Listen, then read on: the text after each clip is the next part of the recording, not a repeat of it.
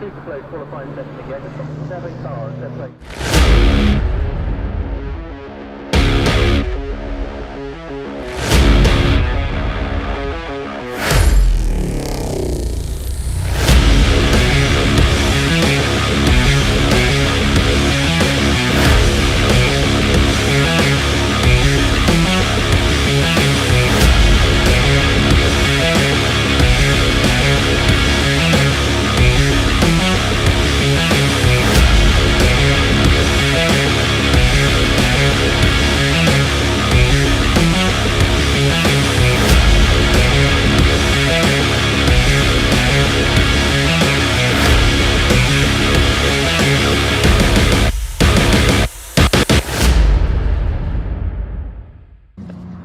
Good morning, everybody. Do not be fooled by the blue skies and sunshine. It is cold here at Thruxton, isn't it, Saturday? There's a reason we did start. We've been jigging on the spot to try and keep warm. It is quite cold. That wind is actually quite cold. It is very cold. I tell you what isn't going to be cold. The on-track action is going to be hot though today. 10 races in total. We do welcome the Hyundai Coupe Cup to the party today as well. But Sam, we start with Caterhams, don't we? We do. We've got the Vertex 310R Championship as our first Caterham race today. Then we've got the Edge 270s and obviously the Blistein Roadsport category as well. So no academy, they just had their one race yesterday, so they've gone home now. So they'll be hopefully watching this on TV. Well, hello everybody if you are. We've also got Junior Saloon Car Championship today. We've got that 1.5 hour endurance 116 trophy race, and like I said, 2 Coupe Cup races as well coming up for you. 10 races in total. We've got a little bit of fun coming up for you in the lunch break as well, so make sure you stay tuned with that one. It's guess the weight, higher or lower, so do stick around for that one too. Right, I think it's time. Sam, you want to go talk to some of the drivers and you see how they're feeling ahead of the first race of the day. I'm going to hand over to you and I will see you later. Thank you very much, Ian. Yes, let's go and have a chat with some of these guys. Now we have got Paul Goldstein has joined us today. He was racing at Silverstone yesterday in his other Caterham, so I think we'll move in and speak to Paul first of all. Obviously, because he's missed out on yesterday's race and qualifying, he has to start from the back of the grid. But Paul, I know you're getting strapped in, so I won't distract you too much, but you've had a good race at Silverstone yesterday, didn't you, in your other Caterham? I did, yes. Got a class win yesterday at Silverstone in race 1. Race 2 didn't go quite as planned, but was okay. Yeah. And here you are joining us at Thruxton. Because you raced here 2 years ago, didn't you? In was it Academy? I think. Academy, yes, it was, yeah.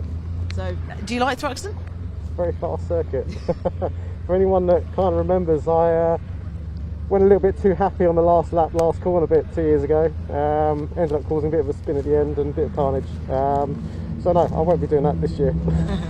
That is the corner that causes all the chaos, isn't it? It is, yeah. It's the last lap, Toyo down the back straight, and then you've got one chicane to the line, so that's where stuff happens. Yeah, it's why there's a big grandstand there. Convenient, that. Very convenient, yes. Right, I'll let you get strapped in, but enjoy the race, Paul. Right, let's have a little wander down and have a quick word with Jeff. Good morning, Jeff. Hello. How are you feeling about this race coming up? Not too bad, not too bad. We found a few issues from yesterday's race. It's like we had a spark plug issue, so hopefully I've got some pace today, but we'll see. It's a tough grid out there. There's a lot of fast people, and it's a tow circuit, isn't it? So it depends on how you manage yourself into the fast corners. So, yeah. Yeah, that's it. And it all comes down to that chicane, doesn't it? I mean, I don't know how many more Caterhams we can fit across that back straight before going into the chicane. No, I think it was the third lap yesterday. There was 5 people, you know, one left, one slightly more left, one right, one slightly more right, and 2 down the middle. So, yeah, it's a corner. I mean, the last lap, last corner sort of track, isn't it? Yeah. Yeah, exactly. Right, I'll let you get yourself all sorted. Enjoy the race. Thank you very much. Right, next up we're going to move around and speak to Gareth. We didn't get to speak to Gareth yesterday, but I do like Gareth's car. It looks really good. Gareth, how are you doing? How are you enjoying this weekend so far? Yeah, really superb. Absolutely brilliant, actually. Yeah, very, very much enjoying it. So, yeah, good so far. And Thruxton, is it one of your sort of favourite circuits, or not too, how do you feel about it? I was here a couple of years ago and had a bit of a poorly 270, so I was getting out towed down the straight. So this season in a 310 that's really good and performing well does make a big difference. So it's a track that's definitely need a good car, so which is cool. Yeah, brilliant. Oh, well, enjoy the race. Thank you very much. Thank you.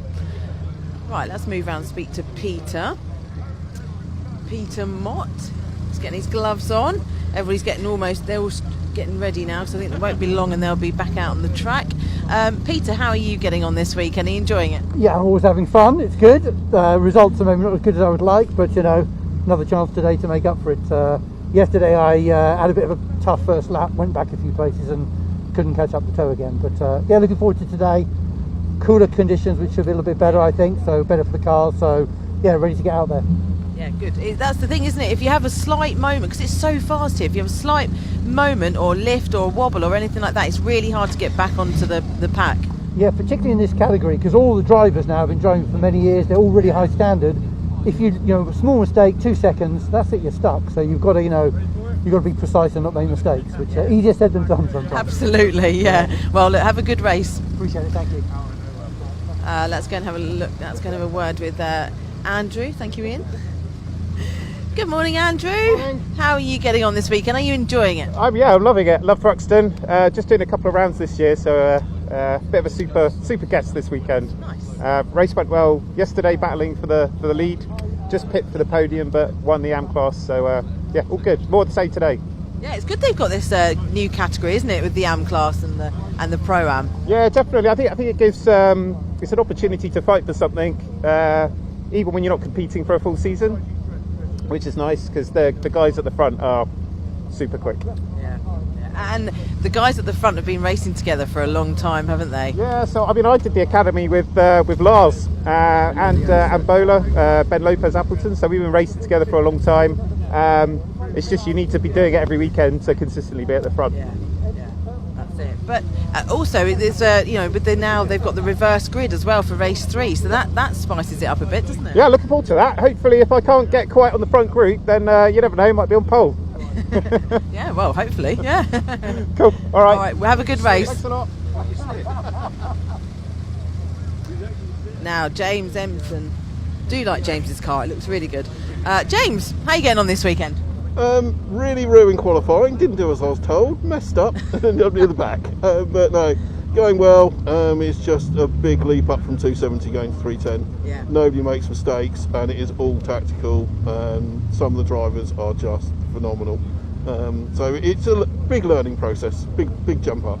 Yeah, it is, but you're enjoying it though, right? Oh, loving it, absolutely loving it, learning from my mistakes. Yeah. That's what we all do. We're all doing that, isn't it? It's how you know what to do next time. Yeah, and also try and limit how many times I get told off by the coach. And the coach being your son. Exactly. Yeah, your son's a very good driver, isn't he, Tom? He's raced in lots of different categories, hasn't he? Yeah, he has. He came third in GT3 Open in Ferrari last weekend at Portimao, and he's at Spa in 2 weeks' time in 3-hour endurance. So no, it should be really good.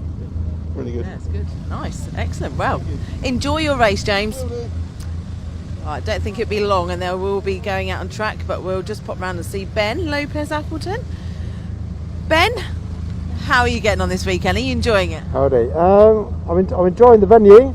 It's been great weather. Unfortunately, the look's not doing its best for me at the moment. So, bit of a shocker to the season start. My gear stick broke yesterday, which wasn't ideal, which was a real shame because I thought I was making some really good sort of momentum into the race. But yeah, unfortunately, when your knob falls off, it's not the best. So yeah, just have to pound it hard today and make sure it doesn't fall off. Yeah, okay, good. Well, hopefully it won't. Yes, indeed. Well, have a good race, Ben. Thanks, enjoy it. Cheers. Right, let's have a quick word with Harvey. I was just getting some good lucks from his team. Harvey, how did you enjoy the race yesterday? It was good to watch, wasn't it? Yeah, good fun, exciting.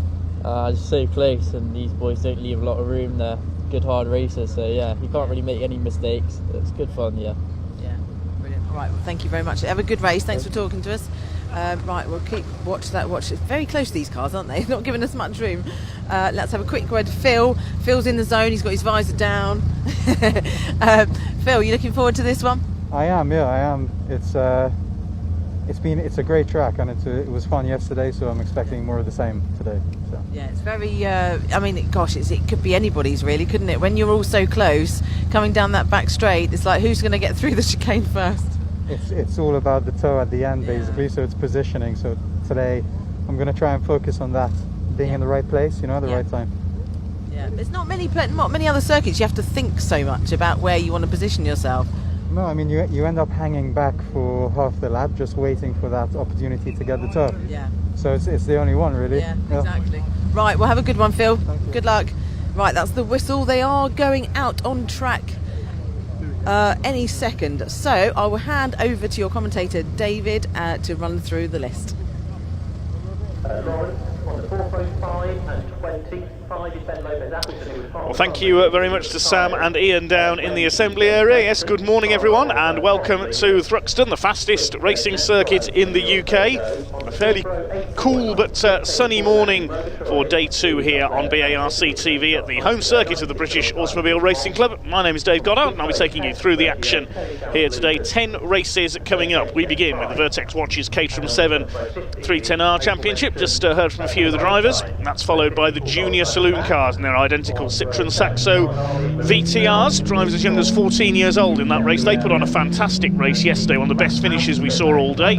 That's followed by the Edge Parts Caterham 7 270R Championship and the Blistein Caterham Roadsport Championship. But as we said, we haven't got the Caterham Academy today. They had their race yesterday. It effectively moves up through a ladder, the Caterham system. It goes Academy, Roadsport, 270R and 310R. 3 of the classes out today. We also welcome the OT Publishing Coupe Cup with Toyo tyres. They've just had their qualifying session, the identical Hyundai Coupes. That's followed by our second race after the lunch break for the Vertex Caterham 7 310Rs. Then more from the Junior Saloon Cars, the Caterham 270Rs and the OT Publishing Coupe Cup with Toyo tyres. And finally today we have a 90-minute pit stop race for the Gaz Shocks 116 trophy. Great to have them with us, normally run by the 750 Motor Club.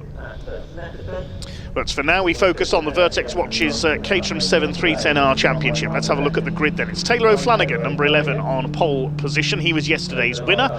This grid set by the second fastest time for each driver in qualifying yesterday. Ryan Wilby starts alongside him in number 88.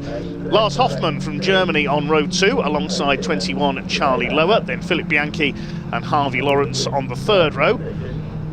Harvey Lawrence, the first of the AM-class drivers. Ben Lopez Appleton and James Empson on row 4. And on the 5th row, Andrew Murgatroyd. He had a good run yesterday. Peter Mott starts alongside him. Row 6 will be Gareth Lucas, number 10, and 38 Jeff Price.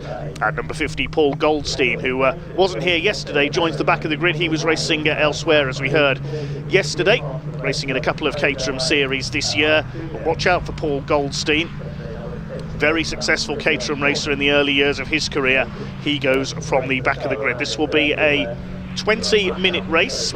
Yesterday we saw a fantastic race won by Taylor O'Flanagan by half a second ahead of Lars Hoffmann and Charlie Lower, with Andrew Murgatroyd a fine 4th overall taking the AM category. Ben Lopez Appleton was a non-finisher yesterday and will be looking to make amends here. I think he damaged his car when he went over the curbs and the grass at the club chicane that the cars are entering now up towards the grid here at Thruxton. 2.35 miles this circuit, incredibly quick and very tough on tyres as well.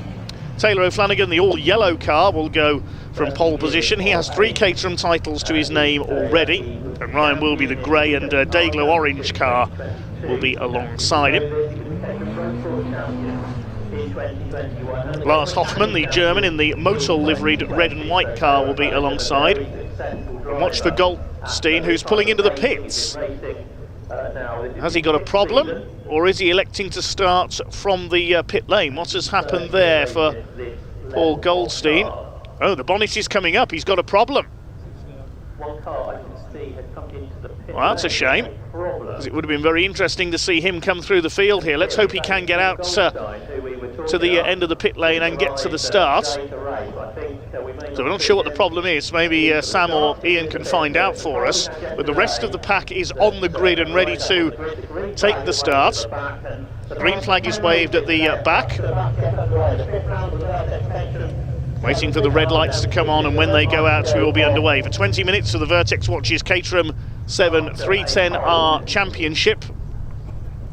Red lights do come on. It's time to go racing here in the Hampshire countryside at Thruxton. The race gets underway down towards Allard Corner for the first time. Good start by Taylor O'Flanagan. He slots into the lead. A decent start by Charlie Lower in the grey and Dayglow yellow car as well, trying to take second place away from Ryan Wilby. They head out of the first corner at Allard up towards the complex for the first time. The right-hander at Campbell, then the left at Cobb, the right at Seagrave, and it is Taylor O'Flanagan who leads the way from Wilby, Lower in third. And there's a tangle at the back. Harvey Lawrence spins around. We've lost a couple of cars there. Hoffmann has gone down to 5th. Bianchi attacking Lower for 3rd place. Andrew Murgatroyd was caught up there, and he's got going again at the back as they head out into the country. There's a bit of bodywork flapping on James Empson's car, so he's been involved there. There goes the rear wing of his car, under fire from Jeff Price as they head out into the country, round the right-hander at Village, then up to Church. The fastest corner in the country, the quickest race cars in the UK, the likes of the British Touring Car Championship, hits nearly 150 miles an hour at this point. What a fantastic shot this is, seeing the cars come over the curb as they charge through Church Corner. There's Gareth Lucas, car number 10. It's through the slight left flick of Brooklands and up towards Woodham Hill for the first time. Here's a replay. Watch the middle of the field as they come into... Oh, it was a big lock-up there and wallop. Harvey Lawrence gets harpooned there into Cobb. I didn't quite see which car was involved there. It may well have been Peter Mott, number 96, but the safety car is out. The safety car will pick up the race leader as they come through the club chicane. So we have a safety car with Harvey Lawrence's car stranded at the complex. Now Paul Goldstein, I think, has joined in at the back, and this is going to help him because he's going to be able to catch up to the back of the field, having started from the pits after that delay. Yes, Harvey Lawrence and Peter Mott were the two cars who collided there at the complex. Peter Mott comes from Bath. There's his car, number 96, heading off into the infield. And Harvey Lawrence, who was the top man in the AM class at Snetterton at the season opener, the man from both drivers from Somerset, and looks like they're both out of the race. Peter Mott is checking with one of the officials there. Now Harvey Lawrence has got going again. See bodywork missing from the rear corner of his car. I imagine he's heading into the pits.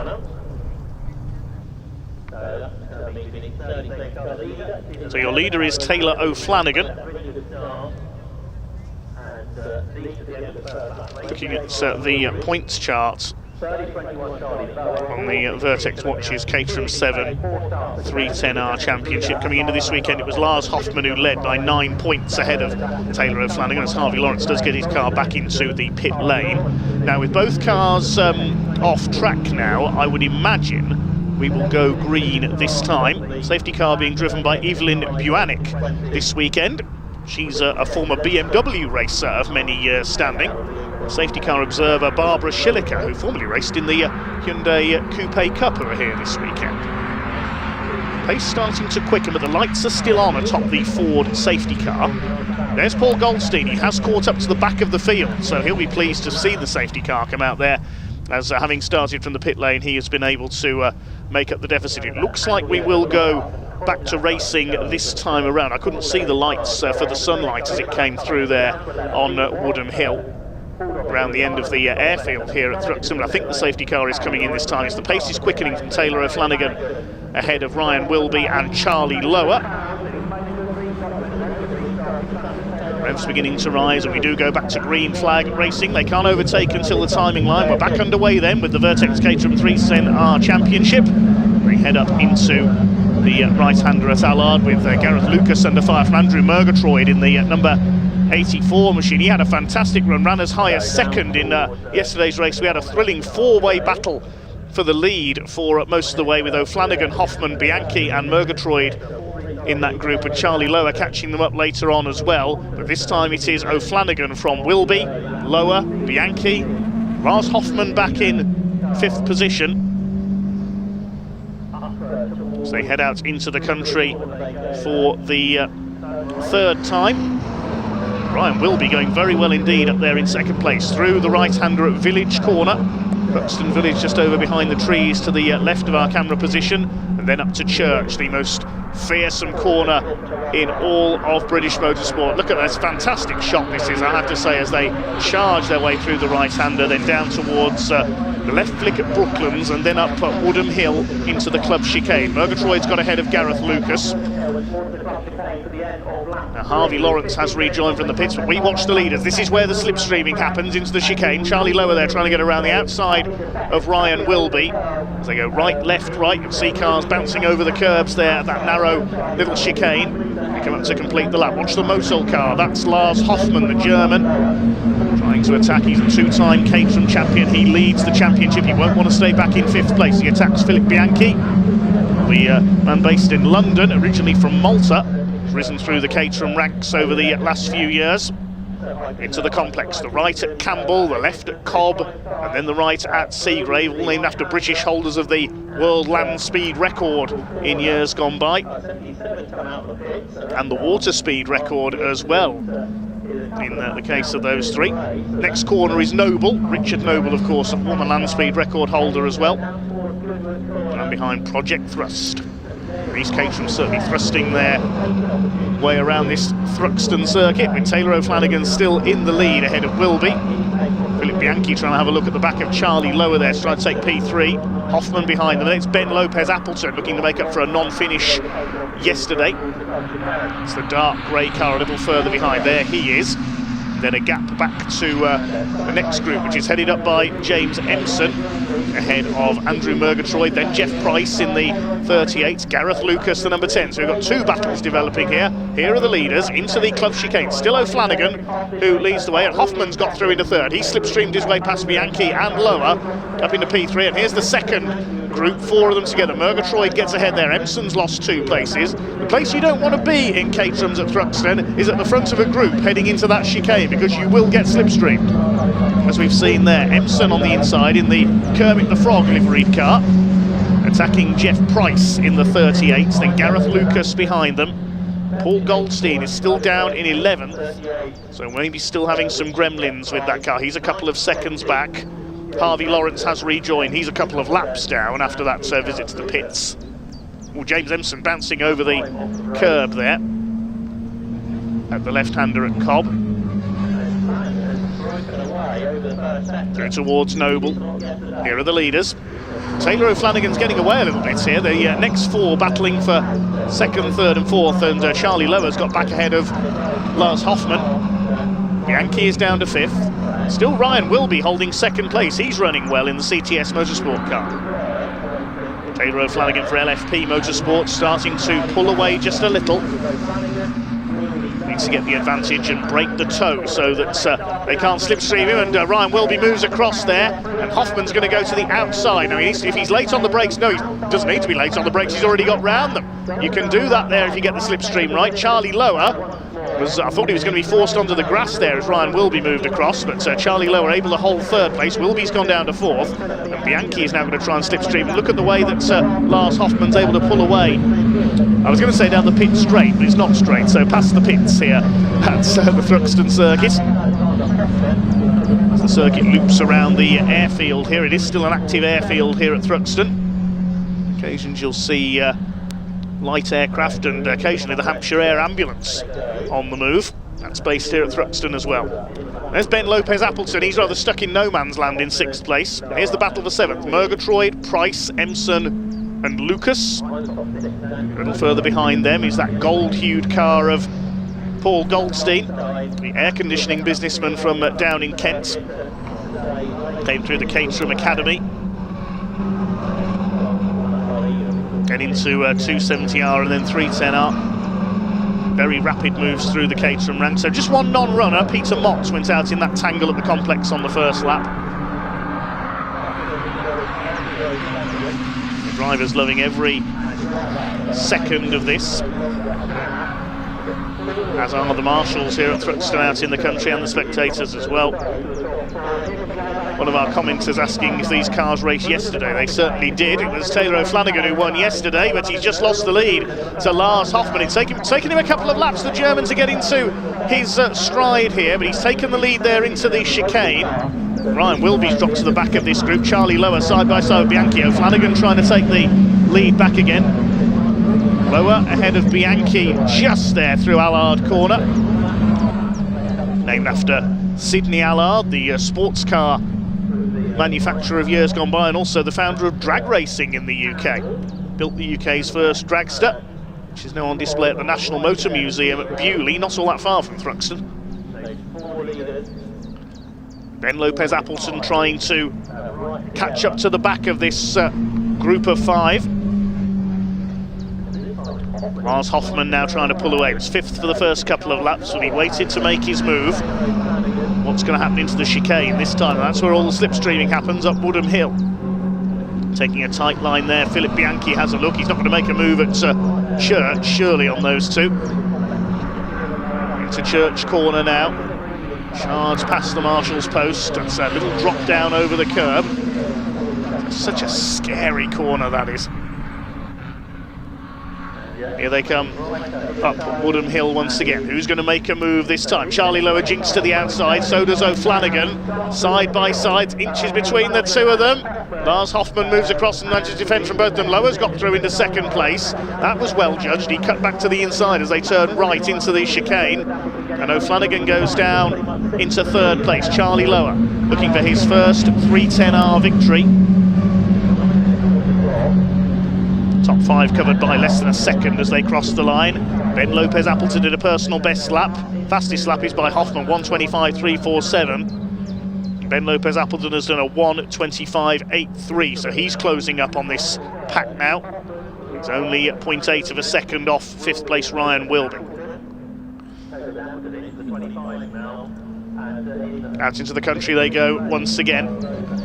Lars Hoffmann under fire from Charlie Lower. Is he going to take a turn in the lead of this race? Just over 8 minutes of this first race of the day, the second of the weekend with the Vertex Caterham 310Rs. Hoffmann and O'Flanagan, the 2 leaders so far. Going to be 6 of them for the lead very shortly. A little bit of dust being brushed up there on the inside. Here comes Ben Lopez Appleton, the number 5, a non-finisher yesterday, so he needs to make up for lost points. Championship coming into this weekend led by Hoffmann ahead of O'Flanagan and Lower with James Empson in 4th. It's going to be 3 wide for the lead as they come up Woodham Hill this time. Taylor O'Flanagan round the outside of Lower and Hoffmann. The place you don't want to be is in the middle. Charlie Lower into 2nd and Hoffmann goes down to 3rd, and now Lopez Appleton's on them. Here's the next group. Let's keep an eye on these 4 as well because they're at it tooth and nail. Murgatroyd, Empson, Price and Lucas come through the chicane. This is great stuff. This is for the lead in the AM category as well, because 3 of these drivers in the 2nd group are AM graded drivers. James Empson is a Pro-Am. All these 6 are Pro-Am as well at the front of the field. All based on your previous results and your previous record in championships with Caterham, which division you're in. It's a new system for the Caterham 310Rs this year. The Caterham 7 UK Championship uses a similar system, but they're not here this weekend. They run to a different schedule because they have support races with the likes of British GT, the British Touring Car Championship as well. Oh, and Taylor O'Flanagan, having taken the lead back, he hit the curb there going through Village. I thought he was going to spin it. He'd retaken the lead at the complex, but that was a lucky escape there for the number 11. Over the curb at Church, Lower in second, Hoffman in third. Charlie Lower trying to retake the lead now. Here comes Philip Bianchi as well. Watch the white car with the red roll cage up the outside. Charlie Lower moves to cover. Look at Hoffman up the inside. There could be four into one. Isn't going to go into the chicane. And it's going to be Lower who has the lead. Hoffman in second, Bianchi third, and O'Flanagan's been shuffled down to fourth. Remember what I said, you don't want to be leading the group as you come into the chicane. Well, Andy Murgatroyd's got it worked out. He's holding seventh. And it's Charlie Lower who takes up the lead in the number 21, the man from Seaford. Here comes Bianchi on the inside, the man from London is going to go through to second. Oh, there was a bit of contact there, I think, with Hoffman. I saw a lock-up there from Bianchi, but he's got through to second. I think he just touched wheels with Lars Hoffman. O'Flanagan fourth. Wilby and Lopez Appleton are looking on, thinking, well, if this lot trip over each other, we can capitalise. 5.5 minutes to go, though. Still all happen, and still all change yet.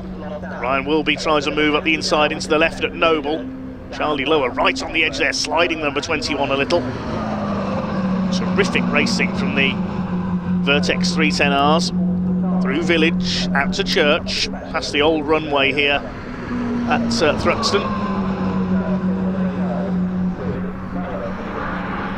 What can Lars Hoffman do? I think we may well see him take the lead here from third place. If he goes to the outside, he'll be in with a chance. Now, they can't fit 6 together through the chicane, so something's got to give here if they keep racing like this. They go side by side for first, third and fifth. Charlie Lower on the inside, Bianchi having a go round the outside. O'Flanagan's got through the third, so Hoffman didn't get the move he wanted there. And over the curves goes Bianchi, over the curves goes Lower. Over the curve go everybody that time through. I said they wouldn't get through like that. Bianchi's taken the lead, but both he and Lower went over the curbs. O'Flanagan's up to third, Hoffman back to fourth. And I think Lopez Appleton, has taken Ryan Wilby into fifth position, into lap 11. It's Philip Bianchi who has taken the lead, looking for his first 310R victory. Up on the curb there at Campbell is Charlie Lower in second place. Swing their way through the complex once again before they go out into the country. Watch for Ben Lopez Appleton, the dark grey car. Man from York setting himself up to possibly surprise the race leaders here. Out to Village. Bianchi increasing his lead just a little. The lead's never been more than a couple of tenths of a second in this race. Fastest lap still with Lars Hoffman, 125.347. Charge their way through Church once again. Ryan Wilby at the back of this group, started on the front row of the grid in the 88. Now what's going to happen this time? O'Flanagan goes to the inside, Hoffman goes right to the outside. They're 4 wide up the hill into the chicane. O'Flanagan and Hoffman, look at them pincer together. They've gone round Charlie Lower and Philip Bianchi. That is brilliant precision driving. That's how you have to drive one of these Caterhams. And it's O'Flanagan who has taken the lead. He's gained 2 places, so has Hoffman up into second place. Bianchi goes down to third, Lower is fourth. And as we said earlier, the place you don't want to be is leading into the chicane on the last lap. Taylor O'Flanagan now has the lead, looking for win number 2 this weekend, looking for win number 3 this season. Season opener at Snetterton. Saw Taylor O'Flanagan take 1 win and Lars Hoffman take 2. It's back in April.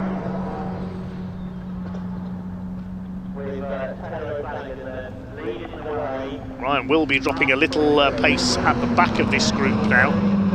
His lap time's a couple of tenths of a second slower. James Empson leads the second group, battling for P7. Andy Murgatroyd still leading the AM class. But all eyes on this lead battle. Through Church once again. What's going to happen this time then? Are they going to try and get 6 wide into the chicane this time? There's Empson ahead of Murgatroyd. They've pulled away slightly from Jeff Price, but what are the leaders doing? Bianchi around the outside, Hoffman up the inside. They've gone around Taylor O'Flanagan, and it's Philip Bianchi who's got the lead back again. Charlie Lower didn't get a chance to attack there, so changes just among the top 3 this time. Now across the line they come. There's 2 laps to go. It's a 20-minute race, 1 minute 40 as they cross the line, so they will get 2 more laps. And now Bianchi and Hoffman have pulled away slightly from Taylor O'Flanagan. Here's Charlie Lower up the inside into 3rd place. Up on the curb there slightly again at Campbell.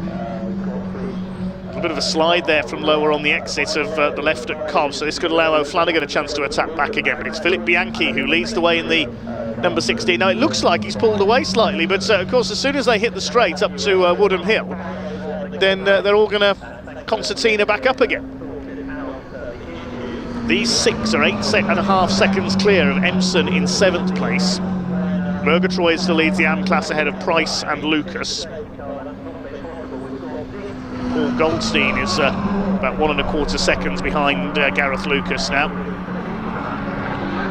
Well, here they come then, up towards Woodham Hill for the penultimate time. What's going to happen this time then? Who's going to go for which line? Charlie Lower pulls out to the right, Hoffman jinks across the left, followed by O'Flanagan. They're going to go round the outside and get ahead of Philip Bianchi, I think. Hoffman's got the lead, side by side for 2nd place. Lower tucks in behind. He's side by side. Somebody's going to have to go over a curb here. It's Lower who has to cede, and Taylor O'Flanagan holds that 3rd place, but Hoffman has taken the lead from Bianchi. Just the 1 change of position this time through. They start their final lap with about 12 seconds on the clock as they cross the line. So we're into the last lap, and look at Charlie Lower jinking around as they head out of Allard through the left at Green, named after Andy Green, the world land speed record current holder, side by side for the lead there, and Bianchi up the inside of the complex. He's retaken the lead. Sideways for Charlie Lower. That car not handling too well, I don't think. Now they're really going at it. They've seen the last lap signal and they know it's now a free-for-all around this final lap. But look at Bianchi pulling away as a result of getting the move right at the complex. Lower's gone through into 2nd. He's gone round the outside into Noble. That's a rare move. Here comes Ryan Wilby. He knows this is his last chance. Side by side between O'Flanagan and Hoffman. Great friends off track, great rivals on it. Hoffman's ahead of the yellow machine, and now Hoffman's going for the inside at Church. He's never going to go through there. Here come the leaders. Even our cameras can hardly keep up with this lot. Bianchi from Lower, Hoffman in 3rd. What's going to happen into the chicane this time? I'm looking forward to this. Here we go. Ready for a grandstand finish. Hoffman goes out wide, Lower to the inside. O'Flanagan's going to go over the inside of all of them. He's never going to get that done. Hoffman moves back across the inside. O'Flanagan slides it around the outside, side by side with Lower. It looks like it is going to be Lars Hoffman.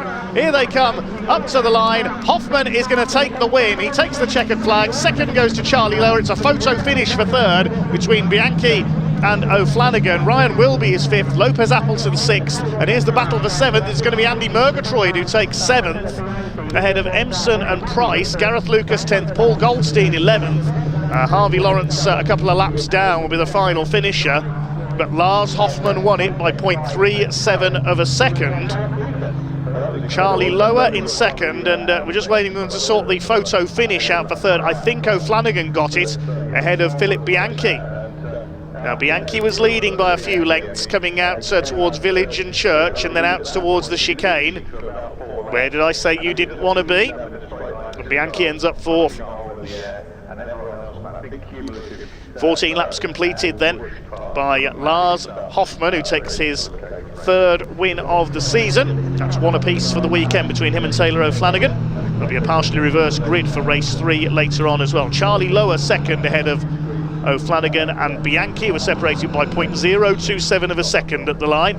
Ryan will be 5th ahead of Ben Lopez Appleton. Then further back, the 2nd group headed up by Andy Murgatroyd. He wins the AM class for the 2nd time this weekend. Then James Empson, Jeff Price, Gareth Lucas, Paul Goldstein after his problems at the start, Harvey Lawrence after that tangle with Peter Mott at the complex on the 1st lap. He finished a lap down in 12th place. Peter Mott was a retirement. And that's just the first race of the day. Plenty more where that came from as we wait the cars to come back into Parc Ferme. Thanks to all our viewers on the stream for your comments so far. Hi, MDT Photography, Jamie McEwen, Blue Badger. Hi to Fish, who says, coffee in hand, ready for the action. Jono Edwards, Bob Gnarly, Mark Nairn, Luke Vianney, Paul Jonesy, and back of the net 07. Also Joseph Redmond TV, who says, can't wait to go here to Marshall. Mixing into our volunteer marshals, and Joseph looking to become a Thruxton marshal. Nigel Armstrong says, the only thing missing from this coverage is the smell of oil and rubber. If you can't beat the scent of motorsport, we're trying to bring you as much of the atmosphere as we can here on BARC TV, and what a fantastic opening race that was from the Caterham 7 310Rs.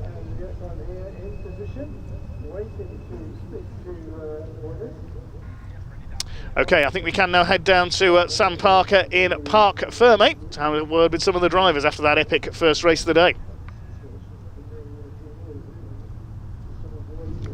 Wow, that was an absolutely amazing race. I loved watching that. I mean, goodness me, I thought Phil was going to have it then, but that last drag down to the chicane was just, the toe is so strong, and I mean, there's 6 of them battling for that. It was incredible. Wow, Lars, congratulations. That was an incredible move on the last lap, and what a fantastic race. You must have thoroughly enjoyed that. Absolutely, a fantastic race, and happy with the result. Yeah. So, and hopefully next time again. Yeah, it was definitely a well-deserved win. Yeah, thank you. Thank you, well done, Lars. Right, let's move through this way. Taylor's talking to the circuit radio guys, so I'll go through and speak to Charlie.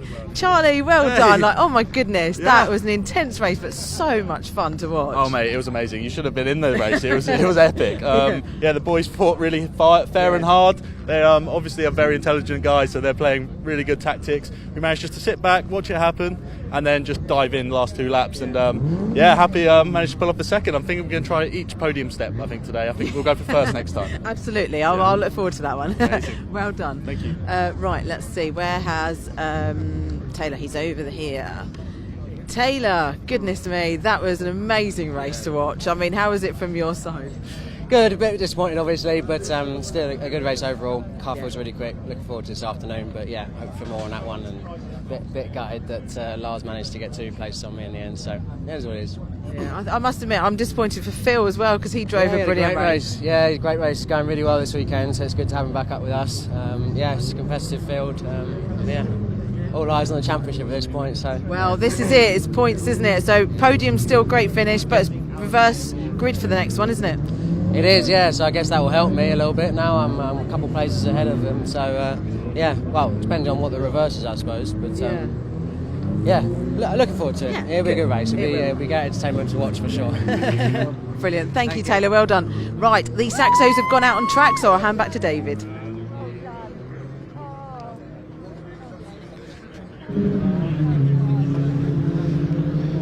Well, thank you, Sam. And next up on track, it will be the Junior Saloon Car Championship. We had an epic race from them yesterday with a well-judged victory by Josh Salvadori, currently in a championship battle with Luca Maserati and Wilf Butler. We caught up with some of the drivers down in the assembly area a little earlier on.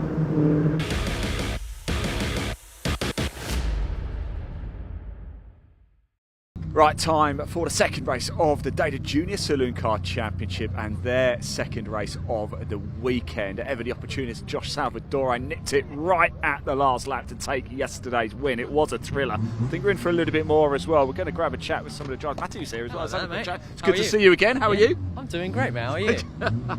Gary Preble there, very nice of him. How did yesterday go for you? Yeah, it actually went really well, to be fair. Race 1, I went from P10 to P7, but then accidentally got a penalty and dropped down 1 place. So it wasn't the end of the world, and in this weekend I just want to get in top 10 pace, midfield pace, and that's what we're doing currently. So if we can just get through this race cleanly, it'll be alright. So I'm hoping for a good result. It's the third meeting of the season already for Junior Saloon. It goes quick, doesn't it? So what have you learned from round 1 that you bring in here?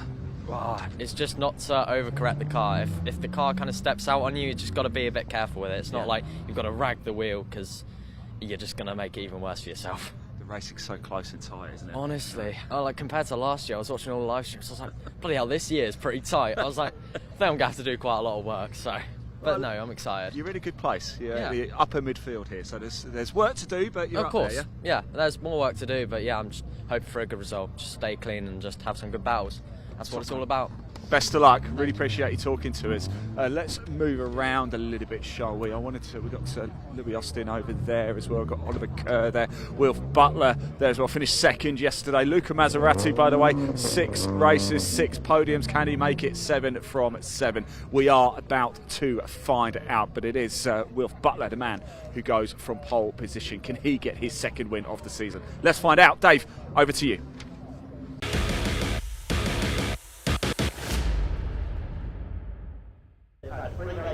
Thanks, Ian. Yes, the car's just forming up on the grid then. Race 2 of the weekend for the Junior Saloon Car Championship. It is Wilf Butler on pole position, a race winner at the season opener at Donington. Luca Maserati starts alongside him, was leading the championship coming into this weekend. Row 2, yesterday's winner Josh Salvadori and treble 2 of Ollie Kerr. Kyle Wells and Louis Austin on row 3. Ollie Smith and Matthew Swatton row 4. Lewis Stannard, who struggled a bit in qualifying on the 5th row alongside Max Scharfegger. The rest of the grid, row 6 is Leon Holly and Bailey Roberts, Tom Algar and Sherry-Ann Powell row 7, Martin Wright and Lexi Powell row 8, and Joe Wood starts at the back in car number 7. 17 identical Citroen Saxo VTRs out there. Then we get underway with the second race of 3 this weekend for the Junior Saloon Car Championship, and it's a super start by pole sitter Wilf Butler. Luca Maserati gets away well in the 46. There were only 6 points covering the top 4 in the championship coming into this weekend though, so we are in for a fantastic scrap. These cars very evenly matched, these drivers very evenly matched, but it is Wilf Butler who leads the way. Josh Salvadori and the Lightning McQueen look alike up the inside there in the complex. Looks like he's taken P2. Side by side for third, Kyle Wells has made a good start in the 448 car. They're all through the complex okay for the first time. There's Max Scharfegger on the move, the grey car with the yellow flashes, number 23. He had a couple of grassy moments in yesterday's race and dropped back. Joe Wood starting at the back of the grid. Bit of a shove there between Bailey Roberts and Joe Wood. Now, Joe had an off in qualifying yesterday, so he's at the back of the grid. This grid set by the second fastest time for each driver in qualifying. Louis Austin, the black and green car there, has made a good start. It's got ahead of Ollie Smith. They're battling for the Rookie of the Year honours this year. Out towards Church they come for the first time. Kyle Wells side by side with Oliver Kerr for that 4th position at the moment. It's a good clean first lap. There was almost a bit of contact there towards the back. There's Lexi Powell, number treble 3, daughter of Stephen Powell, the British Truck Racing Championship competitor. Trucks will be here at the beginning of July at Thruxton. Wilf Butler leads them from Salvadori. Maserati up on the curb there. Kyle Wells gets ahead of Ollie Kerr, who just holds off Louis Austin. They bounce over the curbs there, and somebody going straight on and wallop straight into the barriers there. That was Sherry-Ann Powell, I think, in the 42 car that's gone in. That will be a safety car because of the damage to the Recticel barrier more than everything. We hope Sherry's okay. It's too quick into the chicane there and over the grass. So that will almost certainly be a safety car. Leaders are at the complex running wide there. Kyle Wells in the 448, the ex-Ninja Kart racer on the short ovals when his career began, and in fact the red flag is coming out. The race is being stopped. The red flag is out with Sherry-Ann Powell off at the club chicane.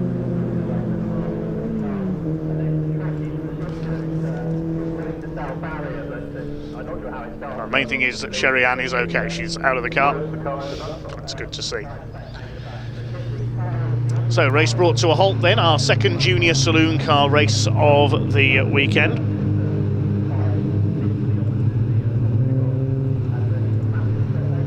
And the cars will be brought back round to the grid for a restart. So they had only completed 1 lap, so likely to be a full restart, I would think. We'll see what the clerk of the course and the timekeepers decide here. If you want to follow the live time for today's event incidentally, go to TSL Timing, that's tsl-timing.com, and we will have the full live timing from today's events.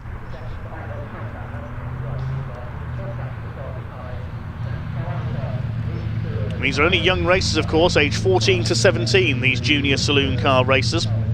Let's have a look what happened there. The Cars came through the chicane, watched towards the back of the field. Sherry-Ann Powell, car number 42, the Orex competition car. Possibly a bit of contact with Bailey Roberts, which sent her sliding off. She almost saved it, but then wallop into the tyre wall and the Recticel barriers on the front. Just missed Jo Wood there as she came across track, and Lexi Powell getting through at the back of the field. Thankfully, Sherry-Ann is okay. The barriers did their job. And the safety systems in the car, the crash helmets and frontal head restraint devices doing their job as well. The marshal's able to push Sherry-Ann Powell's Saxo back into the pit lane, the Orex competition car. She will be out of the restarts. We'll await news on the length of the restart from the timekeepers. Big thanks to the Orange family once again. Without marshals, there is no motorsports. If you want to look at becoming a volunteer marshal, just go to the website barc.net. You will find all the details on there from the British Automobile Racing Club. Also, there's the British Motorsport Marshals Club, that's marshals.co.uk. You can sign up to attend a marshalling taster day. A couple of friends of mine have done that recently up at Donington Park, where you can see motorsport from behind the scenes. You'll go out onto a marshal's post for a few races and find out that it's not just about waving flags, it's all the other duties of a marshal as well. Okay, the Recticel barriers being replaced. See there, like big soft mattresses that go in front of the tyre wall. Sherry-Ann Powell, I think, will be taken to the medical centre just for a check-up as a precaution. Tribute would be quite interesting, I would think, and all manner of a little bit of sweep up as well. There's a silent disco, which I was under this apprehension. People danced around here, this thing's nothing, but one of my daughters would be absolutely right to have a headset and music going in it, so you don't think you can vote fast as far as. Well, after the Junior Saloon Cars, we'll go into the Edge Caterham 7 270R Championship. They were in great form yesterday, as were the Blistein Suspension Caterham Roadsport Championship. We've got just one race for them today. They only have 2 races in a weekend, as opposed to the 3 for the 310Rs and 270Rs. Great to have the Hyundai Coupe Cup, sponsored by OT Publishing and Toyo tyres, with us this weekend as well. They had their qualifying session this morning, and Nathan Williams was quickest there ahead of Adam Jones. They were the 2 race winners at the season opener at Alton Park, so watch out for them. A great field of 23 Hyundai Coupes here this weekend.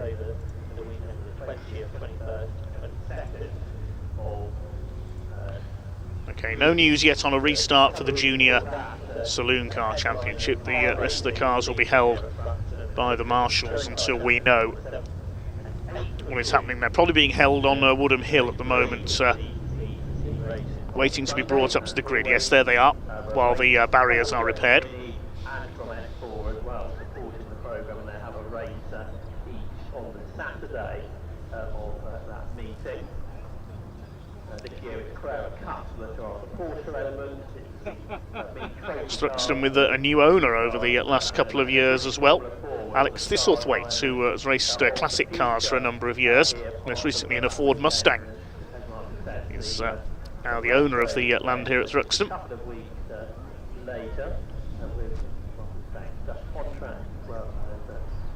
A whole variety of track days and other events take place over the course of the year, driving experiences in a variety of vehicles. There's a karting circuit on site as well, and of course the airfield. So the car's being brought forward then. I think they're going to line up, looking at where Luca Maserati is. They're going to line up in their original grid position, so it looks like a full restart. 1968, 1969, 1970, the first 3 years of the circuit's operation in its current guise. There are a couple of people for car racing in the 1960s. There's Matthew Swatton, the red, white and blue car, the Kersley Motorsport car. We heard from him prior to this race. It's Kersley Motorsport's local circuits based in Hampshire. We'll see Harvey Kersley, who raced for them in JSCC last season. He's out in the Hyundai Coupes later on. Leon Holly, number 87, who was excluded from the result of yesterday's race for causing a collision.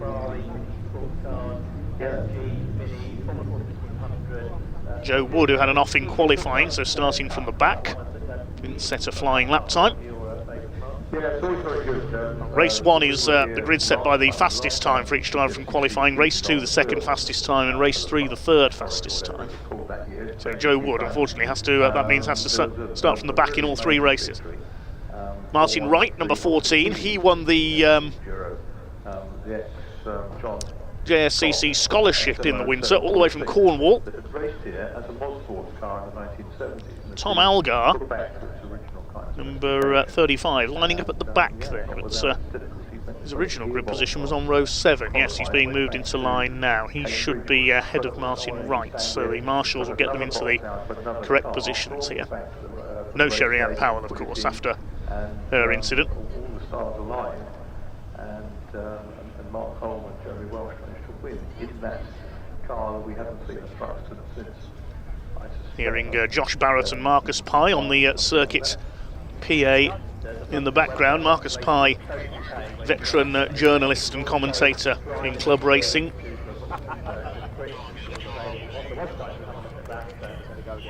No mean racing driver either. He's had some successes in historic racing over the years.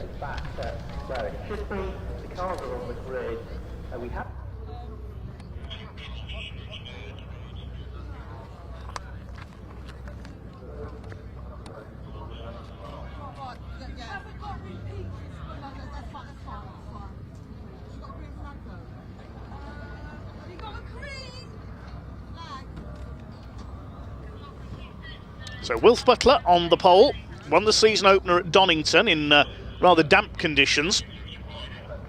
Josh Salvadori won the second race on that occasion. In race 3 it was Lewis Stannard who burst through on a safety car restart to take the victory. Lewis struggling a bit with pace this weekend. There were 2 races at Brands Hatch at round 2. Luca Maserati inherited the win in the first race when a couple of drivers ahead of him were penalised for exceeding track limits, and the second race went to Josh Salvadori, who had Wilf Butler on his bumper virtually all the way at Brands Hatch. The third race at Brands Hatch was unfortunately cancelled because the meeting was abandoned after barrier damage due to an incident in one of the truck races.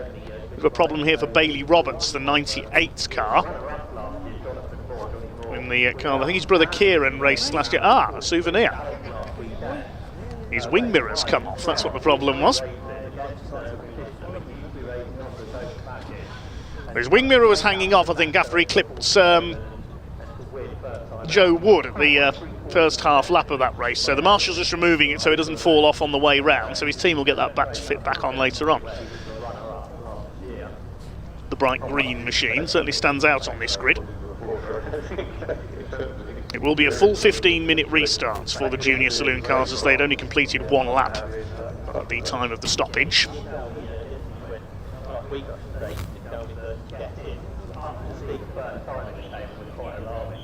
Green flag is now waved at the back of the grid. There will be another green flag lap, of course, to get some heat into the tyres.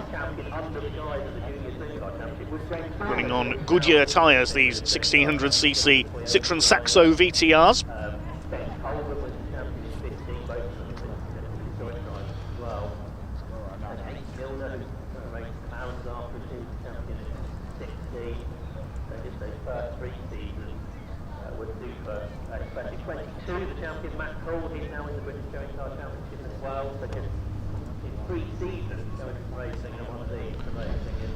Going back through the history of the Junior Saloon Car Championship, some great names have won this title over the years. Likes of James Dorlin back in 2014. Of course, now making his BTCC debut this year. Katie Milner won it in 2016. The daughter of rally and rallycross star Johnny Milner. Will Durdal, who went on into sports car racing. Lewis Saunders.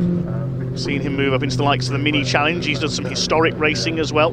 Scott McIntyre took the route into the Mini Challenge as well. Lewis Saunders won it again in 2020. In years before that, Antwort Niels was a champion in that series when it was known as Sax Max. He went on to British touring cars. Maximus Hall was a champion as well. He's now in BTCC.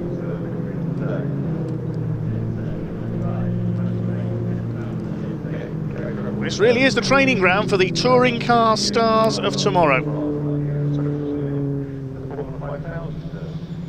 I've seen the Colburn family come through this as well. They've gone into historic racing.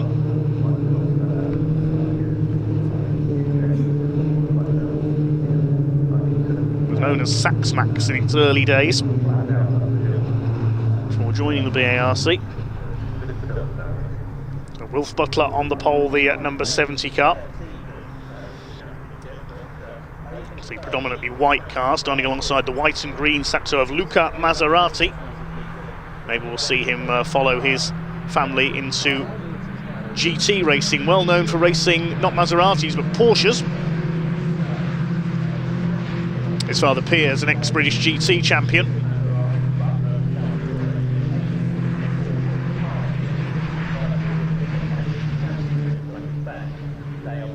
Salvadori on the second row. That amazing finish yesterday as he followed Butler and Maserati around the final lap, and he knew they might push each other a bit too hard through the chicane. And coming out of the chicane for the last time, Salvadori simply went through the middle of them and snatched the win in a 3-wide finish. That was a superbly judged victory yesterday from Josh Salvadori. Luca Maserati on the front row there, the son of Piers Maserati, won the British GT Championship back in 2005 in a Porsche. Luca Maserati, the winner last season, he was the winner last time out the front lap. Just at the point to do anything yesterday after missing out on the victory, quite leading through the chicane for a moment. It's up to the grid they come then. Full restart over the 15-minute distance. Ollie Kerr looking for his first win. On the second row there, the Simpson Race Exhausts car. It's Matt Simpson's business, the former British Touring Car race winner. Kyle Wells on row 3, the white car with the Dayglow yellow flashes, alongside Louis Austin in black, white and green. So the green flag waves at the back of the grid. The 5-second board has been displayed. The revs are up, the red lights come on, and away we go. At the restart of Junior Saloon Cars race number 2 this weekend. Great start again by Wilf Butler. Luca Maserati gets across the front of Josh Salvadori up into second place. A better start by Lewis Stannard. This time the red and grey car going side by side with Matthew Swatton in the Kersley Motorsport machine. Joe Wood making a decent start from the back as well. As they come into the complex for the first time, it is Wilf Butler who leads the way. Line astern through the complex. Trying to go side by side there, Matthew Swatton and Leon Holly in the light blue car, number 87. Decent start by Ollie Smith as well in green, white and blue. He's in P7, attacking Louis Austin. As we said earlier, they're battling for the Rookie of the Year honours this year so far. Max Scharfegger goes side by side with Leon Holly.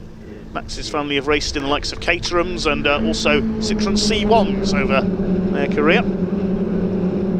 I believe Patrick Scharfegger was an ex-Caterham Academy champion, if memory serves me correctly. Kyle Wells has got into 4th place ahead of Ollie Kerr. They're resuming their battle from the first start of this race. Luca Maserati taking a slightly tighter line through Church Corner. They see how the circuit just goes over that slight hump in the middle of the corner as well, just to make it that bit more difficult. There's Tom Algar at the back of the field in the 35. So here come the leaders up towards the chicane. Now, which side is Luca Maserati going to go? I don't think he's going to quite get an attack in this time. Josh Salvadori tucks in behind. It's Kyle Wells in 4th position, Ollie Kerr 5th, Louis Austin rounding out the top 6. Matthew Swatton under fire from Max Scharfegger in the 23, Leon Holly behind them. Across the line it was a quarter of a second, the gap between Butler and Maserati for the lead.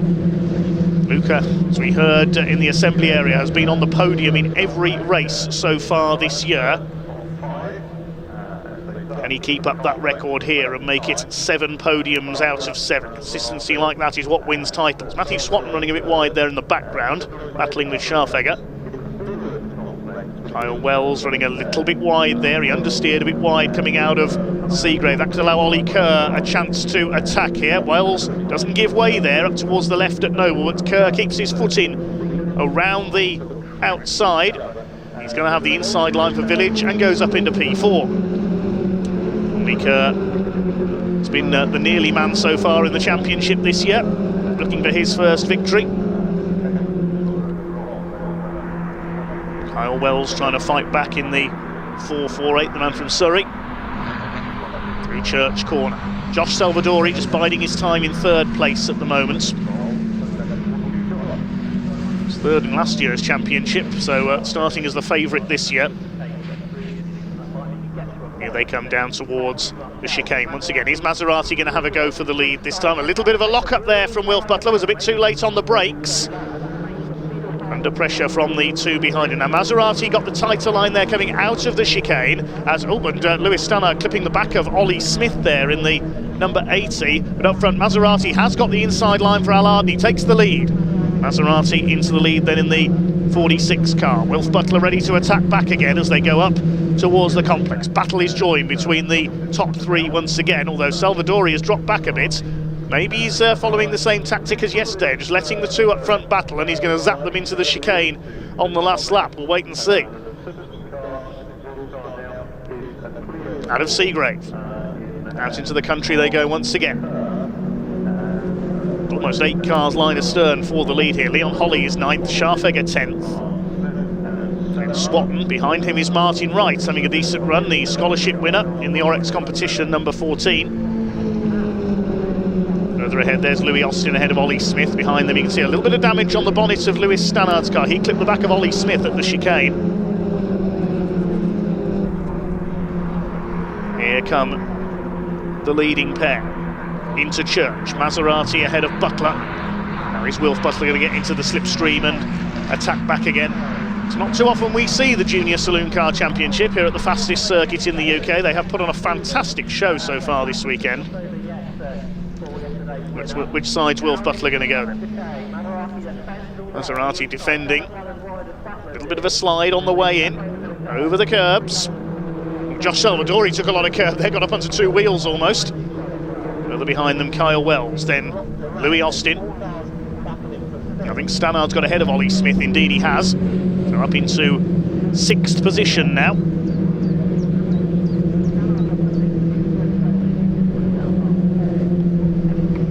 They come towards Allard once again. Maserati showing in last place as they came over the line there. His transponder isn't working, so he is still there in the lead, but not being timed. That's a bit of confusion with the timing screen, but that's yes, Maserati now restored to the top by the timekeeper, so his transponder's out of action. Here's a battle further back between Max Scharfegger, Leon Holly. They've got ahead of Matthew Swatton. Behind them it is Martin Wright in the number 14. All the way from Cornwall. There hasn't been a racing circuit in Cornwall for many years. I think Davidstow was the last one back in the 50s. A couple of short ovals down there nowadays, but that's about all. Here's the battle between Kyle Wells, Louis Austin and Lewis Stannard moving up. Now this is for 5th position. This is going to be close into the chicane. Lewis Stannard right on the tail of Louis Austin ahead of him. Here are the 2 leaders. Into the chicane they come. Salvadori just looking on from a little bit further back. He's about 3/4 of a second back on time. Takes a lot of curb again. Ollie Kerr trying to stay with them. Then the gap back to the P5 battler. Kyle Wells enters stage right. He missed the chicane there. Went round the back of the Recticel barriers there and keeps it going, having gone straight on. I wonder where he'd gone there as they came into the chicane, and suddenly there he was, appearing from the escape road. Here come the leaders into the complex then, and still Wilf Butler cannot do anything about Luca Maserati, looking for win number 2. He thought he'd secured his second win of the season yesterday, but was zapped on the run to the line by Josh Salvadori. Ollie Kerr staying with them. There is Wells. And then behind them, Louis Austin being chased now by Lewis Stannard in the number 19, who was left speechless at Donington in race 3 when everybody ran wide on the safety car restart, and he gained about 4 places coming out of Redgate and disbelievingly sped to the victory. Something's a little bit tougher this weekend, unfortunately, for him at Thruxton. Chasing now Louis Austin. There's Ollie Smith behind them. Louis Austin driving superbly in his rookie season. Drivers as young as 14 years of age in this race, showing racecraft beyond their tender years. And that's a good move by Lewis Stannard coming out of Church, and he takes Louis Austin up into 6th position. Is he going to get retaken at the chicane? And here comes Max Scharfegger. He's caught these three, sneaking up behind them there. Attacks Ollie Smith into the chicane. Leon Holly trying to go with them. Over the curves, but Scharfegger gets a bit sideways there. Just nearly lost the back end of the Saxo. Over the line they come. The leaders covered by 0.7 of a second, the top three. Ollie Kerr a second behind them. And a gap back to Kyle Wells in 5th. Now, Josh Salvadori is starting to close in on the top two a little more. There's just over 6.5 minutes of this race to go, so they'll get 3 or 4 more laps. Out of Seagrave, up towards the left at Noble. Still Luca Maserati clinging on to his lead. Wilf Butler on his bumper. Wilf Butler will be getting deja vu from Brands Hatch here. He spent the whole of the second race there sitting on the bumper of Josh Salvadori's car and couldn't find a way by. Trying to get into the slipstream for the run to Woodham Hill and the chicane this time. Through Church they come. You can see just how on the limit they are through there. Maserati actually pulls away a little bit on the run into the left flick at Brooklands. There is Brooklands, then it's up Woodham Hill. Rise into the chicane. To the inside goes Will Butler. This time he's got to run down the inside. He's going through, takes the lead. Into the chicane. Wilf Butler back in front. Now, Salvadori will try and have his turn. No relation to the great 50s racing driver Roy Salvadori, that's a different spelling. He was one of the first stars of the British Saloon Car Championship as it was then, and the Mark II Jaguar. Along with Mike Hawthorne and company. Oh, and a spin for Leon Holly. Now, I saw Bailey Roberts go over the curve there as well. Was there a bit of contact between those two, possibly? Butler leads at the complex. Ollie Kerr just looking on from 4th place.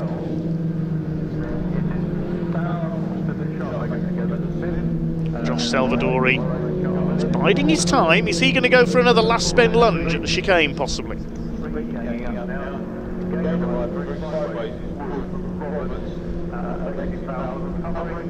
Through towards Noble. We've got a glimpse of the Hampshire and Isle of Wight Air ambulance in the background outside its hangar there. Very vital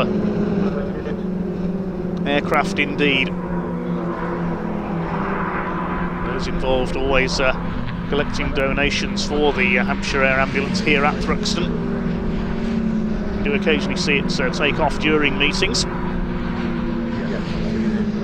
Side by side there, Louis Austin battling it out with Max Scharfegger.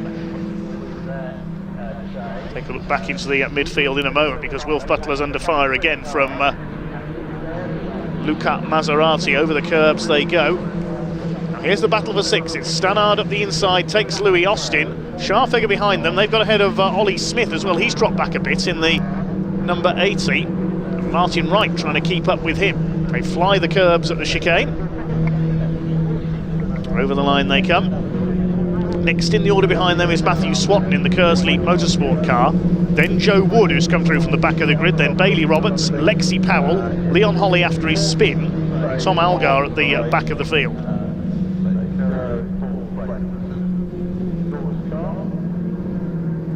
Can Stannard catch up with the leading group here? Can he get clear of Louis Austin? See that little bit of damage on the front end of the car. He clipped the back of Ollie Smith earlier on at the chicane.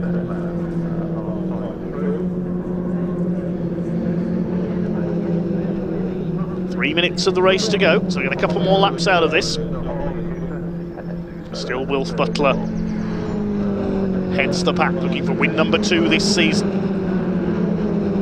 Leaders are coming round out of Church and up towards Woodham Hill once again. Here they come. Maserati is closer again this time. They're trying to drop Josh Salvadori. What can Luca Maserati do this time? He's going to try and go to the outside. Butler moves across. Maserati moves further to the outside. Butler, I think, has got the line covered, just needs to get his braking right for the chicane. He gets it spot on through there, nicely over the curves. Maserati gets the tighter line on the exit though. This is how he took the lead earlier on, going into Allard. Across the line they go with a couple of laps remaining, and Maserati is going through into Allard. Butler fights back up on the outside. They're going to be side by side on the run-outs through Green up into the complex, and Butler does stay ahead, just about there as they go towards the right-hander at Campbell. Good defensive work by Wilf Butler. I thought he was going to lose the lead there. This is allowing Josh Salvadori to close up again. Are we going to see a repeat of yesterday's epic finish? Ollie Kerr in 4th place, he's a couple of seconds behind now. Then a gap of 7 seconds back to Kyle Wells in 5th position. Then the battle between Stannard, Austin, Scharfegger and Martin Wright has now got ahead of Ollie Smith, who's dropping back. Leon Holly's regained a place, he's taken Lexi Powell.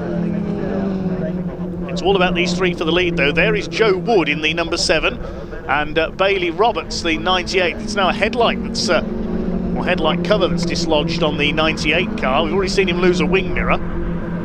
He's a bit battered and bruised in there. Now, Maserati, what can he do into the chicane this time? Or is he going to hang back for an attack on the final lap? They're coming round to start the final lap this time in this second race of the weekend for the Junior Saloon Car Championship. Maserati goes to the outside, trying to do a Caterham on Wilf Butler.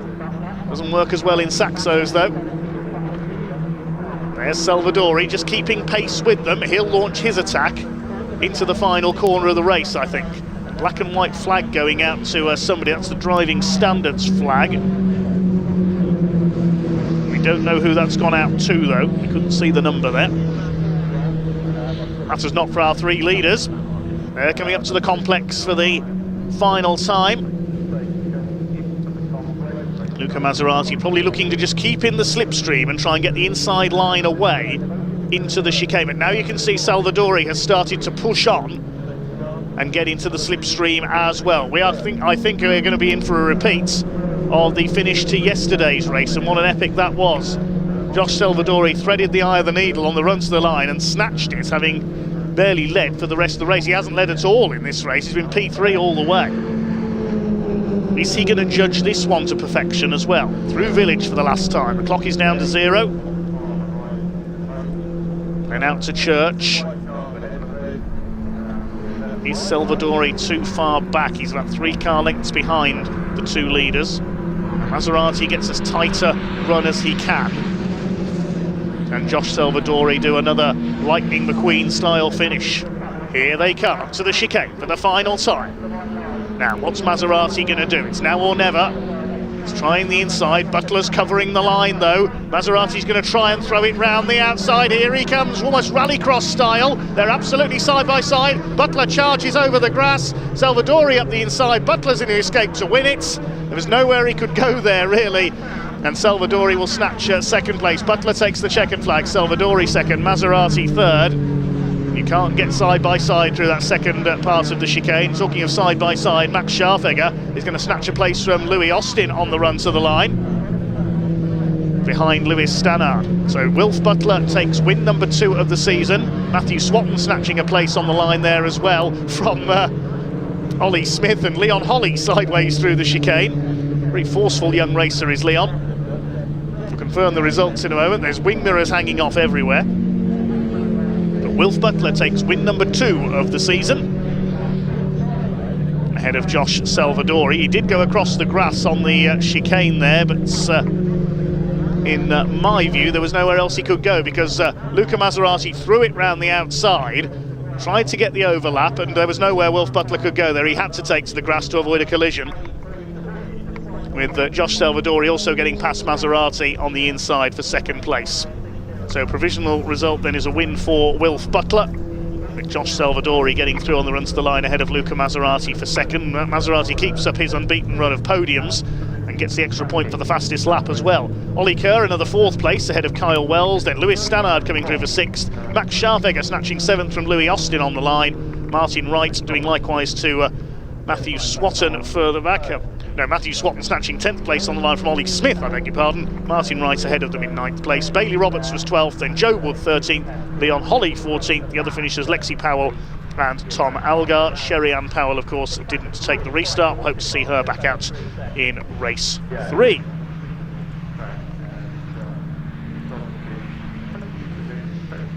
Nearly as good as yesterday in the juniors, says Joy Goddard. Let's hope for another exciting finish in race 3 a little later on. Thanks to all our commenters. Hi to Dan Bartlett, one of our regular viewers. Will Hapgood. Chris Craven. Hello to Jimmy Broadbent as well, who's been watching on ahead of heading to Cadwell Park this weekend. Saw Jimmy back out in Brick Car at the start of the season as well, of course. Jamie McEwen, we mentioned Jamie. Right, to Daniel Swatton, watching on, cheering on Matthew, no doubt. I think they're ready down in Parc Ferme now. We can head down with Ian to hear from some of the drivers. Yes, everybody, welcome down to Parc Ferme. For some reason, actually, we just turned the camera around, Andy. The cars have been stopped at the end of the pit lane. We're expecting them to come into Parc Ferme. Wilf Butler takes the win, but it is a provisional result, as I'm sure you can imagine, very much so. He is going to take the number 1 spot, though. Here he comes now. It's a second win of the season for him. I have to emphasise provisional as well. I think this one's actually going to be decided in the stewards room overall. Salvador, he was just lurking like he did yesterday. Yesterday nipped through right at the end. We came close to doing it again. Luca Maserati's made it 7 races now on the podium. Every single race this season, Maserati has been in the top 3. Let's grab a quick word, shall we, with Wilf as soon as he gets out the car. Wow, what are these Junior Saloons, incredible racing. Some good news as well, by the way. I did speak to Sherry-Ann Powell, who had the accident at the start of the race. She is okay, she's absolutely fine. Wilf, that was dramatic, wasn't it? Yeah, it literally came down to the last lap again, and Luke tried going around my outside and I just got squeezed off, but ended up with a win. So you're confident, you're happy with it? Yeah, 100%, yeah. Top man, excellent. Let's go have a quick chat with Josh. Well done, mate, congratulations. Second win for the season there. Josh, let's have a quick chat with him. Josh, you just lurk at the back, don't you, there, waiting for the opportunity? Yeah, it's a really tough race, a couple of issues. Just need to try and fix them hopefully for the next race. But hey, I'll tell you what, Kachow, it's going well so far this weekend. Of course, Josh, winner in race 1 yesterday. Let's go get Luca Maserati, shall we, for a quick chat over here. Luca, well, that was a dramatic finish, wasn't it? Yeah. What's your thoughts on it? I don't know, I'd have to see it back, but from in the car, it looked like they both did track limits. So they left the track, getting an advantage. So. Well, look, of course, the results at the minute are provisional, but every single race this season, you've been on the podium. You are Mr. Consistent, aren't you? Yeah, it's always good to be consistent, obviously, but, you know, they're only gaining points on us at the moment, finishing ahead, so it doesn't really matter at the minute. So. Well, thank you for talking to us, really appreciate it, and of course we will wait to see exactly what happens. However, it's time to go racing. More Caterhams, they're heading out on track. Dave, over to you.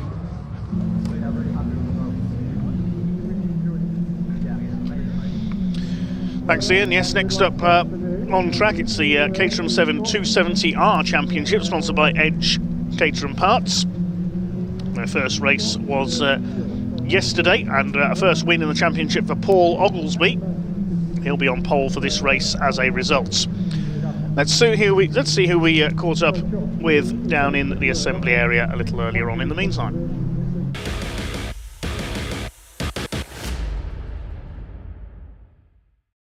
So I found Dan Hope. Dan, yesterday's race did not go to plan, did it? Obviously you got taken out. It was no fault of yours, but it's unfortunate in those situations. That final, straight down to the chicane has caused all sorts of carnage in your race yesterday. It really did, yeah. There was wings and people missing the chicane completely, so it was a bit intense going in there a lot of the time. And unfortunate for me, as you say, had a really good start, made up 5 places in the first 3 turns. So got to about 5th or 6th place, and then unfortunately Alex and I came together in the most unfortunate place, and it took me out of the race. Yeah. Was there much damage to the car? It was mostly superficial stuff. There was a few bits that were just a bit bent, so easy to replace. But yeah, hopefully we'll be able to make something happen from the back and see what happens in race 3. You never know.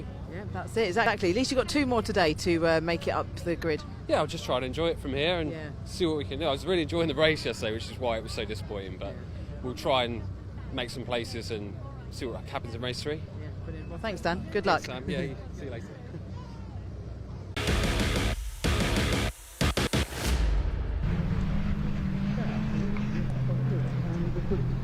So cars just coming up to the grid then for the Edge Caterham 270R Championship second race of the weekend. One driver we haven't got out there, incidentally, is number 8 Django Jones. Accident damage from yesterday's race, but he's okay. But out for the weekend, sadly. It's Paul Oglesby, yesterday's winner, who will take the pole position alongside number 15 Nick Sampson. Second row Adam Keane, who we want to watch here, alongside Nick Highton. Ben Wheatley, hat-trick winner at Snetterton, the season opener, on row 3 alongside Monty Hyde. Henry Speaks and Harvey Ashmore on row 4. Fifth row Megan Bruce, GB4 Championship regular, alongside Andrew Bailey. Onto row 6 Louis Darling, who came through from the back of the grid in yesterday's race to take 11th place, alongside Harrison Cavers, and Tim Payne and Gary Cross, Andy Palmer and Tim Hardcastle, Graham Handy and Rob Lowe, Jasmine Shaw and Brian Joyce complete the top 20. Row 11 it's Andrew Mackay in 65, Ann Hall 62. In the final row Dan Hope, who we just heard from, taken out in a collision yesterday with Alex Coombs. Alex Coombs was excluded from the result yesterday for causing that collision, so he has to start today from the back.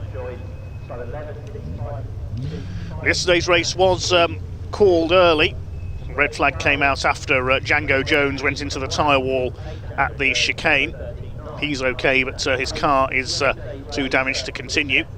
Paul Oglesby, graduate of the Academy last season, was a race winner in the Caterham Academy, and he's in the bright green car on pole position following a first ever 270R win yesterday. He skipped the Roadsport's rung of the ladder straight up to 270R. Nick Sampson in the red and white car alongside him, then the sort of military green car with the white roll cage, Adam Keane. He'll be worth watching here. He's had a couple of podiums so far this season.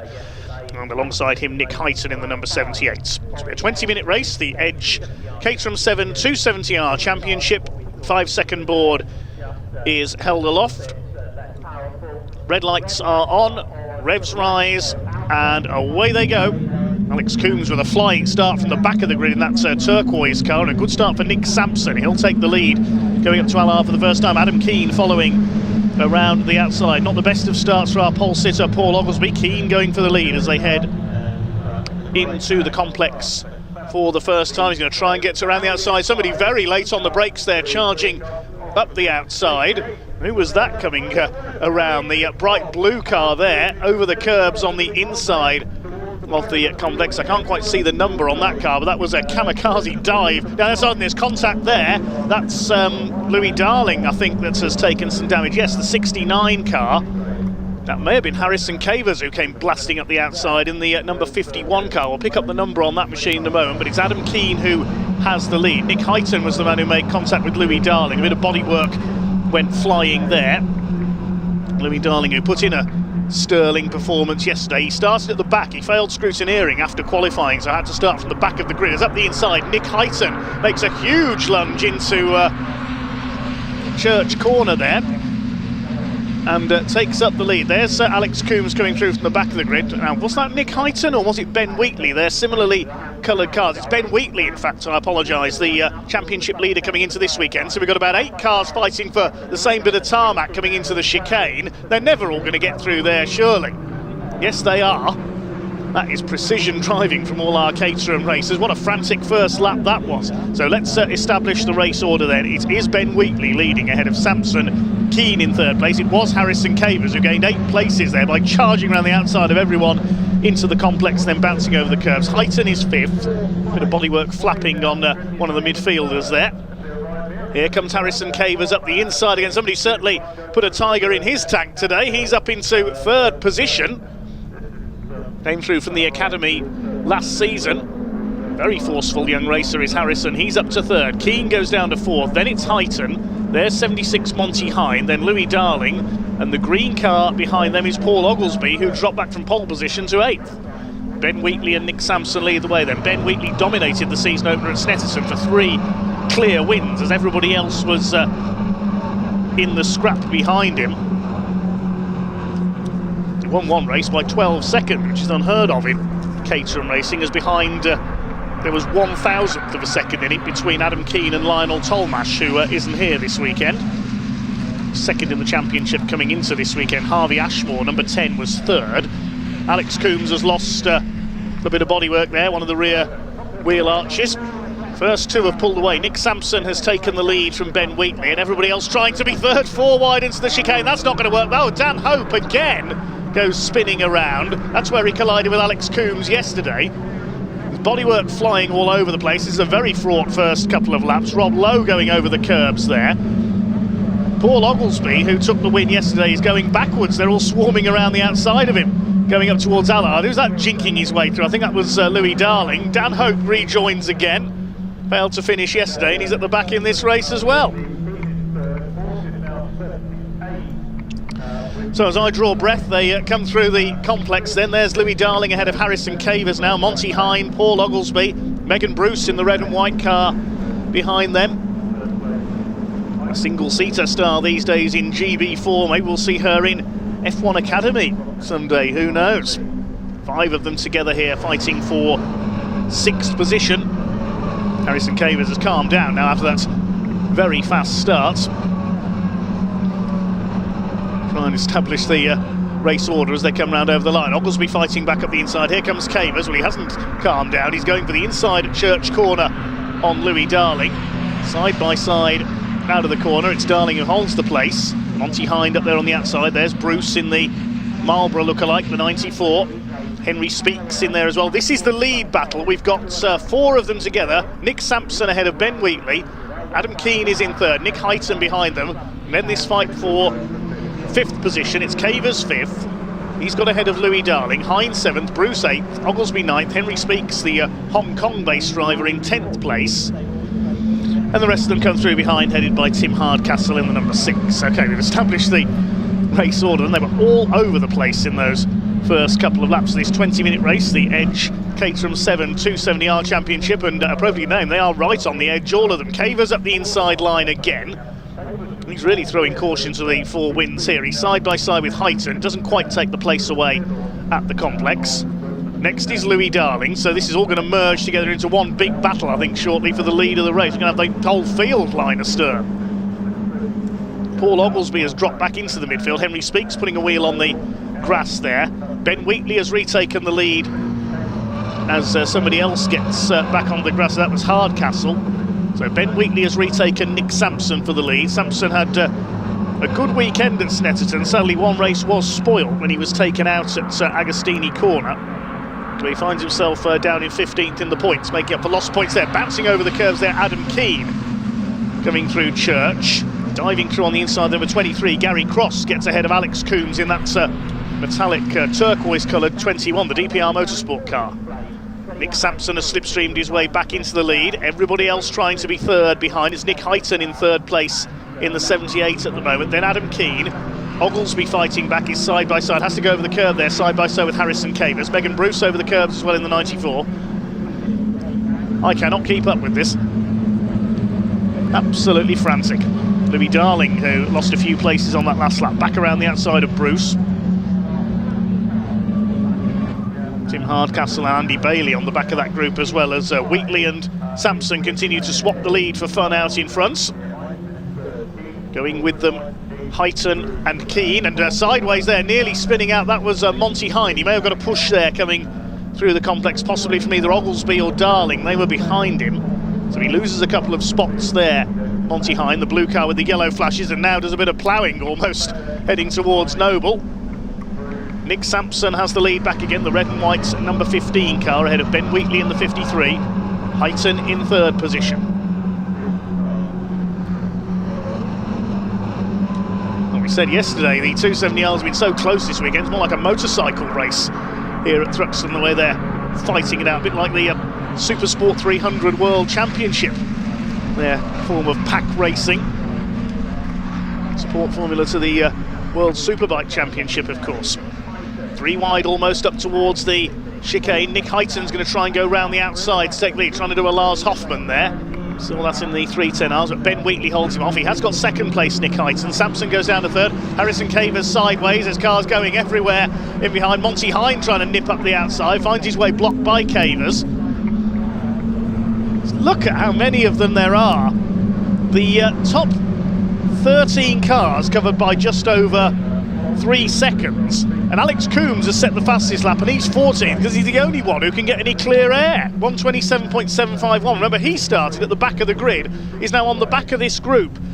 Gary Cross behind him. There's 15 cars in this lead draft at the moment, and it's led by Ben Wheatley, who's unable to escape as he did at the Snetterton 300 circuit last month.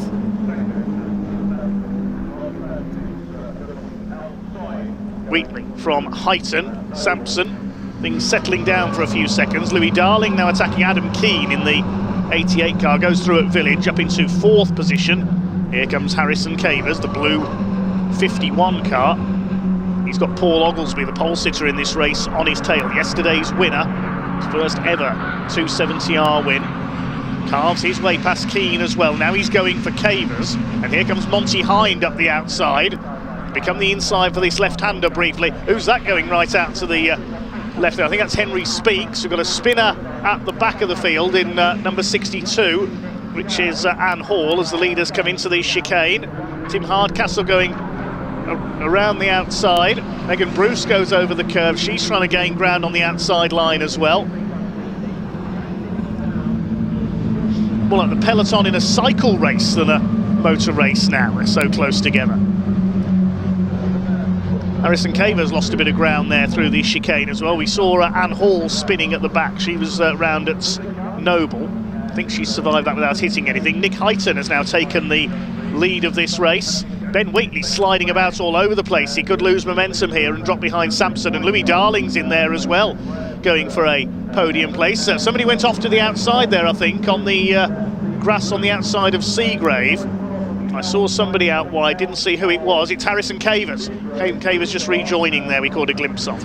Ben Wheatley to the inside at Village, Sampson to the outside at Village, and he goes round Ben Wheatley. There's contact there, and another wing goes flying off Ben Wheatley's car. There's going to be no rear wings left at the end of this race. Louis Darling's now got up into 3rd position. Nick Heighton it is then who leads the way, the number 78.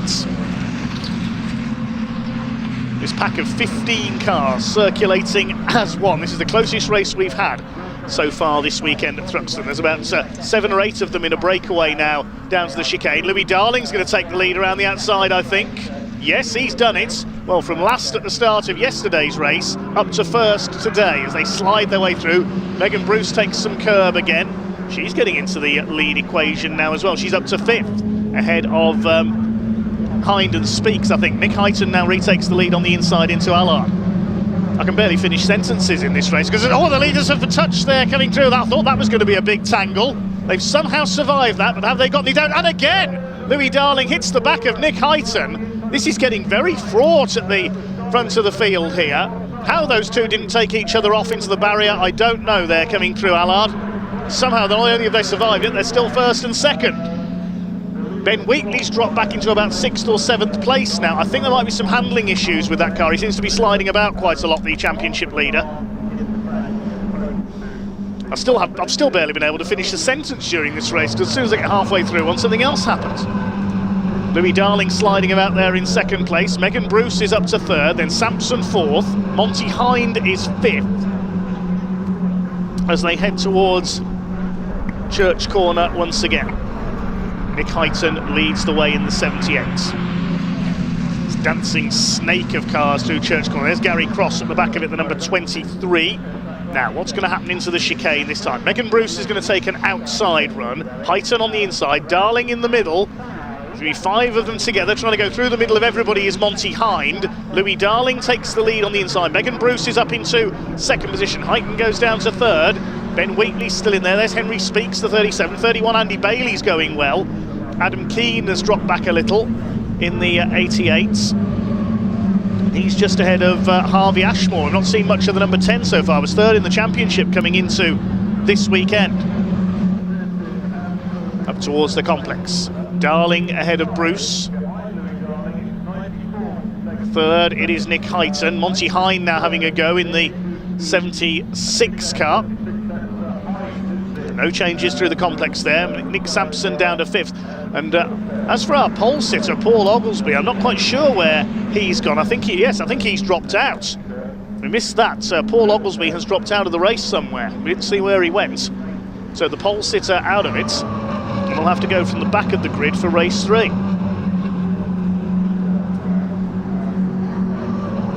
Leaders out towards Church Corner. Megan Bruce is going to try and attack for the lead. Came through the Caterham Academy alongside her single-seater exploits over the last couple of years. Looking for her first Caterham win. Here they come up towards the chicane. Monty Hine going to the outside. They spread out 3 wide behind as well. Ben Wheatley's not out of this yet.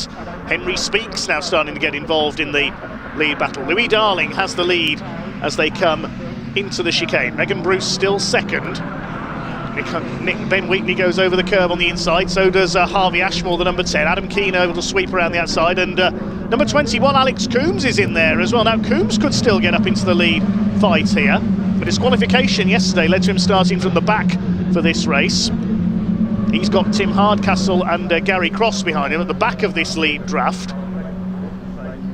Darling from Bruce still as they go into the complex.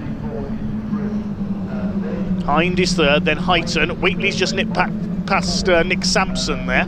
Behind them, Henry Speaks and Andrew Bailey. A little further off the back of this group, there's Harrison Cavers after his grassy moment earlier on. He's got Rob Lowe behind him. Then the number 2, the Ironman livery car, which is Graham Handy.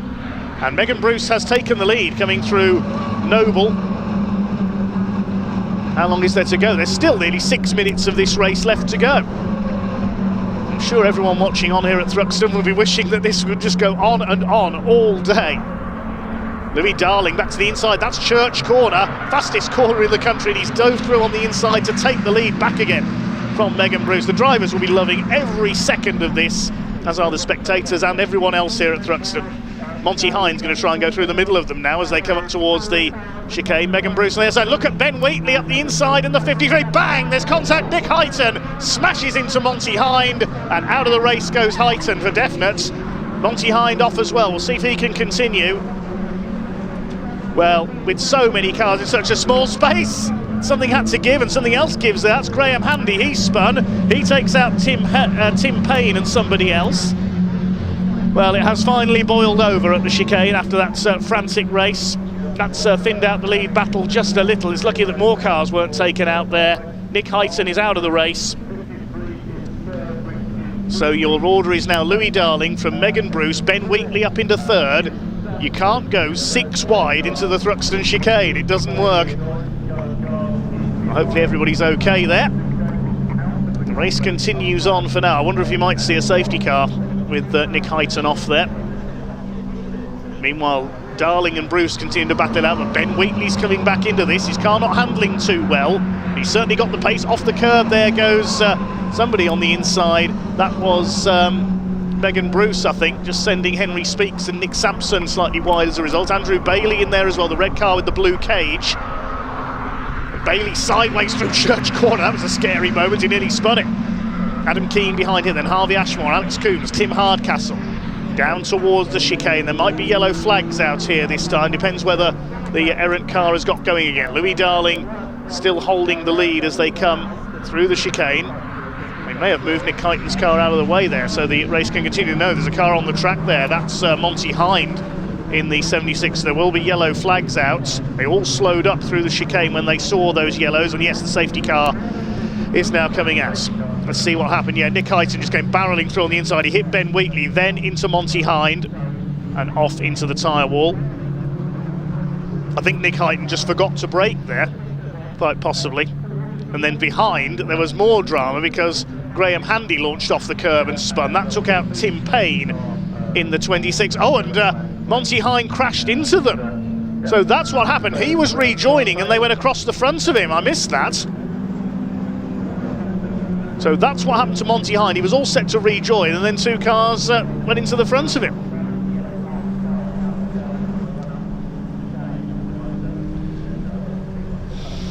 So finally a bit of time to draw breath with the safety car out.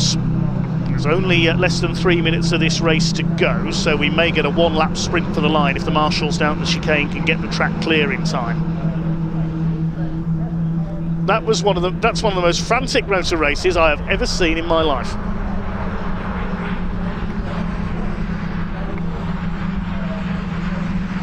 That was very unlucky for Monty Hind, I have to say. Safety car has not yet joined the field. There's only just a couple of minutes left to go. The leader is Louis Darling in the 69 car, ahead of Ben Wheatley, Megan Bruce in third. Then Nick Sampson, that's Henry Speaks, Andrew Bailey, Keane, Ashmore, Coombs, Hardcastle, Cross, Lowe. So the safety car has now picked up our race leader. There's only 90 seconds left on the clock though, so I think we are going to finish behind the safety car. Which is a bit unfortunate, we have to say. That's Anne Hall's car, I think, possibly there. Yes, that spun earlier on with the leader behind it. But if that is the end of race, that's an unfortunate way for that race to end. A cracking race between everybody fighting for the lead in that incredible Edge Caterham 7270R Championship race. Monty Hind can't believe his bad luck. Yeah, the red flag now does come out, so the race will end early. Well, Monty Hind, first of all, taken out in that contact with Nick Heighton, and just as he was about to rejoin, another car spins across in front of him. He's okay, but very upset there, Monty Hind. Now let's have a look again. Watch the middle of this pack with Nick Heighton towards the back, the black and blue car. He just doesn't seem to slow down. He bounces off Ben Wheatley into the air, smashes into Monty Hind. He disappears off into the tyre wall. And then Monty Hind, facing the wrong way, the nose cone damaged on his car, but it's still mobile.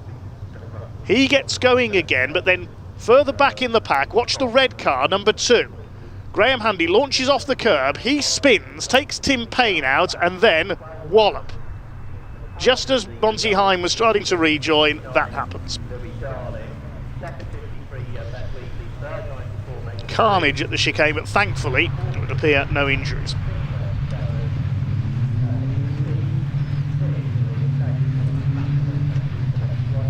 So the pack will be brought back in, and provisionally that is a victory for Louis Darling. What a run through he had. He started 11th in that race, having started last yesterday after failing scrutineering following qualifying. And that's a first win for number 69 Louis Darling, ahead of Ben Wheatley, the championship leader in the 53. Yes, the checkered flag has now been displayed on the timing screen. Megan Bruce on the podium in third, ahead of Nick Sampson, Henry Speaks and Harvey Ashmore. Nick Sampson getting the fastest lap of the race. Andrew Bailey in 7th, ahead of Adam Keane. Alex Coombs from the back of the grid to 9th. Tim Hardcastle rounds out the top 10, ahead of Gary Cross, Rob Lowe, Harrison Cavers, Andy Palmer. We lost our pole sitter there, unfortunately, Paul Oglesby dropping out of the race. We didn't see him go out.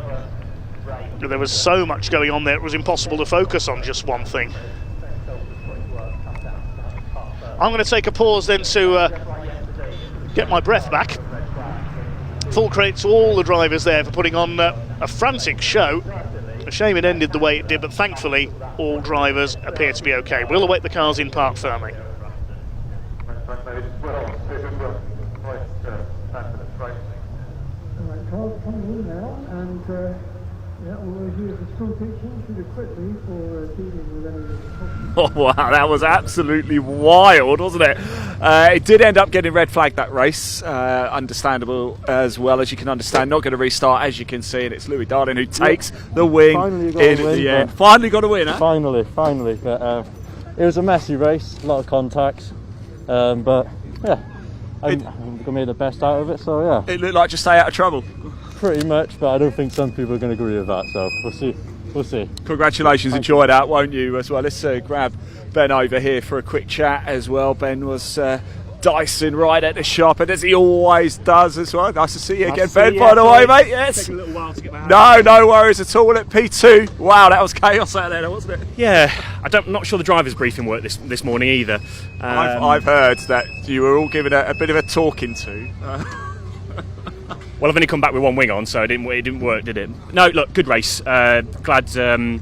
Obviously, yesterday was a bit of a blip. Glad we got it back into P2 for this race.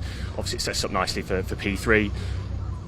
I think there's still some words that need to be said about driving standards, but I'll leave that up to the clerk of the course to figure out. But good race nonetheless. Thanks for talking to us. It's really good to see you again as well, too. We've got Megan Bruce over here coming home in third. We'll grab a word of her very, very shortly, shall we? Let's just whilst we wait, got a little bit of time. As you can see, the Roadsport cars are out next, but I just wonder if they're going to be doing a little bit of work. Let's grab Anne for a quick chat. Let's let her get out the car first, shall we? Anne, we're just coming over to say hello, really. How are you? All I'm right? good, thank you. Yes, that wasn't a great performance, but I came in ahead of everybody. It doesn't look like you've got any damage, though. No, so I've that's no all right. damage. You've done better than some. Yeah, well, that's a good thing. Yeah, I had some damage yesterday, so pleased it's in one piece today, and I was just having a little race of my own, I think. I don't know what my times are, probably rubbish. Do you know what? That was probably the safest way, though. I think I thought I was in quite a reasonable place there, so try harder next time and hopefully be a bit quicker, but still enjoying it. Good to see you. Really is. Let's move along and find Megan if we can. She's just up here. Let's jump in. Sorry, Megan, can we just grab you? Sorry, guys, we're going to pull her away for a second. Congratulations, Megan. It was chaos out there. Yeah, it was a at bit of times? chaos. Was it just a case of, look, just try and stay out of trouble? Yeah, pretty much. I mean, I saw wings flying and people just being a bit too close, so I was like, stay out, and yeah, I just zoomed past a few people at the straight, and yeah, here we are. What have you made of your season so far? I mean, it's only a one-off round, so yesterday was a bit poor. Our qualifying didn't really go to plan, and then a bit difficult in the race, so we had to make some positions up in this race, and we did that. Excellent stuff, Megan. It's great to see you again. Congratulations on the top three. So Louis Darling takes the win, Ben Wheatley second, Megan Bruce in third. More Caterham action coming up for you. Look, as if by magic, the beauty of Thruxton as well. We've got Park FOMO here, assembly area right here. Here are the Roadsports. They are about to head out on track shortly-ish.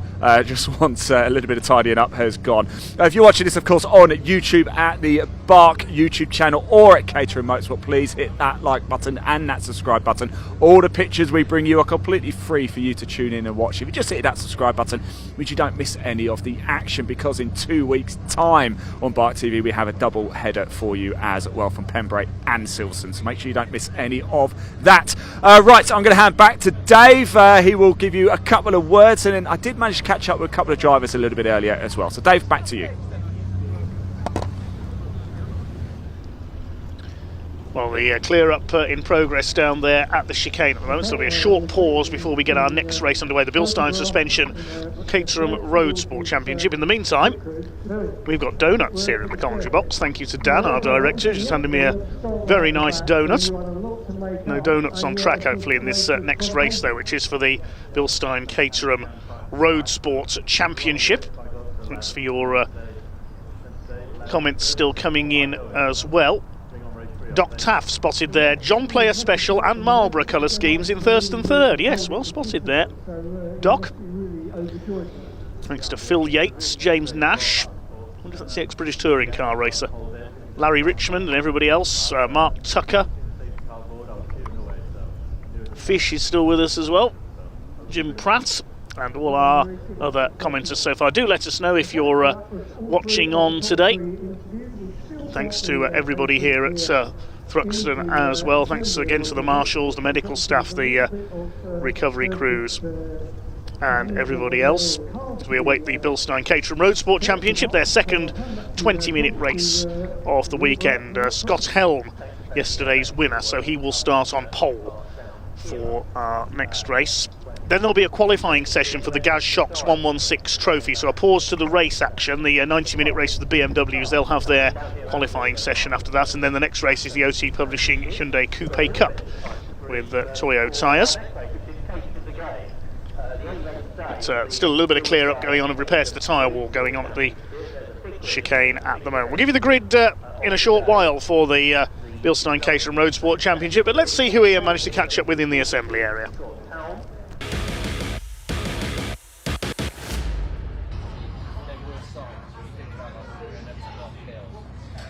Right, time for second race of the weekend for the Roadsport. I'm catching up with Andrew Davison because, Andrew, I've been told off before because I've called you Davison before, but it's Davison. Most people call me Davidson, so actually it's halfway near what most people get. Sort of there-ish, thereabouts.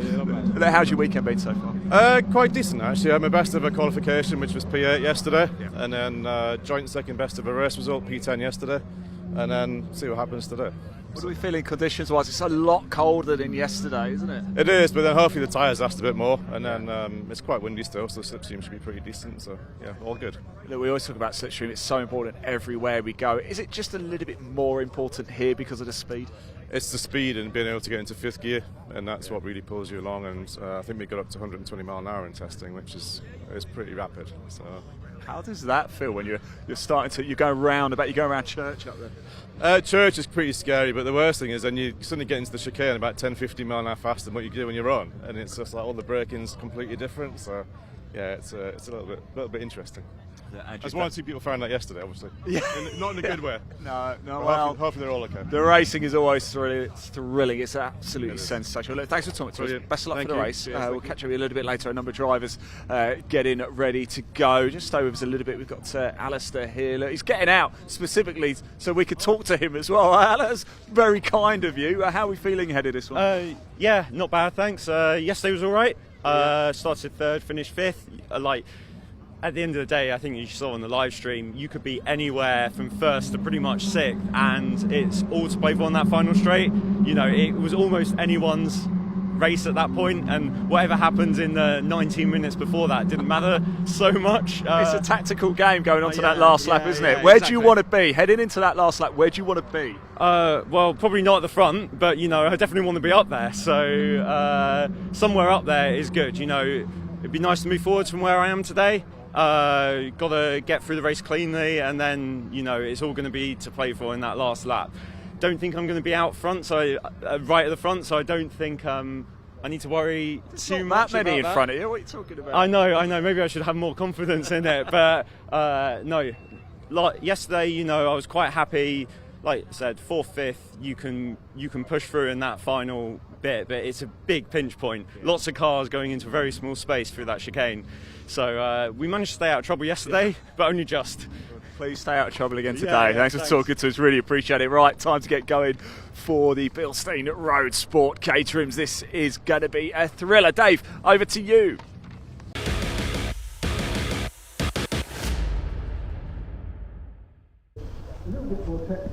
It certainly is going to be a thriller for the Caterham Roadsports. Thank you to Ian and the team down there in the assembly area. Just waiting for Monty Hines' car to be recovered from down the chicane. He was so unlucky there. Well, the Roadsports is the second rung on the Caterham ladder. They're mostly graduates from the Caterham Academy. Only a couple of changes made to the standard Academy car. Some more track-focused tyres. Toyo R888Rs put on the car, and a rear anti-roll bar added to the suspension as well. And you're ready to go road sports racing, so a fairly cost-effective upgrade to your car. Caterham haven't been to Thruxton for a couple of years, so it'll be the first experience for the Academy graduates of 2024 that most of these cars are. Second race of the weekend for them. Now, the opening round of the season at Snetterton, it was the brothers Harris who were in dominant form, Will and Charles. It's Will who topped the points table coming into this round ahead of his brother, thanks to getting fastest lap in one race and getting an extra point. Their father, Steve Harris, also on this grid. There are 3 members of the Harris family out there, but yesterday it was Scott Helm, who was a race winner in the Academy last season, who took the spoils. A frantic fight at the front of the field, typical of Caterham racing. Aaron Oliver was in 2nd place, and Dan Crawley in 3rd. While pole sitter Brian Thornton, the Irishman, dropped back into 6th place. One of the star performances on the first lap was Chris Buck, number 36, who charged his way through into the lead, but then dropped back into the pack as the race went on. So it's Scott Helm and Aaron Oliver on the front row of the grid after yesterday's race. Second row, Dan Crawley, number 17, and Will Harris, the erstwhile championship leader. Alistair Morton and Brian Thornton on row 3. And Chris Buck and Charles Harris, second of the brothers on row 4. Craig Evans, who was on the podium at Snetterton, on row 5 alongside one of the men we just heard from, Andrew Davison. On to row 6, that's 38 Jimmy Y, and number 7, somebody called Sam Parker on the grid for this race. Yep, she's swapped microphone for steering wheel for this one. Row 7, number 20, Steve Lorriman, easy to recognise in his Union flag liveried car, alongside 32 Ivan Searle. Row 8, 24 Ollie White, and number 5 Steve Harris, that's Harris Senior. Row 9 Will Coupe, and 74 Charles Chapman. The 10th row Eduardo Pontes, the Brazilian. Now he started from the back in yesterday's race, but taking his grid slot today, he was sent to the back. His qualifying times were disallowed for a tyre infringement. Pontes starts alongside number 4 Alistair Kinnear. The 11th row, number 27, Jeremy Skelton, and 13, Liam Baslington. Row 12, Benoit Khan, and 52, Chris Hicks. On row 13, we have 26, which is Zina Al-Jalili, and 60, Mark Stancer. Chris Morling, number 19, will be at the back on his own, because James Platt, who should have started there in number 58 alongside him, withdrawn due to accident damage from yesterday. He went off at the chicane and hit the tyre wall. So no James Platt. Hopefully Chris Morling is there as well. He went off in yesterday's race exiting Allard and hit the barriers, so hopefully his car is repaired. There's Sam Parker, the sort of citrus yellow car.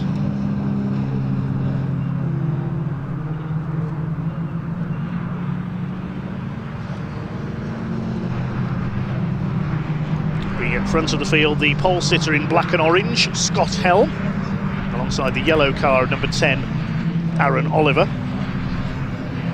And Crawley's in sort of British racing green with Dayglow yellow stripes, and Will Harris in green and black. So those are the leading colours to look out for.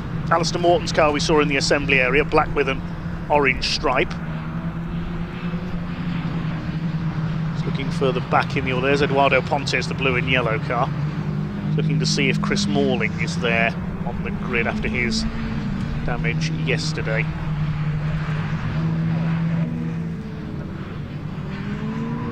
Not sure if he is. We'll wait and see when they line up. Will Harris throwing the car around there to warm up the tyres.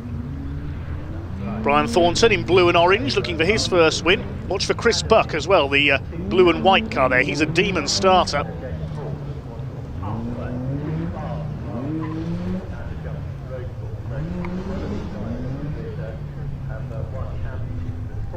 Two pink cars at the back, Chris Hicks and Zina Al-Jalili.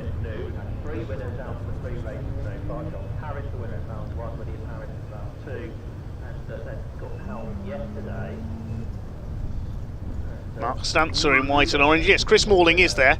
Car with the yellow wheels, so he has repaired. Well done to him and his team for fixing that car for today's race after some damage yesterday. 16 is Benoit Khan in the silver car. Marshall's bringing them up to the grid then. Well done to those down at the chicane for the quick clear up there after that bit of mayhem in the 270R race. So leader of the championship coming into this weekend, we mentioned the Hampshire Air Ambulance earlier on. There it is taking off to speed to an emergency. Full credit to all the Air Ambulance staff and officials for their help all over the south of England.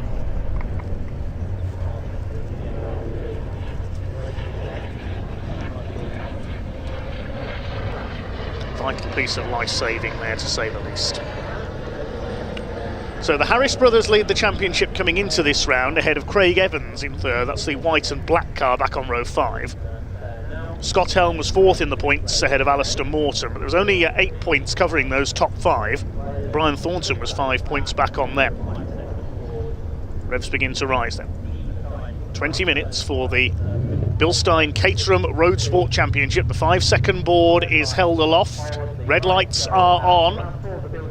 Waiting for the red lights to go out. They do so now, and away we go with the Caterham Roadsports. One car a bit slow away towards the back there. But it is Scott Helm who takes the lead. Will Harris with a great start in the number 14 car, the green and black, up the outside. He's going to try and take second place. I don't think he'll get ahead of Scott Helm on the run into the complex. Everybody else away cleanly as well. Side by side for second place, but it's Scott Helm who holds the early lead. Up over the curve, there's a bit of locking up in the pack there, a bit of bumping and boring. but they've all made it round so far. Not the best of starts for Sam Parker. She's back in the midfield as well, side by side there with, I think that's the 32 of Ivan Searle, the red car. Behind them the 22, which is Will Coupe. Also dropping back the number 20 of Steve Lorryman, but it is Helm who leads. Will Harris side by side with Aaron Oliver for second place. Brian Thornton's got away well. He's up into fourth position. Then it's the number 17 of Dan Crawley, the green and yellow car, chased by Alistair Morton. Then Chris Buck with the yellow wheel rims there, out towards Church Corner for the first time, and then turning back towards the paddock. Already starting to spread out very slightly towards the back level. Mark Stancer, number 60, getting a bit sideways. Holds it all together. Chris Morling behind him. Up to the chicane, they're going to try and go 4 wide. They're into the slipstreaming game early in this one. Aaron Oliver's going to take the lead in the number 10 car, and down to at least 4th place has gone Scott Helm. He's going back even further. Scott Helm dropping like a stone there through the chicane. He got his line wrong on the outside. It's Oliver who leads. Thornton up into 2nd place. Harris is 3rd. Then Dan Crawley.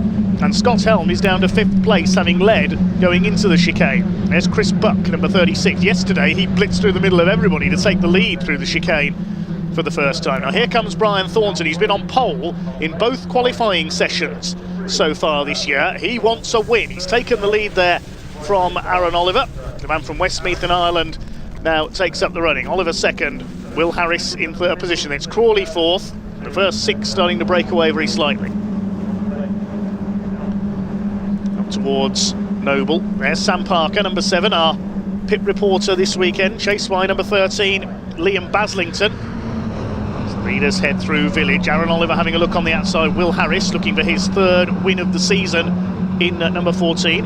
His brother Charles Harris came through in 9th at the end of the opening lap in the British Racing green and yellow car, the Team Lotus look-alike car. Father Steve racing in a reverse of those colours, effectively yellow with green stripes.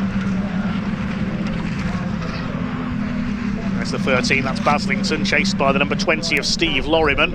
And they go 3 wide for the lead again into the chicane. Will Harris in the middle, Aaron Oliver on the outside, Brian Thornton on the inner. Round the outside goes Oliver. He's not going to make it work, and Brian Thornton has held his lead. Scott Helm tucked in behind them. The rest of them almost has one. He's caught a glimpse of Charles Harris in there as well. Over the curve there, those Lorryman nearly losing the number 20 car. There's Steve Harris, the yellow number 5, and Will Harris around the outside has taken the lead. Great run there past the pits to take up the running in the number 14, the man from Northampton. Brian Thornton in 2nd place, and here comes Scott Helm trying to lunge down the outside, trying to do a Harrison Cavers there. He's up to 4th. Behind him is Dan Crawley. Helm going for 3rd on the inside of Aaron Oliver. Oliver will have the inside for the right-hander at Seagrave. Then it's Crawley, Morton, Buck behind them, and then Craig Evans in the Blood Records sponsored car.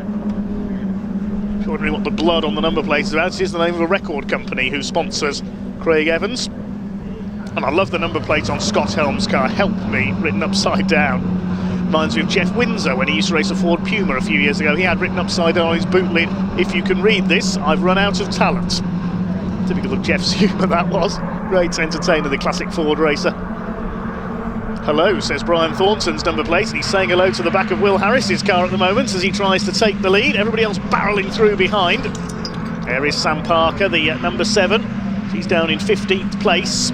Got rather muscled out into the complex, I think, for the first time.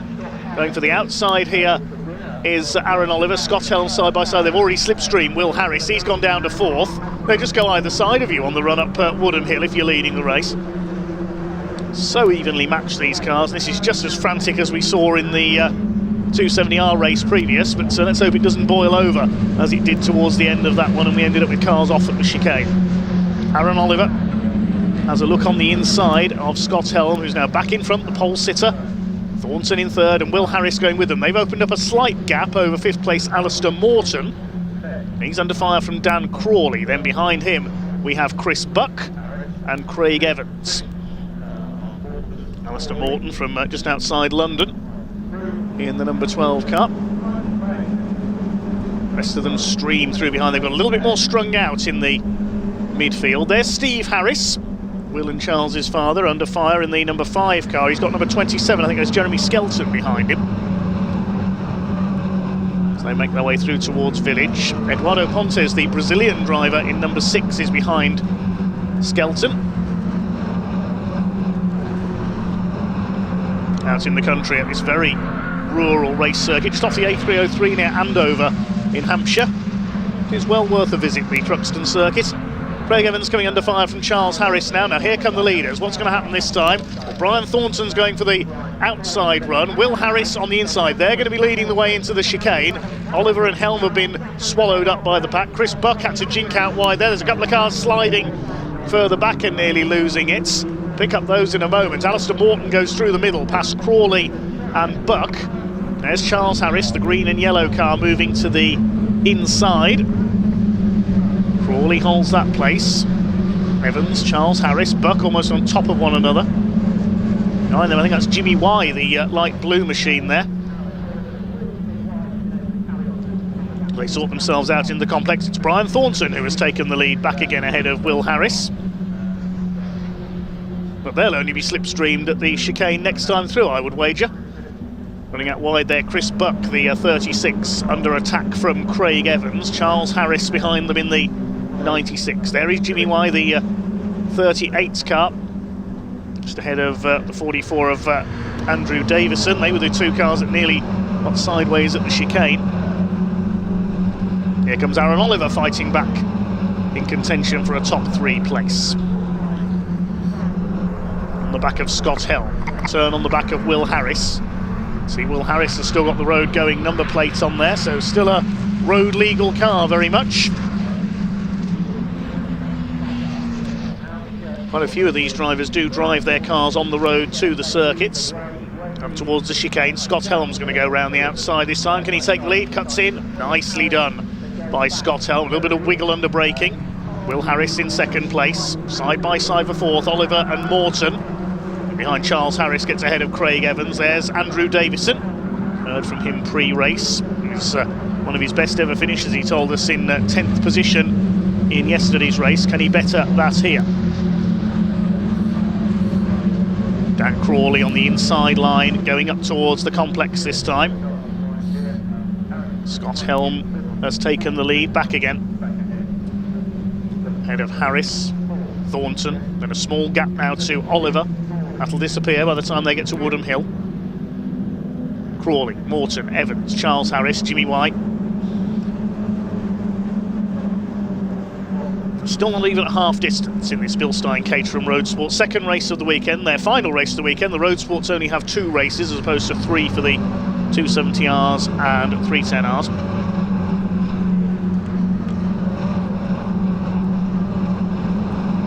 Along the back of the circuit they go once more. Is that a window I see flapping on Alistair Morton's car? Quite possibly. Brian Thornton lunging for the inside at Church Corner. A brave move there up into second place. And now he'll go for the lead into the chicane. Here they come. Now Dan Crawley's going for the outside line this time. Brian Thornton does get the inside run though. He set that up very nicely coming through Church, and he's got the lead. Crawley's going to go for Aaron Oliver. It's Helm still in second place. Will Harris tucked in behind them. Over the curb goes Craig Evans in the white car. He loses out to Alistair Morton, and Charles Harris nearly hit the wall there. He ran wide onto the grass coming out of the chicane in the 96. It was nearly a wallop for the second Harris brother. As up they go towards the complex once again, coming up to half distance. Will Harris tucks in to the middle of that second pack. The first 2 have got away slightly. It's Brian Thornton ahead of Scott Helm. Everybody else is trying to be third. Charles Harris wide again, battling with Jimmy Y and Andrew Davison. Out of Seagrave.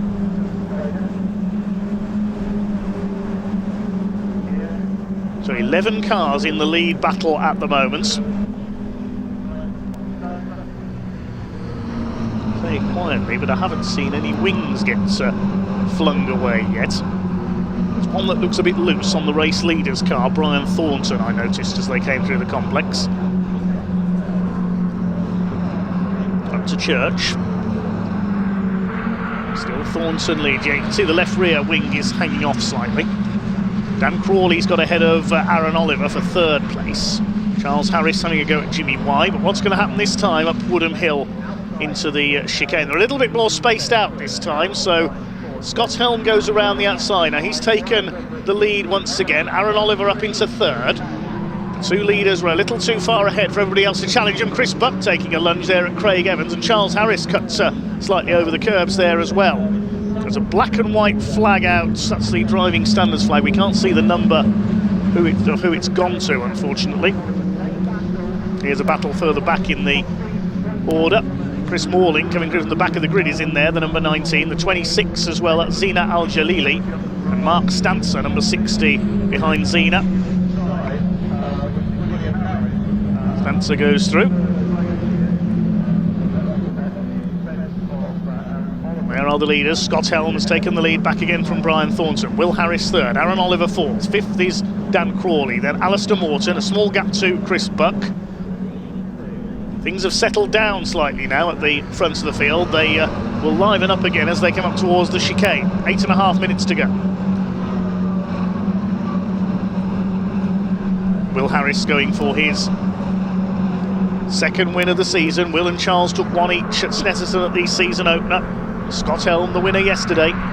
Brian Thornton looking for his first win since moving up from the academy. He's been the king of qualifying so far this season with 2 pole positions. He's going to go for the outside here. Will Harris is going for the inside on the run into the chicane. They go either side of Scott Helm. It's Brian Thornton back into the lead once again. Helm goes down to third behind Will Harris. Oliver fourth, Morton fifth, Crawley sixth, Chris Buck hanging on to their coattails in 7th place. Then Charles Harris in 8th. 9th is Craig Evans, Jimmy White 10th, then Andrew Davison. And the driver in 12th place has set the fastest lap of the race. He's getting up onto the tails of this battle now as well. That's Oliver White, number 24. Harris around the outside. Look at that for a lap time. 96.38 miles an hour, showing what a fast circuit this is. If the Roadsports can lap it over 96 miles an hour, just think what the 270Rs and 310Rs are achieving. Craig Evans chasing Charles Harris. That's the battle for 8th. Aaron Oliver dodging about on the tail of Scott Helm. Still that wing flapping away on the back of Brian Thornton's car. He's got Will Harris on his tail. Harris looking to keep his championship lead this weekend. Through Church. Oh, Aaron Oliver sideways on the outside there. Good save. Alongside him now is Alistair Morton, and here comes Dan Crawley as well, the number 17. What's going to happen into the chicane though? I think Will Harris is going to go for the outside to take the lead from Brian Thornton. Trying to go through the middle is Scott Helm. He's very late on the brakes. Scott Helm, he's going to have to lock up, and it doesn't work for him. Brian Thornton holds the lead. They're all over the place behind. Alistair Morton nearly spun it, and Dan Crawley did well to avoid hitting him. That's backed everybody else up behind them and let the first 3 get away slightly, as Alistair Morton very nearly lost it in the chicane. But I think that's the first time that the same driver has led into and out of the chicane in any Caterham race this weekend. Here's Chris Morling at the back of the field, the number 19, coming through ahead of the 32 of Ivan Searle. Now, where's Chris Morling up to in the race order, having started from the back? He's up to 21st. We've lost Eduardo Pontes somewhere as well. He's retired from the race. So the Brazilian is out of it. Not a great weekend for him, sadly. Evans side by side with Charles Harris, and Oliver White in the green car there on their tails. Aaron Oliver, I think, might be having some handling issues here. He's sliding about a lot. Lost a couple of spots here. He's down to about 7th place. Behind Chris Buck in the 36. Here come your leaders. Thornton from Will Harris. Scott Helm holding 3rd place. Slightly clear now of Morton, Buck, Crawley and Oliver, who are the 4 of them are side by side coming up to the chicane. Scott Helm's going to try his trick of going through the middle again. This time he's got the braking point right, or has he? Sideways flicks over the curve. Harris follows him, but Helm's got the lead. Chris Buck cuts the curve as well. Charles Harris sliding wide. Oh, he's been tagged, Charles Harris, by Oliver White as he came back across there having run wide. The wing goes flying. I think they've got away with that though. I thought Charles Harris was heading for the pit wall there. I remember seeing a race truck hit that pit wall a few years ago here at Thruxton. So Scott Helm back into the lead. Second place is Brian Thornton. Will Harris in third. Aaron Oliver's back up into fourth place, despite his car being a bit slidey. And then Dan Crawley fifth ahead of Alistair Morton. Chris Buck in seventh. Now is Charles Harris's car okay after that bit of contact with Oliver White? There's White behind Jimmy White. Craig Evans has dropped behind them. There's Harris. Yes, he's still going. But he's the first to lose a wing in this lead battle. Brian Thornton's rear wing still hanging on there, flapping in the slipstream. Will Harris is going to have a go at him as they come up towards Church Corner. Just under 4 minutes of this race still to go for the Blistein Caterham Roadsport Championship. Side by side for third. Aaron Oliver around the outside of Will Harris there, coming out of Church and into Brooklands. Into the slipstream goes Chris Buck on the back of Alistair Morton. Now who's going to challenge for the lead? Brian Thornton goes through on the inside into the chicane. Will Harris trying to go around the outside of Aaron Oliver. They're side by side. One of them's going to have to go over the curbs. Oliver takes some curb on the inside. A little bit of a shortcut there for Oliver White. Harris is trying to make it, Charles Harris there is trying to make it 3 wide with Jimmy White and Craig Evans. 3 wide ahead of them between Aaron Oliver, Chris Buck and Will Harris there briefly. Chris Buck is the big winner through there. He's cut ahead of both of them. And Alistair Morton having a go as well. Terrific scrap here for third place. Helm and Thornton are starting to escape very slightly at the front of the field. Oh, Aaron Oliver has got a 5-second penalty for number 10. I presume that's for exceeding track limits. So Aaron Oliver has received a 5-second penalty. And 5 seconds is a lot in Caterham racing when it's this close. That will drop him provisionally to 15th place. See on the timing tower there on the left of your screen, Oliver P15. On track, he is in P5. Chasing Will Harris, and Chris Buck now up into third place, and I'm from Bracknell in Berkshire. Further back in the order, Chris Morling under fire from Mark Stancer. Mark Slider there coming out of the chicane. Nicely held by the number 60. Here come your leaders up towards the chicane once again. Still Thornton and Helm scrapping for the lead. Everybody else going for third place. Will Harris up into third. Chris Buck trying to fight back. He's lost under. Aaron Oliver locks up. He nearly hit the back of Chris Buck there. Also in there is Alistair Morton. He's tagged Chris Buck. They tangle up. Round goes Chris Buck. Look out. Everybody else, I think, has just managed to avoid them. Goodness me, that was a scary moment. And there's more contact there as Jeremy Skelton goes into the back of somebody. Didn't see who that was. And it's all blown up again at the chicane, unfortunately. As we saw at the end of the 270R race, it just got a little bit too frantic in there. So what's that done to the race order? It's Thornton from Helm. Will Harris is third. Aaron Oliver fourth, but he's got that penalty. Chris Buck has made it into the pit lane with his car. Jeremy Skelton can hardly see where he's going because his nose cone's hanging off. That's a great shame. Alistair Morton was involved there. He's got damage to the right front of his car, but he's still going. Here are your leaders. Brian Thornton ahead of Scott Helm. Let's see what happened there. 4 cars into the chicane. Aaron Oliver had locked up. Then Alistair Morton cut in and hit the side of Chris Buck. Now, who else was involved behind? Oh, Andrew Davison went for a spin. And then further round, it was as Lorriman moved out of the way of Chris Buck's car. He cut in front of Jeremy Skelton, and Skelton wasn't able to slow up in time. So several cars involved there at the chicane, but I think just about all of them have got going again. There's 30 seconds left on the clock, so we're coming around to start the final lap this time. It's 3 wide for the lead. Will Harris having a good go around the outside here. Has it worked into the chicane? Yes, it has, and he leads for the first time in this race. I think, yes, everybody's got going again down there at the chicane. There's more wheel banging. Aaron Oliver and Charles Harris this time. Behind Oliver White, where's he come from? Up into 5th position. There's a black and orange flag out, but I'm not getting notifications as to who the flags are going out for on my timing screen, unfortunately, so I can't tell you who that's for. I would imagine it's Jeremy Skelton with his nose cone hanging off. So Will Harris, looking for win number 2 this season, looking to become the first repeat winner. William Charles and Scott Helm have taken wins so far this year. Brian Thornton wants his first win. Now, is he in the best position here? He's behind the two leaders, and he's in position to slipstream them on the way into the chicane. So Brian Thornton, number 33, could be the one to watch here in these closing stages. The clock is counted down to 0. It'll be checkered flag this time. And is Will Harris, well, I was about to say, is Will Harris going to be able to pull away enough to take the win? But he went wide there coming out of Village.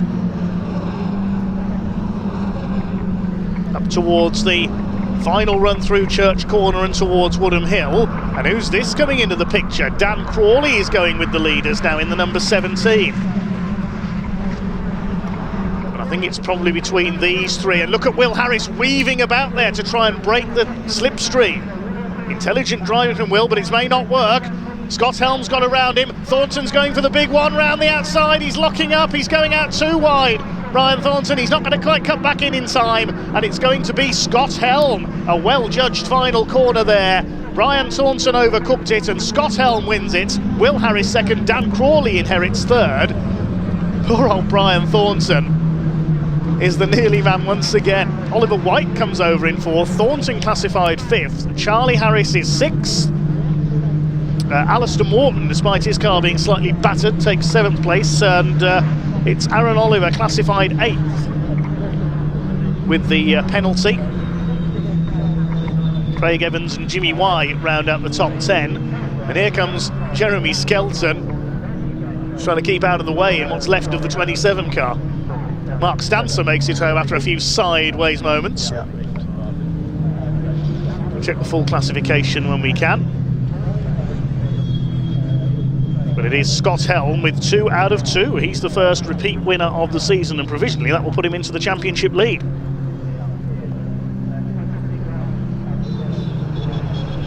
Horns sounding as they head round on their slowdown lap.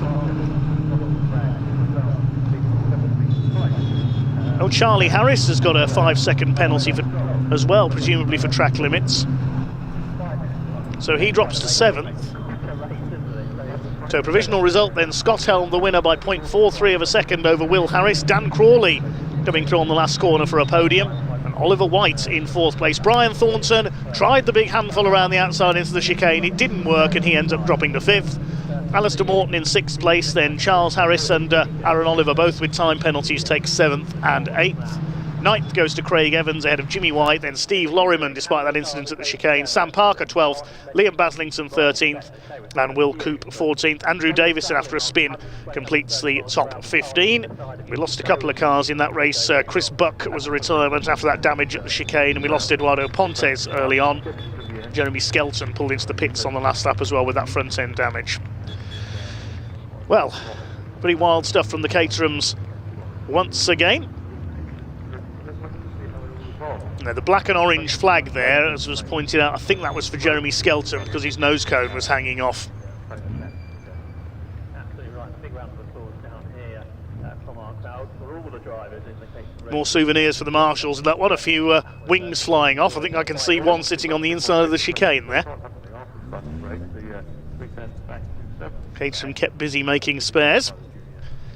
We await the cars into Parc Fermé then in just a moment, and next up it's a qualifying session for the Gaz Shocks 116 trophy. So just a short pause before we hand to Parc Fermé, because of course our interviewer Sam Parker was rather busy during that race, namely finishing 12th in it. So we're just waiting for Sam to get her crash helmet off, and then she's going to pick up the microphone and interview our podium finishers.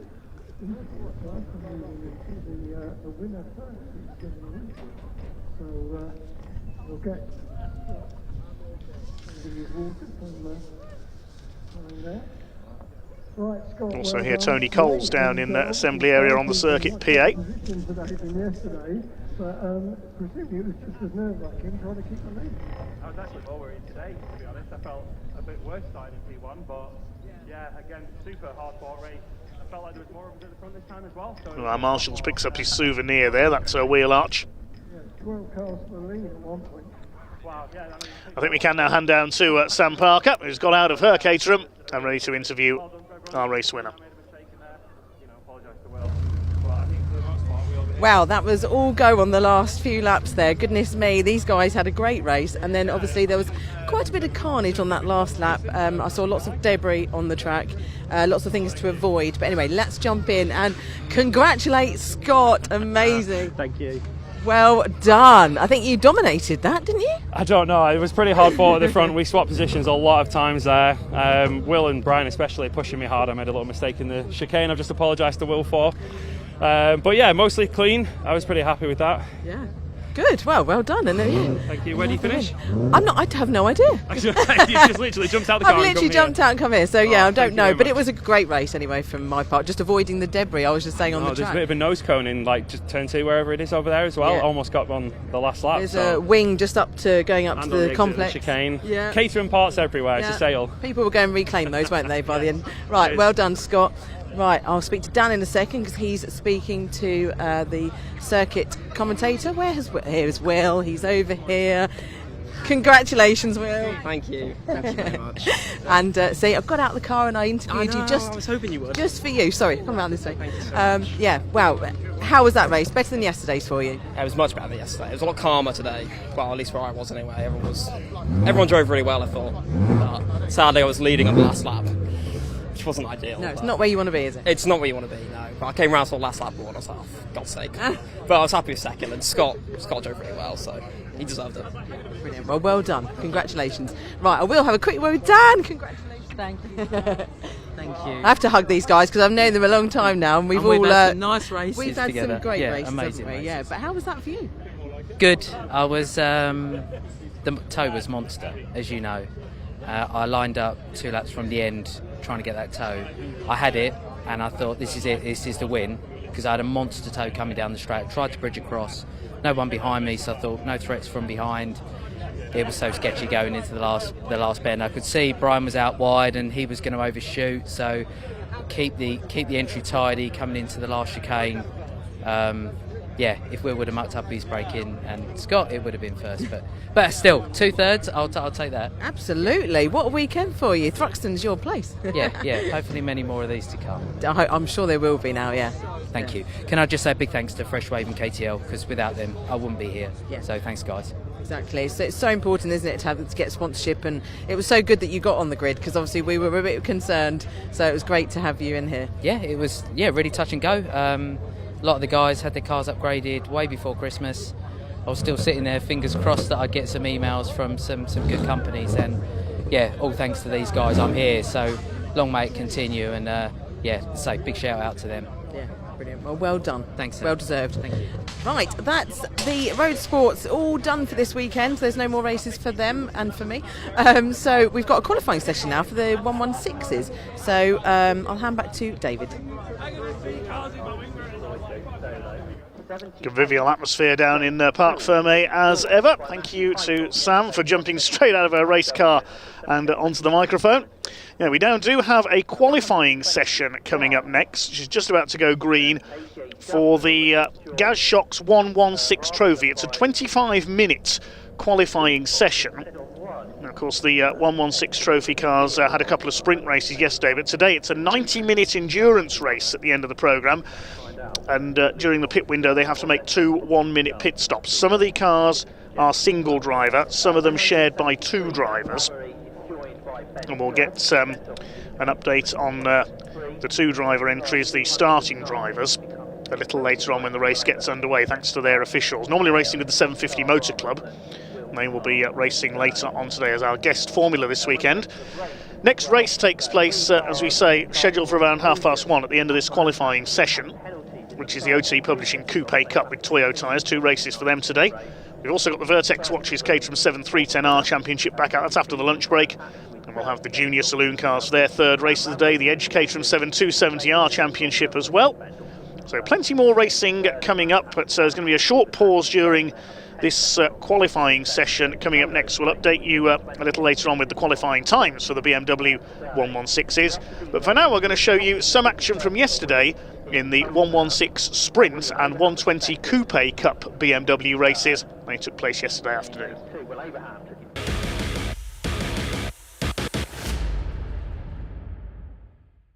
It's Matt Highcott, the winner of race 1, who will start at the front of the field. alongside number 187 George Hiller.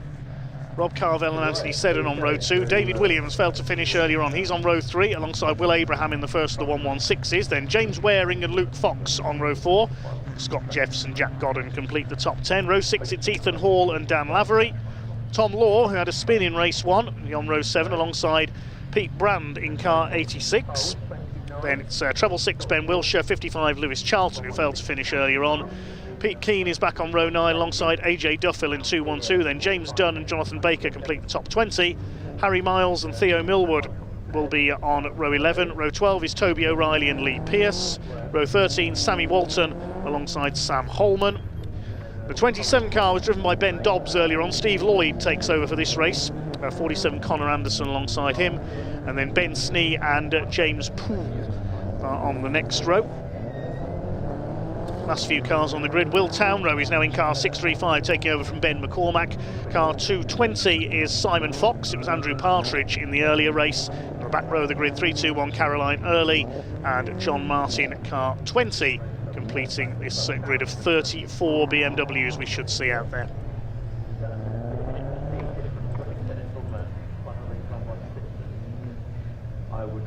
So Matt Highcock, clear win in the first race, going for his double here.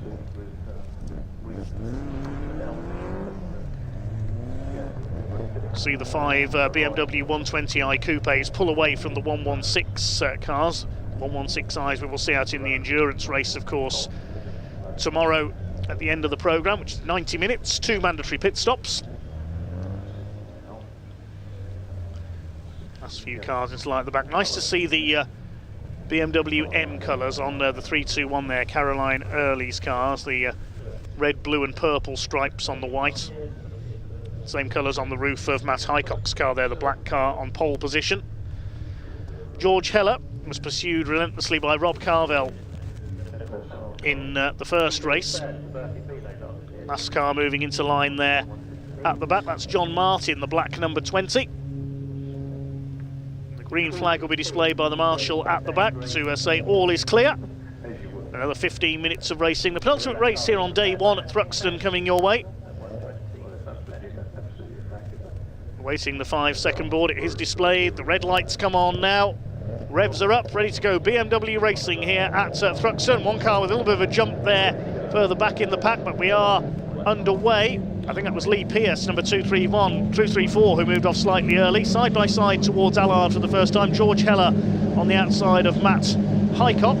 It is the white car on the outside. Here comes Rob Carvell, the blue and yellow machine moving up as well. Everybody else away cleanly further back, but Highcock will have the inside line for the complex, and he's got the lead once again, or has he? George Heller fights back on the inside. They're all making it way through the complex. Okay, it is Highcock who's held his lead. Who's going to be the leading 116? One car going a bit slowly at the back of the field there. So they surge their way through this huge field of BMW 116s. There's Lee Pearce. It looked like he moved off a little bit early off the line. Side by side with number 27, which is driven by Steve Lloyd in this race. A couple of these cars being shared over the 2 sprint races, with one driver doing the first race, one in the second. Head out into the country for the first time. Pick up the leader of the 116s as they complete the opening lap. Leader overall is Matt Highcock. The 120s already pulling away. It is Will Abraham who is leading the 116s. Looks like it's Ethan Hall possibly up into second place. He's had a decent getaway in this one. Highcock holding off Heller for the lead then as they go down into the chicane for the first time. Rob Carvell a little bit wide there in third place. Sean Seddon up the inside. Anthony Seddon rather up the inside takes Dave Williams. Sean Seddon's a bike racer. Here's the 116Is then, led by Will Abraham once again. Cracking battles all the way down the order. Abraham leads the 116 battle. It's the 86 up in the second place. That's Pete Brand ahead of Ethan Hall. Then we've got the 173 of Dan Lavery. The rest of them come charging through behind.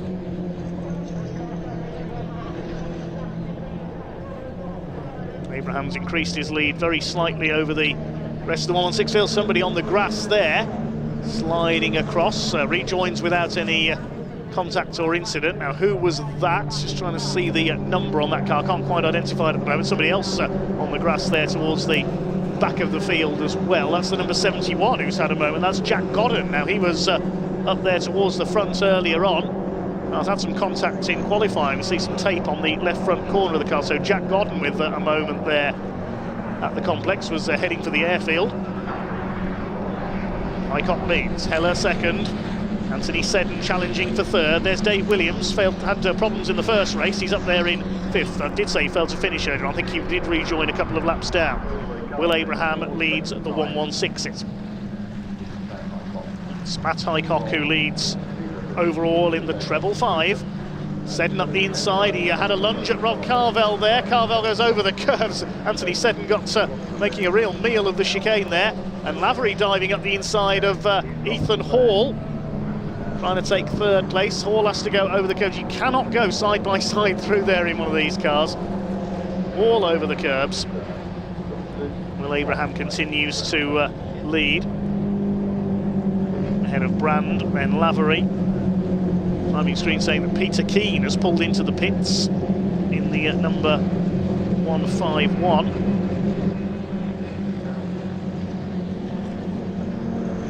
Checkbacks, we had discrepancy over that earlier on, didn't we?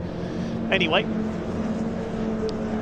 there are the leading 116s. Dan Lavery up to third. He's got ahead of Ethan Hall. Behind them is Luke Fox in the 121, who took the opening race, the turquoise car. Rest of them come charging through behind. It'll be these cars fighting for overall victory tomorrow in the Enduro, of course, the 90-minute race. Dan Lavery still having a go at Pete Brand in the 86 car with the pink wheels. Will Abraham starting to get away at the front. Luke Fox has got 249 of Scott Jeffs in behind him. Next in the order is showing us Tom Law, the treble 7, according to the TSL timing screen, and Ethan Hall nearly at a moment there, chasing Dan Lavery. It's the battle for third in the 116 sprint. So there's Law, the white car, a little bit further back. Dan Lavery goes to the outside, trying to take second in this effectively a separate race for the 116s, with the 120s up the road fighting for the overall victory. There's no official class divide, as we said earlier.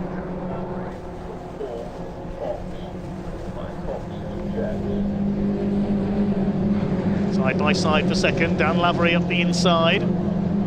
They're still side by side. Up out of Allard through green and towards the complex. Lavery's got the inside here for the right-hander. Who's going to be later on the brakes? Pete Brand tries to hang on around the outside of the inside line for the left-hander. He's held that second place. Up on the curb there was Scott Jeffs at the back of this group in the 249 car. 5 of them line astern. And looking in his mirror, Will Abraham will be pleased to see all this, because he's able to pull clear as a result. Timing screen now saying that Tom Law has pulled into the pits, and I can't see the treble 7 there, so yeah, looks like Tom has had a problem with the treble 7 car. He was behind this group. Maybe some damage from that spin into the tyre wall in race 1.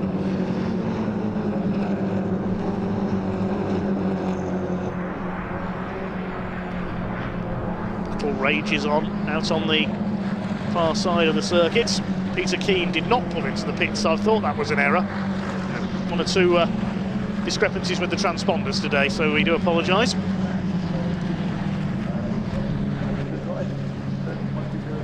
The Godden car, number 71, looking a bit more second-hand, I note there as well. So there's been a bit of rubbing in the pack as Dan Lavery continues to work to hold off Hall, then Fox and the rest of them.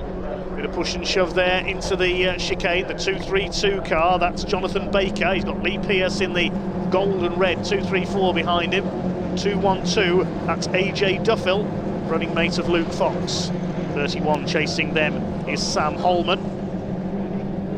They make their way up towards Allard. Once again, still these two side by side. Nothing in it between Baker and Pearce. Great battles everywhere you look down the order in this one. Pearce up the inside, he's taken the place away from Baker. closing in. I think that's the number 30 of Harry Miles ahead of them.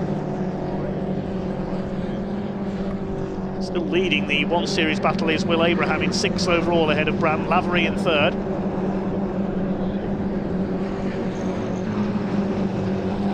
Pace is changing all the time here, and again Pierce was clipping the back of the number 30 car there of Harry Miles, who holds him off. Let's look to the inside. It's Lee Pierce having a lively race here.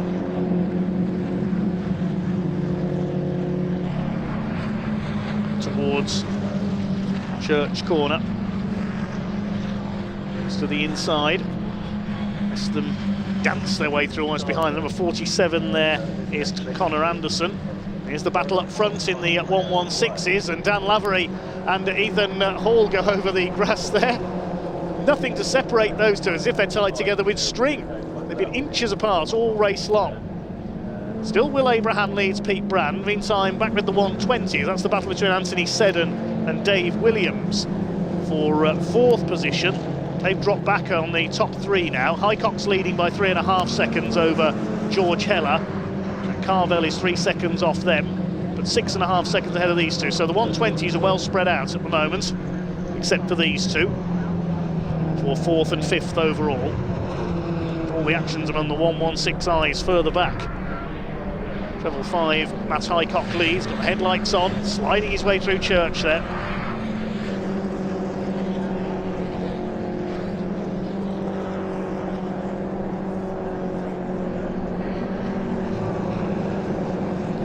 Here's the midfield battle in the 116s. Now, I wouldn't be surprised if number 71, yes, he has got the black and orange flag. That black flag with the orange disc, that means technical problem, you need to pit. That's for 71 Jack Godden because his rear bumper's hanging off. It's a safety measure because we don't want that flying off, of course. Somebody running out wide and possibly slowing up there. Who was that? Couldn't quite make out a number. 3 wide through Church, that's not going to work, surely. 27 on the inside is Steve Lloyd. Where's Godden, the 71, still going up ahead. Lloyd now in the middle, as round the outside comes Harry Miles. Treble 3 in there as well, that's Ben Snee. And also in there is the 4040 team car.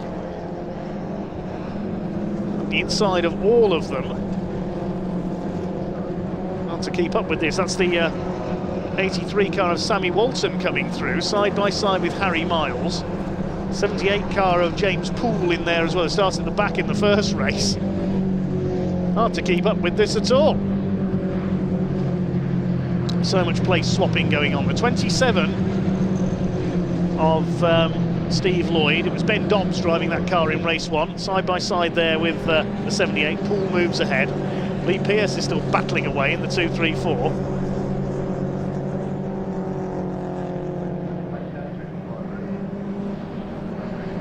Here's our race leader. Barely seen another car all day, Matt Highcock. He's heading surely for a 2nd overall win. Just over 4 minutes of this race to go.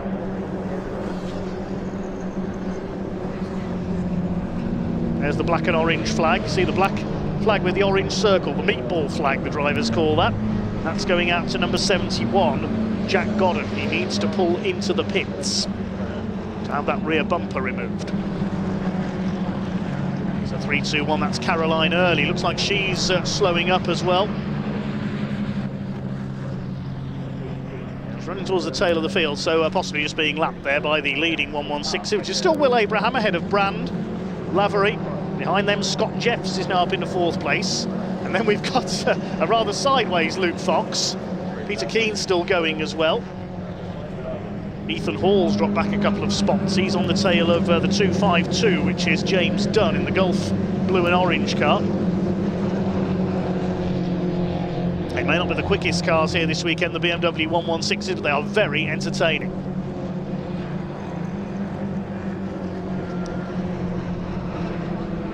Fox, the winner of race 1. Look at this, 3 wide through the complex. Look at that. Scott Jeffs trying a brave move. It was Pete Brand who ran wide there. Dan Lavery up into 2nd, but he's gone wide, puts 2 wheels on the grass. Scott Jeffs could make 2 places here. Here comes the 249. Into Noble, he'll be on the outside for the left-hander. If he keeps his foot in here towards Village, he could take second place away on the inside, and I think he's just about done so. Just about got the move done there. Dunn, meanwhile, has got ahead of Ethan Hall, who's dropping back, and yes, Jeffs is up into 7th overall and 2nd of the 116s.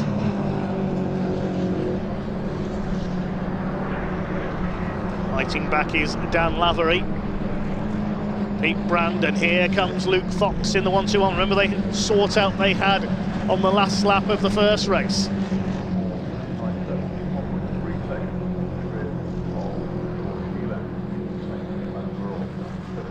Jack Godden has now come in, I can tell you, as Jeffs and Lavery side by side, and there's a bit of contact there. I think Pete Brand clipped the back of Scott Jeffs. They go over the curbs again, and Jeffs' rear bumper may have been knocked loose there as well. Yeah, just the corner of it there, the left rear. Black and white flag is being shown to somebody. That's the driving standards flag. It's number 25. That's Ethan Hall. So a warning possibly for exceeding track limits. That's the blue and pink car at the back of this group. Jack Godden, I can tell you, has come into the pits to have that bumper removed. He's now back out. Still the battle rages on for second in the 116s. Will Abraham unable to escape as a result of that? A bit of door handling there between Lavery and Jeffs. Fox is through ahead of Brand, who's lost another place, and Lavery and Jeffs still at it, and Luke Fox is going to say, I want a double here. I'm going to go up the inside of both of them. Goodness gracious, this is close. 5 of them almost on top of one another. Will Abraham's been able to escape as a result. He's running away. He's going to be able to watch, if he looks in his mirror, he'll see the best battle of the BMW meeting so far. There's 252, James Dunn coming up on the outside. Where's he come from? Back into the lead of this battle as well. Scott Jeffs, if that bumper flaps anymore, he'll get the black and orange flag. So it's Abraham that leads. There he goes in the foreground. It's Lavery in second of this group now. Fox has come through into third. There goes the bumper. That's it flying off. Scott Jeffs won't need to be flagged in now. His bumper's departed of its own accord. Pete Brand is still in there, the black and pink car. James Dunn, Ethan Hall, Peter Keen's at the back of this group as well. There's somebody else joining in for good measure too. Who's that on the back of this, on the very back of this group? Up on the curb goes Ethan Hall. Dan Lavery nearly spins. Oh my goodness, and there's almost a tangle there. James Dunn just about saves it. Goodness me. I think that's 55 of Lewis Charlton, yes, who's come through after failing to finish in the first race. Pause for breath needed as here comes Matt Highcock. It's going to be checkered flag this time for the treble 5 car. I was so busy trying to follow what was happening among the 116, I hadn't noticed the clock had counted down to 0 there. And it is going to be a win for the second time today in the 120i Coupe Cup for Matt Highcock from Stockport in Cheshire. Out of the final corner, takes the checkered flag. It's a double for the treble 5. Second place goes to George Heller, and Rob Carvell is third. A quieter race for the 120s this time, but not for the 116s. Well, Will Abraham's been able to get away at the front, but everybody else is fighting to be second. We've got 5 of them together now. Dan Lavery ahead of Scott Jeffs, Luke Fox, and then in behind them we've got Brand and Hall. What a magnificent sprint race this has been.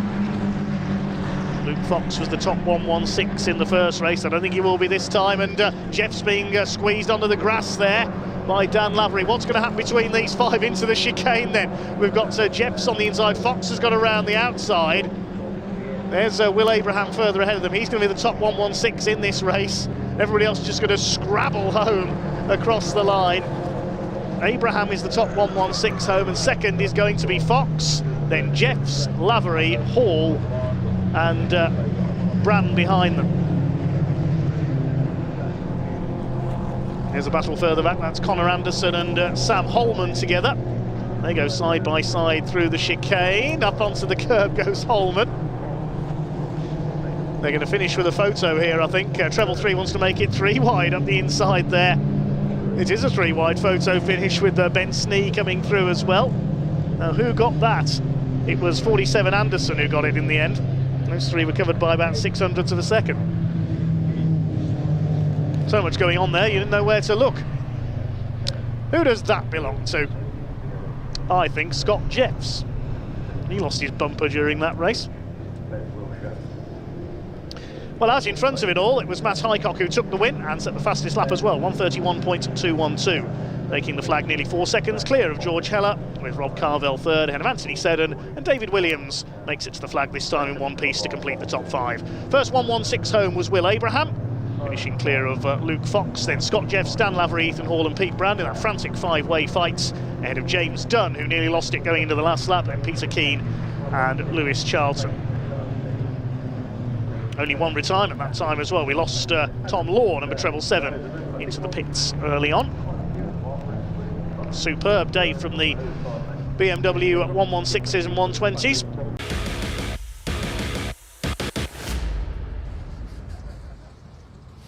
Hello everybody, yes, welcome down to the assembly area. We're getting our first look now at the Hyundai Coupe Cup this weekend. They're about to head out on track soon-ish. The 116 trophies have just actually had a red flag for their qualifying session. Now there's an hour-and-a-half race coming up later on today. Of course, you'll be able to watch that. But for now, though, the Coupes, they're about to go out on track. This is their second meeting of the season. They were at Alton Park at the beginning of April, and it's this man here, Nathan Williams, who actually won the first race of the season, and he's going to start this one on pole as well. Nathan, you're looking pretty quick, aren't you?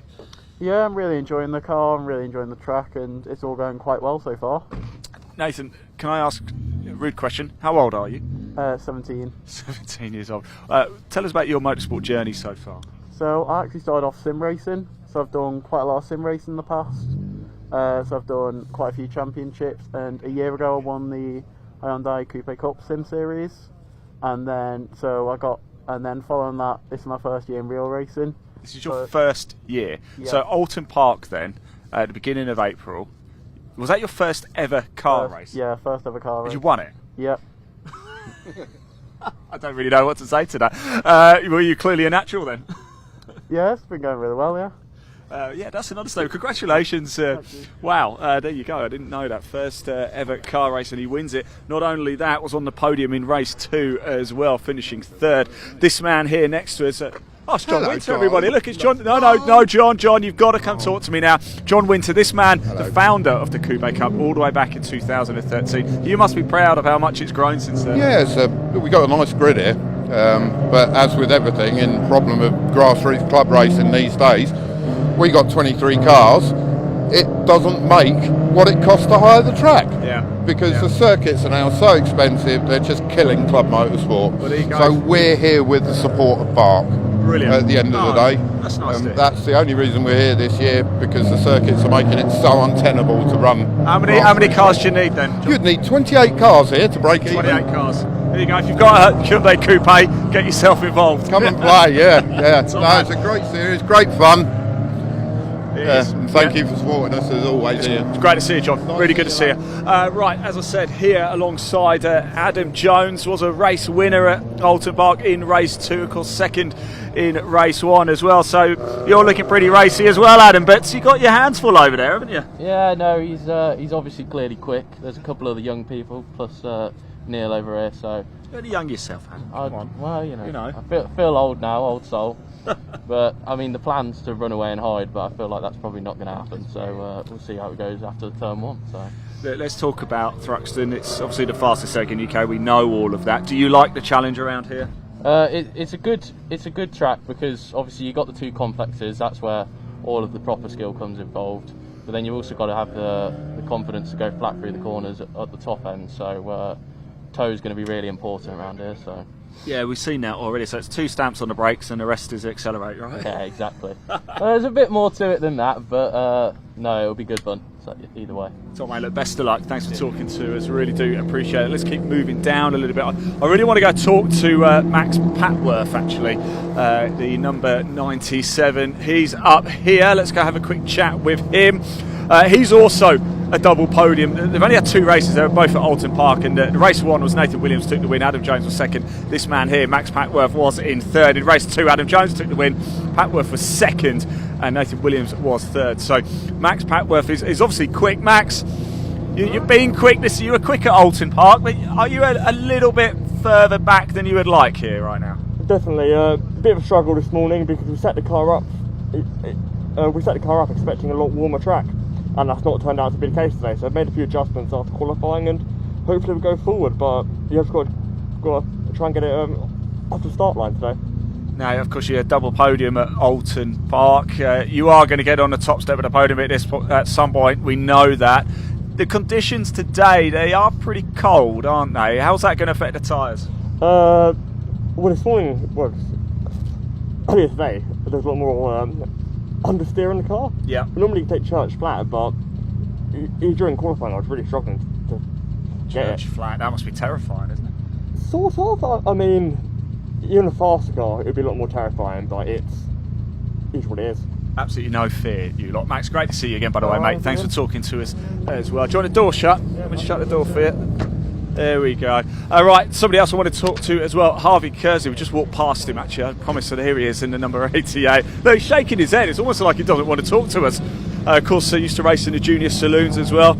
Harvey, you can't shake your head at me. I always have to come talk to you. Look, Alton Park perhaps wasn't the weekend you're looking for, but things have improved quickly here. Yeah, I mean, we did alright at Alton considering, but just unfortunate we got called in, but there's not much we can do about that, is there? But yeah, today we qualified 4th, so I was pretty happy with that.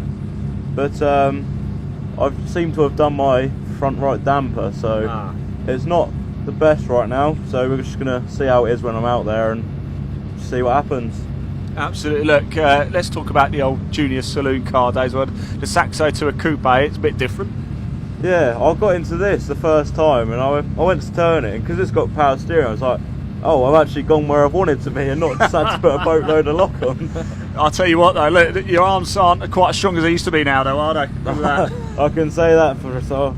But they're good to drive. I'd definitely recommend it to anyone. Like today is quite a good grid, isn't it? It's 23 of us. Yeah, it's great, isn't it? Yeah, I just talked to John about that actually, but again, if anybody's got a coupe, come on, bring it out to play, right? Yeah, for sure. It's such a friendly paddock, and you see the racing, you'll see in a minute, it's great out there. Everyone's close but clean. You get some stuff, you get close and it'll just be a bit rubby, but in this... Rubbing is racing, that's what they say, isn't yeah. it? Here we go. But it should be good, we'll see how it goes. I might end up coming in if it gets a lot worse, because I don't want it breaking and causing an accident. We've got another race later as well, haven't you? So, yeah. I don't know if I will, because no one seems to have a spare, so if it goes, I'm done for the day. Oh, well, look, I've got my fingers crossed for you, Harvey. Yeah. It's good to see you again, mate, as well. Take care, won't you? I'll shut that for you. Look, if we've got chance, let's just go a bit further up. I want to go talk to Mark Eales in the... again, what is it with drivers having the number 666 on their card? It's either a good or bad omen, isn't it? But Mark Eales, of course, a former Metro Cup winner. Let's go have a quick chat with him, shall we? He's probably seen me. He knows I'm coming. Look, again, another one who's shaking his head. Mark, I'm not used to seeing you in one of these. I'm used to seeing you in a Metro, but quite a difference for you, eh? Yeah, a lot different. So just learning the car at the moment. Went pretty well at Alton, top 10. Was hoping similar today, but obviously qualifying didn't go to plan. So yeah, but fun, learning, new track as well. So can I ask why a coupe in the Coupe Cup? I've known John for a long time. Yeah. He's a good old boy. I had a little go about 6 years ago. So it's the same car. The car's just been sat, so it's had a bit of a Okay. Are you still Metro bound as well? Are you still doing the Metros? Not at the moment, no. No, I can't afford that. Can't afford both. Can't afford the time. Fair enough. Look, Mark, best of luck. Great to see you. Mark Eales there. No longer in the Metro Cup, but of course now in the Hyundai Coupe Cup. Let's move along, shall we? We've got time. I think we've still got time. Let's just jump in. Hello. It's good to see you, buddy. How's it going anyway? Not too bad. Were you out at Alton Park? No, didn't do Alton, so my first coupe round this year. Okay. So hopefully do all the rest. Do you like Thruxton? Does it suit you? Yeah, I like it. I don't know, it's not my favourite track, but... Good, so we're about to find out, aren't we, in about 15 minutes?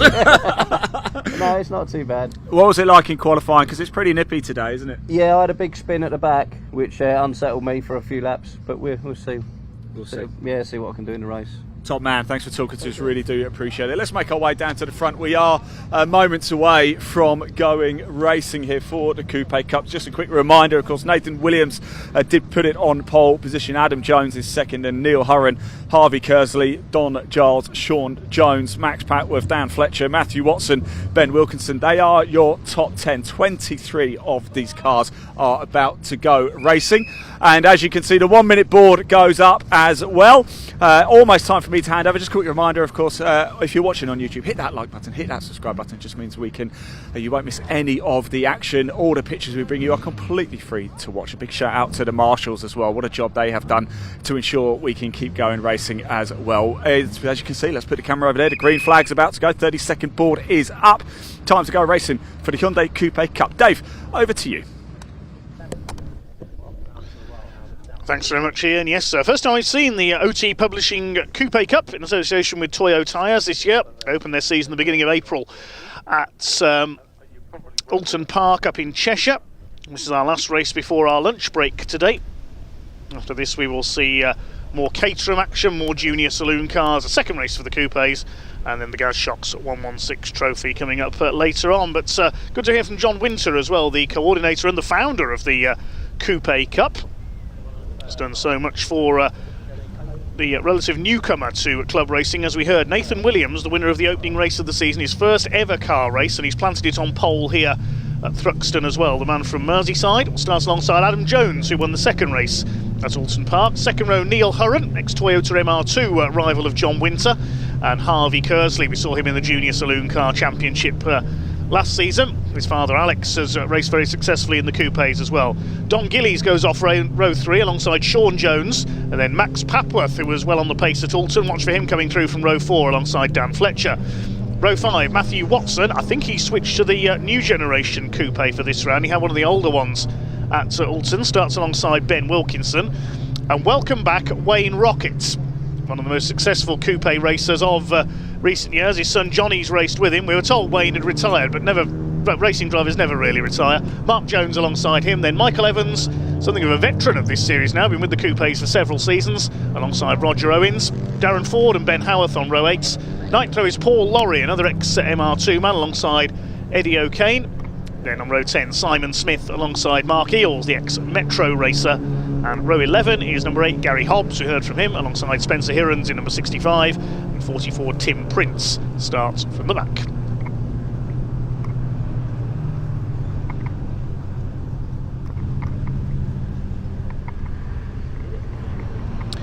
So this championship, well, series it is, no points on the Hyundai Coupe Cup races. Identical 2-litre Hyundai Coupe Cup cars. All of them kept as standard as possible, with only safety parts added in, partnered by Toyo tyres and Rockett's Wraps and Graphics. Wayne and Johnny Rockett's vehicle graphic business. Good to see Wayne back out this weekend. I think he has had more retirements than Frank Sinatra, Wayne Rockett has over the years. He's back again. There he is, the silver car just going through. We've got a Lightning McQueen out in this race as well. That's Darren Ford, number 38. There's Eddie O'Kane at number 9. The O'Kane Irish Foods car. And at the back we've got the almost inevitable Gulf livery car. That's number 44, Tim Prince. But on pole position, Nathan Williams, the white and black number 50 car. Run by Kersley Motorsports alongside the orange machine, that's Adam Jones. All in white on row 2, Neil Hurren. But in the colours of Lancaster Insurance, number 88, Harvey Kersley. 4 cars for Kersley Motorsport out there this weekend, I believe. And the pink car, that's Matthew Watson. Yeah, he switched to the newer Generation 3 coupe for this weekend. It was in one of the earlier cars with the round headlamps at Alton Park, because it had googly eyes on the headlamps. He hasn't got those anymore, unfortunately. Don Gillies on row 3 alongside Sean Jones. 3 Joneses out there, not sure if they are any relation. Simon Smith, number 21. Mark Eales making the switch from Metro Racing this season. There's number 8, that's Gary Hobbs. First meeting of the season for him. If you want to go saloon car racing, this is a great way to start out. There are arrive and drive packages offered in the Coupe Cup if you want to, if you've got a race licence, you want to have a go. John Winter and his team have done so much to bring new racers into club racing through the Hyundai Coupe Cup. Sponsored this year by OT Publishing. Last car into position at the back then is Tim Prince. Then we'll await the all clear from the marshals. This will be a 15-minute race, first of 2 races this weekend for the Coupe Cup.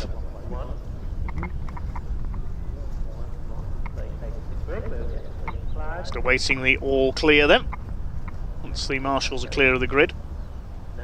There's the green flag at the back, and we'll get the 5-second board. In the next 5 seconds the red lights will come on the gantry. The red lights are on, revs are up, and off they go. And the first race of the weekend for the OT Publishing Coupe Cup gets underway, and coming through from the second row, great start by Neil Hurren in the 87 car. Harvey Kersley moving up on the outside as well. Young Nathan Williams, not the best of starts from pole position, but he's still there alongside Neil Hurren, the 87, the ex-Toyota MR2 racer, will take the lead, or try to, into the complex, at charging up the outside. I think that's Wayne Rocket making the move up in the 17. Somebody bouncing off the curve there, that was Don Gillies, I think, and a spinner at the back, that's Simon Smith that's gone around, tangled up briefly there with Spencer Hirons at the back of the field. Darren Ford going a bit slowly in the 38, I think he's got a problem in the Lightning McQueen look-alike, he's dropping back. Everybody else away into the country for the first time. The number 17 of Wayne Rocket making his trademark fast start. Now, how far up has he got? He's into about 6th place. There's number 75, Dan Fletcher, in the automobile car in 3rd place. And up into 4th is Don Gillies in the number 22. Pick up the leaders as they come round towards Church Corner for the first time. Wayne Rocket's in the silver car with the red and blue livery. 43 of Adam Jones doing the best of starts, and Wayne Rocket goes grass tracking.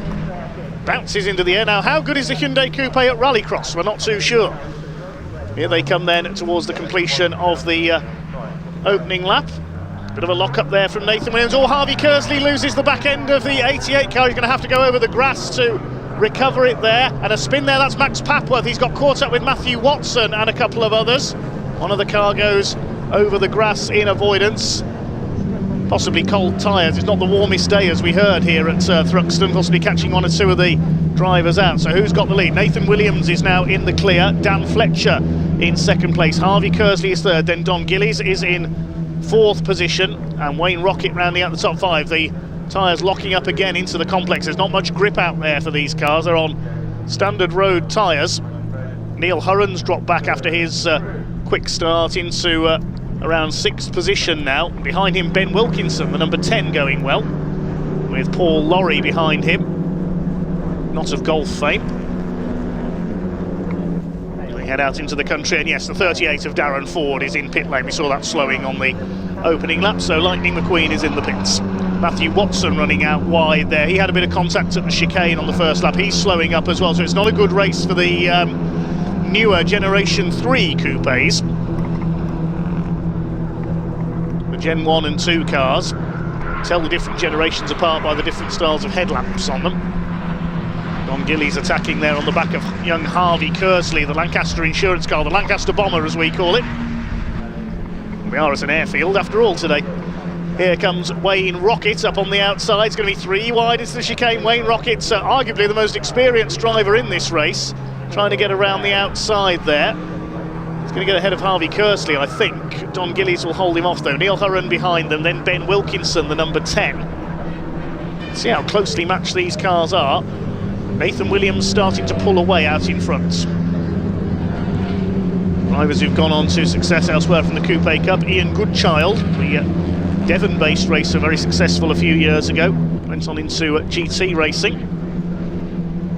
Big lock up there for Dan Fletcher in 2nd place, the number 75.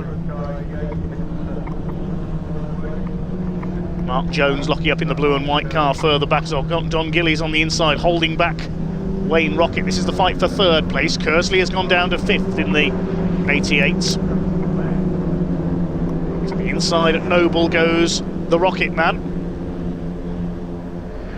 Seen him take a 1-2 a couple of times with his son Johnny. Hopefully we'll see Johnny back out racing again someday as well.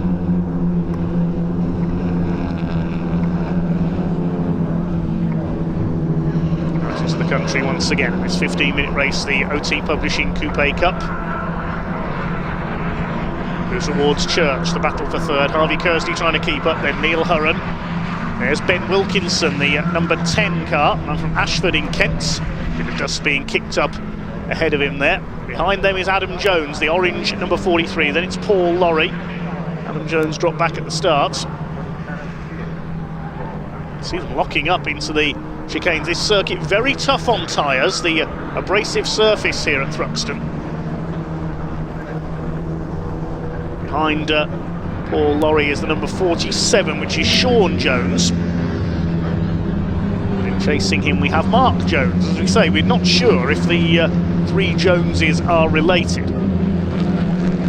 They're certainly keeping up with each other here. Yes, I did have to get that one in. Another lock up there, that's Dan Fletcher in second place, the 75. Under fire from Rocket, who's got ahead of Don Gillies now. Through the complex, Harvey Kersley having a look on the inside. Still Nathan Williams, who leads by nearly 3.5 seconds, looking for win number 2 this season. And Rocket goes to the inside out of Seagrave, and he's up into P2. No holding back the number 17. Is he going to take a comeback victory? Matthew Watson has pulled into the pits in the pink number 12 car. Problems for him. Don Gillies fighting back. He's going to try and take third from Dan Fletcher in the 75, who's been with this series for a few years now. Great cost-effective, close, entertaining racing. That's what club racing is all about.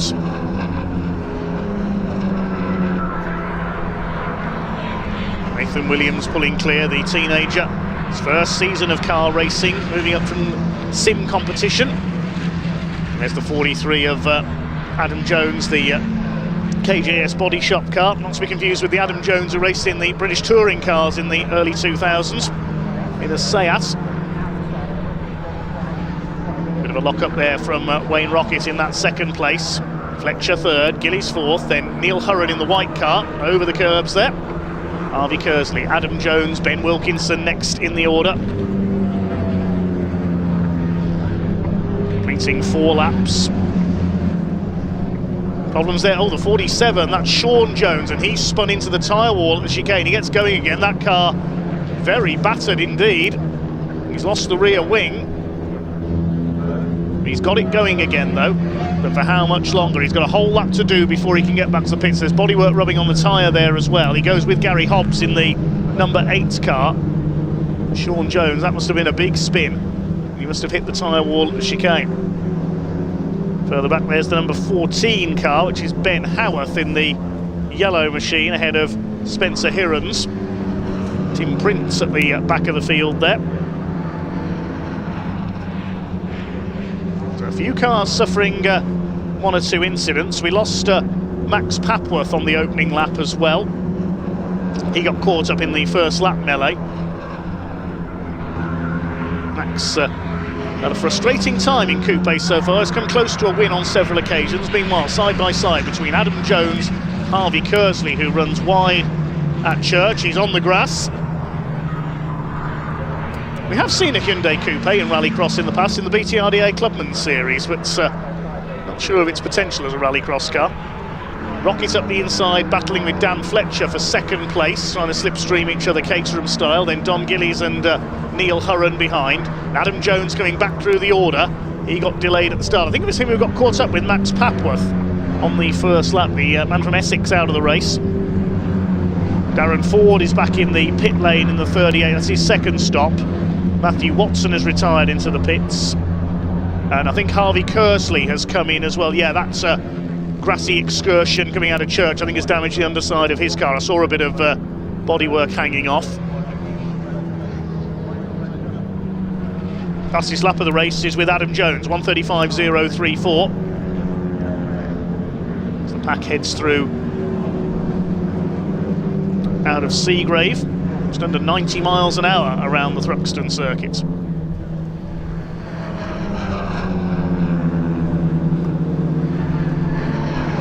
Nathan Williams making this race his own. He's nearly 4 seconds up the road. All the action and incident behind him. Just under 6 minutes of this race still to go. Here's a battle into the chicane. Spencer Hirons contact with Gary Hobbs, and they spin out. I remember former motorcycle champion Mark Dickin doing something similar to that in a coupe a few years ago as well.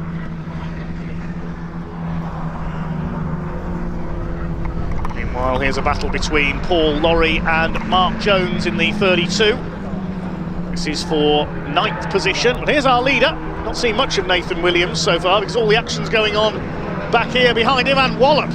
Adam Jones into the side of Neil Hurren. Get off, says Neil as he goes over the curb.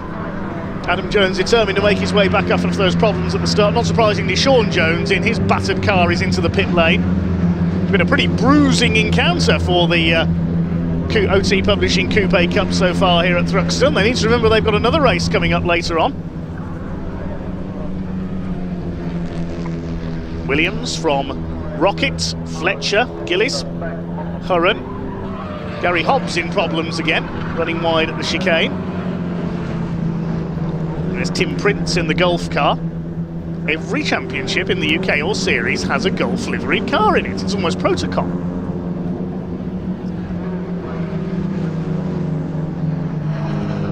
There's a red and yellow flag out there. Red and yellow striped flag can mean slippery surface. There might be a bit of oil that's gone down, possibly. As Adam Jones makes a move at Village. He's past Neil Hurren on his recovery drive after being delayed on the first lap. And there's a spinner. It's Tim Prince in the 44 at the complex. Now, did he get caught up there with the 21 of Simon Smith? He was near him. Rejoins in front of, I think that's Roger Owens. Neil Hurren up the curb on the outside of Church. He's going to make a move at Brooklands to get back ahead of Adam Jones. A bit of needle creeping into the battle between these two. They've already collided once at the chicane. There's Nathan Williams, continues to lead. He's missing all the fun further back. Rocket goes a bit wide, Hurren goes a bit wide, determined to get around Adam Jones. Over the curb he goes, he's got him through the chicane. Good bit of driving around the outside with those telltale tyre marks on the side of the plain whites at number 87. Here's the incident for Tim Prince, and there was no contact with Simon Smith. He just lost it there, I think he was trying to attack Spencer Hirons into the complex.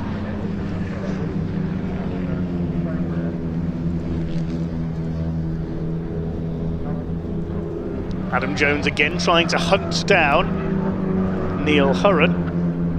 One car that I don't think took the start of this race was number 5, Michael Evans. So quite a few casualties so far, unfortunately. Nathan Williams doesn't mind though, he's away and gone. Still with the novice cross on his bumper. Wear that for your first 6 races in UK Motorsport.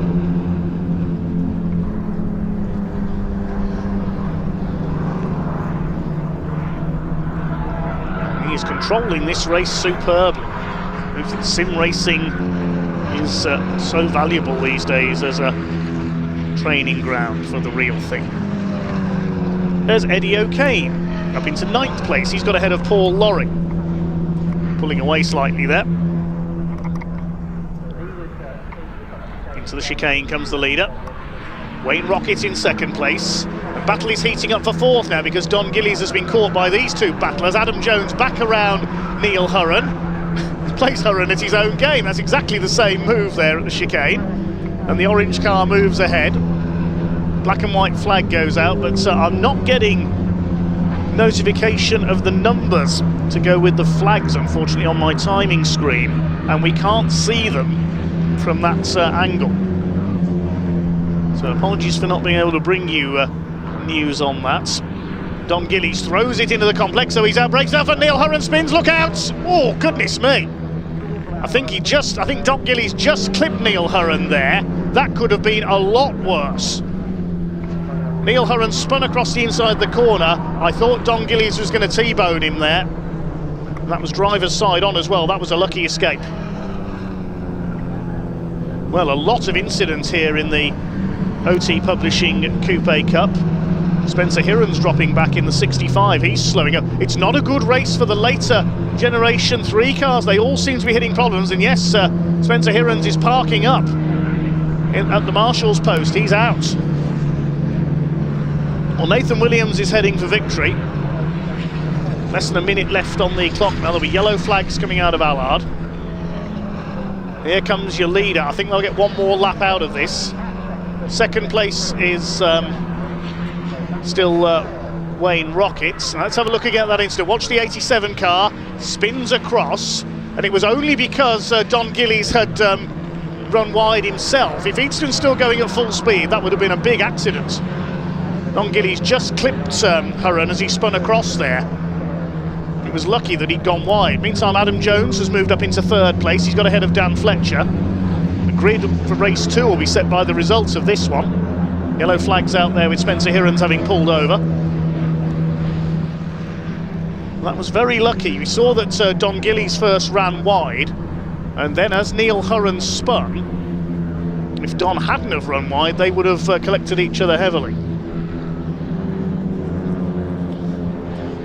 Adam Jones has raced his way back up to third. I don't think he's going to catch Wayne Rocket, and they're not going to catch Nathan Williams. It's going to be win number 2 from 3 races this year. Here he comes. The Hyundai Coupe, the Hyundai Tiburon, as it was known in the American market, this car.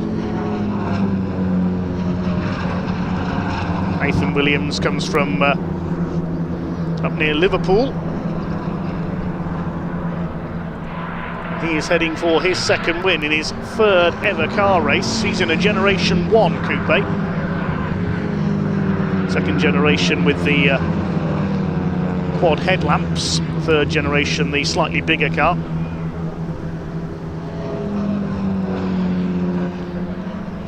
Adam Jones has done the fastest lap of the race, but it is going to be a win for the Delete Blood Cancer backed car of number 50, Nathan Williams. He comes up towards the start-finish line. There's the checkered flag, a 2nd win of the season for Nathan Williams, and he's well clear of his opposition. Wayne Rocket on his comeback takes 2nd place, his latest comeback. 3rd is Adam Jones, good recovery by him after problems on the first lap. Dan Fletcher comes over in 4th. Next to it'll be Don Gillies in 5th, ahead of Ben Wilkinson. Neil Hurren is still going. He's going to get his battered and bruised car home in 7th place, ahead of Mark Jones. Next home it's Eddie O'Kane, and then Paul Lorry completing the top 10. There's Mark Eels over the line ahead of the number 14, which is Ben Howarth.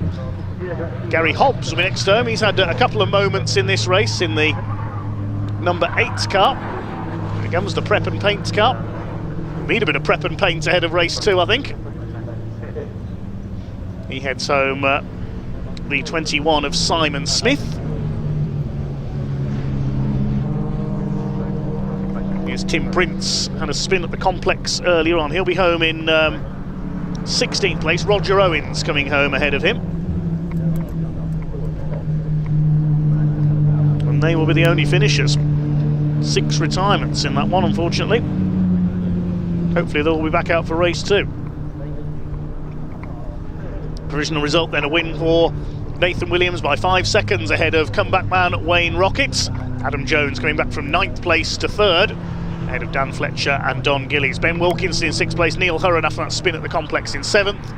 Mark Jones takes 8th place, and Eddie O'Kane and Paul Lorry round out the top 10. Mark Eels 11th, ahead of Howarth, Hobbs and Simon Smith. Roger Owens and Tim Prince the other finishers. We lost Spencer Hirons, he pulled up on the exit of Allard. Harvey Kersley, Sean Jones, Darren Ford and Matthew Watson all retired into the pits, and we lost Max Papworth at the end of the first lap. So an incident-packed opener for the Hyundai Coupe Cup in association with OT Publishing and Toyo tyres. And we'll hear from some of the drivers down in Parc Fermé in a few moments' time, before we go back to Caterham Racing after the lunch break. So we've got slightly shortened lunch break, about half an hour, I think. Next race due off at 2:30 p.m.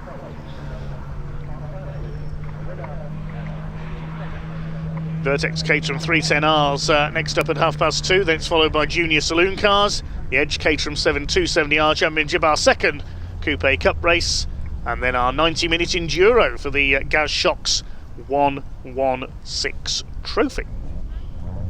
BMW's had their qualifying session. We'll await the grid for that one later on, but now we can head down to Ian in Parc Fermé.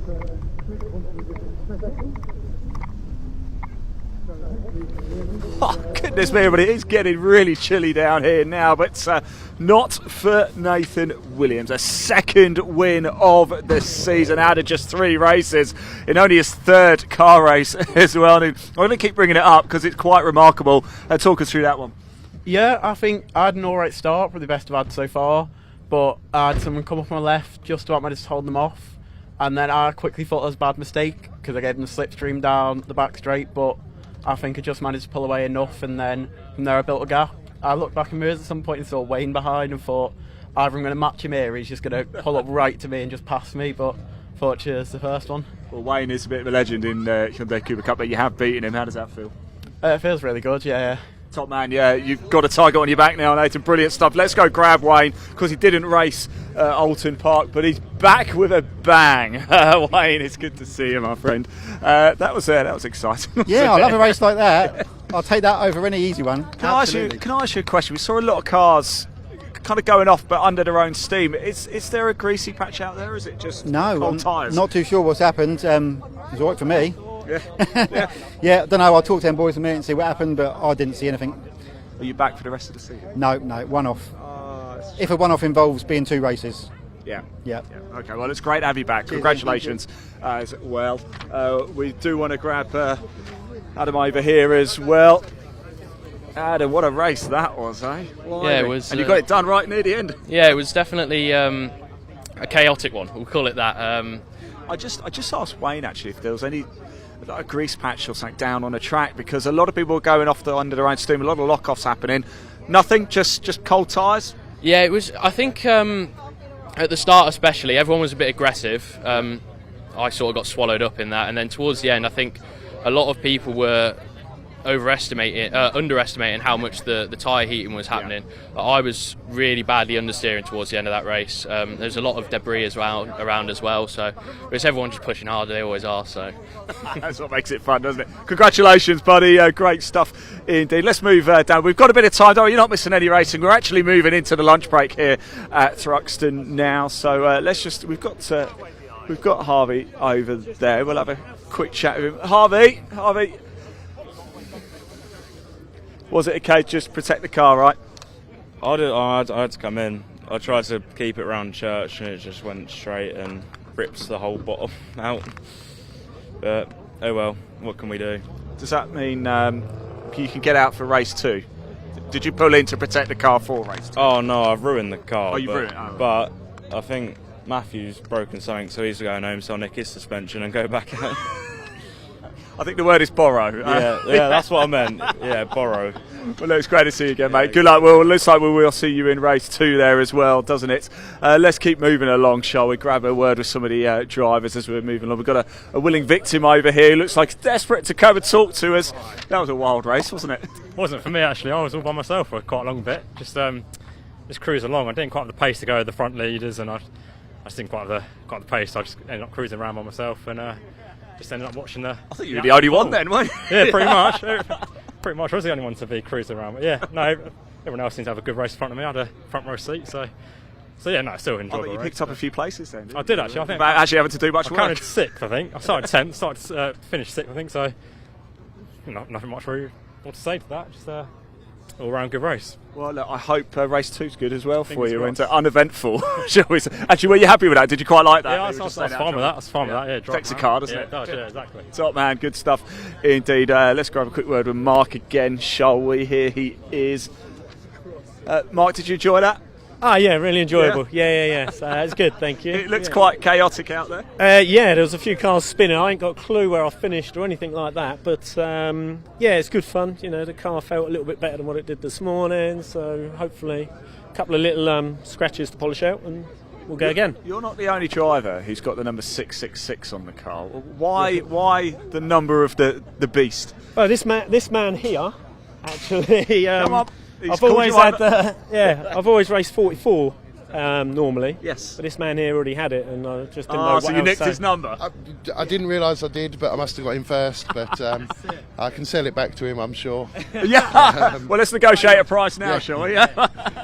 How was your race? Yeah, really good fun. It's my first season, so just getting round and finishing in one piece. Were you at Alton Park? I was at Alton Park, 2 DNFs there, so I've got to finish here.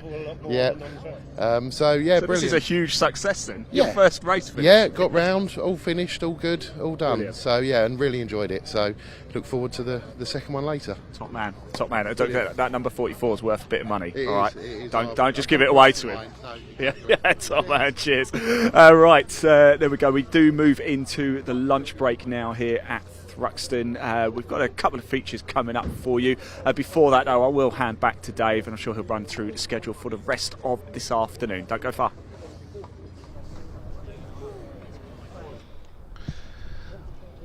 Yes, thanks, Ian. Well, that is time for about a half-hour break for lunch. We've already run you through the schedule coming up. 5 more races to come here this afternoon. Just a quick update we're waiting for on the Gaz Shocks 116 trophy. We've not had the confirmed qualifying times come through. Yes, unfortunately. In fact, they're just coming through to me now, so I can give you an update on those. It was Tom Law, number 777, who went quickest in that session, ahead of 78 James Poole, sharing with Matt Highcock, who was out in his BMW 120 yesterday, so he switched to a 116, and that car will be a force to be reckoned with in the 116 trophy a little bit later on. We're hoping to see 37 cars in that 90-minute race, with a pair of mandatory pit stops, and maybe a couple of amended results coming up as well, but we'll get official confirmation before we bring those to you. So I'm going to take a quick lunch break, and we'll see what Ian's been up to down in the paddock while we take our half-hour or so break. Next race coming up at 2:30.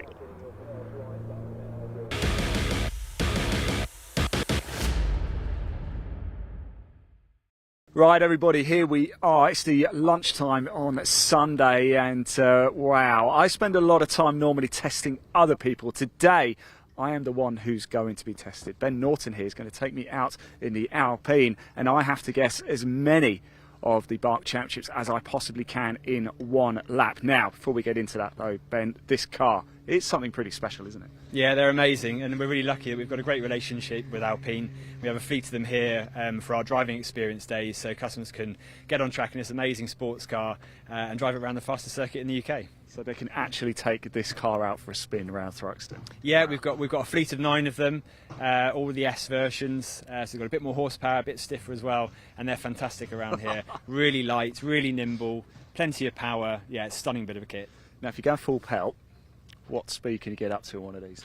If you know what you're doing. If you know what you're doing, which isn't me, you'd easily get up to 148, 149, something like that. But the impressive bit is what it can do through the corners and how easily it stops, because it's such a light sports car. It's great. Now, you've also promised me you're going to take me around at about 15 miles an hour, right? That's about my limit, yeah. Okay, right, enough talking. Let's get this challenge on. I think we get in the car. Let's go. Right, we're in the Alpine. It's up to me now to see how many of the BARC Championships I can name. One lap around Thruxton. This is going to be something quite special in the Alpine. Ben Norton, take it away. Here we go. Whoa, oh my word. Whoa, I thought you said you were going to go slow. Oh my days. We are going into turn 1 now. Right, let's start, shall we? Caterham, let's start with them. Caterham Academy, Caterham Roadsports, Caterham 270s, Caterham 310s, Caterham 7 Championship. Oh my word, this sticks to the road. This is terrifying, Ben. Oh my word. Okay, Caterham Graduate Signal 135, 150s. Let's go into minis. Oh, blimey. Mini JCW, Mini JCW Sport, Mini Trophy, Mini Club Sport, Mini, I don't know, I just don't know. JSCC, Junior Saloon Car Championship, of course. We've got Classic Touring Cars, pre-66s, pre-83s, pre-93s, pre-03s, Boss, Thunder, Super Tourers. What else? We've got Track Actions here, we've got TCR, we've got Civic Cup, Brit Car, can't forget Brit Car. The one with the thingy. 2 CVs as well, don't forget. The one with the wheels and the stuff. We've got a British Truck Racing Championship, we've got British Hill Climb, British F4, Carrera Jeep. Oh my word, this is absolutely terrifying. It's fantastic. Right, CNC heads. How can I forget them? Of course. I've mentioned loads. What about Goodwood? Can I say Goodwood?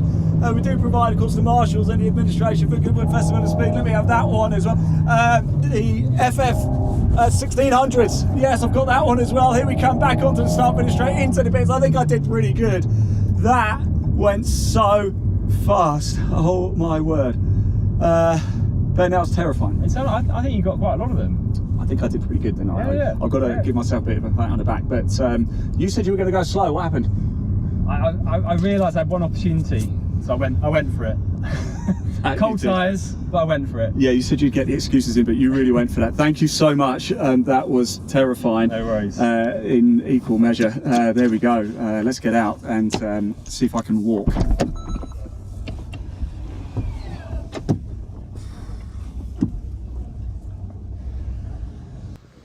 Thank you, Andy. I can't quite walk straight. That was probably the most terrifying experience of my life. Ben said he was going to go slow. You can see from the footage he certainly didn't. And you said it was cold tyres as well. I dread to think what it's like when they're warm. Yeah, you get a bit of heat in those tyres, and the car just keeps coming more and more alive. But you can see how the car starts to dance. How that lack of weight in the car really works to our benefit when we want to go quick. Lack of weight in the car. Take that as a compliment. Right, don't forget, if you want to experience what I've just experienced, or even behind the actual wheel, then head over to Thruxton's website to get it booked in. Ben, thank you so much. No worries. I can't thank you enough. Anytime. And I think I did pretty good. Let's count them up and see how I did. Thank you for watching.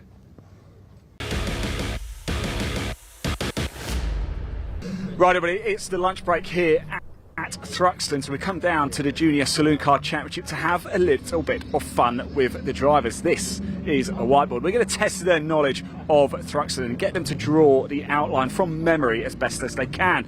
Whilst doing it, though, I'm going to be pretty cruel here, and I'm going to throw a few curveballs in. I'm going to ask them some questions about other corners at UK circuits. And we're going to end up and see how well they do. Vicky is going to judge afterwards. We're going to have our top three, but you judge as well. Get your comments coming in and mark them out of 10 as they do it. I've got some drivers over here. I picked names randomly out of a hat. So could we our first victim is Lewis Stannard. Lewis, up you come, please. Let me explain what is going to happen to you right now. This is a pen. On here, you are going to draw the outline of Thruxton as best as you can remember. Whilst doing it, I'm going to try and throw a few curveballs in. I'm going to ask you questions about other corners at other circuits. You're going to try and tell me where they are. I couldn't even name 5 in the country. Don't worry, well, we're about to find out, aren't we? Right, Lewis, stand up. Let me get out of your way. You start. Here we go. So you've got to do Thruxton. Now, whilst you're doing this, don't ask me. Hey, you're the driver. You're the driver. Think chicane at the end to start off with. Give me a little clue. Give me a little clue to help. So, Lewis Stannard, just quickly, can you tell me where Hollywood is? Here, innit? I think. It's Donington Park. If you know the answer to any of these as well, let us know. You can do it as big as you like, by the way. We've got a separate page for everybody. So, Lewis Stannard drawing the outline of Thruxton here. Of course, Lewis Stannard's had a good season, hasn't he? Been top step of the podium already this campaign. I'll tell you what, I'll give you an easy one, Lewis. Druids. Where's Druids? Oh, Brands. There you go. He's got one. Bing, bing. I'll tell you what, this isn't too bad so far. I do have a circuit map as well, which we can compare it to afterwards. Look, I'll tell you what. That's pretty good, isn't it? Look at that. There we go. Lewis Stannard. There you go. That's pretty good. You happy with that? I've actually done myself well there. I'm happy with that.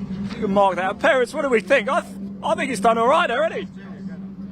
Okay, well, there you go. We could have an early winner here. You're not allowed to see that, guys. Right, what I need you to do, Lewis, I need you to stay, actually, if that's all right, because I just need you to just hold this behind so it doesn't blow away, if that's all right. There we go. Oh yeah, they can see it. No, it's all right, don't worry. Right, let's get our next victim up. Sherry Ampau. Sherry, over you come, please. Right, what you're going to do, I've already kind of told you, haven't I? You're going to draw the outline of Thruxton up here. Whilst doing it, I'm going to try and put you off. All right, so I've got some questions to ask you about other corners around other UK circuits. You've got to answer them as best as you can, okay? So, Sherry, please do begin. You can make it as big as you like. The whole page is yours. Feel free. You've got to draw the outline of Thruxton, all right? Yeah, begin. Left-hand, I should go the other side. If you want to take it, I'll jump over here, Lewis, that's all right. Right, Sherry Ampau, can you tell me where the Wellington Straight is? back straights. I don't know. Wellington Straight. I don't know. Grand Prix circuit in the UK. Silverstone. That's it. Bing! 1 point. 1 point. Excellent.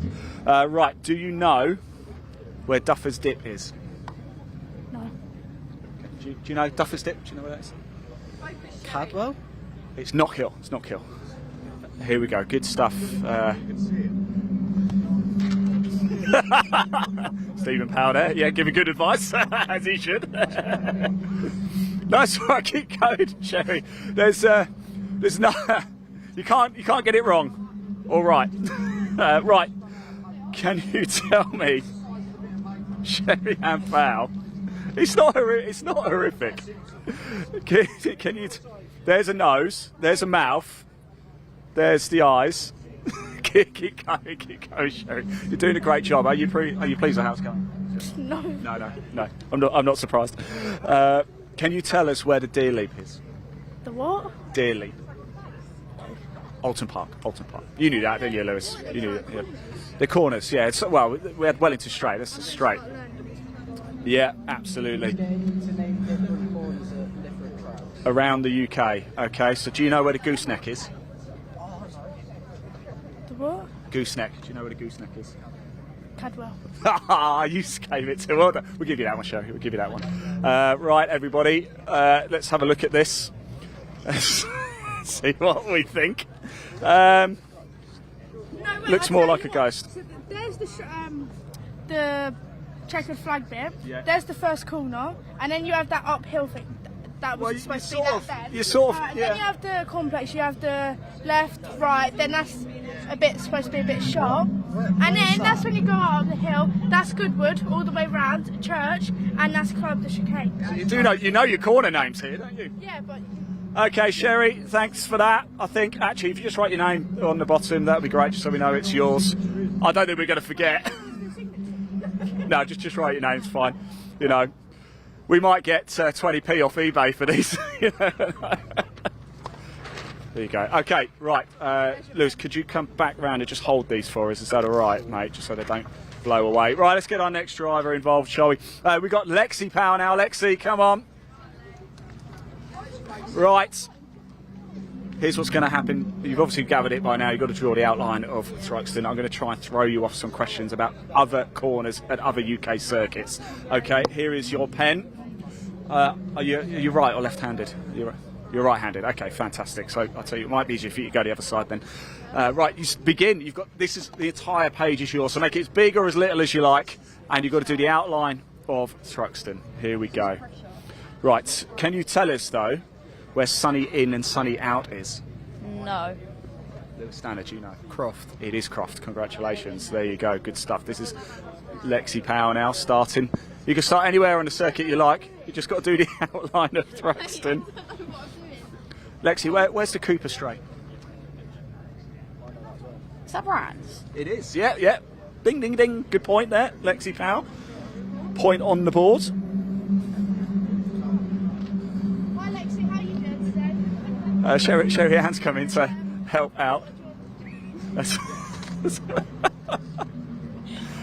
is I don't even know where I am. Lewis. I think the points are pretty safe so far for you. Just visualise it. Do what the F1 drivers do. Visualise it, Lexi. Visualise it. Lexi, where's Woodcote? No idea. Woodcote? Do you know where Woodcote is? A coach. Woodcote. You know Woodcote. Silverstone, yeah. Lewis, top man. You're doing all right. This is so wrong. It's all right. Keep going, Lexi. Don't worry about it. It's only going out in the lunch break for everybody to see, but it's fine. Here we are here with the Junior Saloon Car drivers trying to draw the outline of Thruxton and sort of failing quite miserably here.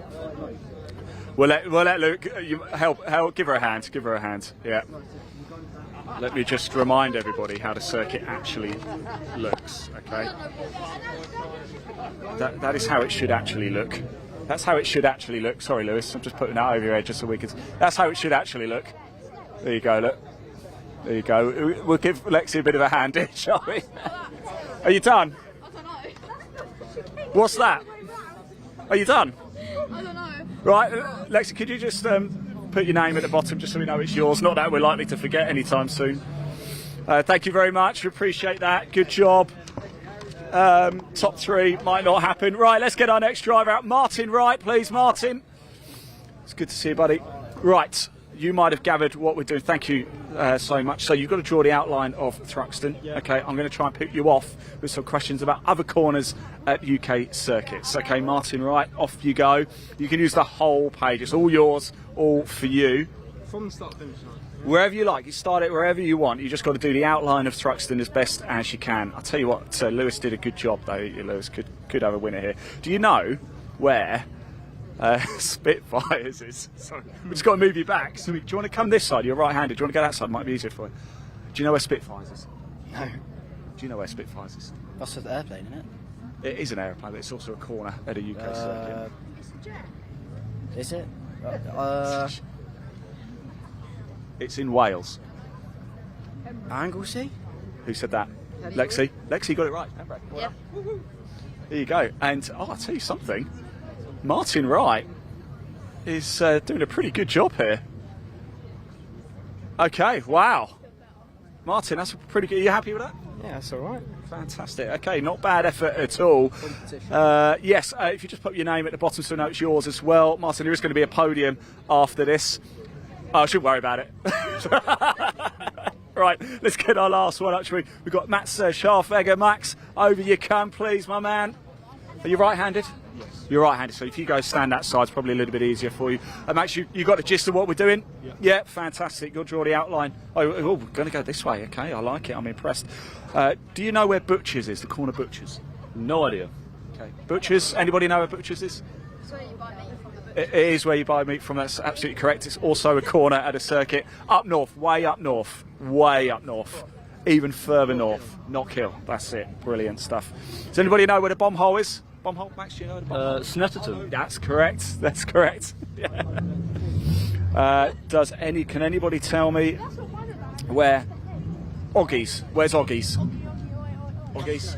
That is Snetterton as well, Lewis, yeah, well done. Top man, top man.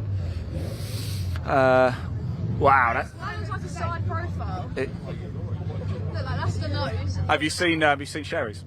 No. All right, we'll show you that in a minute. Yeah, but when I explained it, it was actually really good. It was, yeah, it was. That's not terrible. I think we've got our podium set anyway.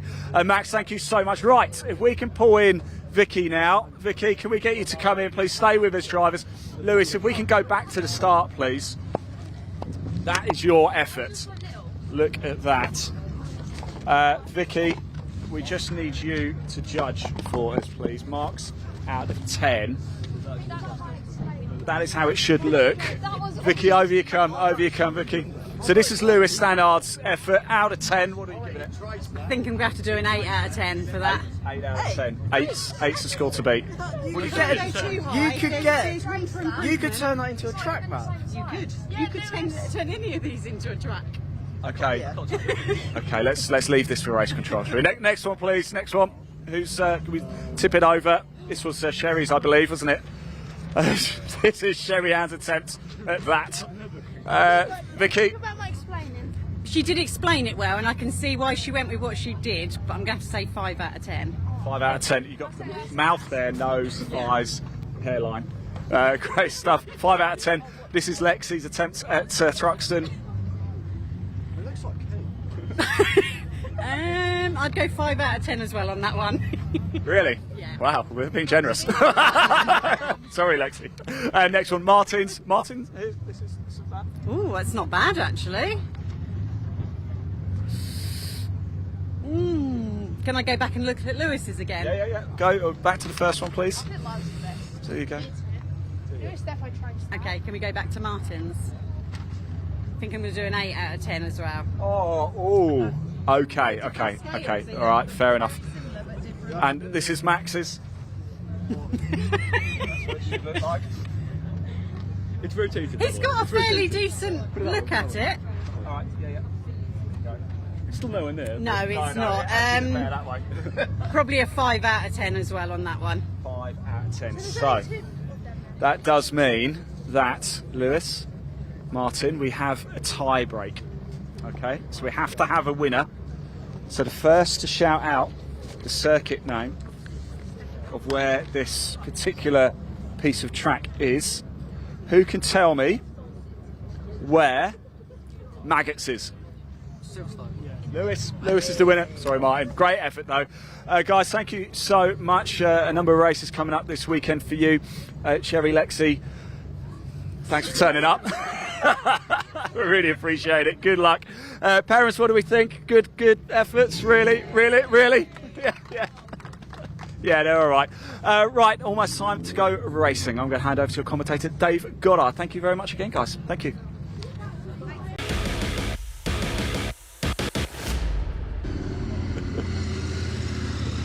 Right, I'm back here with Sam. We're just outside the Caterham Hospitality, and we are going to play a game. We've got a lot of drivers here. We've got Dan Crawley. We've got a couple of the junior boys as well. Right, guys, let me tell you what is going to happen here. It turns out that the weight of a Caterham Roadsport car is 630 kilograms. That's the minimum weight, which also happens to be the same weight as my nose. All right. So we're going to play a little game of higher or lower. I have 10 objects / items / animals, and you have to tell me whether you think they weigh more or less than 630 kilograms. Okay, so we're going to start off nice and easy.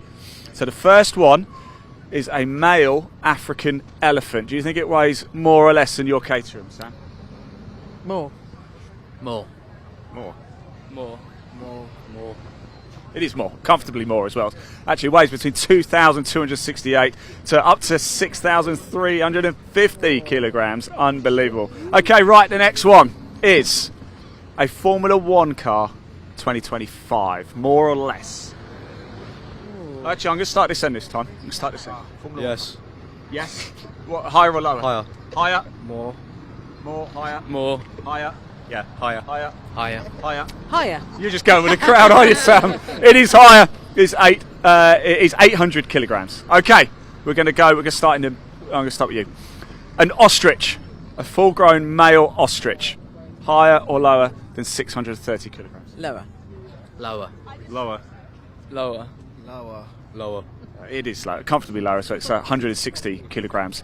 Okay, how about this one? Okay, an adult female giraffe, more than 630 kg or less? More. Lower. Oh, he's got different. Oh, he's gone different. I'm going to go higher.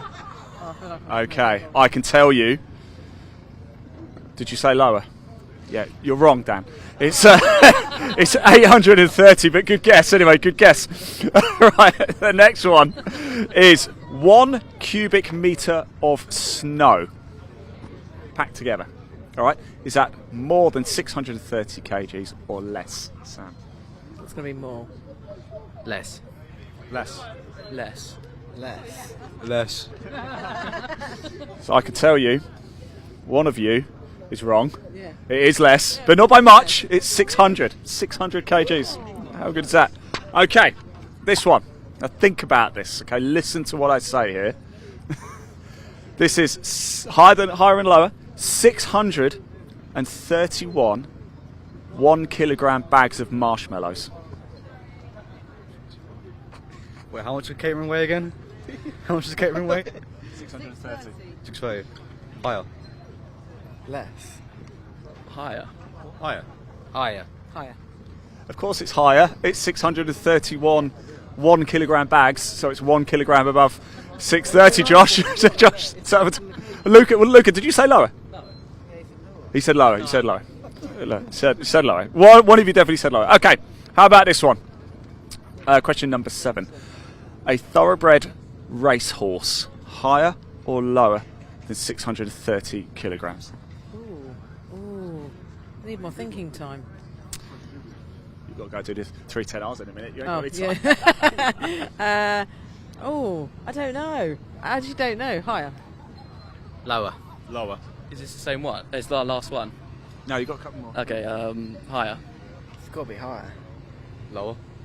Okay, a good mix there. That was a good question. It's actually lower. It's 500. It's 500, so well done. I hope you're keeping scores of your own because I'm not really paying any attention to what you scored. So, right, this one is a bit of a difficult one. A Venetian gondola. Does it weigh more than 630? A gondola, you know, a Venetian gondola. You know, do you not know what? Do you not know what a gondola is? We get some blank looks over here. It's a boat that goes on the canals in Venice. You know, you get the gondola with the pole. Sure. Is it more or less? Less. Less. Less. Less. Less. Less. Yeah, less. You'd think it would be less, wouldn't you? Because it floats. It's actually 700. 700 kg. There's not a lot in it. No, no. Okay, this one. We're going to start this then. 1 ton of feathers. Oh, God. Higher or lower? 1 ton. Does a ton of feathers weigh more than 630 kilograms? More. More. More. More. More. More. Are you sure? Are you sure? Yeah, you're right. yeah. Okay, the final one. Now, hopefully, all of you race drivers, you'll be spraying this a little bit. Well, you won't be spraying this exact type of thing that we got going. You might get some cheap pear cider. But how much do you think 350 bottles of Dom Perignon champagne weighs? More than a Caterham Roadsport car or less? Sam? 350. What volume? Yeah, what size bottles? You know, a normal size. Not a Magnum? No, not a Magnum. Oh, I don't know. We don't have the budget for that. Oh. That's why you get pear cider. No, we don't. That's very true. How many? 350? 350 bottles. Less. Yeah, lower. I'm going to go higher. Higher. The same. Same? Yeah, same. Lower. Okay. It is slightly lower. It's 577.5 kilograms. Guys, thank you so much for coming over, by the way. Junior Saloon drivers, Caterham's over here. Thank you so much. I don't know who won. Sam? Did you win? I think.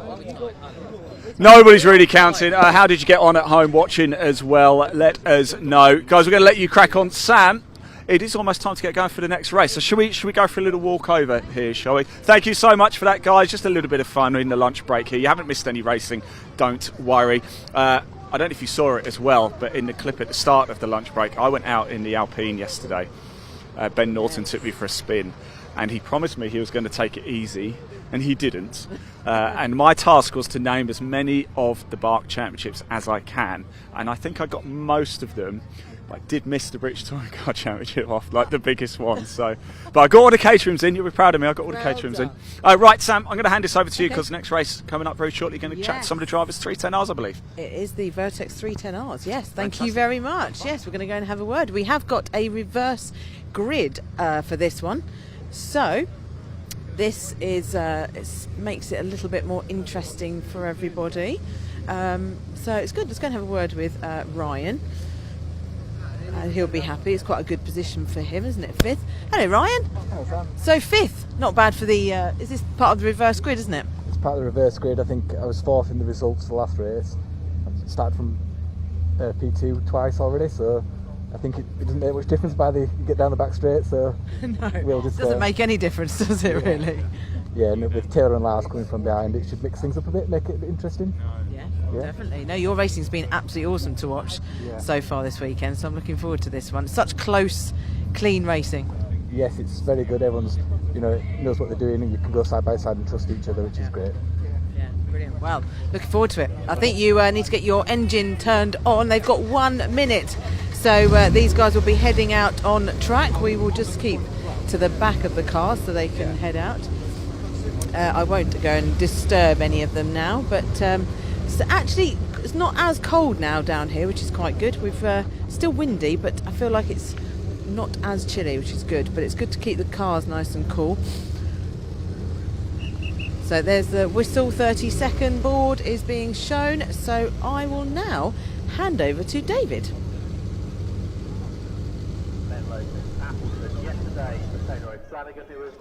Thank you to Sam and Ian, their usual escapades in the lunch break. It's time to go racing once again here on the fastest circuit in the UK here at Thruxton. Our next race is the Vertex Watches Caterham 7 310R Championship. A 20-minute race, and as we heard, it is a partially reverse grid based on the results of race 2, and then a draw is made to find out how many cars are reversed. It was number 8 that was pulled, and the top 8 therefore are reversed. So 8th in the first race was James Empson, number 20, and he takes pole position for the 3rd race of the day.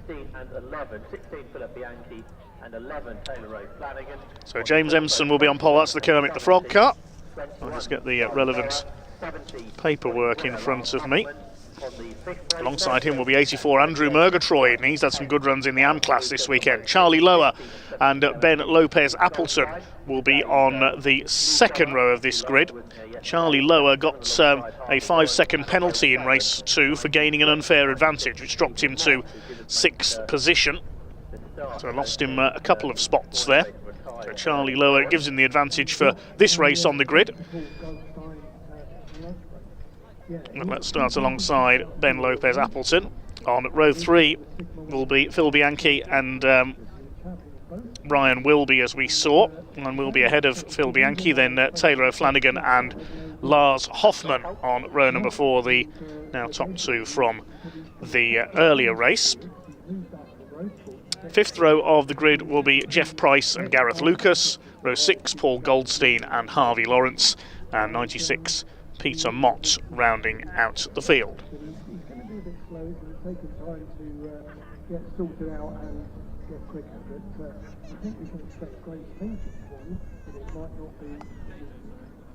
Thanks, sir, for that, Tony. His lap times early was only about just over a second off. He did, I think, start from the 5th, didn't he? So confirmation there, Charlie Lower, given that 5-second penalty, but it does improve his grid slots for this race, up onto row 2 alongside Ben Lopez Appleton. Taylor O'Flanagan and Lars Hoffman then, 1 win each so far this weekend. It's 3-2 for the season in favour of Hoffman as we go into round 6 of the season. Lars Hoffman the points leader. Another 20 minutes of Caterham racing coming up. Hope you all enjoyed your lunch break. Keep your comments coming in, let us know where you're watching them from. We've got 200 likes on the stream at the moment. Let's see if we can get to 250 likes before the end of this race. So coming up to the grid now, the Kermit the Frog car of James Empson will be in pole position,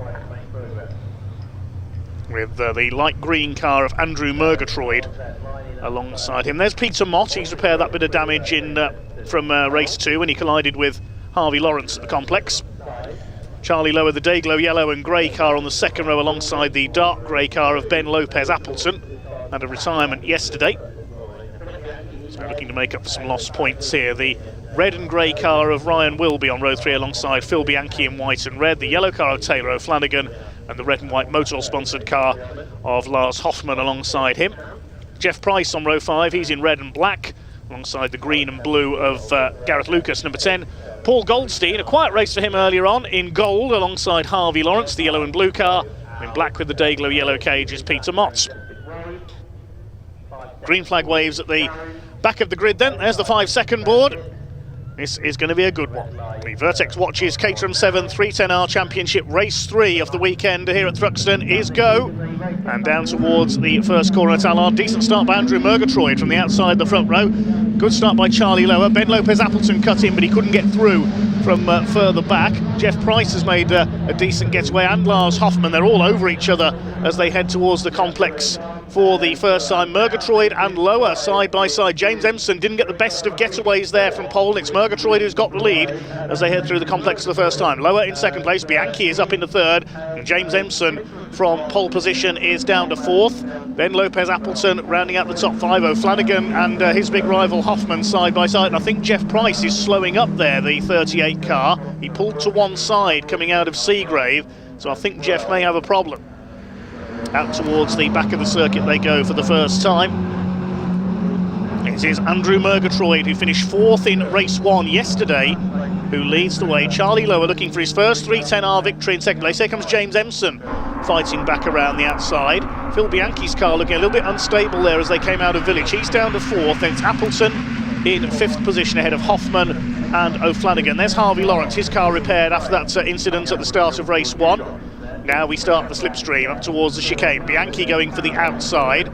Murgatroyd on the inside. In the middle is Charlie Lower. I think Murgatroyd has just about held his lead. Indeed he has. James Empson gets back up into P3. O'Flanagan's ahead of Hoffman. Ryan will be boxed in slightly there. And here comes Paul Goldstein. He's got a better run this time. Of course, had to start from the pits in the earlier race after a problem on the green flag lap. It's Andrew Murgatroyd from Charlie Lower, who goes for the inside, coming up towards the complex. Can he get him on the brakes here? I don't think he's close enough. And Murgatroyd continues to set the pace. Taylor O'Flanagan has got himself ahead of Ben Lopez Appleton up into 5th position. Hoffman still P7, but we saw earlier on today he sat in P5 for most of the race earlier on this morning, and then made his move later on towards the front of the field. So it's Murgatroyd who leads the way then. A little bit of a twitch there from James Empson in that 3rd place. The Kermit the Frog car trying to close in. He gets a tighter line through Village. Charlie Lower gets a tight line as well, trying to get up onto the back of Murgatroyd. Empson round the outside coming towards Church Corner. That's an impressive move. James Empson is well and truly on the move here. Up to 4th is O'Flanagan. He's got ahead of Bianchi. Battle is already joined at the front of this field. Now Charlie Lower gets into the slipstream. He's going to try and go around the outside on the run into the chicane. O'Flanagan's going to try and go round all of them. And Bianchi now goes, well, if you can go that wide, I can go wider, he says. O'Flanagan's got it right, though. He timed that perfectly, and he's gone from 4th to 1st in a single move. Bianchi banging wheels with James Empson. And poor old Andrew Murgatroyd, who was leading coming out of Church, is down to 5th.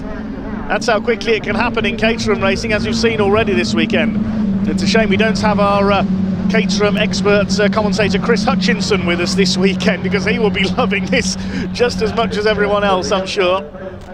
Ryan Wilby tucked in behind Lars Hoffman. Lars just biding his time. He's not yet made his move towards the front. Taylor O'Flanagan was the first to strike around the outside into the chicane, making up 4 places in a single, well, 5 places in a single move. He was down in 6 at the start of the last lap. James Empson's dropped back as well. Hoffman now starting to move up. He's being frustrated at the moment by Ben Lopez Appleton. Behind them Ryan Wilby, then it's Goldstein and Lawrence. And we've lost Jeff Price into the pits. I thought he had a problem on the opening lap. He's pulled up. So Charlie Lower taking the lead from Taylor O'Flanagan. Is our next change at the front. Bianchi in 3rd place, Murgatroyd back up into 4th, and Charlie Lower, well, he cuts very fine there at Church Corner, right up onto the grass. Well, the marshals move back there as he cut towards their post. O'Flanagan takes the lead, but has he struck too early? Here comes Bianchi. He'll have watched what O'Flanagan did on the previous lap, and he's trying to emulate him. No, it doesn't quite work. Ben Lopez Appleton side by side briefly with Empson, but thinks better of it. Flicks off the curb. Here comes Paul Goldstein.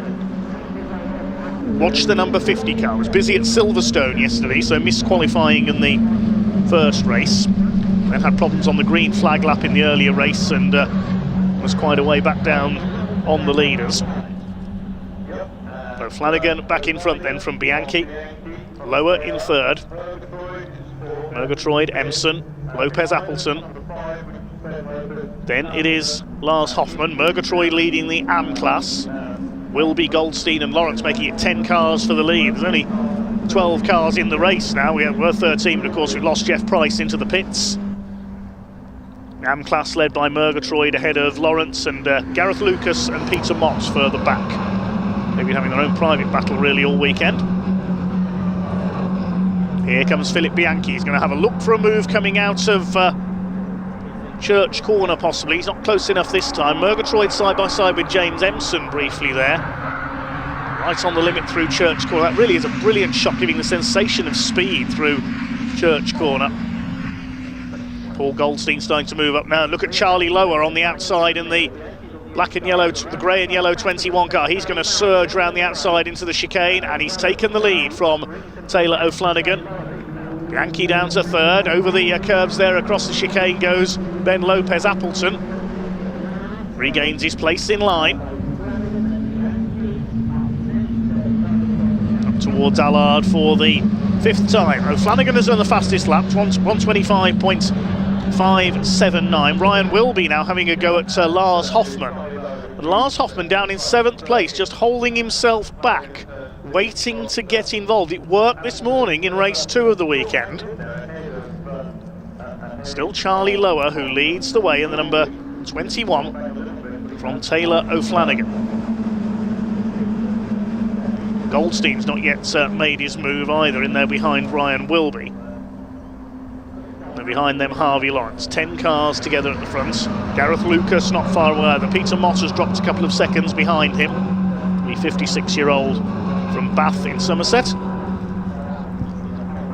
Here comes Murgatroyd now on the inside. He's going to have a go to try and fight back into that top four. And he's not just up to fourth, he's up to third. He's got ahead of Bianchi. And into a potential podium position here. Charlie Lower and Taylor O'Flanagan side by side on the run towards the chicane. Murgatroyd's going to have a go round the outside to try and take the lead. This is going to be interesting. He hasn't got the overlap done in time. Lower takes the lead on the outside. O'Flanagan second. Murgatroyd has to slot back in third again. Lopez Appleton over the curb as he battles with James Empson. And now here comes Lars Hoffman. Is he starting to make his bid towards the front of the field? O'Flanagan to the inside of Tallard. Retakes the lead from Charlie Lower. Bianchi tucked in there in fourth place behind Murgatroyd's going to have a go towards the complex. Murgatroyd hangs on and braking. Empson in fifth position. Behind him Lopez Appleton, then it's Hoffman and Wilby. Hoffman was ahead of Lopez Appleton at the line, but they've swapped back again. Then Harvey Lawrence is next. He's got ahead of Goldstein. And Gareth Lucas behind, so it's 11 of them together now at the front of the field. Just Peter Mott left rather adrift at the back. Jeff Price out of the race into the pits. Run towards Church once again with O'Flanagan trying to break away. I'll be back with him at the chicane though. Charge through Church corner. Exhilarating piece of racetrack that is. Saw that with Ian's lap in the break earlier on in the Alpine. Now they come down towards the chicane. Has Taylor O'Flanagan got enough of an advantage here? He has. He's going to hold the lead from into chicane to out of chicane. We've only seen that on a couple of laps in all our Caterham races this weekend. Brian Thornton managed it earlier on in Roadsport. James Empson coming under fire, and Lars Hoffman still not yet making his move towards the front. Is he biding his time, or is he slightly off the pace? Through the complex. Still Taylor O'Flanagan. From Charlie Lower. Murgatroyd under pressure from Philip Bianchi in the number 16. Has a look to the inside there as they come out of Seagrave up towards Noble, and putting a wheel on the grass there, as did Ben Lopez Appleton behind him in that dark grey number 5. James Empson down into 6th position. These two, if anything, starting to get away slightly now. O'Flanagan being pushed hard by Lower in the 21. O'Flanagan still with the fastest lap of the race. Through Church.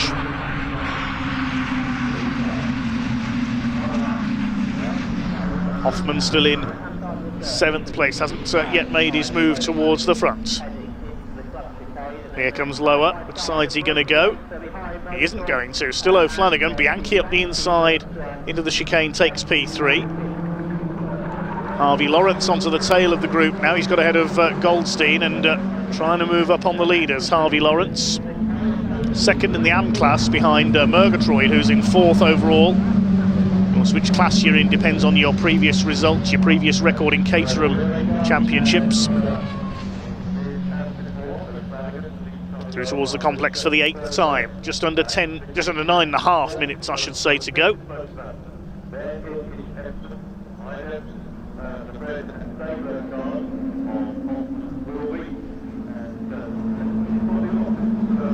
Things have settled down slightly now at the front of the order for the Vertex Watches Caterham 7 310R Championship. Taylor O'Flanagan and Charlie Lower fight it out for the lead of this race, shadowed by Bianchi and Murgatroyd.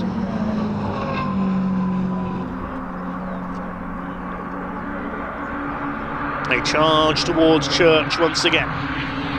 Now it's going to start to get interesting again down towards the chicane. Lower moves to the right. Bianchi, I suspect, will go to the left. He does. And here comes Hoffman. He's moving up on Empson a bit further back as well. Philip Bianchi round the outside will try to take the lead. He's done it. Third to first in one move. And Murgatroyd's got through into P3 as well. Andrew Murgatroyd up to 3rd. Flanagan goes down to 4th position. Now, where is Hoffman? He's got ahead now of James Empson, so into the second half of this race.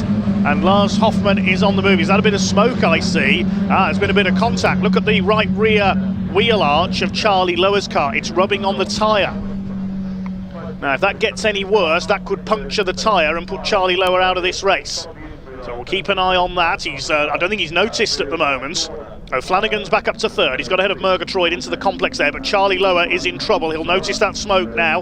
The wheel arch has been kinked and he's rubbing on the tyre. Must have been a little bit of contact there on the run into the chicane, I would think. If it keeps on rubbing, it could burst the tyre and he will be out of this race, Charlie Lower. So he's got to be careful here and hope that wheel arch perhaps dislodges itself. O'Flanagan chasing. He won't want to give up the position, of course, Charlie Lower. He'll keep going for as long as he can. The second half of this race, we say, Lars Hoffman will start to make his bid towards the front. Up towards the chicane. Lower in the middle. O'Flanagan goes out wide. He's going to do what Bianchi did on the previous lap, and he's going to take the lead. Yes, he's done it. Charlie Lower slides into second place. A little bit sideways there, possibly because of that tyre. Goldstein still on the back of the train there. And here comes Hoffman. He's having a go at Ben Lopez Appleton now, as Bianchi goes to the inside on Lower, and he's up into P2. Murgatroyd trying for P3 as well. Lower moves to block on the run up towards the complex, trying to get the inside line for the right-hander at Campbell.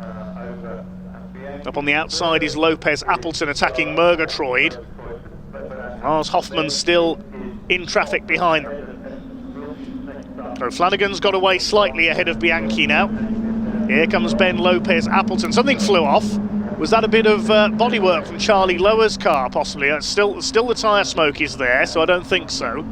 That's getting worse now, so Charlie Lower, the last thing he wants is for that tyre to blow on the fastest section of the circuit, because that will send him into a big spin. Ben Lopez Appleton's going to pass him now, coming through Church. Yeah, Charlie Lower, the car starting to flag now, I think, with that tyre rubbing against the wheel arch. Great shame for Charlie, who was in with a good chance of winning this race, but now starting to drop away. For the lead, Bianchi having a go at Taylor O'Flanagan. For third, here comes Hoffman on the outside. He's passed Lower, he's passed Ben Lopez Appleton, and James Empson spins. The 20 car goes around. Lawrence and Goldstein take the escape road in avoidance. They won't get any penalty for that because they didn't gain any advantage. So the order is now O'Flanagan, Bianchi in second, Murgatroyd is third, Hoffman's up to fourth. He gained 2 places through the chicane. Now, here comes the Motul car with its attack in the second half of the race, just as we saw earlier today. He's ahead of Lopez Appleton fifth. Charlie Lower is still there in sixth position. Ryan Wilby is seventh. Eighth is Harvey Lawrence. Ninth is Goldstein. And Gareth Lucas is 10th. James Empson has rejoined in 11th place after that spin, just behind Gareth Lucas. Peter Mott is a further 6 seconds back. He's on his own in 12th. Jeff Price out of the race. Yeah, Charlie Lower, that car is getting worse to handle now. You can see it sliding about there coming out of Noble. I just hope that tyre doesn't let go suddenly and send him spinning off into a barrier. Charlie will try to keep going. Here are your leaders. O'Flanagan, Bianchi, Murgatroyd still up there in third, looking for his first podium of the season. And Charlie Lower's not holding back. He's having a go at Ben Lopez Appleton there. Now here comes Hoffman. He's the one to watch. He doesn't want to let these two leaders get too far ahead, especially with just over 4 minutes of the race to go. Ben Lopez Appleton, where did he come from there? He must have sent it straight in and said, oh, he's lost it. Oh, what a shame for Ben Lopez Appleton. He just lunged through for third, and he throws it away with a spin on the exit of the chicane. Another place gained for Hoffman. He's up to third now, Lower fourth. Murgatroyd is down to fifth. He lost out into the chicane that time. And Harvey Lawrence is up into P6, so he could attack for the lead of the AM class, held by Murgatroyd, who's now directly ahead of him. Charlie Lower goes out wide there. Yeah, that car not handling well as a result of that tyre, so through goes Murgatroyd, through goes Lawrence around the outside at Seagrave. Charlie Lower is struggling here. Wilby and Goldstein up behind him now. Gareth Lucas has dropped back. He's having to defend from James Empson, who's recovering from his spin. Ben Lopez Appleton has recovered, but he's at the back of the field behind Peter Mott. Meantime, here are your leaders. That spin for Ben Lopez Appleton has allowed them to get clear. That's not what Lars Hoffmann wanted. It's created a gap in the field. Hoffmann at the line was just over 2 seconds back on Bianchi in second place. Is Bianchi going to go for the lead here down the inside? He certainly is. Into the chicane. Takes up the running, looking for his first 310R victory. Andrew Murgatroyd back up the inside. He's taken Hoffmann. Lower's still in there as well. I think he briefly clipped the back of Hoffmann there out of the chicane. Then Lawrence and Wilby behind them. Harvey Lawrence is moving through quite rapidly here. That's the blue and white car with the yellow wheels and cage. He could move up to challenge for a podium here. Andrew Murgatroyd going great guns in that third place, but all that battling is allowing the two leaders to get away. This is not what Lars Hoffmann wants. He wants to challenge for another victory and make it 4 for the season.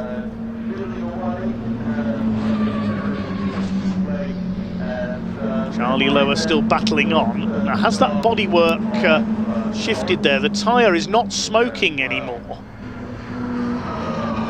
Yeah, I think the bodywork has come, yeah, you can see it flapping there, it's come loose. The tyre will be worn, but not rubbing away anymore. He's now having a go at Lars Hoffmann, so Charlie Lower is back in this race now. That's on the far side of the circuit, just over 90 seconds on the clock, so it'll be last lap this time for these two. Philip Bianchi in the number 16, the man from London. Taylor O'Flanagan from Willington going to the outside. He'll take the lead down into the chicane this time, but he'll really want to be behind in 1 lap's time, so he can do the same slipstream manoeuvre. Hoffmann up the inside, takes third place. Murgatroyd goes down to 5th because Lower's got through as well. Then it's Wilby, Lawrence and Goldstein through the chicane. Taylor O'Flanagan leads into the final lap for the Vertex Caterham 7 310R Championship. In towards the complex. Philip Bianchi will just bide his time here. He knows he can try and attack into the chicane. Taylor O'Flanagan will expect the move coming. You see he's trying to put clear air between himself and Bianchi. It's between these two now. Hoffmann, I don't think, will get higher than third. He may not be third because look at the way Charlie Lower's going. He's recovered from that problem with the tyre rub. And here comes Murgatroyd as well, moving up. Murgatroyd could go round both of them here, out towards the grass. He's got through on both of them, round the outside at Noble. That's a brilliant bit of driving by Andrew Murgatroyd. And Hoffmann's been shuffled back. Here comes Ryan Wilby as well. Hoffmann's going to have to rely on slipstreaming them into the chicane again here. He's back in the middle. Oh, 3 wide through Church Corner. This ain't going to work. Harvey Lawrence had to back out there. Wilby sideways, so Hoffmann's back ahead. He's going for Charlie Lower. But what about the two leaders? I think Hoffmann clipped the back of Lower there coming up towards the chicane. Is Philip Bianchi going to have a go here for the race victory? I don't think he's going to get a chance. So Flanagan's got it covered off. He's going to have to slipstream on the run to the line. Further back, Murgatroyd on the inside. Hoffmann on side by side with Lower. Oh, Goldstein loses it at the back. He spins around. Meanwhile, Taylor O'Flanagan takes his second win of the weekend just ahead of Bianchi. And who's going to be third? It's Murgatroyd in third place. Beyond that, a photo finish between Lower and Hoffmann. And poor old Paul Goldstein. Problems at the start of the race this morning and a spin on the last corner. Probably wishing he should have stayed at Silverstone. Great shame for Paul. He gets it across the line in 11th position. Ben Lopez Appleton, a frustrating weekend as well. So for third place there, it was a near photo finish. Andrew Murgatroyd on the podium. He takes the AM win. And Charlie Lower beat Lars Hoffmann to the line by 0.044 of a second. I think the marshal can withdraw the checkered flag now. They're all in. Provisional result then, Taylor O'Flanagan the winner by 0.181 of a second. He held off Philip Bianchi through that final chicane, and well done Andrew Murgatroyd. He's driven superbly this weekend, gets on the podium in third. Charlie Lower just beats Lars Hoffmann home. Then Ryan Wilby, Harvey Lawrence, Gareth Lucas, James Empson recovering from his spin, then Peter Mott, and then Paul Goldstein and Ben Lopez Appleton, who also had spins. Jeff Price was a retirement at the end of the opening lap. That concludes the Vertex Watches Caterham 7 310R Championship then.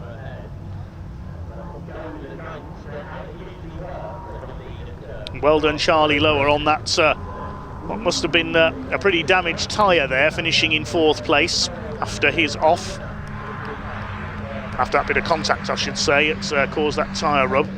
And next up, it's the Junior Saloon Car Championship. We're just awaiting the cars to come into Parc Ferme.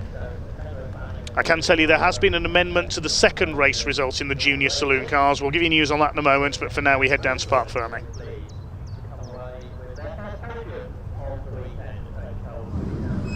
Fantastic 310R race that was, and so good for Taylor. He will be overjoyed with this one to be on the top step of the podium, and I'm very, very happy for Phil Bianchi. Well deserved.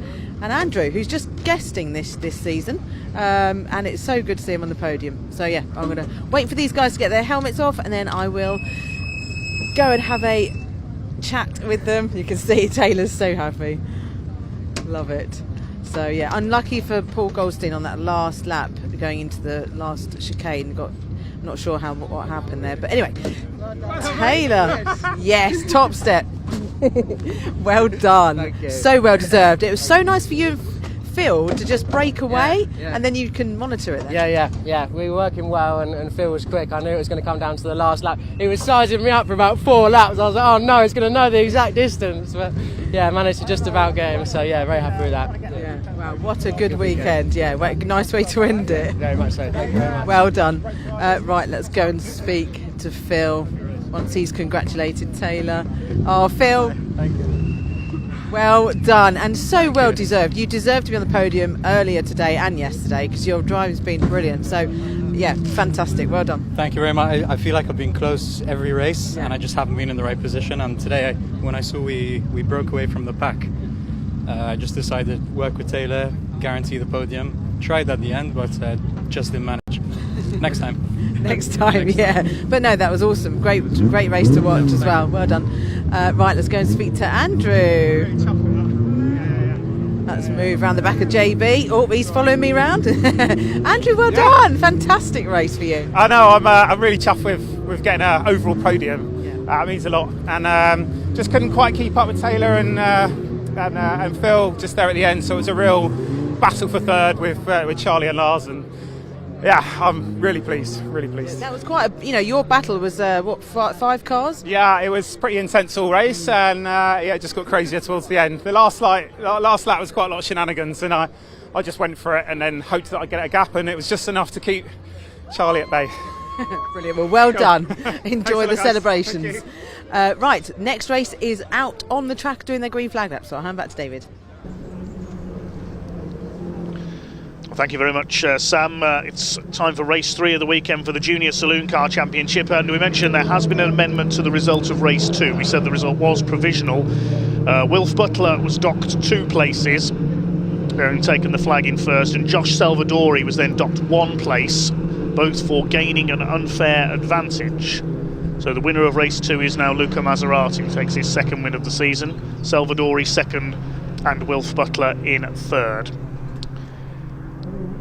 Kyle Wells was also given a 1-place penalty down to 6th position for gaining an unfair advantage at the chicane. So that's amendments to race 2 earlier on. The grid for race 3 reads like this. Wilf Butler is in pole position. This is the 3rd fastest time for each driver in qualifying. Josh Salvadori starts alongside him. 2nd row, Luca Maserati and Ollie Kerr. Then Kyle Wells and Ollie Smith on row 3. The 4th row, Louis Austin and Matthew Swatton. Max Scharfegger and Lewis Stannard round out the top 10. Row 6 is Bailey Roberts in the 98 car alongside 87 Leon Holly. Row 7, hopefully Sherry-Ann Powell is there after her shunt earlier on alongside 35 Tom Algar. Martin Wright, number 14, and treble 3 Lexi Powell, and number 7 Joe Wood. Problems in qualifying for him yesterday, so he starts at the back for all 3 races.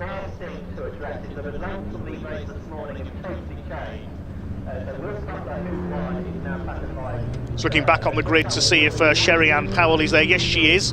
There's the white and orange Oryx competition car. So well done to Oryx. They've repaired that car. And Sherry-Ann back out, none the worse for her spill in the race earlier on.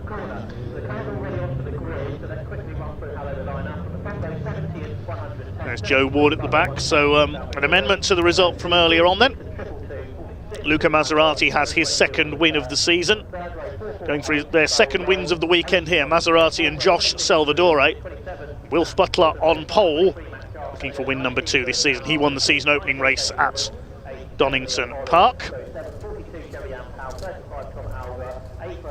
This will be another 15-minute race. The Junior Saloons have been in fantastic form so far this weekend. We can just see down in Parc Ferme that is what's left of the tyre and rear wheel arch on Charlie Lower's Caterham. He did well to bring that home in one piece.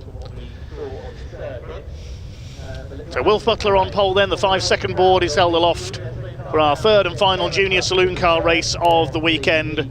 Butler, Salvadore and Maserati have been virtually inseparable all weekend. We're underway.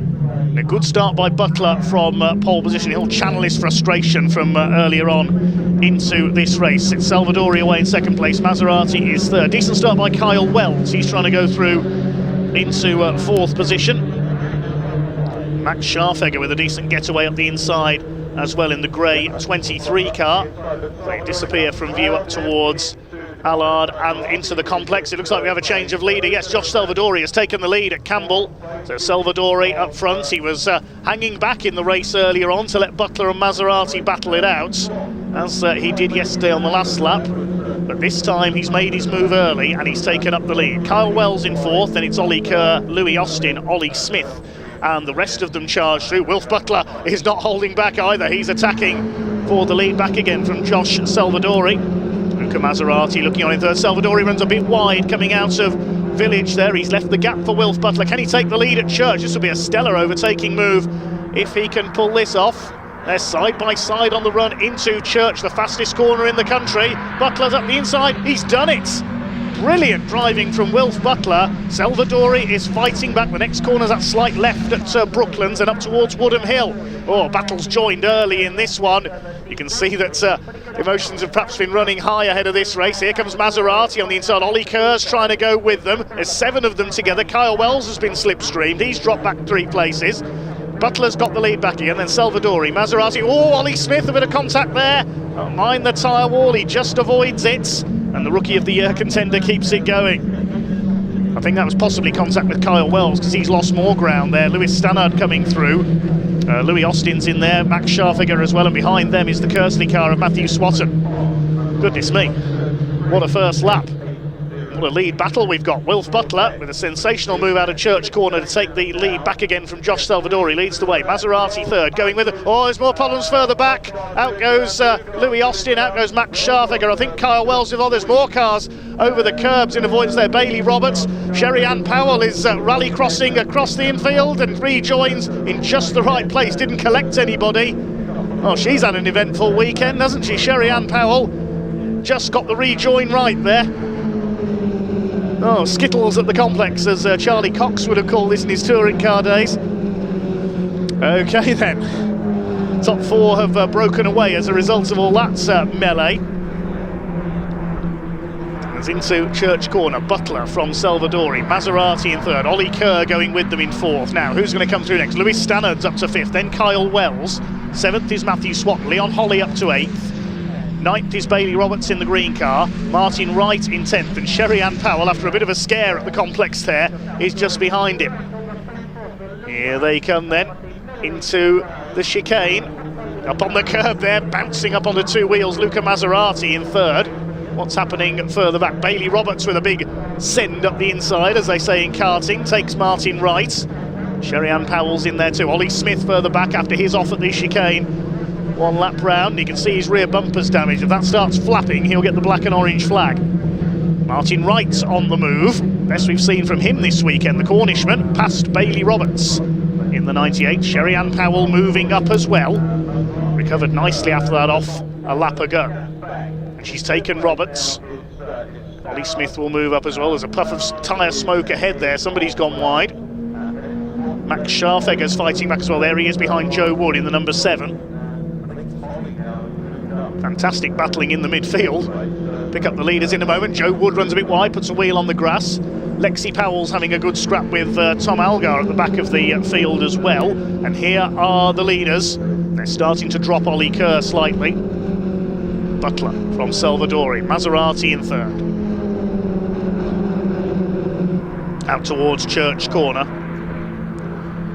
Can Wilf Butler get it right this time? He was pipped on the line by Josh Salvadori in yesterday's race. Took the flag in race 2 this morning, but then was penalised. He and Salvadori both getting a penalty for gaining unfair advantage. So Luca Maserati, the new winner of race 2, and he's on their tail. Salvadori at the inside in the chicane. He's sideways over the curb. Can he get the car stopped? Butler goes over the curb, and Salvadori's got the lead. Oh, this is going to go on all race long, I think, between these two. If I was Luca Maserati, I would just hang back by a car or two's length and let these two slug it out in front of me, as we saw Salvadori do in race 1 yesterday when Butler and Maserati were the ones fighting it out. Butler's fighting back. Look, he's on the... Oh, look, we've got a big accident at the chicane. That is Louis Austin. Damage to the front of his car. He's getting out. He's okay. Bailey Roberts. And I think that's Sherry-Ann Powell involved again. She's had a pretty disastrous weekend. That, I think, will be a race stoppage. Matthew Swatton has pulled into the pits, so he's maybe involved as well. Well, the safety car is going to be called. Yep, the lights are on, the yellow flags are out. Safety car is being scrambled as I expected. This is going to close the field up. A lot of damage to Louis Austin's car. Good to see he's okay. A very fed-up Sherry-Ann Powell walks away. And Bailey Roberts involved as well, but all three drivers are out of their cars. They're okay, that's the main thing.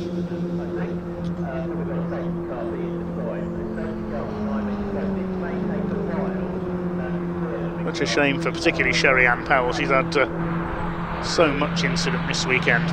Louis Austin, one of our Rookie of the Year contenders, involved as well, and Bailey Roberts. Now Matthew Swatton, I think, might be involved there as well, because he's pulled into the pits. So we're down to 13 cars running behind the safety car. Josh Salvadori is your leader. There are 8.5 minutes to go. And now the clerk of the course, Steve Hill, as the senior clerk of the course this weekend, will assess whether we can continue under safety car while the cars are recovered. We've got 3 recovery vehicles down there. And hopefully those are mobile enough to be towed back into the paddock, and then we can get racing underway again and won't need to red flag the race and stop the cars. Safety car will pick up the leaders. Evelyn Buanik at the wheel. I remember her racing in the old Kumho BMW Championship for many, many years.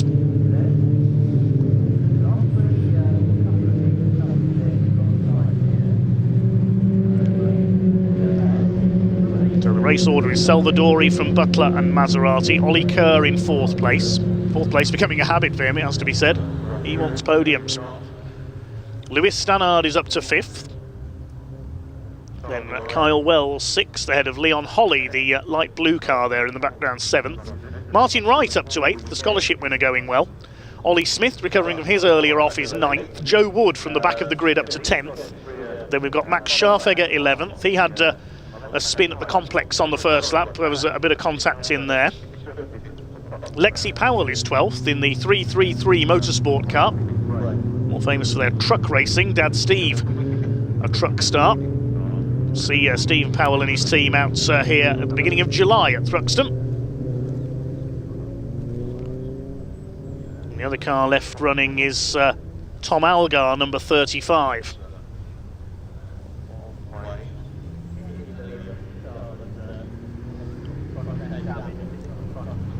Got the state of Louis Austin's car, it's a great shame. Hopefully all the cars can be towed in here fairly rapidly by the recovery team. We've got 3 recovery vehicles down there. And we'll get back underway as quickly as we can. The light's still on atop the safety car as it comes through Village.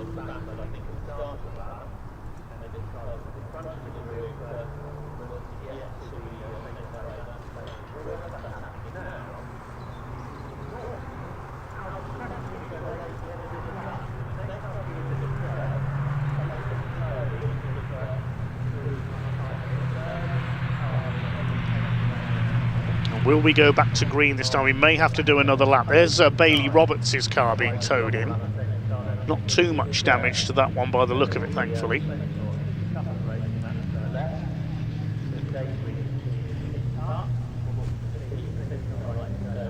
Boards and the flags still out at the moment. There's Harvey Kersley's car, the right-hand side of the car being worked on there.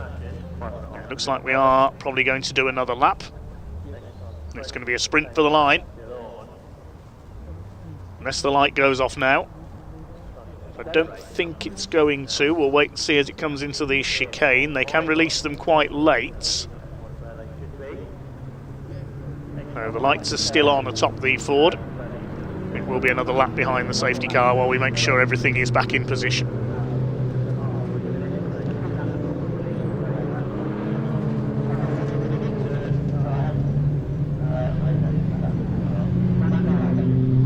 Matt Scharfegger a bit eager there. I think he thought the race was going to go green because he was up on the back of Joe Wood there.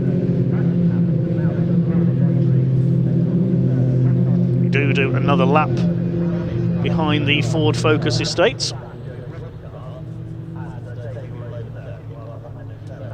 There are 13 cars left running out of the 17 that started.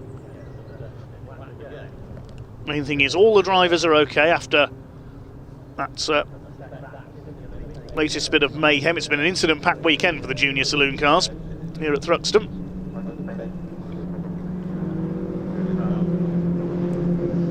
This is going to be an interesting shootout towards the line. It'll be just a couple of laps. It's Tom Algar at the back. But a quiet weekend for Tom.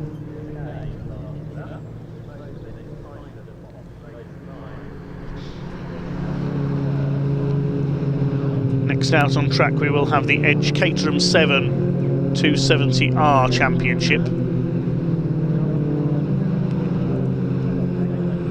I can tell you there's been a few amendments to that grid, been a couple of penalties handed out. Matthew Swatton's rejoining. I can tell you also from race 2 for Caterham 7 270R earlier on, Nick Heighton was excluded from the result for causing a collision. That's a little update from Caterham.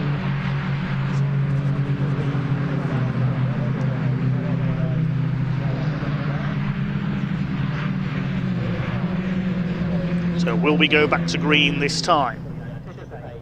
Here's a look at the lights on top of the safety car. Matthew Swatton, I think they put a new right front wheel on that car. Looks like the lights are out on top atop the safety car. It's pulled away from the pack. And we are ready to go back to green flag with around 3 minutes remaining on the clock. So it'll be a couple of laps. Sprint for the line for the Junior Saloon cars. This is going to be a good one. Fasten your seatbelts. Here we go. Up towards the start-finish line. They can't pass until the timing line, of course. They're away and free to race as they go towards Allard. Josh Salvadori leads from Wilf Butler. They pull away slightly from Luca Maserati in third position. Ollie Kerr going with them. Lewis Stannard's up there in fifth now. He'll have flashbacks to Donington here. What happened on the safety car restart with 2 laps to go there. Up on the outside, here comes Butler. He's not holding back. He's going to try and get the inside line for Cobb. He's got the inside line for Cobb. He's trying to do a Rickard Rydell here into the complex. Josh Salvadori's having none of it. Gets the elbows out a little. They're still side by side. Butler's keeping his foot in. He's going to pull up ahead as they go into Noble, the left-hander. He's done it. Wilf Butler, he's not going to be held back, and Maserati's going through as well. Maserati at the inside. Salvadori goes down to third. Brilliant from Wilf Butler, hanging on around the outside at Campbell to get the inside for Cobb. And now Ollie Kerr's going to have a go at the Lightning McQueen machine for third place in the Simpson Race exhaust car. Here they come towards Church Corner. What's going to happen here? Butler, Maserati, Salvadori out wide. He's trying to position himself ready for an attack into the chicane. Went a little bit too wide there though, as did Kerr, I think. They go towards Woodham Hill. Stannard and Kyle Wells are not far away either. Maserati, is he going to have an attack here into the chicane, or is he going to wait until the last lap? It'll be last lap this time for Wilf Butler out in front. Leon Holly's up there in 7th place. He's running well this time after a slightly fraught weekend. He was excluded from yesterday's race. Then Martin Wright behind him on for his best finish so far. We're into the last lap now, this Junior Saloon Car Championship Race 3. The tension can be felt in the air almost. These three have been barely centimetres apart all weekend. Butler running a little bit deep there into Campbell. Maserati hops over the curb. Now, is he going to get the tighter line on the exit here? The next corner after this is the left at Noble. Butler gets a wheel onto the curb there on the exit of Seagrave. Maserati is lining him up here, but does he want to be leading into the chicane for the last time? Here they come towards Village. If any disaster happens here, Ollie Kerr could benefit in the treble too. Out towards Church for the last time. I've no idea what's going to happen into the chicane. This could be another grandstand finish. Now, is Salvadori doing what he did yesterday again? Is he holding back to see what the two ahead of him do? Because he went between the two of them to snatch the win on the run to the line yesterday in race 1. Salvadori and Maserati with a win each so far this weekend. Here comes Maserati. Wilf Butler is ready for him, though he knows that Luca's going to have a go. But which side? Salvadori as late on the brakes as he dares. 3 of them line astern. Salvadori hops over the curve. So does Butler on the out of the chicane. Maserati's going to pop out of the slipstream. Salvadori's going to try and go through the middle. He won't get a chance this time, though. It's a photo finish between Wilf Butler and Luca Maserati. We'll have to go to the timing screen to see who got that. Salvadori is 3rd. Ollie Kerr is 4th. Then Lewis Stannard 5th. 6th is Kyle Wells. We're going to wait for the timing screen to sort out, because yesterday we saw it in the Track Action Saloon race. We saw a change on the timing screen a few moments after the race once the timekeepers had sorted it out. So we're just going to wait to confirm. It's currently showing Wilf Butler has taken the win by 0.185 of a second. Just wait a moment as they come round on their slowdown. I think Butler has done it. A quarter of a second covers the top 3 over the line. Well, if Butler has won that, which he provisionally has, then that's quite fitting, actually, with one race win each this weekend for those 3. Wow. A round of applause from the marshals and spectators as they head round on their slowdown lap. We'll confirm the provisional result then. Wilf Butler taking the win by 0.185 of a second over Luca Maserati. Josh Salvadori in 3rd. They didn't let him through the gap this time. Ollie Kerr another 4th place ahead of Lewis Stannard, then 6th for Kyle Wells. Leon Holly a good 7th. Martin Wright well up there in 8th. Then Ollie Smith and Max Scharfeg around at the top 10. Joe Wood in 11th. And Tom Algar, Lexi Powell, Matthew Swatton rejoining, finishing a couple of laps down after a pit visit. We lost Bailey Roberts, Sherry-Ann Powell and Louis Austin in that tangle at the chicane, unfortunately, but all drivers okay. And well done indeed to the Junior Saloon Cars. A fraught weekend, but a very lively one. Some great racing at the sharp end of the pack. And well done indeed to Wilf Butler. He knew the attack was coming there from Luca Maserati into the chicane, and he managed to defend this time. Josh Salvadori was ready to attack. I think he just took a bit too much curb on the way into the chicane, just hopped up into the air very slightly.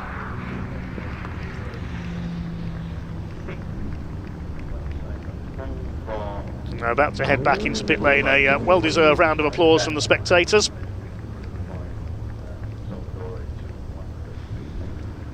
And I'm sure Ian's down there ready to have a chat to our top 3 once again. Full credit to Wilf Butler, a great drive there to hold on ahead of Luca Maserati. Let's head down into Parc Ferme.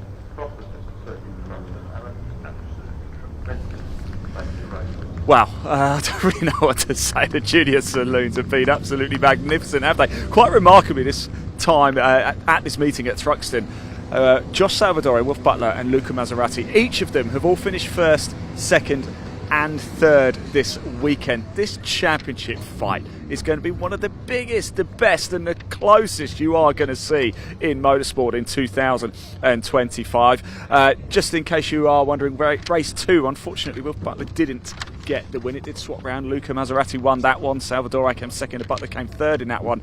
But Wilf, that one is a little bit sweeter, right? Yeah, much sweeter. I mean, last race a bit unfortunate, got penalties that dropped us to 3rd, but yeah, this race perfectly fine.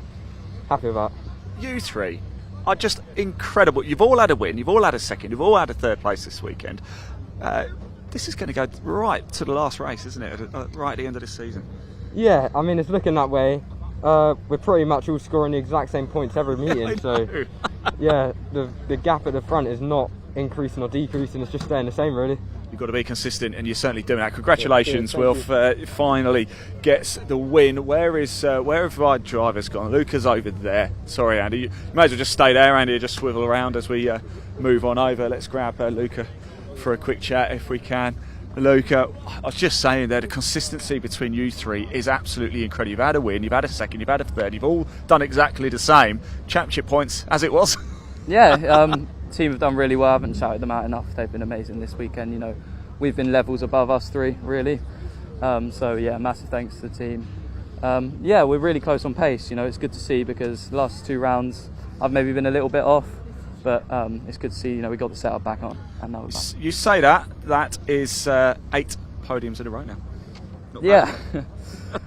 Yeah, consistency is key in this championship. You know, you need to finish every race to win the championship. Could pay dividends at the end. Luca, well done, mate. Top stuff indeed. Let's grab Josh over for a chat as well, shall we? Josh, I don't know how you boys do it. It's unbelievable, isn't it? Yeah, it's pretty good. Yeah, it's a tough race. Fair play to them. They got the better of me. Just need to, try and iron out a couple of little things for the next meeting. There's been a case of deja vu in these 3 races though, because coming into the last lap you're always just lurking at the back, aren't you, just looking to make that move. This time couldn't quite get it done though. No, you know, I just not much, nowhere to go really. Just tried to capitalise, but no, they did really good just to stay in front. They certainly did. Look, congratulations, well done. It's been a fantastic weekend for all 3. As we said, if you come over with us, actually, we may as well stay live for a little bit. We've got the Caterham 270Rs are about to head out on tracks. We, with a heavy heart, of course, we say bye-bye to the Junior Saloon Car Championship for this weekend. They are heading off home, but still more racing to come. This is the Caterham 270Rs. Then we've got the final race for the Hyundai Coupe Cup. And then, of course, we have that 116 trophy hour-and-a-half race. Let's just jump in very quickly and say hello to Jasmine. Jasmine, how's your weekend been? It's good. This is my first time at Thruxton. What do you make of it? Is it scary? It looks terrifying. It is terrifying, but I love it. It's such a quick track. And the toe, we know how important the toe is, but here a little bit more than other circuits? Definitely, actually, yeah, because it's such a quick track, the toe is really vital around here, but we've had a slight wind change today compared to the rest of the weekend, so trying to figure all that out today. Right, I'm going to have to move because I'm still right by your exhaust. It's blowing me to pieces. Thank you very much. Let's move down a little bit, shall we? Where's Sam? I saw Sam somewhere. Maybe she's disappeared. There was a bit of a change actually with the grid order for the 270Rs. So let's just move along a little bit. See if we can grab a word with Gary. Let's jump in with Gary Cross. Gary, you're heading out in a minute. About to head out. Gary, how are we feeling ahead of this one? I'm feeling good. Yeah, highest starting position ever. So is it? You must like Thruxton then. Well, maybe. we'll ask that question in 20 minutes. You better go. Good luck anyway. Here we go. So Caterham 270Rs, they are literally about to head out on track. The 30-second board is going to go up within a matter of... in fact, there it is. Look, couldn't have timed that any better, could we? Time to go racing for the Caterhams, the 270Rs. Let's go racing. Dave, over to you, my friend. Yes, thanks very much indeed, Ian. The Edge Caterham 270R Championship, our last Caterham race of the weekend. Now, the grid should have been based on the result of the race earlier on, but there have been a couple of grid penalties issued, including to our race winner, Louis Darling. He's been given a 5-place grid penalty for contact in the first race. So it's Ben Wheatley who starts on pole, the championship leader in 53, alongside 94, Megan Bruce. Nick Sampson and Henry Speaks on row 2. Louis Darling will line up on the outside of row 3 alongside Andrew Bailey, a 5-place grid penalty for him. Row 4, Harvey Ashmore and Adam Keane, Alex Coombs and Tim Hardcastle rounding out the top 10 on this grid, with Alex Coombs having charged his way through, of course, in second race from the back of the grid. Row 6 is Gary Cross, 23, and 44, Rob Lowe. Row 7, 51, Harrison Cavers. Remember that lightning start he got in the earlier race. Andy Palmer, 63, alongside him. Then Andrew Mackay in 65. Jasmine Shaw, we just heard from, in what I think is the ex-Ben Timmons car, which he used to win the 270R Championship, in number 48. Brian Joyce lines up alongside Dan Hope. It's been a poor weekend for Dan. He deserves a good result here. 10th row, Graham Handy and Anne Hall. then we should see row 11 Tim Payne and Monty Hind. Hopefully Monty's been able to repair the damage from race 2 when he collected Tim Payne at the chicane as he tried to rejoin. Paul Oglesby, we're told his car had been repaired after an off in the second race. He's had it repaired, but according to Sam a few minutes ago hadn't appeared in the assembly area, so we're not too sure if he's coming out. And at the back of the grid will be Nick Heighton, number 78. He was disqualified from the results of race 2, but he didn't finish anyway, but was disqualified and sent to the back of the grid for this one for causing a collision. Cars are now heading out. We'll look to the back of the grid, see if Paul Oglesby is there. Well, what a weekend we have had so far. The 270Rs, it was such a lively race, I couldn't keep up with it earlier on. Paul Oglesby, his first ever win yesterday, but went off in the second race, which was won by Louis Darling with that early finish after chaos at the chicane. I lost count of the number of lead changes earlier on. Ben Wheatley, hat-trick winner at Snetterton, is on the pole. It will be Megan Bruce alongside him, the GB4 Championship single-seater racer, looking for her first Caterham victory. Watch for Louis Darling from 6th on the grid. Remember, he started at the back yesterday. He failed scrutineering after qualifying along with a couple of other cars. Graham Handy was one of them, and they had to start from the back. Let's have a look towards the back. Is the bright green car of Paul Oglesby there? Yes, it is. He has made it. There he is, just ahead of Nick Heighton. Watch for them coming through then. Well done to Paul and his team for getting that car back out. This will be a 20-minute race, the Edge Caterham 7 270R Championship. This will be followed by the OT Publishing Coupe Cup. I must say a big thank you to Mark Chitty, one of the mechanics from the Hyundai Coupe Cup down in the paddock, who's giving us a few updates. A couple of cars undergoing repair at the moment. He says he's busy mending Neil Hurren's car at the moment.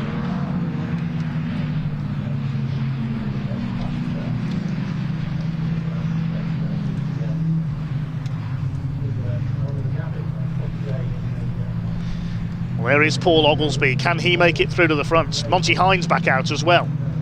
Damage to the front end of his car repaired. They are durable little cars, these Caterhams. We did lose a couple of cars yesterday, though. Django Jones, of course, in the 270Rs crashed out at the chicane into the tyre wall. We also lost James Platt after a crash yesterday as well in Roadsport. Drivers all fine though.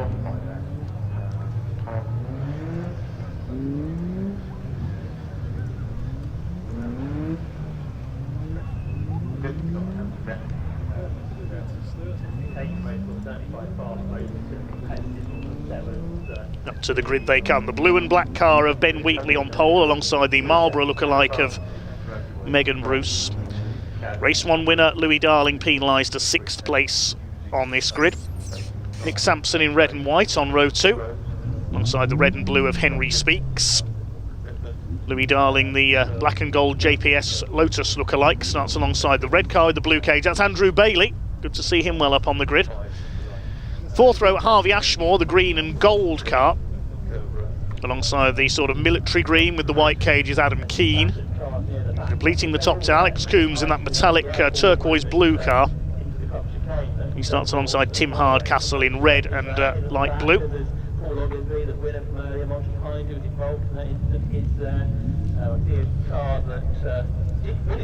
This is going to be a good one to round off the Caterham action. Still 2 races to go for Hyundais and BMWs, including our longest race of the weekend. There's Oglesby at the back alongside Nick Heighton. Watch for them coming through. I'm really looking forward to this race. Green flag waves at the back. Looks like Tim Payne is not there, 26. He's the only car missing, I think. He's involved in that contretemps at the chicane earlier on. Red lights are on then. The Edge Caterham 7 270R Championship is go for race 3 of the weekend. And up towards Allard they go for the first time. Good start by both of the front row starters. Ben Wheatley ahead of Megan Bruce. We head towards Allard for the first time. who's going to get up behind them. Megan Bruce trying to go for the outside. It looks like it is Ben Wheatley who will hold the lead. They swing their way into the complex for the first time. It's side by side for second place. Is that Louis Darling up there on the inside? A little tricky to tell from here. Yes, I think Darling has got a fairly decent getaway. I think he's up alongside Megan Bruce there. Nick Sampson in fourth place. Kicking up a bit of dust is Henry Speaks, number 37. Here comes Harrison Cavers. His trademark quick start from a bit further back. Up alongside Henry Speaks there. Running out wide on the grass is Adam Keane in the 88. Andrew Bailey gets ahead of him in the 31. Out onto the back of the circuit they go for the first time then. Already battle joined at the front of the field is Alex Coombs on the move there in the 21, attacking Harvey Ashmore in the DPR Motorsport car number 10, but it's Ben Wheatley who leads the way. Louis Darling getting up into third position. Paul Oglesby already on the run from the back of the grid, gets around Jasmine Shaw in the 30, in the 48 even. Here come your leaders, three of them almost line astern already. Megan Bruce takes the lead around the outside. Louis Darling gets sideways, a big lock up there. Rob Lowe in the 44, he's going to have to take the escape road. Everybody else gets through the chicane okay over the curbs there. Somebody on the inside, that's the number 65 car. That's of Andrew Mackay, the cream coloured machine. Ben Wheatley's got the lead back again as they head into the second lap. Megan Bruce led at the line, but Wheatley through at Allard. Louis Darling in third place. Sampson is in fourth, then Bailey fifth. Tim Hardcastle running well. The bright red and blue car, they're up into sixth position, ahead of Adam Keane, then Coombs, Ashmore, Cavers, and the rest of them. Just hearing from Marcus Pye in the background. There's somebody spun at the complex there. I saw Jasmine Shaw go across the grass in the 48. Andrew Mackay moved up to attack Graham Handy in the number 2, the Williams Motorsport car. Ben Wheatley leads in the 53. A little bit wide there at Village. Here comes Louis Darling. He wants a second win this weekend, wants a shot at the championship lead possibly. Ben Wheatley 3 wins at Snetterton though. I think he'll protect his advantage this weekend as Darling throw on the inside. Great move at Church Corner. The fastest and some would say scariest corner in the UK. Here comes Alex Coombs attacking Adam Keane and Tim Hardcastle on the run up towards the chicane. 5 of them together for the lead. Wheatley on the inside holds his lead. Darling side by side with Megan Bruce up into second. They were having a great fight in the second race earlier on as well. Sampson fourth, Bailey fifth, and everybody else in sixth place pretty much. Through the chicane they come. Rob Lowe, none the worse for his moment on the previous lap, chased by Graham Handy. Great start by Louis Darling from 6th on the grid up in 3rd place. Then again yesterday he finished 11th from the back of the grid and then won from 11th on the grid earlier on today. Grid position does not matter to the man in the 69 car. It's Hardcastle ahead of Coombs in the second group, and Adam Keane. Henry Speaks side by side with Harvey Ashmore. Harrison Cavers in behind them. He's going to try and make it 3 wide. He knows no fear, Harrison Cavers, at all. Ashmore's going to make it 3 wide. Ooh, very close indeed there. Gary Cross in behind them in the 23, I think that is as well. Cavers moves back in. Ashmore has to dodge aside. And Dan Hope's moving up as well. Now, he deserves a good result here, but a disappointing weekend for Dan. Monty Hind in there too. He's repaired his damage from the second race. He collected Tim Payne's car. Tim sadly not able to make the start in this one. As Adam Keane has been a winner in a couple of other Caterham series already this year as a guest driver. Here come your leaders. Watch for Nick Sampson down the outside in the number 15. Ben Wheatley just about holding his lead there. Andrew Bailey getting involved as well. He's going to go through into 4th place ahead of and somebody taking the escape road. That's Adam Keane. He's overshot the chicane. Over the curbs as well goes Harvey Ashmore in the number 10. Here's Nick Heighton making his way through from last on the grid. Gets ahead of Rob Lowe in the 44. Adam Keane rejoining behind Tim Hardcastle after taking the escape road. Alex Coombs ahead of both of them. So Wheatley leads from Darling. Darling's done the fastest lap of the race, 1:28.039. Bruce in 3rd place, then Bailey and Sampson, and a small gap back. It looks like it's Coombs up to 6th now. So on the midfield runners, there's Nick Heighton coming through in the 78, Monty Hind as well. And where is Paul Oglesby? He's about 3 or 4 places behind Nick Heighton, I think. Look for the bright green coloured car. There it is. That is Paul Oglesby, the winner of race 1 yesterday. Tyres squealing as they make their way out onto the back of the circuit in this Edge Caterham 270R Championship race. Paul Oglesby is on the tail of the black and white number 63 there. That's Andy Palmer. Has a look on the inside coming out of Church Corner. Here are the leaders, meanwhile, 5 of them together. Megan Bruce trying to take the lead from Louis Darling. They've already got past Ben Wheatley. Bruce has to go over the curbs. Louis Darling has the lead as they come out of the chicane. We're going to spin her further back. Oh, it's Dan Hope again. He must have upset somebody this weekend. He's having all the bad luck. Poor old Dan Hope spins away his hopes again in this one as Megan Bruce up the inside takes the lead into the complex.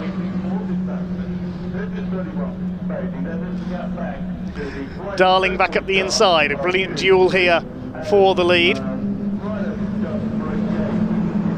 Well, they were duelling all the way through race 1. Look at Ben Wheatley trying to make it 3 wide at Noble. Darling nips around the outside. He's come out with the lead out of Noble.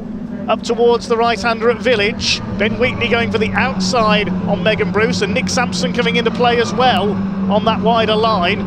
Megan Bruce is going to go down into 4th place as they charge their way towards Church Corner. Through the fastest corner in the country in the sunshine. Sun may be out, but it's a pretty cold day here at Thruxton. Quite a windswept venue here at the airfield.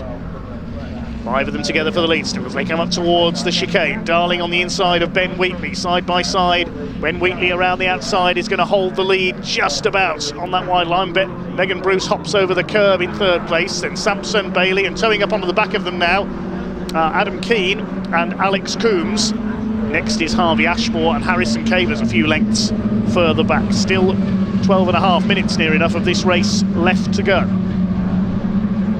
For the Edge Caterham 270R Championship here at Thruxton. Ben Wheatley looking to consolidate his championship lead. Louis Darling, certainly a contender. He's only a young gun in car number 69. Side by side for 3rd, the 2 red and white machines there. Nick Sampson on the tail of Megan Bruce. And Andy Bailey having his best run of the year so far in 5th position. Out of Noble. Adam Keane closing up as well. Then it's Coombs, and they'll be towing a few more with them. Harvey Ashmore is in there. Harrison Cavers, and I think that's Henry Speaks, could make it 10 for the lead. Yes, Henry Speaks, the 37. Megan Bruce on the outside. Andy Bailey having a go on the inside into Church in the 31. Still Ben Wheatley out front. These 5 with a slight breakaway. It's only just over Adam Keane at the moment. Now, what's going to happen into the chicane this time? Wheatley in the centre. Darling trying to force his way down the inside, and he's done so. Megan Bruce is caught on the outside. Look at Nick Sampson. Doesn't want to interlock wheels there with Ben Wheatley. He avoids that. They just about scrabble their way through.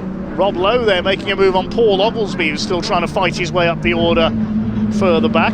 Round the outside, Nick Sampson, and here's Adam Keane into the battle now. He's taken Andy Bailey. Alex Coombs in there as well. Then it's Harvey Ashmore. Harrison Cavers, the light blue and black car at the back of this group. It looks like it is now 9 cars for the lead. Harrison Cavers up the inside. Running out wide there is Ashmore. He'll lose a bit of ground. Harrison Cavers displaying his fearless attitude to overtaking once again. I think that's what Carters would say. Lick the stamp and send it. Monty Hines coming into this as well. He's come through well from the back. Up there on the verge of the top 10 now. Terrific battle for the full top 10. Out in front, it's Darling ahead of Wheatley still, as they head towards Church Corner. Alex Coombs looking to make a move on the leaders now. Still in 3rd place, it's Bruce ahead of Sampson. Adam Keane's up to 5th. Bailey 6th, Coombs 7th. There's Tim Hardcastle, he's got Gary Cross chasing him down. Going to be 4 wide as in towards the chicane. Look at Nick Sampson up the inside in the number 15, the red car with the yellow front grille. Side by side with Louis Darling, who just about holds his lead. Bruce is third. Ben Wheatley goes down to 4th place. Adam Keane is 5th. It's a long train running for the lead of this race now. Has a look on the inside, Nick Sampson, but Louis Darling has the lead. Bruce is up to 3rd. Now it's up to Ben Wheatley to try and fight back. Keane's on his tail though, and Andy Bailey wants a bit of this lead battle as well. The red car with the blue cage, number 31. Who's this coming up on the outside? It's Alex Coombs taking Harrison Cavers with him. Harvey Ashmore with the gold cage in there as well. And then it is Henry Speaks and Harrison Cavers, Monty Hind at the back of the group there. We've got 11 cars fighting for the lead of this race effectively now. Hind draws past Henry Speaks. Next through is Tim Hardcastle, who's got the 23 of Gary Cross on his tail. Through Village, Louis Darling looking for a 2nd win today, despite the grid penalty for a bit of contact earlier on. Megan Bruce is attacking for 2nd place on the tail of 15 of Nick Sampson. Through Church Corner they drift their way, 4-wheel drifting there from some of them. Now Megan Bruce onto the outside, Sampson on the inside, Darling in the middle. Adam Keane's going to have a go down the outside as well. Megan Bruce drafts her way into the lead. Darling goes down into 2nd place, and here comes Harrison Cavers. Oh, he bangs wheels there with Alex Coombs, who goes over the curb, loses a bit of ground. Harrison Cavers has got some damage there as a result. Look, he's a bit like Charlie Lower earlier on. His wheel arch is rubbing on the tyre. Bit of contact there with Alex Coombs. It wasn't intentional there, they just ran out of space, I think, as Cavers tried to move up towards the lead battle. Here is the lead battle, 5 of them together still. Andy Bailey is 6th. I think that's Harvey Ashmore now up into 7th place in the number 10 with the gold roll cage. And 8th is Monty Hind from the back of the grid. That's a shame for Harrison Cavers. His car flailing slightly there. He's going to have to pull in, I think. That's a bit more severe, that damage, than we saw to Charlie Lower earlier on. Oh, as he ran over the grass there, did that just pop the wheel arch back into place?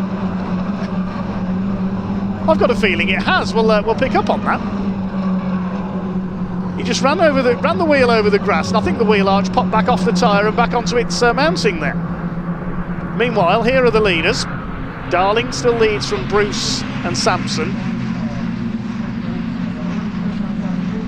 The 51 car, there he is further back. Yes, I think he's cured the damage. That is remarkable. I've never seen that before. See it again there as we look at the leaders coming into the slipstreaming zone. Look as he puts his wheel over the grass, it pops the wheel arch back into place. That's brilliant. Meanwhile, Ben Wheatley's just retaken the lead. Now, who's come through into 2nd place? Where's Adam Keane come from? How's he done that? He's up to 3rd. As Ben Wheatley takes Louis Darling for the lead at the chicane. Adam Keane has slipstreamed everybody and he's up into P3. Now he's going to attack for the front as Louis Darling retakes the lead up towards the complex. Here comes Nick Sampson. Megan Bruce has dropped back a bit. She's dealing with Andrew Bailey in the battle now for 5th position. Who's done the fastest lap of the race? There's an extra point for that. I think Henry Speaks, or as Andrew Bailey runs wide there, puts a wheel on the grass. Henry Speaks dodges him. Here comes Monty Hind in the 76. He's on, as they say in America, a burn from the stern, from the back of the field. And there's Paul Oglesby made it up to. He's 16th at the moment, so he hasn't made it through to the lead battle. As Louis Darling continues to lead in the Williams Motorsport car. Here comes Nick Sampson, the 15. Remember, he had a non-finish at Snetterton, so has lost some points in the championship race. Ben Wheatley in 2nd place. Harry Cross at the back of this group. He's in 12th. He was 12th at the end of the previous lap. Now, what's going to happen for the lead? Here comes Adam Keane. He launches his attack down the outside. Can he take the lead from Louis Darling? They're side by side on the run of the chicane. Adam Keane's going to have to run over the curb, and Louis Darling will hang on to his lead just about. And Andrew Bailey over the curb as well. Harvey Ashmore and Alex Coombs in behind him, then Tim Hardcastle, then Cross. Behind them is Nick Heighton, who's come from the back. Harrison Cavers is 14th in his self-repaired car. Here's Dan Hope trying to fight his way back up the order again behind Jasmine Shaw. What a frustrating weekend for Dan Hope. I was saying earlier on, he must have upset somebody to get all the bad luck. There's a bit of wheel banging there, I think, at the complex. Louis Darling goes out wide, but he somehow held second place, with Adam Keane in third. 4.5 minutes of this still to go as Megan Bruce getting back into the battle. She's saying, remember me, I'm fighting for the lead of this race as well, on the tail of Nick Sampson. There's a small gap back to Henry Speaks, who's up to 6th. Monty Hind in 7th. Remember, he started right down towards the back. Here comes Nick Sampson now. Louis Darling just about holds the lead. Sampson's going for a move at Church. Still side by side with Adam Keane. Megan Bruce moving into a position to slipstream as well. So is Ben Wheatley. Oh, this is going to be good. We could go 5 wide here. Hold on to your hats as they run towards the chicane once again. Oh, bang! Contact there, and Ben Wheatley does a wheelie into the chicane. Has that damaged his suspension? I thought he was going to go flying off into the tyre wall. That's a great save. Amazingly, I think the car is okay. He just rode up the back wheel of somebody there. I didn't see who it was. It must have been Louis Darling, because there's a wing missing. And amazingly, Louis Darling, even more amazingly, is still leading this race. Well, that was extraordinary. Watch Ben Wheatley, the light blue car. He hits the back of Louis Darling into the chicane and lifts off. Not only does he get the car round, but I don't think there's any damage there. What a save by Ben Wheatley. And by Louis Darling. He's still leading this race. Adam Keane in 2nd place. Sampson is 3rd. I thought Ben Wheatley was going to go flying off straight on there into the tyre wall, but amazingly he gathered it up. Henry Speaks on the tail of the lead battle now. He's been there or thereabouts so far this weekend. His weekend was spoiled at Snetterton by a shunt in the first race. Had to fight his way back up as the weekend progressed. He's on the tail of this 6-way lead battle now. Coombs 7th, Hind 8th, Ashmore 9th. The rest of them go through. There's Paul Oglesby, the green car. He's in 16th place still. Now, what's going to happen this time? Nick Sampson on the outside, Keane in the middle, Darling on the inside. Is Louis Darling going to continue to hold on to his lead? Oh, and there's problems further back as well. A couple of cars take the escape road. Harrison Cavers spins. I think that was Sampson who took the escape road and Monty Hind. Harrison Cavers has a spin. 2 minutes of the race to go, so we'll get a couple more laps out of this, including the one that they're on. And still Louis Darling somehow has hung on to his lead once again. Just the one retirement so far. We've lost Andrew Mackay, number 65. A monumental pack, as Marcus Pye has just said in the background. It certainly is a monumental race indeed. The Caterham racing has been absolutely first class here this weekend. Henry Speaks ahead of Monty Hind, then Ashmore, Andrew Bailey fighting back. He had a moment earlier on. Somehow Louis Darling hanging on in front ahead of Adam Keane. Then Ben Wheatley, or Ben Wheatley as I think we can rename him after that moment at the chicane, with Nick Sampson trying to get around the outside. Megan Bruce is still in there as well. Coming round to start their final lap this time. Monty Hind's up there as well. He could yet win this. Tim Hardcastle jinks out behind Gary Cross, just ran a bit too wide there. Nick Heighton comes through past him. What's going to happen into the chicane between this lot this time then? Here they come. Adam Keane around the outside. He could take the lead here with a bit of luck. He's tried this once before on Louis Darling. Megan Bruce getting slightly crowded out, and Nick Sampson. They all somehow make their way through. The order as they cross the line to start their final lap is Darling leading, Keane and Wheatley side by side for 2nd place. Then Bruce, Sampson, Ashmore, Speaks, Hind, Bailey and Coombs as quickly as that. Up to Allard, and Louis Darling's actually been able to break away a little bit there. Has he done enough? Ben Wheatley to the inside into the complex. He knows it's the last lap. He knows he's got to attack on somebody sideways. That was Megan Bruce. Nearly lost it. And that's created a little bit of a hole in this battle now because those behind had to lift off. She's still 5th. 6th is Harvey Ashmore. And then 4 wide briefly there for 7th. Look at the way Monty Hind's going up the inside into Noble. He gets through into P7. Now limbering up here for their attacks into the chicane for the final time. It's Louis Darling who leads. Behind on the tail of Henry Speaks. This is the second group now effectively.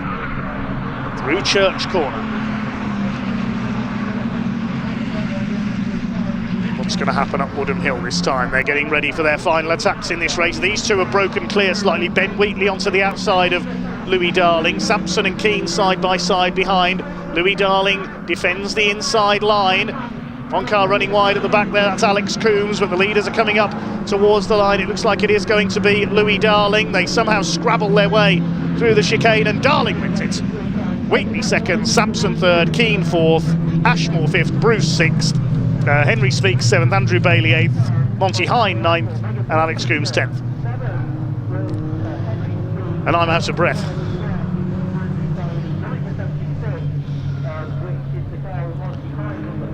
Rest of the cars come across the line. Poor old Dan Hope. Pretty disastrous weekend for him. We've lost Paul Oglesby on that final lap again as well. Well, his weekend went from hero to zero, sadly. And Louis Darling at the double. Wins from Ben Wheatley by 0.283 of a second. I think Wheatley will still be leading the championship. Nick Sampson completing the podium. But the Caterham racing this weekend has been absolutely brilliant from all of their classes. I am very proud indeed of all of them. Well done to all of Caterham Motorsport's drivers. The Academy yesterday, the Roadsports, the 270Rs and the 310Rs. Louis Darling takes a second win then by 0.28 of a second over Ben Wheatley. Nick Sampson in third ahead of Adam Keane and Harvey Ashmore fifth. Megan Bruce dropping to sixth at the end there ahead of Henry Speaks, Andrew Bailey, Monty Hine from the back and Alex Coombs. And Gary Cross in a fine 11th place ahead of Tim Hardcastle. Nick Heighton, who also started at the back, finished 13th, and Rob Lowe in 14th place. Harrison Cavers after that spin ended at 15th, but he certainly entertained. 21 of the 23 starters went the distance. We lost Paul Oglesby sadly on the last lap, and Andrew Mackay also dropped out.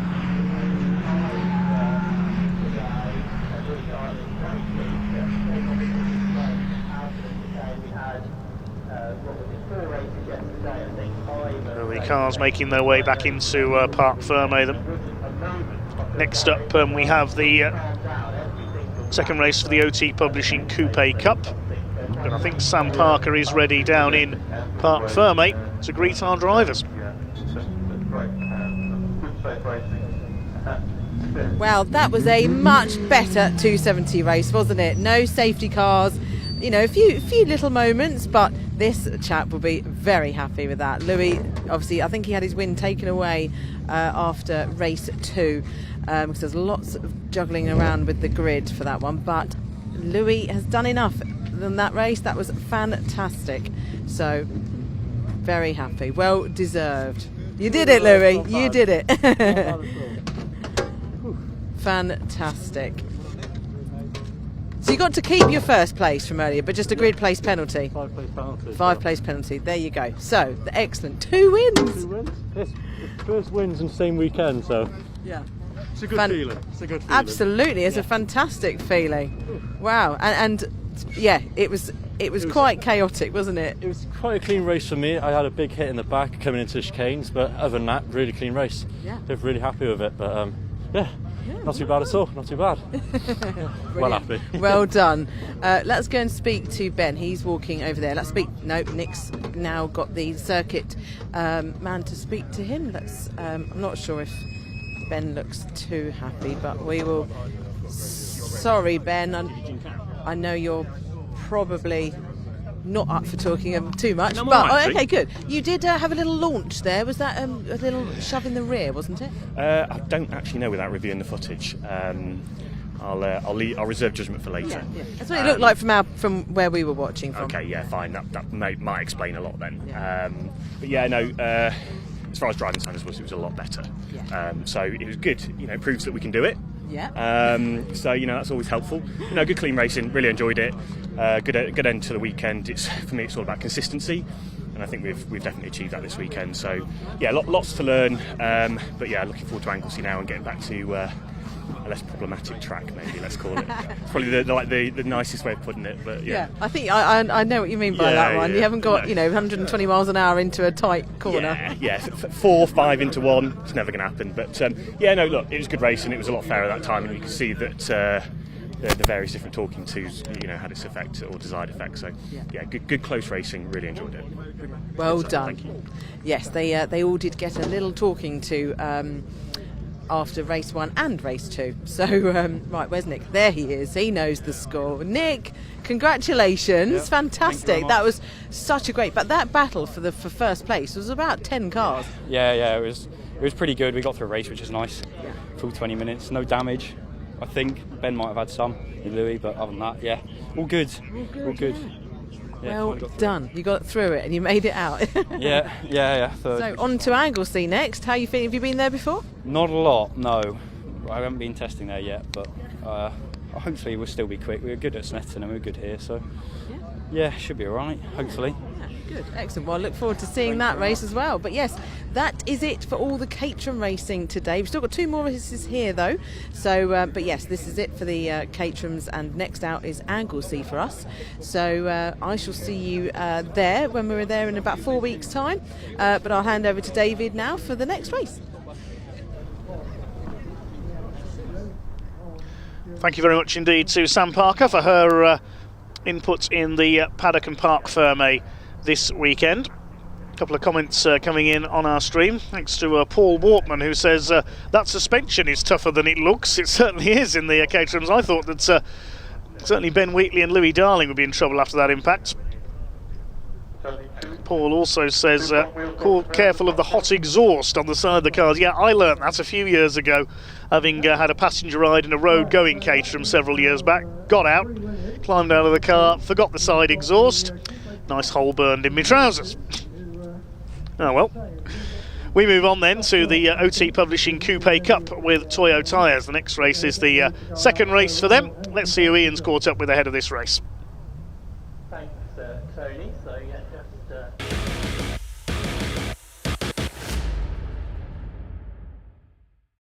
Right, time for the final race for the Hyundai Coupe Cup this weekend. If it's anything like race 1, we are in for a real treat. There was plenty going out on track, wasn't there? But come down to catch up with Ben Howarth here, because Ben, I understand it's your first season out in the coupes. Yeah, it is. Yeah, my first time sprint racing actually. I've done a bit of endurance, but first time in the coupes, first time sprint racing. Absolutely loving it. I'm all right thinking you're a local boy as well. Yeah, literally 10 minutes down the road, live in Andover. So you must know this place pretty well. I do. Yeah, I work just down the road as well, so I know this place inside and out. Yeah. What did you make of race 1? Oh, it was fantastic. I had a few good battles at the start, quieting down towards the end, and I just needed a couple more laps, and I could have caught 666 over there. But P12 can't complain. Well, you're alongside Mark now. Are you going to get him? I hope so. I think we can get a good start and just put our heads down, not worry about what's behind us, and just go forward. So you said you've done endurance racing before. Why did you want to get involved in the sprint racing with the coupes? I've always been interested in the coupes, so I've been coming up to Thruxton for a few years now to watch the racing, and the coupes just really interested me. I wanted to have a go at sprint racing, just because I'm trying to make a career out of being a racing driver, and don't know which one I want to do, so have a go at both. But I think after today, I think sprint's the one for me. They look a lot of fun, aren't they? They are so much fun. Top man, Ben. Best of luck. Enjoy it, won't you? And maybe we'll catch up after the race. Yes, time to go for the. There's Harvey. I was told, Harvey, I was told you weren't coming back out. That's what I thought, but we had a look. It's not any worse, but it's not better. So I thought I should go out there. If it breaks, oh well. Okay, oh well. Look, take care, won't you? Look after yourself. Right, you've had enough airtime today, Harvey. Get out of here. Right, let's go racing, shall we? Final race off the weekend for the Hyundai Coupe Cup. Here we go. Dave, over to you.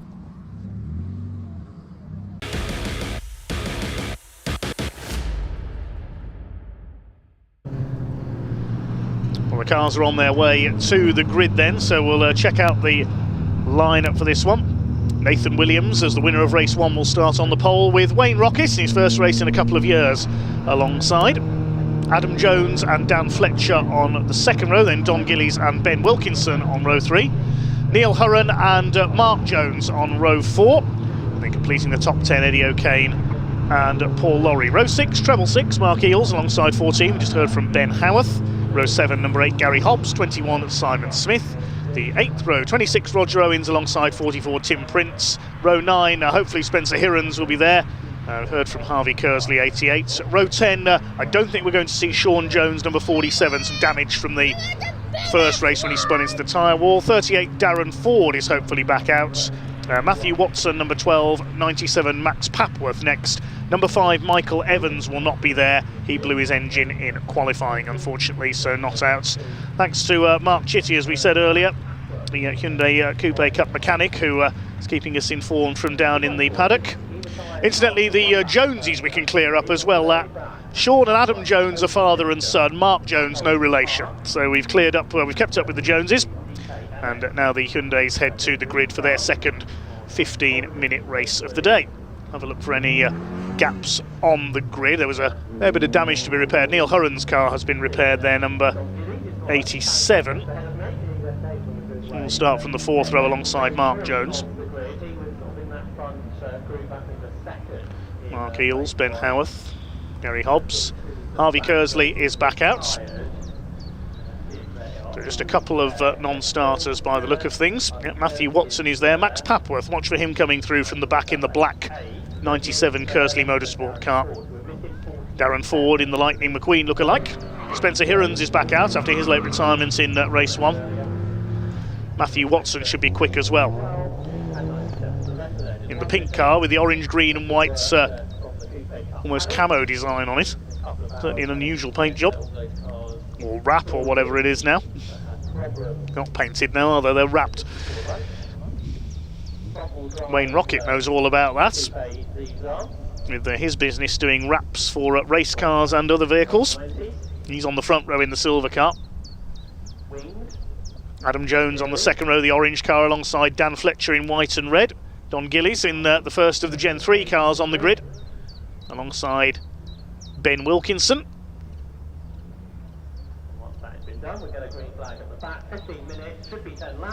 We await the all clear then. 4th race of the season, the OT Publishing Coupe Cup with Toyo tyres. Can Wayne Rocket take a comeback victory this time? He's on the outside of the front row, the green flag is waved, the 5-second board is held aloft. Waiting for the red lights to come on, they do so now. When they go out, we'll be underway. Off they go. Good start by Harvey Kersley, a little further back there. Great start by Wayne Rocket. A little bit of a slow start from our pole sitter, Nathan Williams. He's down to 4th as they head up towards Allard. Dan Fletcher getting away into 2nd. Adam Jones is 3rd. Everybody is away cleanly, I think, but a poor start by Nathan Williams. He could be down to 5th as they head up towards the complex for the first time. Neil Hurren's up there on the outside. A little bit of tyre smoke there, a lock-up from Harvey Kersley into the complex. Are they all going to make it round? It looks like it, and it's Wayne Rocket on his local circuit, the man from Denmead in Hampshire, who has the lead. 2nd place is Dan Fletcher. Nathan Williams looks like he's got back up into 3rd through the complex, and already on the move is Max Papworth there on the inside of Roger Owens in the 26. Number 14, local lad Ben Howarth goes side by side with them in the citrus yellow car. I think that's Barbara Schilliker's old car. She's an official here this weekend. 32 Mark Jones ahead of Harvey Kersley, and Gary Hobbs in the number 8. Now onto the back of the circuit they go for the first time. So it's Wayne Rocket who leads the way, one of the old stages of Hyundai racing. Always says it's going to be his last appearance, but he keeps coming back. Spencer Hirons dropping back slightly in the 65. I hope his problems from race 1 aren't reoccurring. Nathan Williams side by side there with Adam Jones in the orange car into the chicane. Wayne Rocket under fire from Dan Fletcher. Up on the curb there goes Williams side by side with Fletcher. They lean on each other. Over the curb goes Williams. It's getting a bit brutal further back as well. There's a spinner. It's Matthew Watson that's gone around.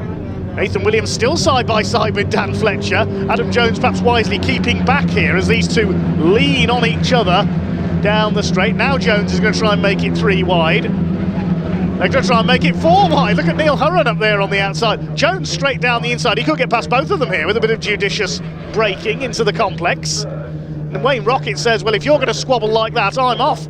I'm going to clear off and win this race. Well, Fletcher's held 2nd, Jones up to 3rd. Williams lost out there, he's down to 4th. Then Hurren in 5th position. I think it's Ben Wilkinson next in the white number 10 with the blue and yellow flashes. Yes, it is. Then it's Paul Lorry, and then Dom Gillies. Eddie O'Kane in the maroon and white car next, then Harvey Kersley. Well, Wayne Rocket saw all that schmozzle behind him and has decided to put his foot down and pull away.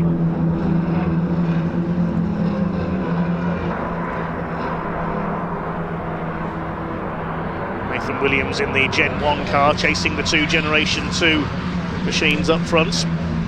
Wayne Rocket in a Generation 2 as well. There's Max Papworth, the 97. Still searching for his first victory in the series. Paul Eales in the treble 6 behind him. Race leader going a little bit wide there, Wayne Rockets into the complex. A lock up there from Paul Lorry as he gets past Dom Gillies under braking.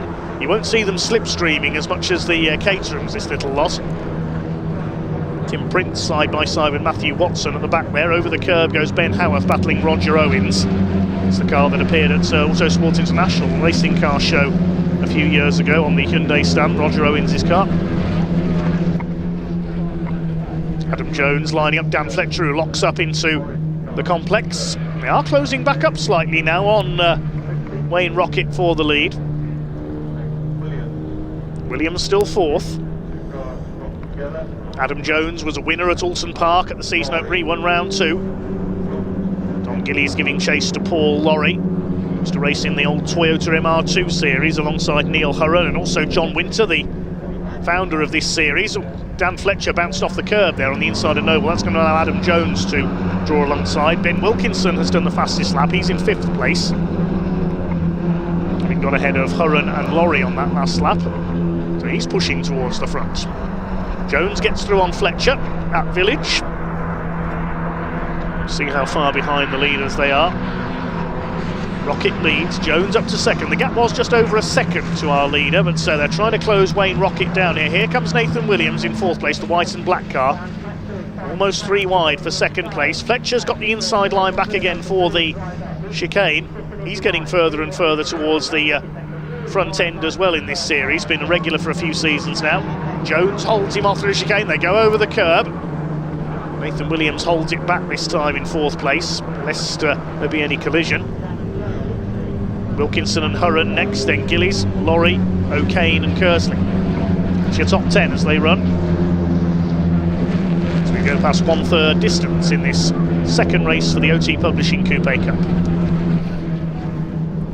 Dan Fletcher under fire now from Williams for 3rd place, I should say, having a go up the inside into Campbell.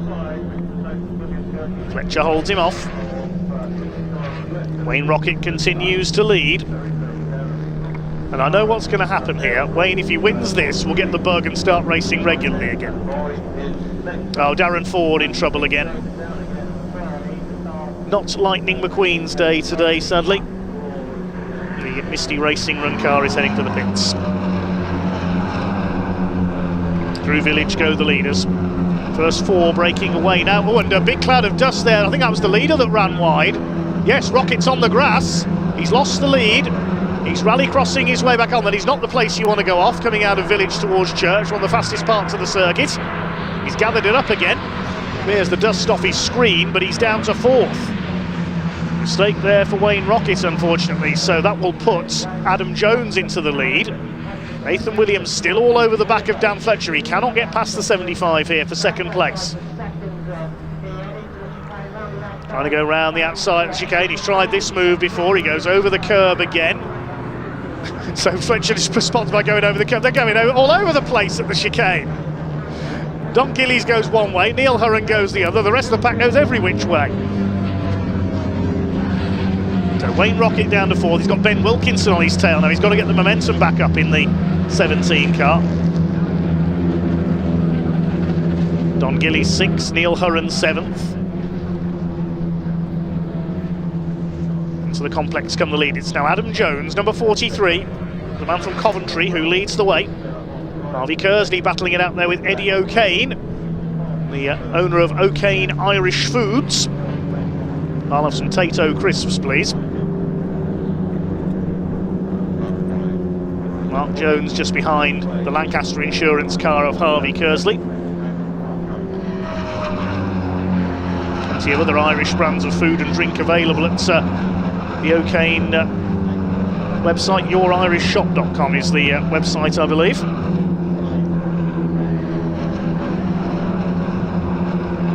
So we head out into the country with half the race still to go. Fletcher still under pressure from Williams, then Rocket. Running a bit wide there, Neil Hurren. A bit of debris there in the background, looks like a bit of rubber, so whether somebody shredded a tyre, I'm not sure. Maybe that's left over from a previous race. Nathan Williams up the inside into the chicane, he's late on the brakes. This time he's done it. Meanwhile, further back, Ben Wilkinson and Don Gillies' battle is out. This time they keep it on the black stuff and don't run over the curbs. Adam Jones increasing his lead slightly, although Williams has just done the fastest lap. 1:35.378, almost 3 wide. O'Kane has a look up the inside, attacking Paul Lorry, so Harvey Kersley tries to go round both of them. Aha! I wonder if that's where the bit of rubber came from. Gary Hobbs has had a puncture, and he brings it into the pits for a tyre change. Hopefully he'll be able to rejoin. With the lock up there, that's Mark Jones. We did say how tough on tyres the Thruxton circuit is, the Toyo tyres run by the Coupe Cup.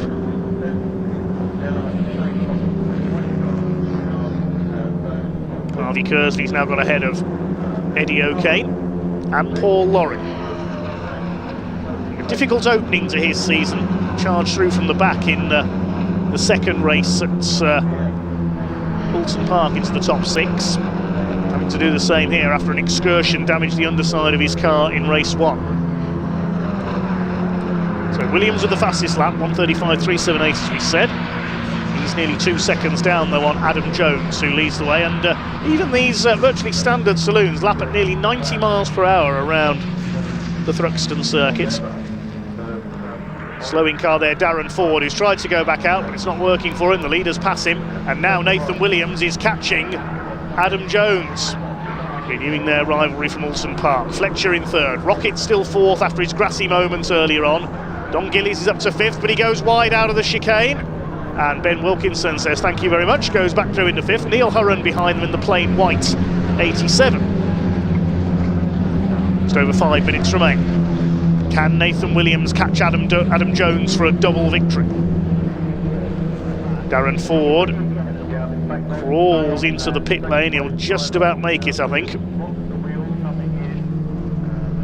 First 7 have gone clear. It's Kersley now up to 8th, ahead of O'Kane, then Lorry.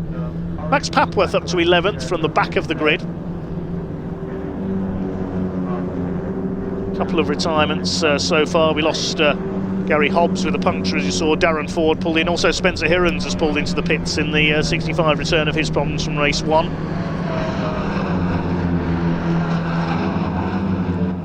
So there go the leaders. Here's a battle further back in the order meanwhile. Matthew Watson in the pink Willow Sport car, chasing down Simon Smith, the 21. That's John Winter's old car in the orange and white livery, colours of Exit 13, which is John's graphics business, so named because it's next to junction 13 of the M1, Milton Keynes. Neil Hurren, his slightly battered car, continues to chase on. Now Williams is getting aboard. He's going to have a look on the outside into the chicane and try and shuffle past the same way he took Dan Fletcher earlier on, but Adam Jones is wise to him. Makes a slightly wider line to defend his lead. Fletcher closing back up, and here comes Rocket Man back into it as well. Don Gillies still 5th, then Wilkinson. They've had a good scrap all the way through this race with Neil Hurren shadowing them. There's a couple of laps left to go. There's a yellow flag waving on the exit of the chicane there, so something may have happened there. Try and see what it is. Meanwhile at the complex, Nathan Williams up the inside, later on the brakes. He's trying to take the lead away from Adam Jones. They're side by side, but Williams will have the inside line for the left-hander. Next corner's a right though. Jones has hung on and he keeps his lead. That's good defensive work by Adam Jones. He almost lost the lead through the complex.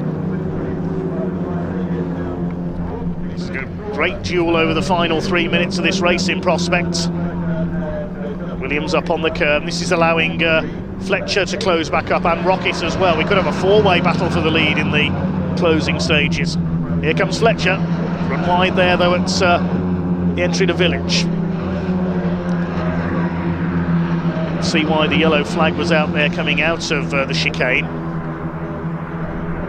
Unless it's that Darren Ford has stopped in the pit lane entrance, possibly. Here come the two leading pairs. Here comes Nathan Williams. He's going to try and make the move as they come up towards the chicane this time. He's going to try and get it done Caterham style on the outside before they reach the chicane and get the overlap on Adam Jones. They're side by side on the way, and he's braked very late. Nathan Williams, can he turn it back in time? They touch, they both go over the grass, and Jones is going to, just squeeze. I thought he was going to hit the tyre wall there. Just squeezes through the gap. That was a dicey moment, and they're side by side for third behind as well. Just under 2 minutes to go. They'll get 2 more laps out of this. Jones and Williams absolutely together. Up towards the complex. I think Williams may have got it done out of Allard there. They turn in. Jones back up the inside. Bash. They door handle together. Jones will try and keep the inside line for Seagrave. Has Williams got it done here? Has he got the face? Yes, he's done it. Jones just ran that little bit wide coming out of Cobb there and couldn't keep the overlap on Nathan Williams. So Williams has got the lead. Now here comes Rocket. He's got past Fletcher while all that was going on. Remember me, he says. I'm back in this and I'm going to try and take a win on my latest comeback. He's up to second lane, Rocket. Now going for Nathan Williams. He's got 1 more lap after this, I think, to attack.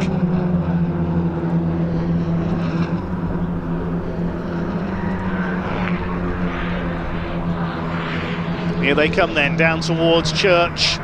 Less than a minute left on the clock. Wayne Rocket is gunning for Nathan Williams. Up the hill towards the chicane. Blue flag waving to 1 or 2 back markers. Nathan Williams, and look at Rockets taking lengths out of Williams' lead. Now he's very late on the brakes for the chicane. This race is not over yet, he's on his tail.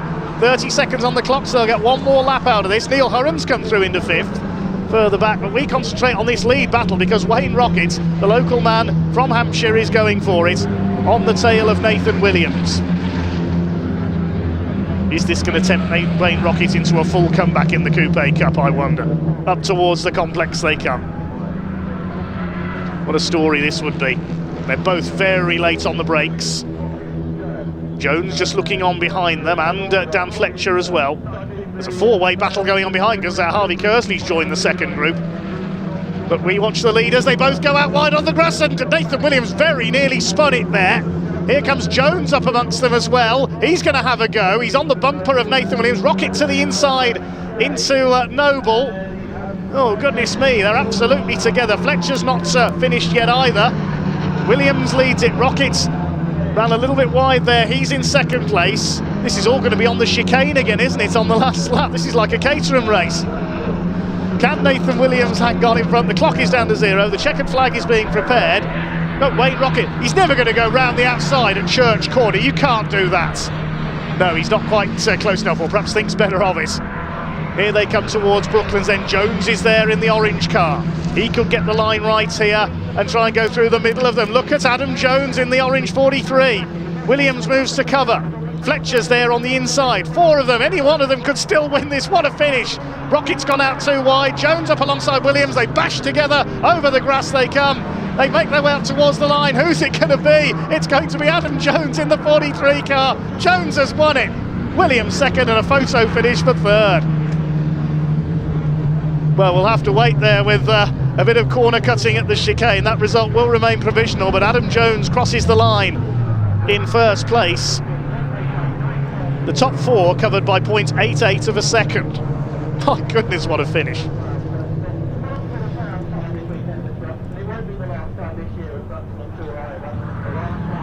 That was absolutely incredible. Adam Jones, Nathan Williams, comeback man Wayne Rockets. Spencer Hirons has rejoined as well. We'll confirm the results in just a moment.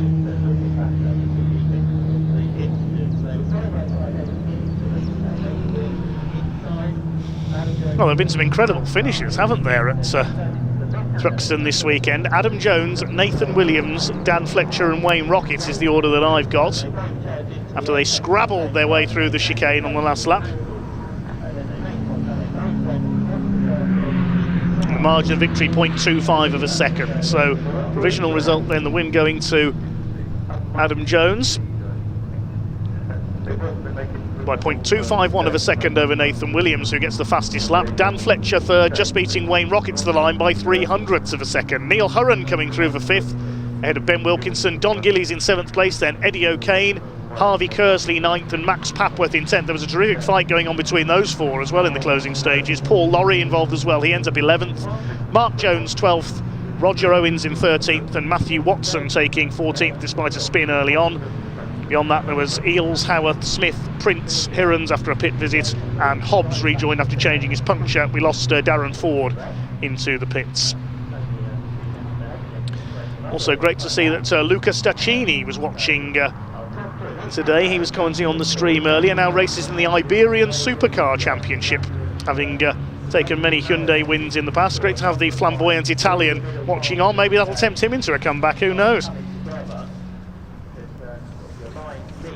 One race to go here at Thruxton today. It's the Gaz Shocks 116 Trophy. I've just had the starting drivers through thanks to Ian down in the paddock. So thank you very much, Ian. And he's ready down in Park Fermé to talk to our Coupe Cup drivers.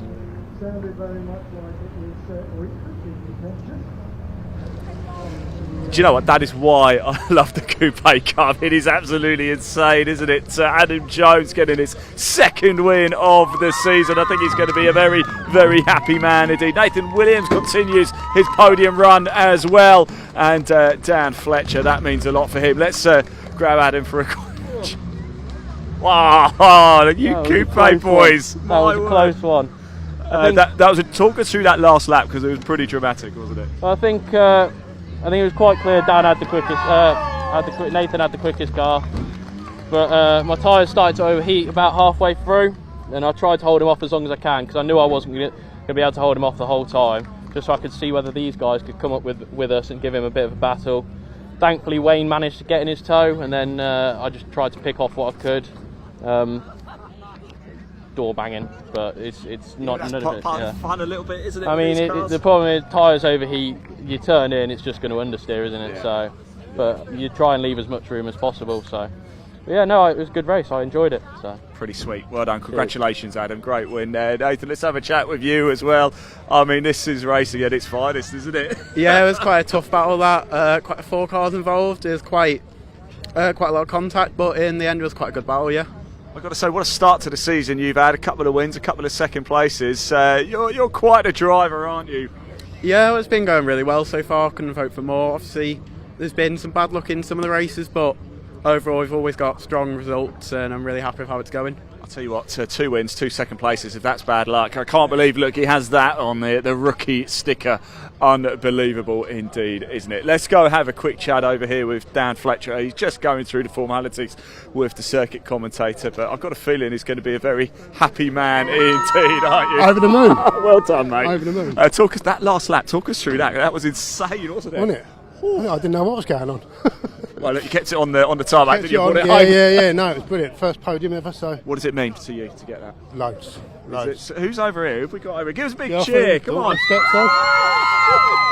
Yeah, it's amazing. That's what it's all about, right? Amazing, yeah. And it's even better as well. Wayne, don't disappear, Wayne. Come in, because as you're not racing the rest of the season, we have to have a quick chat with you. It was close, wasn't it? Yeah, I got no idea. It was pretty close, yeah. But you put your transponder more forward than mine. Exactly that. Yeah. You have to do these. That's it. Yeah, his transponder's there. Yours is at the back, isn't it? Look, great racing. Awesome. Absolutely brilliant race. Brilliant race. Congratulations. You want to go celebrate, don't you? Go on. You can have some of the pear cider now. Brilliant stuff indeed. Right. We are not done here. In fact, we're going to be on air for at least another hour and a half, an hour and 45 minutes more likely, because right here we have the 116 trophy cars. They are lining up. They are about to do their endurance race. 1.5 hours of it. Me and Andy, we're going to head over into the pit lane. So let's hand back to Dave to talk you through the start of the race. It's going to be a corker. Over to you. Thanks very much, Ian. Yes, one race to go here at Thruxton this weekend. It is the Gaz Shocks 116 Trophy. We saw the sprint races yesterday, and now we have a 90-minute enduro race.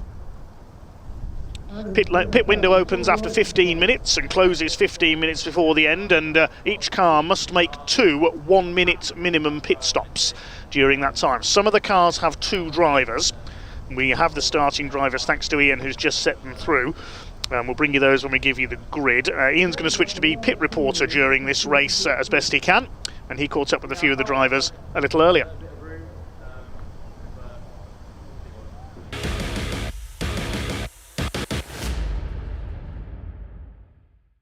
Well, it's time for the final race of the weekend here at Thruxton, but it is going to be an absolute whopper. Yes, a grid of 37 cars, the 116 Trophy Endurance Race, 1.5 hours. There is a pit stop involved. Now, there's a bit of a story developing here. There's concerns about the size of the fuel tank, so there's going to be a fuel saving mode at some point in this race for the cars, because if they were to go flat out, they wouldn't be able to finish on a full tank. So let's go have a quick chat over here, shall we? David, are we? I understand fuel might be an issue. We think we're going to be okay. Okay. We're looking at what we did in qualifying. We think. So there is going to be a bit of fuel saving at some point, is there? Yeah, there'll be a lot of slipstream, a lot of lift and coast, but yeah, we'll see how it goes. But that's part of the fun. That is endurance racing, isn't it? Absolutely, yeah. What have you made of your weekend here at Thruxton? Yeah, mega. Racing at Thruxton, you don't get to do it very often. Yeah. Because it's such only 6 weekends a year, isn't there, in total of car action? But it's the best circuit in the country. Just really? So much fun driving around it. Anything you drive around here is fast. Yeah, that's so true. That's so true. Look, best of luck, David. Thanks for talking to us. Really appreciate it. That's David Hornsey there. He's sharing actually with Darren Constant. Not every single driver, every team is sharing. There are a number of drivers doing the whole 1.5 hours by themselves. They still have to pit, though. Yes, it is building up for the final time here at Thruxton this weekend. Let's go racing. Dave, over to you.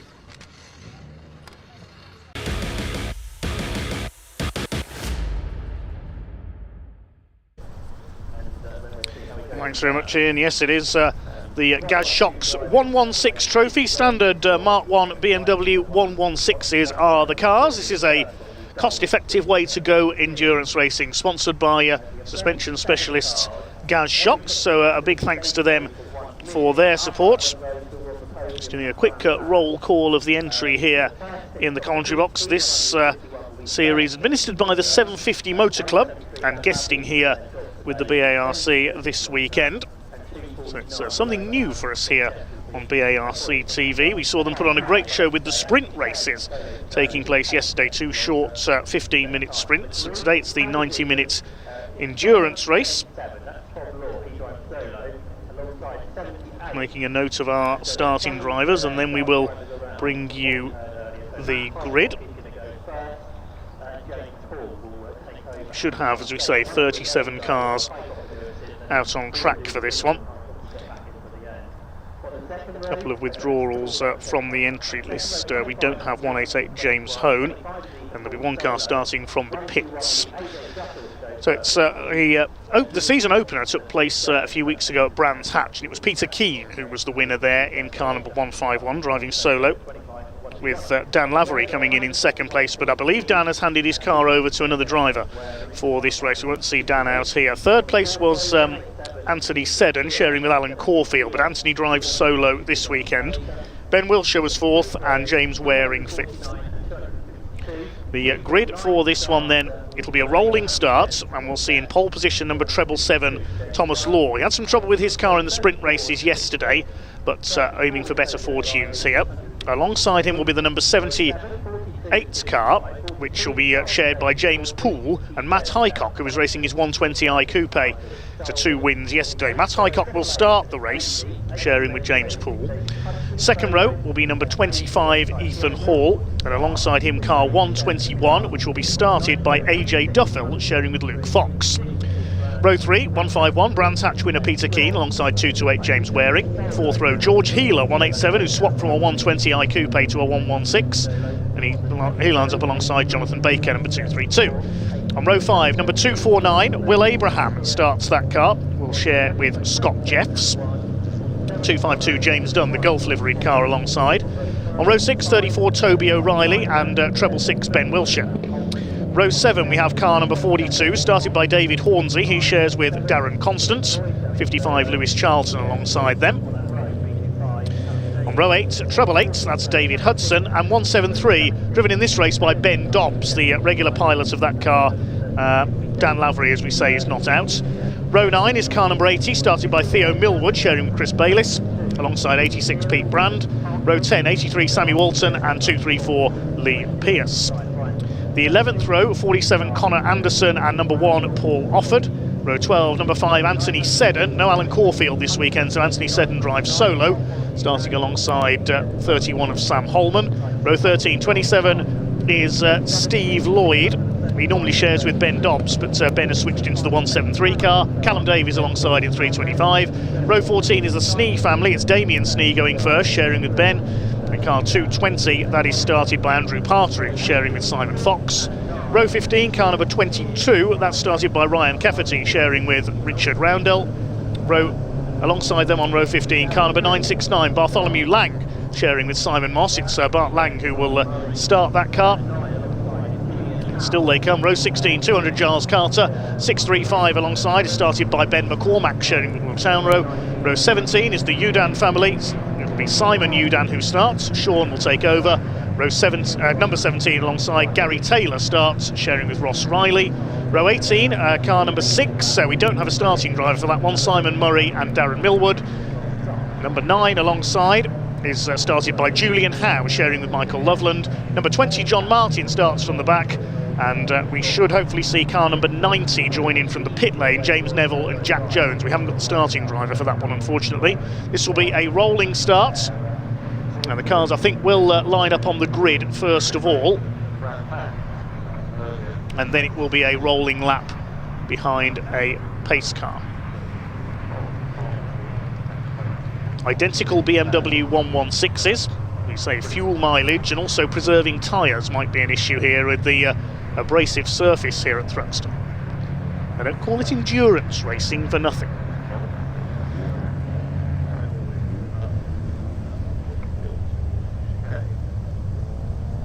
So Tom Law had a disappointing day yesterday. He's put his car on pole for the endurance race.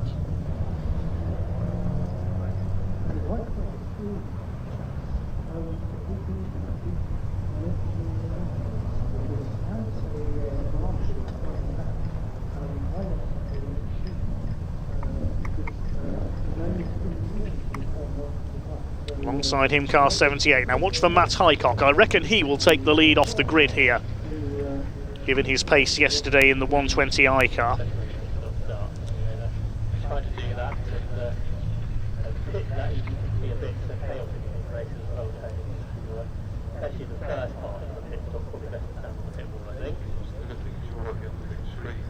So Matt Highcock starts the 78, which is James Pool's car, the black and yellow car on the outside.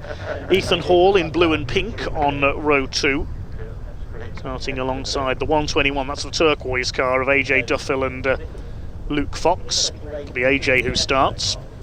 Peter Keane, the black and blue car on row 3, already a winner this season in this series at Brands Hatch. 228, James Waring completes the third row. Pace car is in position.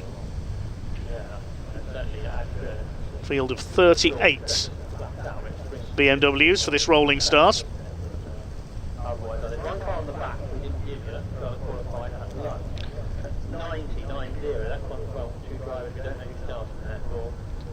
So just a couple of drivers, a couple of cars we don't know the start driver for. One of those is the number 90 car, which I think is going to start from the pit lane. That's James Neville and Jack Jones. They missed the qualifying session earlier on and completed laps during the lunch break. You have to do a minimum of 3 laps behind the course car to qualify. They did that during lunch.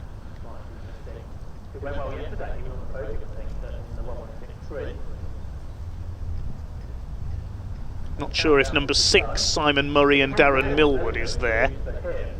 I can't see number 20, John Martin. Or is that John Martin's car there? Are they slightly out of position there, the inside row? Quite possibly. Yeah, I think that's the number 6, the black and orange car. One or two colours a little unfamiliar to me in this series, so apologies for any missed calls. Look at the size of that grid. Very impressive indeed from the 750 Motor Club's Gaz Shocks 116 trophy. There's the number 90 car, it's being held by the marshal at the end of the pit lane. I've no idea who is going to top the field here.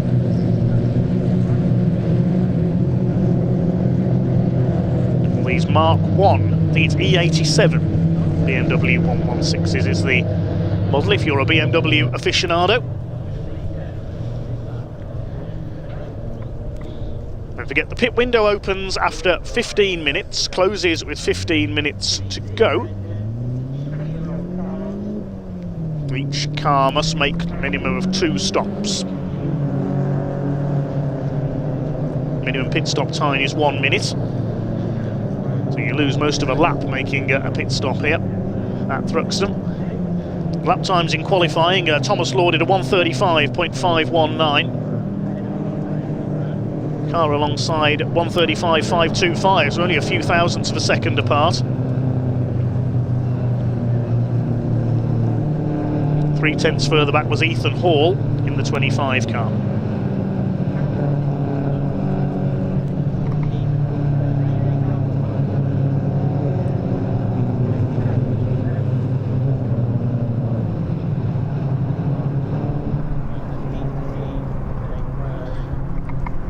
Clock has already started counting on the TSL timing screen, so the race technically has already got underway. That's why they're not keeping to strict 2x2 formation, so it's effectively a safety car start, just to save a little bit of time.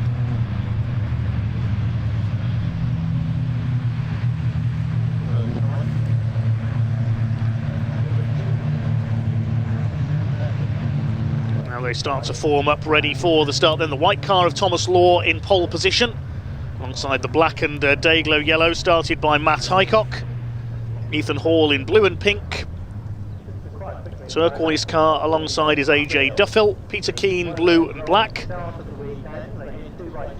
Fine sight they make around the Thruxton circuit. We had a parade of Porsches this morning before racing got underway. It's a parade of BMWs ahead of the Gaz Shocks 116 trophy, 90 minutes mini enduro here to close off the weekend at Thruxton. Pace car pulls into pit lane. The track replete with BMW 1 Series. Away they go. Red lights are already gone out. It's very busy in the pack indeed as they head up towards Allard for the first time. Tom Law it is who leads them off from pole position into the complex for the first time. I am liking the South African flag liveried car now. I think that's Treble 8's, possibly David Hudson's car. So it goes through the complex then for the first time, but there is a long way to go yet. It shouldn't be too frantic, I wouldn't think, in the opening exchanges of this one.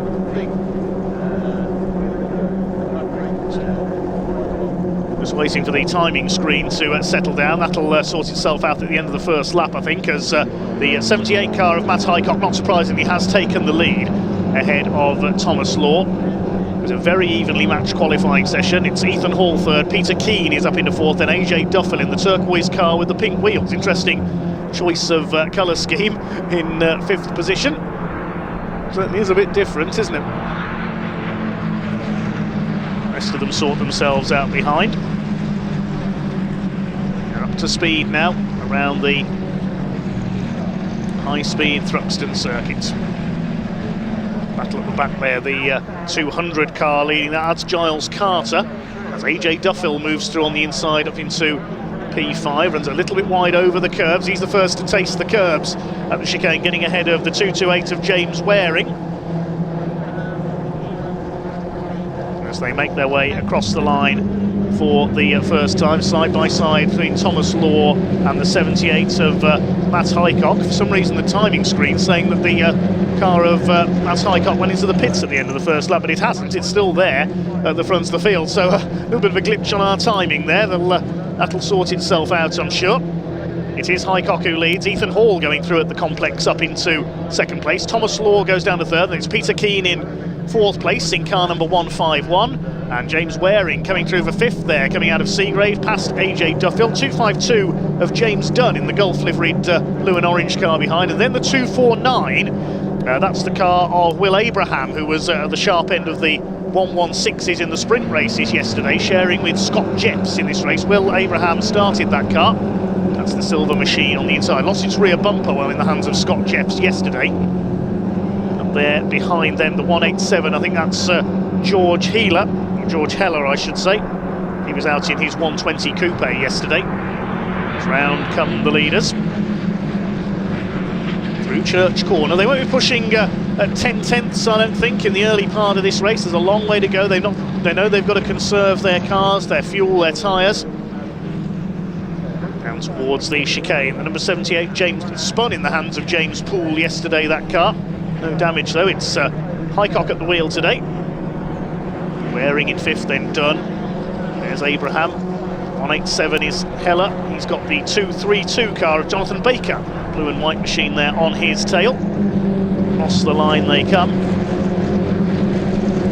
Ben Wilshire is in behind them in treble 6. Then car number 80 started by Theo Millwood. The rest of them go through. The 42 there is David Hornsey in the almost road standard looking blue machine.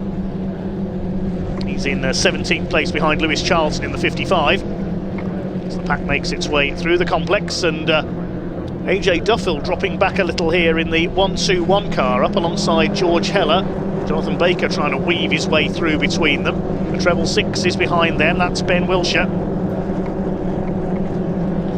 Already there's a bit of battling joined in the midfield here, some of them not holding back. Lee Pearce moving up there, that's a nice looking red and gold machine in the background, number 234.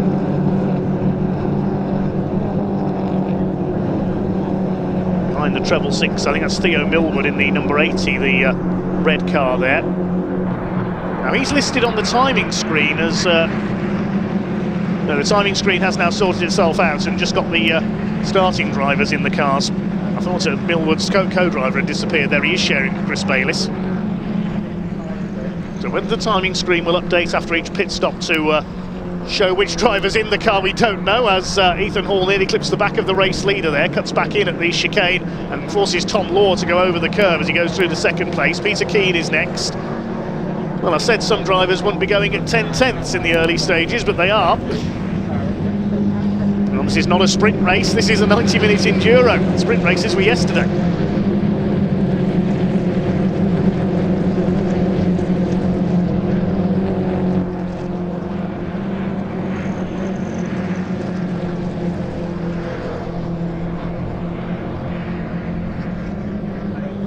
Through the complex, it is still Matt Highcock who leads the way.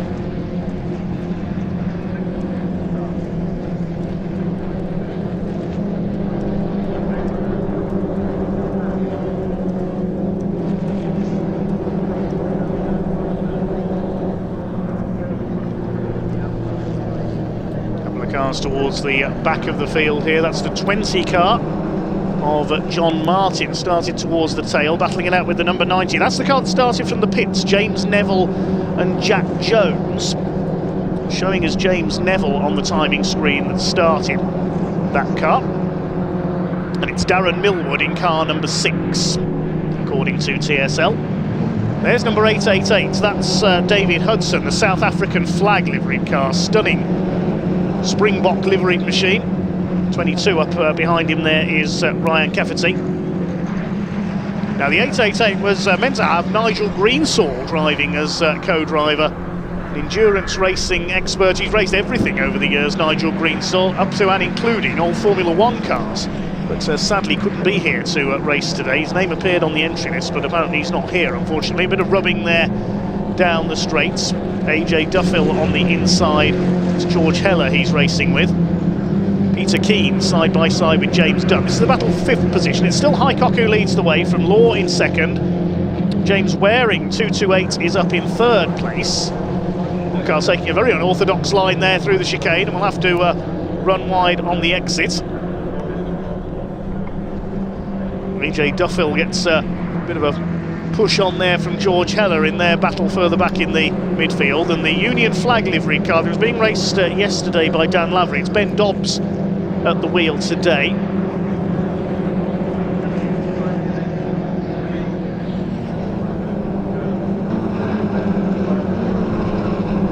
One problems there, Heller and Duffel have tangled up. Well, you can see that coming, couldn't you? Right from the complex.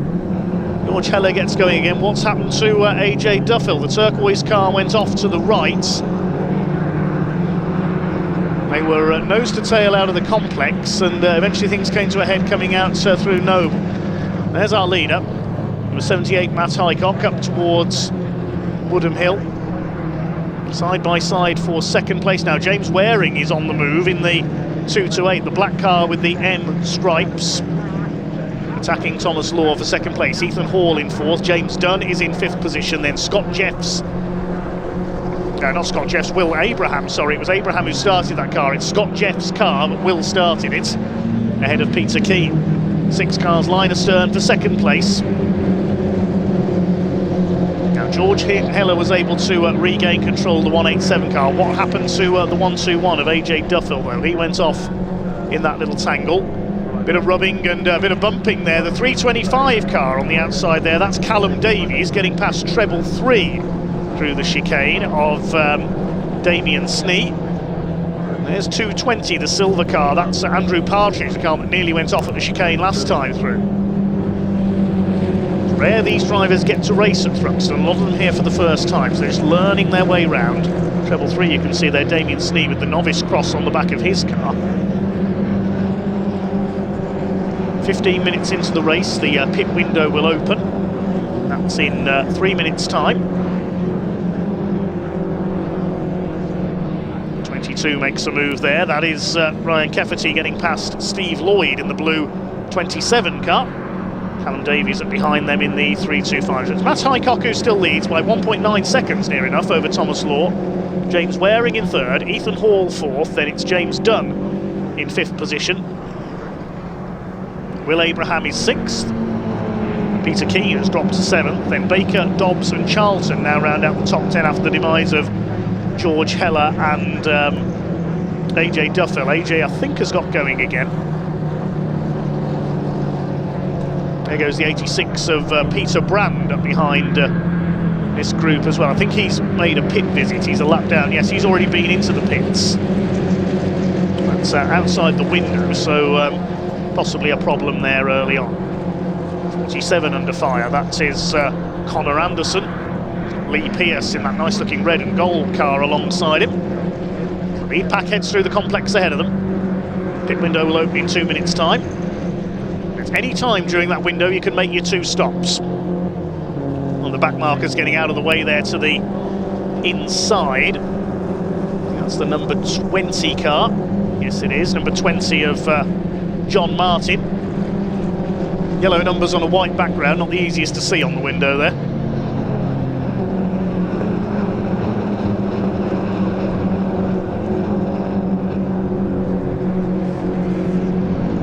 It's 121 has dropped off the timing board there. One of our commenters said yes, it's a car that's had a spin up at the complex, tangled with the 187, so AJ Duffel I think could be out of the race.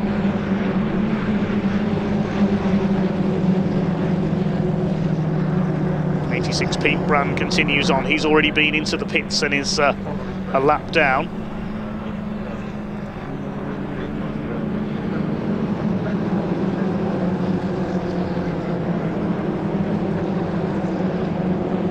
One of our commenters as well, Dan Bartlett, questioning the maximum grid capacity here at Thruxton. It does say in the final instructions the maximum capacity this weekend is 42 cars. That's how we were able to have this very impressive grid of BMWs out there. We're down to 37 running, I think, we're from the 38 who started, because I think AJ Duffel is out. 187 George Heller, the man he tangled with. He's got 31 Sam Holman behind him there, the green car. I think John Martin may have a problem. He was slowing up and going a lap down. Still Matt Highcock who leads the way by just over a second. Here's a battle a bit further back. The number number 55 car, I think it is at the front of that, the Lewis Charlton car, treble 6 behind is Wilshire, being chased by number 80, driven by Theo Millwood.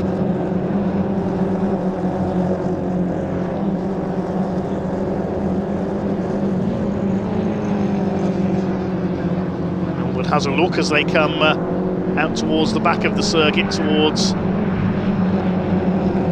right-hander at Village. There's a lapped car there on the inside. Of our novice race, I think that's the number 90 car of James Neville.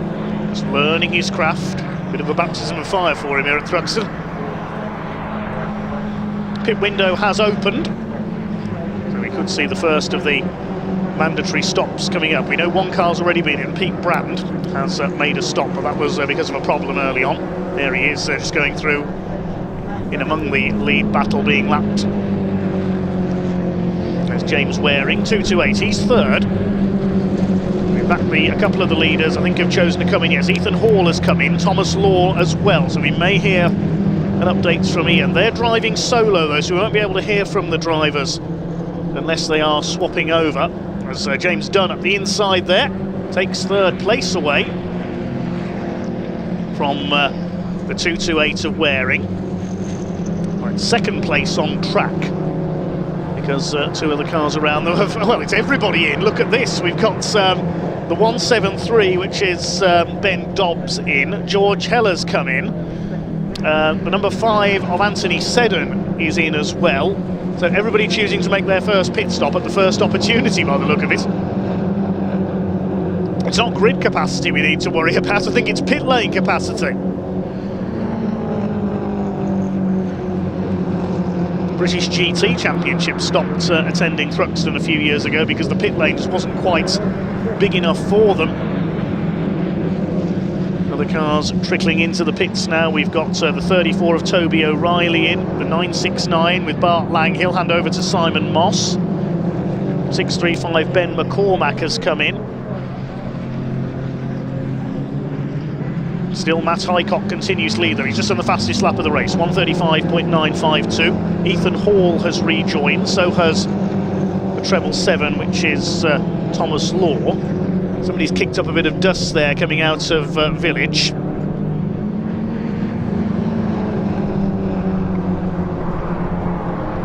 George Heller's come in, Pete Brand is back in for his first mandatory stop. 33, that's the Uden family.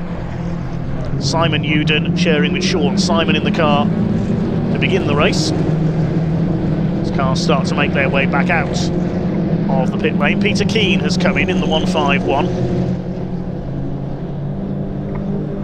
Check to see if the driver changes are reflected on the timing screen, because 42 has come in. David Hornsey will be handing over to Darren Constant. Lee Pierce runs a bit wide in the 234.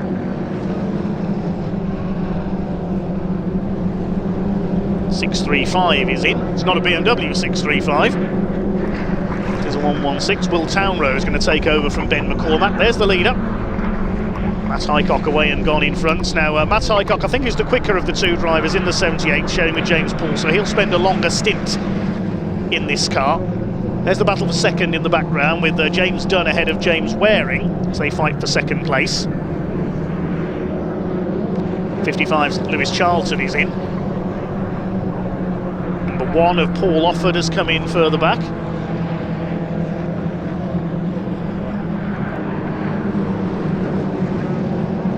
So the majority of cars choosing to make their stops at the earliest opportunity courses, so minimum 1 minute pit stop for each car. They have to make 2 of them. Let's head down to Ian in the pits, find out who he's got to talk to. Scott, you're about to go out. How's it going? Oh, he is literally going. Scott, how's it going? I'm not going out. You're going out right now? He's going back out and then I'm in. Oh, well, you can talk to me then. You've got time to talk to me. How's it going so far? Yeah, it's alright. I think we were just sticking behind the toe to save a bit of fuel. I think we got pace in the car. It's just like any endurance race, there's no point going for it at the start. We are. I've heard there is an issue. There might be an issue with fuel. Are we concerned? We don't know. It should be okay, but no one knows. So taking the precautionary measure to make sure we're going to get to the end at least. If we run out of fuel, we're not going to win the race, are we? Oh, exactly. To finish first you've got to finish. Exactly. Thanks for talking to us, mate. Best of luck when you do go out. It's just this car behind us. We turn it round. There we go. Sorry, mate, I'm just bumping into everybody here. It's William Abraham currently in the car. They're in the 249. They're about to head back out. So, yeah, plenty of action going on in the pit lane right now. And if we turn the camera, just come for a little walk, actually, shall we? We'll give Dave a little bit of a break, shall we? Just make our way through the pit lane. As you can see, it is busy here. Thruxton, a very small pit lane. As you can see, their cars going out everywhere. God, it's utter carnage in here. It's brilliant. There's nowhere else we'd rather be. There's a 232 car about to head out. Going on out here at Thruxton. Wow, fantastic stuff indeed. Let's move down a little bit further as well, shall we? Let's keep going. Got the number 83 car here of Walton. I want to see if I can grab a word with somebody. Sammy Walton there, making her way back out on track. More and more coming in. We've got the 31 car here as well. Let's just run down. Should be Sam Holman in this car. Off he goes. I was going to grab a quick word if I could, but he's going out literally right now, so we're not going to be able to have a word with him. There's cars coming in behind us. Oh, be careful, boys, be careful. We don't want an incident in the pit lane, do we? Off they go. Ben Wilshire's just coming in the 666 car. Stay with me still if that's all right, Dan. I wonder if I could just chuck the microphone under Ben's face and have a quick chat with him, shall we? Let's listen in. All right. Am I okay? Keep going, guys. Ignore me. Ben, how's it going? All right? Yeah, pace seems pretty good. Yeah, I don't know where I'm running, but yeah, car feels good and just trying to keep it clean. There was an incident down at Goodwood, which was a little bit scary in front of me, but yeah. Right, time to go. Good luck, Ben. Right, I'm going to hand back to Dave. It is getting absolute carnage. And hello. Probably wasn't there for me. And it's time to go back to Dave. So much action. In fact, turn the camera around. We've got yellow flags into turn 1 here. Smoke absolutely everywhere. Right now, sorry, Dave, back to you. Okay, thanks Ian, and it's the treble 8 car that appears to have gone up in smoke. That's David Hudson. He's pulled over on the exit of Allard, so that looks like an engine failure to me, unfortunately. The marshals will be down there. He's pulled it over next to the marshals post, sensible by David. I'm pleased to say that it appears that driver changes incidentally are coming up on the timing screen, so we know who's in the car and when, as we see a spin further back into the tyre wall for the 220 car. That is Andrew Partridge and Simon Fox. I think it was Andrew Partridge in the car at the time. But it looks as though driver changes are being relayed to TSL timing. So big thanks to everybody involved there. So we can see who's in the car and when. So David Hudson has pulled over in a cloud of smoke, unfortunately. He was 7th. Your leader is still the 78 of Matt Hycock, and the 249 car which has rejoined ahead of him with Will Abraham on board. We heard from Scott Jeffs that his co-driver is in front of the leader here. He's got the headlights on to show the back markers he's there to warn them. The safety car is going to be deployed, though, I can tell you. Just under 1 hour 7 minutes left on the clock, and we have the first safety car of the race, presumably for David Hudson's stranded car. We're in the middle of the first round of pit stops, so it's a bit tricky to establish a race order, but the cars that have yet to stop are Hycock in the 78, Lee Pearce has yet to come in 234, Callum Davies in 325, the number 17 car, which is driven by Gary Taylor, has yet to stop.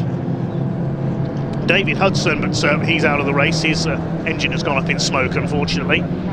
220 with the car we just saw spin off at the chicane with Andrew Partridge on board, sharing with Simon Fox, has yet to come in. And there'll be a few more cars that will come in under the safety car, of course. There's the 27 car, that's Steve Lloyd. Was originally scheduled to share with Ben Dobbs, but Ben Dobbs has taken over Dan Lavery's 173 car. There's a few cars that have, according to the screen, taken advantage of this safety car period, and they've made their second stop straight after their first one. There's no restriction within the pit window as to when you can make your stop within the pit window. It's entirely up to the teams, as long as you make those 2 1-minute stops while the pit window's open, and that's fine. And Peter Keane has come in for a second time. That's one of them. I think 252 of James Dunn has been in a second time, and James Waring 228. They were battling for second place, but I think they've already chosen to make their second stops while the safety car is out.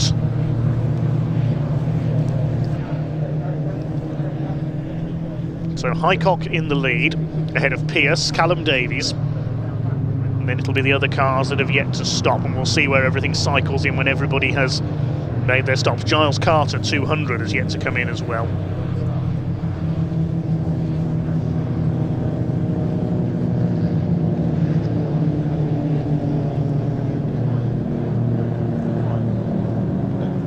The number 90 car has yet to stop. That's James Neville sharing with Jack Jones.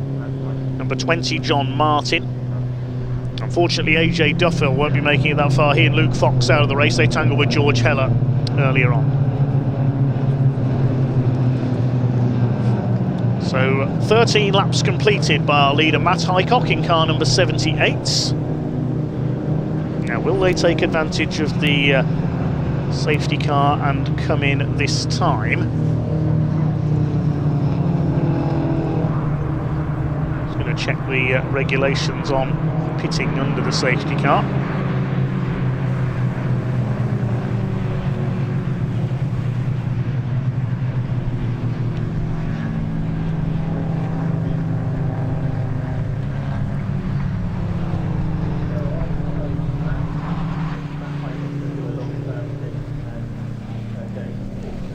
Just to confirm, they cannot take their mandatory pit stops under safety car conditions. I'm just checking the briefing notes here. No, they can't come in while the safety car is out. So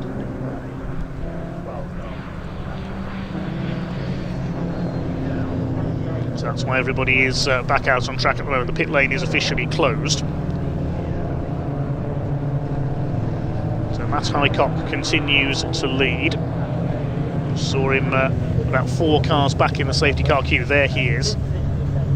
So Lee Pearce in second and Callum Davies third, and we can go back to Ian for now in the pit lane.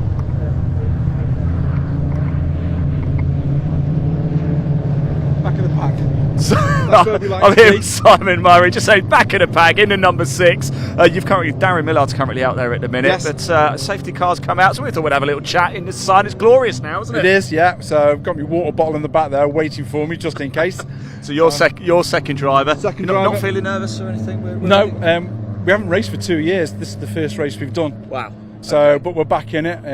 Our third driver, Paul Brooks, he can't race at the moment, so we've decided to keep on going until Paul's better, and then it'll be a 3-team again. Brilliant. So it's just for a bit of fun. Yeah.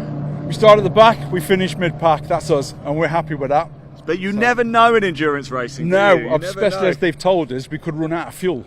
Well, I've been talking to everybody about that. So actually, this safety car's doing everybody a massive favour right now. It is, yes, yeah. So they'll all be balls out, won't they? Well, hopefully, for the final sort of 5 or 6 laps later, you'll get the signal, push, go for it.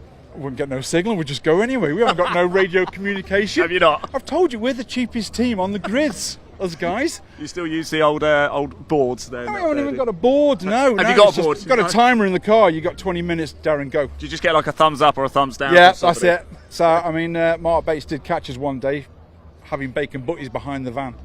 What's wrong with that? Instead of fettling with the car. We filled it full of fuel, we were ready to go. Right, I've got a new favourite team, I think, for this one. Who have we got with us supporting us? My wife, Nina, Darren's wife, Claire. Nina and Claire. The pit crew.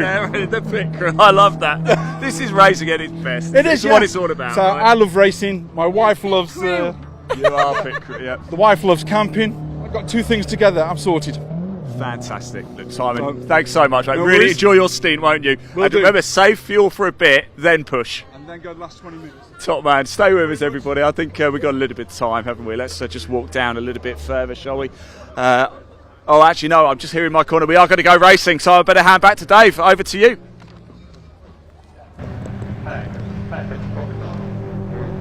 Yes, thanks Ian. The safety car had picked up the leader, just about to unleash the pack. It's coming up Woodham Hill now.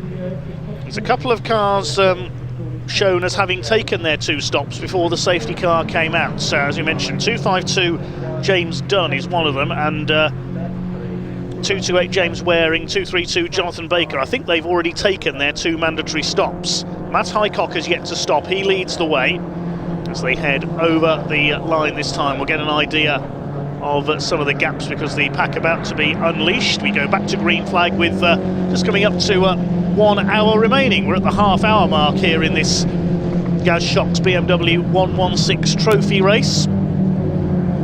3 cars that have yet to stop out in front. Peter Keane is shown as having come in for 2 stops. Just looking further down the order.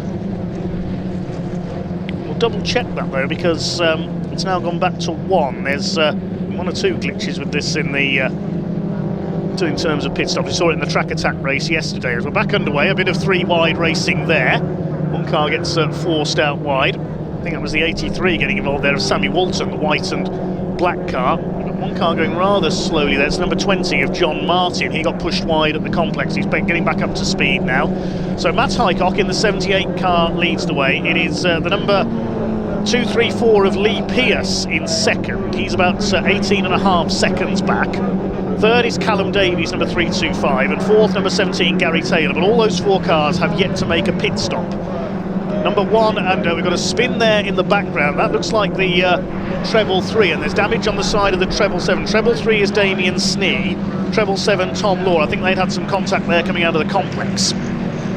Hard to know where to look with cars all strung out around the circuit. The top 4 have all yet to make a pit stop. Number 1 is in 5th place. That's Paul Offord. He has stopped, and he's got the fastest lap, 1:35.466. Those couple of cars in the midfield that are shown have already making their 2nd stop.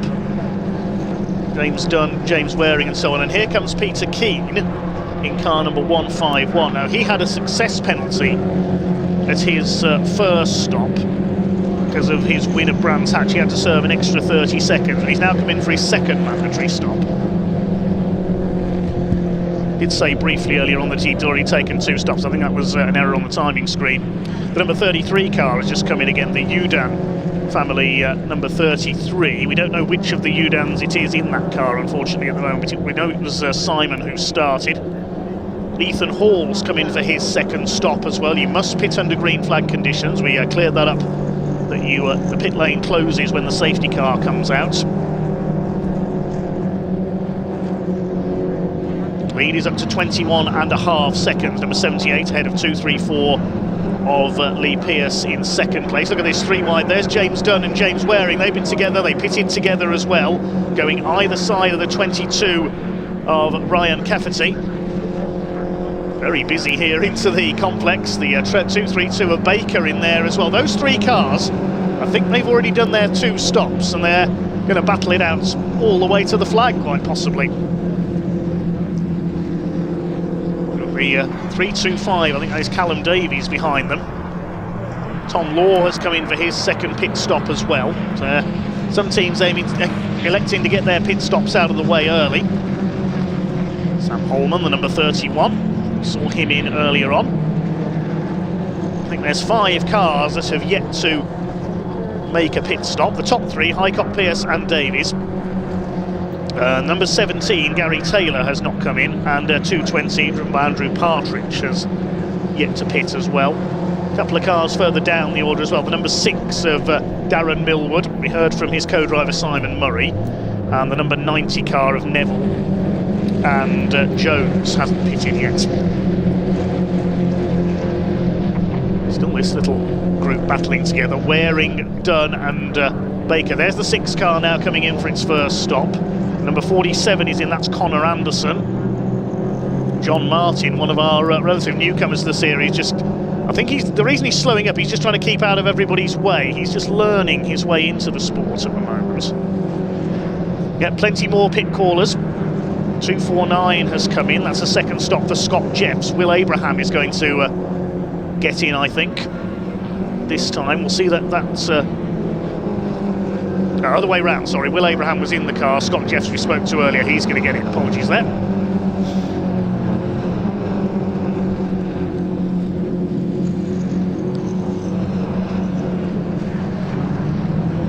So Matt Highcock in car 78, sharing with James Poole, continues to lead. This is one of our main battles on track at the moment. James Waring holding off James done there. Further down the order, 22nd and 23rd, because they've already made their stops, and they're closing up on David Hornsey, number 42 as well, I think, to try and gain position as they race their way back up the order. Past the 34 car as well of Toby O'Reilly. Yeah, they've moved up into, I think, 20th and 21st places now. Jonathan Baker in 232 is in this dice as well. The 34 car dives to the pits, one of Anthony Seddon's cars. He's driving the number 5 car in this race. Anthony himself, he's in 13th. 83 runs wide there, that's Sammy Walton, battling it out with the number 635. That's now got, I think, Will Townrow on board. Yes, it has. He's taken over from Ben McCormack. And Matt Highcock now does come into the pits. So the leader is in. Hopefully we'll hear from Matt if he swaps places with James Paul, although the team might leave him in to do a longer stint as he's the quicker of those, most likely the quicker of those two drivers. The number 200 car of Giles Carter there just leaving after his stop. It's his second stop as well. The 777 of Tom Law is in for his, it says his third stop on the timing screen, so whether he's got a problem, the pole sitter.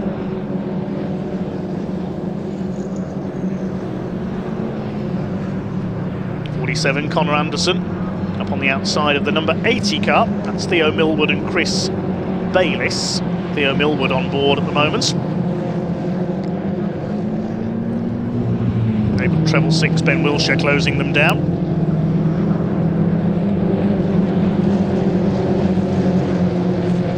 We have to see where the leading runners slot back in when everybody's completed their pit stops, and then we have the race to the flag. 249 car is on its outlap. Double check whether that means that Scott Jeffs has taken over. 234 Lee Pearce is now in the lead of the race with the 78 having come in. It is James Poole who's taken over, so hopefully we can hear from Matt Highcock, who led the early part of this race. You can see James Poole's name has appeared on the timing tower. It's the number 234, the red and gold car of Lee Pearce, that has now got the lead. Oh, somebody's off. That's at Village. It's the 80 car. That is Theo Millwood, who's gone for a spin into the countryside. Gets it back together again. That car was in 6th place. And it'll drop down behind 173 of Ben Dobbs now, lose at least one place. That 27 goes through as well. That's Steve Lloyd.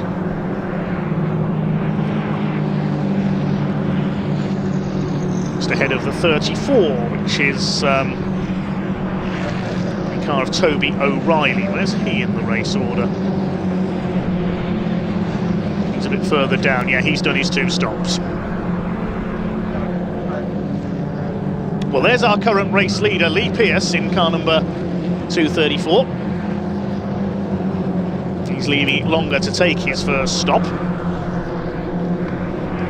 Gary Taylor now second ahead of the number 4 of Paul Offord. He's been, once in comes the race leader then, so Lee Pearce is in.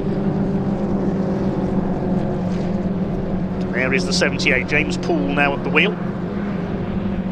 He's got Peter Keane behind him. He had to serve a penalty at his first stop as the winner of the Brands Hatch race. Second of Brands Hatch was Dan Lavery, but as Ben Dobbs is driving the 173 car, I think the second place penalty, success penalty from Brands Hatch didn't have to be served. Third place at Brands Hatch, it was Alan Caulfield and Anthony Seddon, so they'll have a smaller success penalty as well.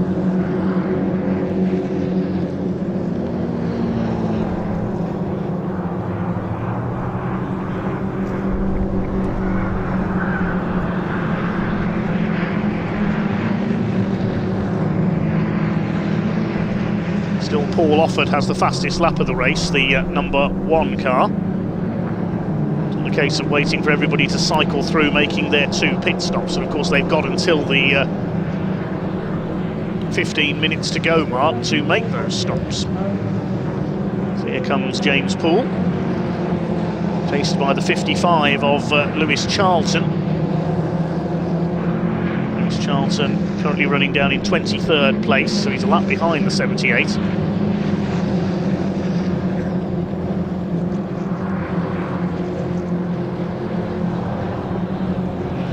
There's the 249, and still with Will Abraham's name on the timing screen. And that car is listed as having made 2 stops, so I thought Scott Jeffs would have taken over by now. There is the number 17. Dark grey and bright pink car of Gary Taylor. This car is now your race leader. So by Bougie Sports continues to lead the way, sharing with Ross Riley the number 17 car with Gary Taylor. And they are now in the lead of this race. There's number 1, Paul Offord, in 2nd place. They're separated by 5.5 seconds, but they've... Well, Offord is listed as having made a stop, but the 17 car hasn't.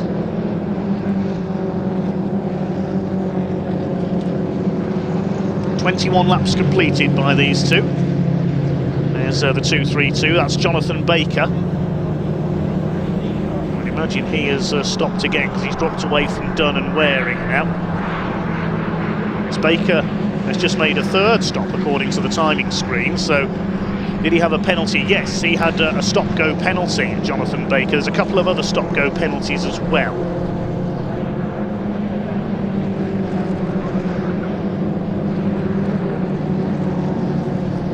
Well, that could be for a number of reasons. It could be for overtaking under yellows or safety cars. Bit of traffic here at the chicane. 27 of Steve Lloyd goes across the grass.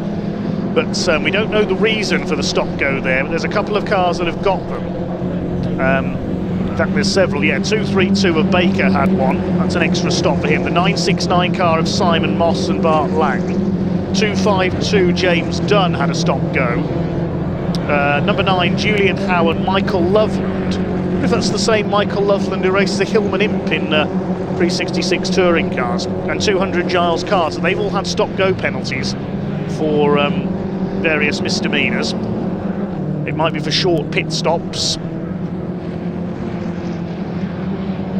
It could be for passing under the safety car.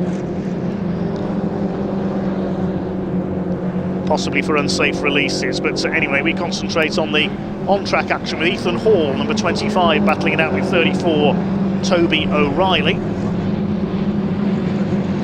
Still the 17 cars. 17 car and the 220 are the only 2 cars that have not now made a pit stop. There is the 969, that's Simon Moss on board, I believe, running in 18th place. 78 is mired in a bit of traffic here. He's got number 5, Anthony Seddon, on his tail. James Poole. 6.6 seconds now the lead gap between the 17 and the number 1. 220 has now come in for its first stop. Andrew Partridge should hand over to Simon Fox. In for his second stop is George Heller, number 187. We saw him in his 120 yesterday.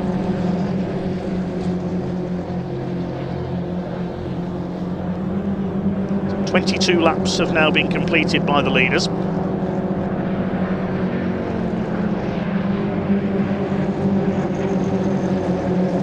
Taylor from Offord, Partridge is currently in pit lane. 78 Poole is 4th, Heller's come in from 5th place. Then we've got Ethan Hall, the number 80 car, in 7th place. Theo Millwood still on board that machine, sharing with Chris Bayliss.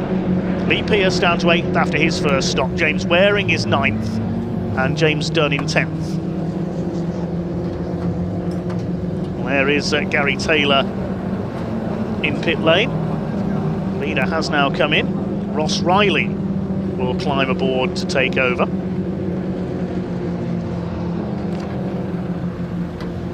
Gary helps him to strap in. The frontal head restraint and the gloves on.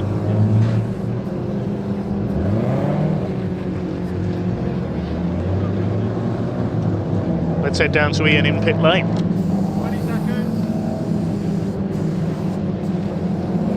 Yeah, here we are, everybody in the pits, as you can see, and Ross Riley and Gary Taylor, the number 17, just making their pit stop. And we'll grab a quick chat very shortly with Gary Taylor in a minute. He's just strapping Ross Riley back into the car now. Find out how his stint's gone. It's clouds in the sky. It is cold now as well. It's all right, we didn't get Gary, how was it out there? Was it? Oh no, go on, go. I think there's an issue with the hands device here, so just bear with us. We will speak to Gary very shortly. Stay with us, don't go anywhere right now. This is it at the minute. It's just strapping in the hands device correctly, and it's in. Gary, that's a bit dramatic, wasn't it? New harness. Oh, mate, it's just giving us hassle all day. Remember, it's a marathon, not a sprint, this one. And, you know, you came in from the lead. I know a number of cars have made their stops already, but look, let's talk about fuel. Are you concerned? A little bit, yeah. We're about one tick over halfway at the moment. Yeah, so we're up against it now. So just slow it down a bit. He's going to have to be efficient, that's for sure. Yeah. But how was it out there anyway? Beautiful. Yeah, car feels really good. It's quick. Enjoy the endurance side of things. Love it. Yeah, been doing it for 4 years now. Yeah, so really happy with it. Go on, have a breather. Go on, have some water, relax.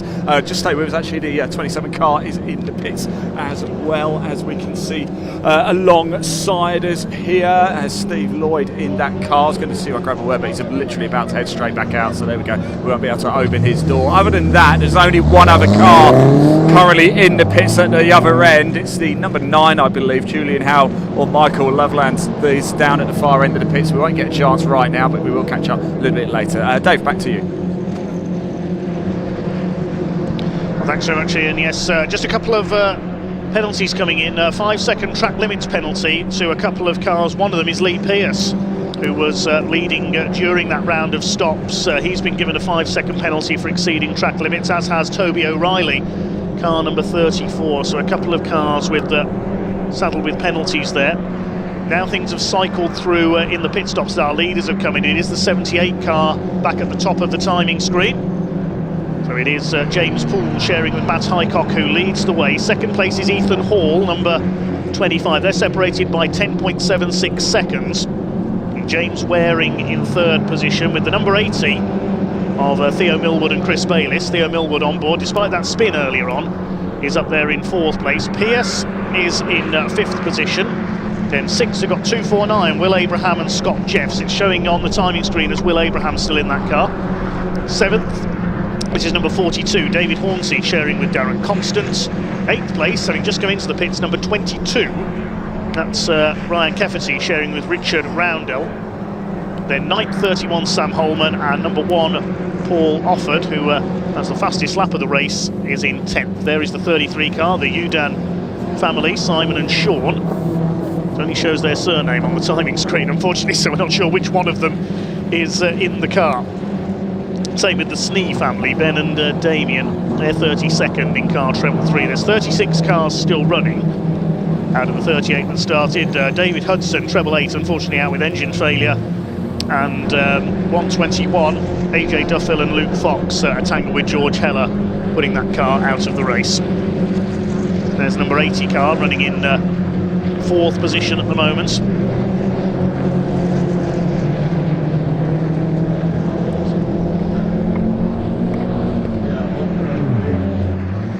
Couple more stop-go penalties we mentioned earlier on, presumably for pit lane offences. There is Pearce, the 234. He's got the 34 in his tail. Those two cars have got the track limits penalties. They're running a lap apart at the moment. Let's head back down to Ian in pit lane, see if he's found someone else to talk to. Hang on. Right, down here in the pit lane. Simon, you just come into the pits. You couldn't hear anything for a minute there, could you? How was it out there? Awesome. First time on the circuit. Absolutely fantastic out there today. Fantastic. Really good fun. Quick, hot. Good. Are you sort of glad the stint's over now, though? I've done my bit now. Yeah, I'm happy with that. So now it's down to the lad, and it's his turn now. Fuel. Are we okay for fuel? We're good on fuel. Yeah. I'm slowly cautious about why we're doing so well on fuel, but we're okay on fuel. He's got half a tank. So yes, so Should be good yeah, to finish yeah. in. Top Sweet. mate, look, go on, have some water, have a rest, Thanks, mate. sir. You deserve it. Stay with us. Look, more cars coming into the pits as well. The number 6 here, just behind us as well. In fact, we've already spoken to Simon Murray, haven't we? So Darren Millward, will be getting out of the car now. There he is. Steve Holman just alongside to our left is just heading back out on track as well. The number 80 has just pulled into the pits to Theo Millward and Chris Bayliss in that car. So here is, I wonder if I could just quickly grab hopefully I'm still live, grab a quick word with Darren. He's just going to very quickly strap Simon in there, so don't go anywhere. We'll grab a quick chat with Darren in a minute. He's just going to let him get Simon into the car. They're back with the number 6. We spoke to Simon a little bit earlier, didn't we? Just behind me as well, actually, the number 90 car is in the pits as well. Plenty of action going on down here. It's what we love, the hustle and bustle of the pit lane. Darren's just going into the into the back now. Maybe we can get a little seat there for me, can we? I can sit in. That looks a bit of fun. I really want to speak to Darren. You don't want to talk to me. Darren, how are we doing? I know you just got to you've got to get everything sorted, haven't you? John, do you want to go push him out and then come have a quick chat with us? There you go. This is what racing's all about, isn't it? No rest for the wicked. He's just done a stint out on track. Darren, you just done a stint on the track. Now you've got to push him back out again. How was it? Really, really good. Yeah. First time I've been here. Bit scared when I first went out. You've got to be brave. What was your first experience of going around church like? Frightening. But once you get used to it, it's absolutely fantastic. Everybody's got a big smile on their face when I come It's to brilliant. It's absolutely brilliant, yeah. Wish I'd come do a few track days, get some practice in. Right, one final question. We'd ask anybody this fuel. Are we good? I think we'll just about do Borderline. it. I think. Another safety car might help. No, Yeah, but, well, thanks for talking to us. No Well worries, done, mate. cheers. Oh, you're nice and warm. You've got nice warm hands.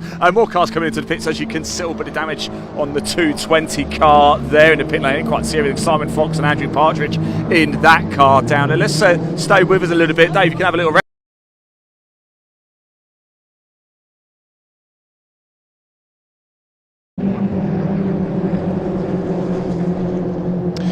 Just as Ian says I can have a rest, we lose him down there. We'll go back to Ian as soon as we can.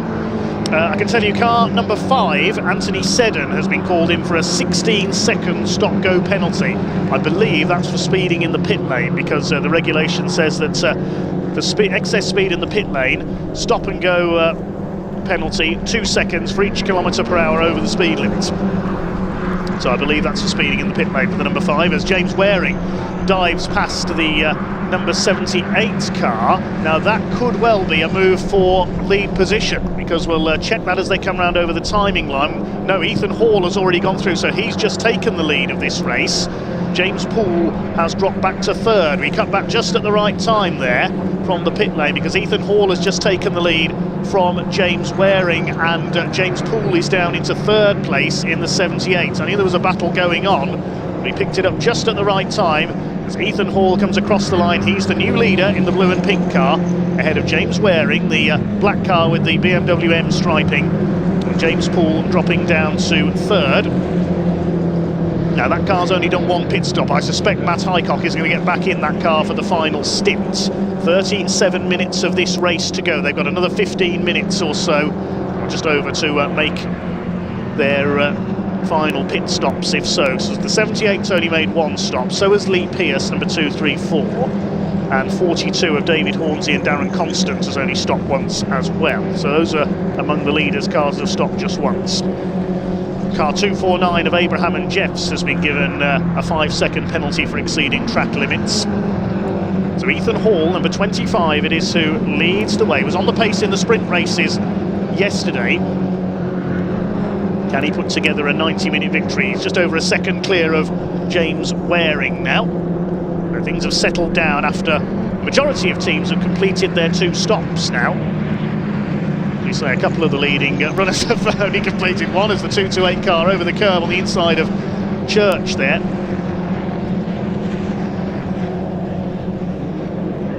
So it is Hall from Waring. I'm sure the 252 of James Dunn would be up there as well had he not got that stop-go penalty. He's further back in 8th place. Jonathan Baker, likewise, 232, is not far behind Dunn, and a bit of traffic there, the treble 6 of Ben Wilshire, chasing 83 of Walton. They're battling for what is at the moment 15th place. The 80 car, meanwhile, having rejoined out of the pits, is not far behind them, and they're about to be lapped by the leaders. That's Walton, Wiltshire, and the 80 of Theo Millwood. They're 15th, 16th and 17th. That's one of the closer battles on track at the moment, except for this lead battle, because James Waring is sizing up Ethan Hall and going to try and make a move for the lead. Off this Gaz Shocks 116 trophy race. Yes, Ethan Hall is being held up a bit here by the number 80 car. The 80 of Theo Millwood. Theo's already spun once, he hasn't seen the leader behind him. And Lee Pearce in the pits in the 234 car from 4th place for his second stop. We've still got this battle going on at the front of the field. And Ethan Hall will be trying to get past the number 80 here to protect his lead from James Waring in that black 228 car behind him. They're nose to tail for the lead of the race, going towards Church Corner. Treble 6 there of Ben Wilshire just ahead of them as well. Traffic always an issue in endurance racing, no matter whether it's the Le Mans 24 Hours or a club enduro event. And now, with the leader having got through, 228 of Waring's got to get past that back marker as well. Two leaders have made their 2 pit stops.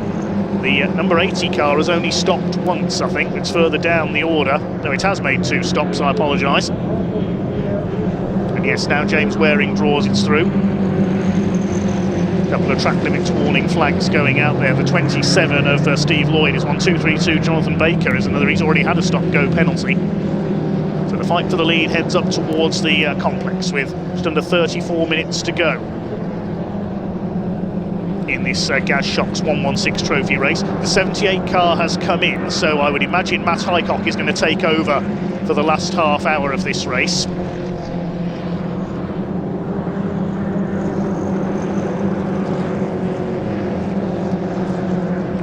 Ethan Hall, can he stay ahead?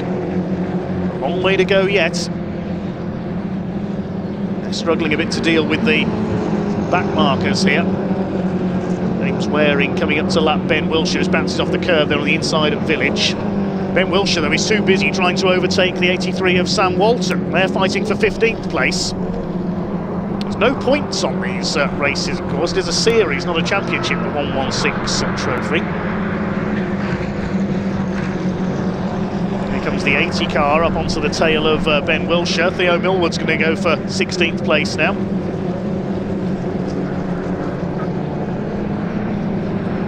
So with the 78 in the pits, the 249 of Will Abraham should go up into 3rd place. I think that car's completed its 2 stops, and I haven't seen Scott Jeff's name appear on the timing screen, so is Will driving solo, I wonder? We saw Scott helmeted up earlier on. I've not seen his name appear on the timing, so whether he is in the car and it just hasn't appeared, I'm not sure.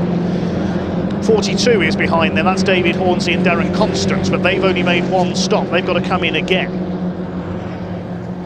And there is the 78, it has rejoined, and here's Matt Highcock on board. Now he's back in among the leaders, but we'll wait and see what lap they're on when we come round again. He's on his out lap at the moment, Matt Highcock, so I think he's a lap down on the leading pair, pretty much exactly. Wait for it to work out as they come across the line this time. Let's see what Matt Highcock has got to do to try and make his way back up. Right behind our race leader there. And, when he's completed the out lap, we will see where he slots in.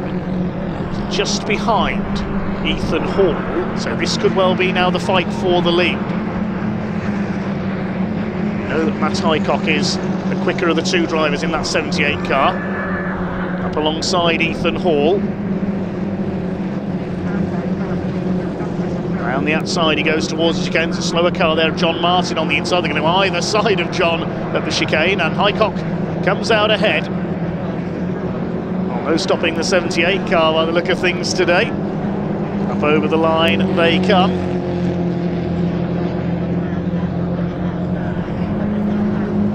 Now where Chris Highcock, he's showing as 13th place.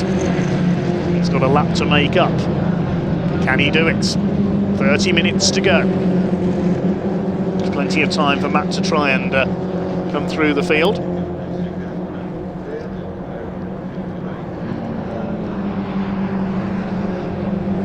It's Hall by just under 2 seconds. He's pulled away slightly from James Waring at the front of the field now.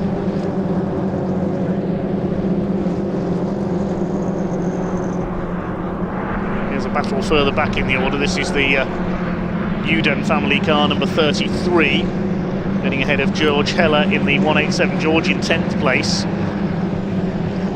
33 is further down in 26, so they're a lap apart. 969 car of Moss and Lang in the pits.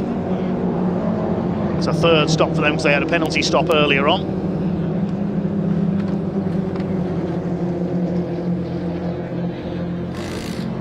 So the order is Hall, Waring, Abraham and Jeffs in third place. I love this at the bottom of the timing screen. It just appeared, respect track limits, I am watching. It doesn't say who's watching.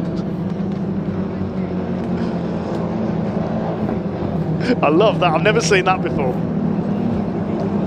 Car 31, that's Sam Holman, 6-second stop-go penalty. I assume that's for speeding in the pit lane. So he's going to have to come in again.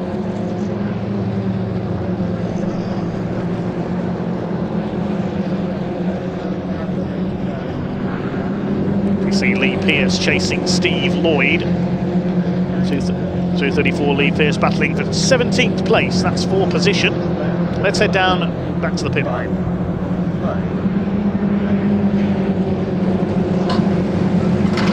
Yeah, I'm down in the pits here with the 969 car, Simon Moss and Bartholomew Lang. Let's just jump in for a quick word as soon as it's headed out. Of course, they're about to push it straight back out now. Starting to get towards the closing-ish stages of this race, aren't we? And I just wonder how the fuel tanks are running in this race. I spoke to Mark Bate, who's one of the founders of the 116 Trophy a little bit earlier, and he was talking about it.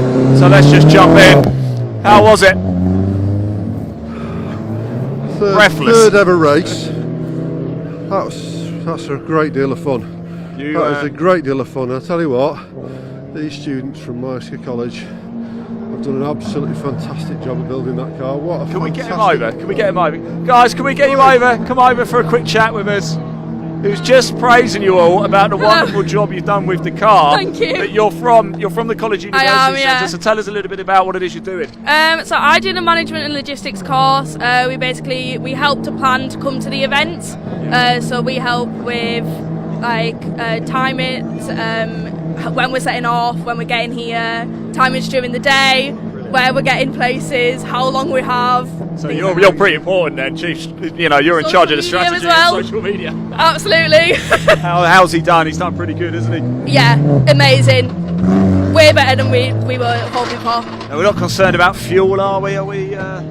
Don't think so. We're good. We're all right. Good with the safety car. Fantastic. Yeah. Okay, guys, thank you so much. Look, go have some water. You look like you need it. Fantastic stuff. There we go. All going on I say all going on. Actually, the last car that was in here is now left. There's nobody else left in the pit lane right now, so I better hand back to you, Dave. Yes, thanks, Ian. Just a couple of cars that have not completed their mandatory 2 stops. I'll have to do so in the next 11 minutes or so. 42 of Hornsey and Constance, which is in 4th place, and the number 17, which is Ross Riley and Gary Taylor, led briefly earlier on. They're in 8th place. Those 2 cars have yet to make their 2nd stop. 36 cars are still running, I believe. Thomas Law's just been in for a 3rd stop, so he's possibly had a problem. He picked up a bit of damage earlier on. The reason that car 220 had its front end taped together, they went into the tyre wall at the chicane earlier on. It's currently Simon Fox on board that car. It was Andrew Partridge, I think, who spun it off. There is Lee Pearce, number 234. He was battling with 27 of Steve Lloyd. They're fighting for 17th place. Your leader is number 25, Ethan Hall, ahead of 228 James Waring, 249 of Will Abraham, and Scott Jeffs in 3rd place. With Hornsey and Constant in 4th position. 5th is 252 of James Dunn, despite a stop-go penalty earlier on. There's our race leader coming down into the complex. He's got number 13, the 13th place, number 78 car with Matt Highcock now on board ahead of them. They're a full lap apart, those two. The 78 was leading early on, but losing time with their pit stops. And now number 78 Matt Highcock has got pretty much a lap to make up in the next 25 minutes. Car 325, Callum Davies, has a 5-second penalty for exceeding track limits. The 42 car has now come in for its second stop. David Hornsey will hand over to Darren Constant, I think, this time. There is James Dunn. He's in 5th position. Got to 4th with the 42 car in the pits.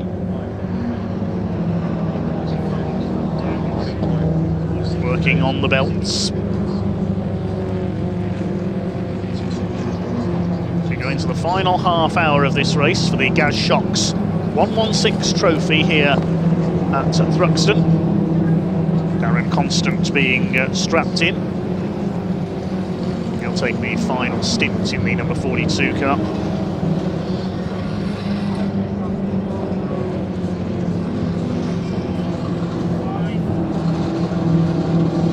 Keep an eye on Matt Highcock trying to make up the ground. His last lap was about the same as the race leader. Ethan Hall did a personal best of 1:35.753. Number 1, Paul Offord, still has the fastest lap of the race, 1:35.466. He's in 6th position.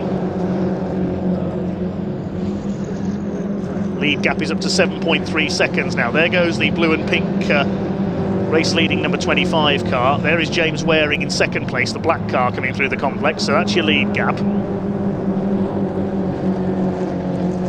Still these two nose to tail, the 80 and the 666, Millwood and Wilshire.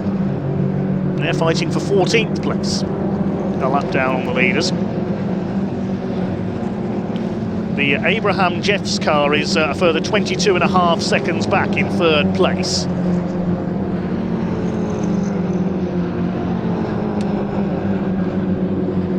And then it's James Dunn in 4th position. He's 16.5 seconds back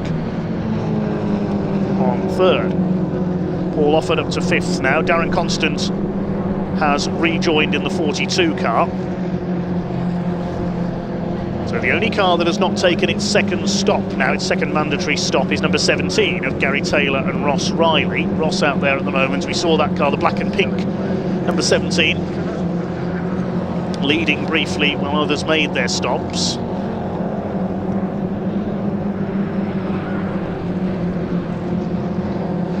And the black and white flag goes out, a warning for track limits for Sammy Walton, number 83.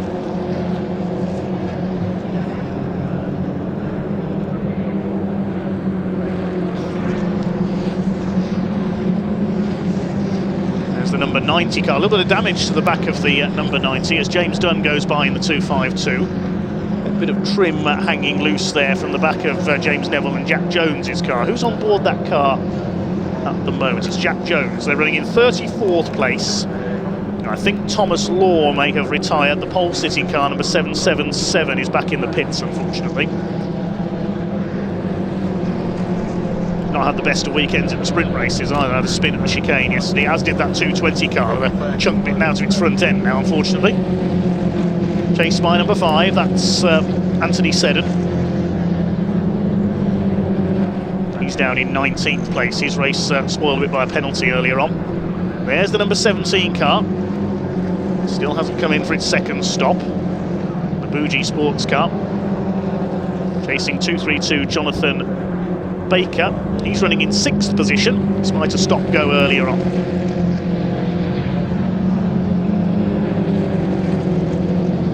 Matt Highcock is now back up to 11th place.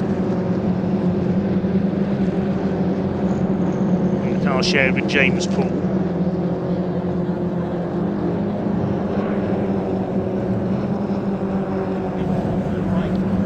Oh, the 78 car has been given a track limits penalty.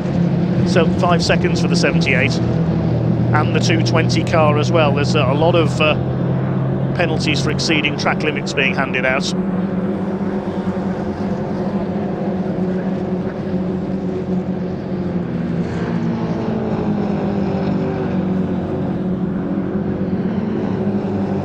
Baker 6th. Ross Riley 7th. It's a battle on track for position at the moment. Lead gap is now up to 15 seconds for Hall over Waring to Ethan Hall, number 25. He's looking at the moment fairly safe out in front. Still 20 minutes to go. Oh, a spin there, that's the number 6 car that's gone.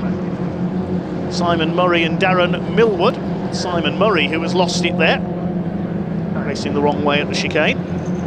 This is the point of the race where tyres may start to go off. And of course, teams will be concerned about fuel as well. We've been hearing that all race long. It's a long race. Will the fuel last? The 17 car, Ross Riley, comes in. Now, is Gary Taylor going to take over, or is Ross Riley going to drive the rest of the race? There's George Heller, number 187. There with Pete Brand, who had a bit of a problem at the start of the race. He had to make an extra stop. Running 22nd now. George Heller's 9th. The leaders all fairly well spaced out now around the Thruxton circuit. The closest battle was between Riley and Baker.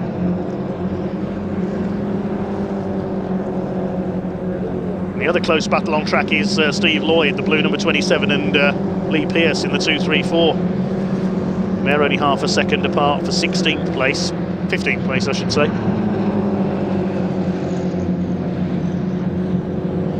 Six car has pulled into the pits, perhaps to check for damage after that spin.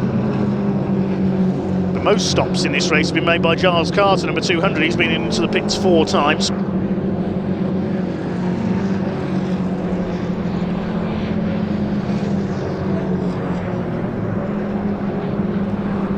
Ethan Hall in the 25 continues to pull away at the front of the field from James Waring.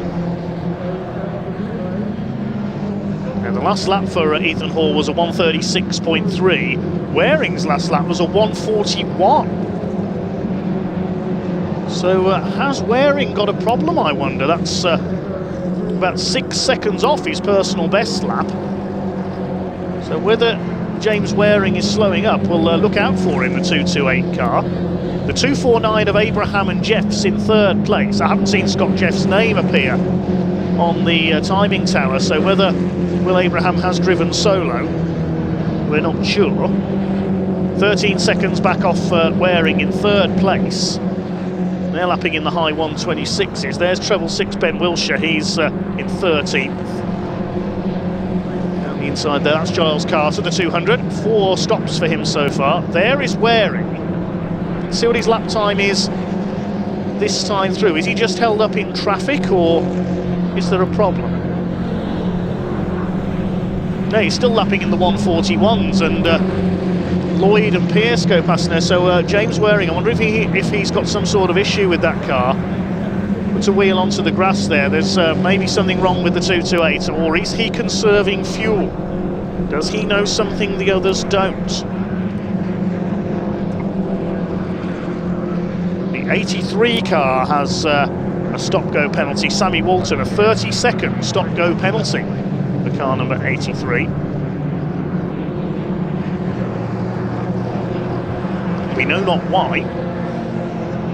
Whether it's speeding in the pit lane or overtaking under safety car conditions carries a 30-second stop-go penalty as well. The safety car was some time ago now. Squeal of tyres. Oh, that's the 90 car. Has had a bit of a lose. One way, then the other. A bit of fishtailing there from number 90. That's Jack Jones. Gathered it all together though. New personal best for the race leader. Ethan Hall at 1:35.665.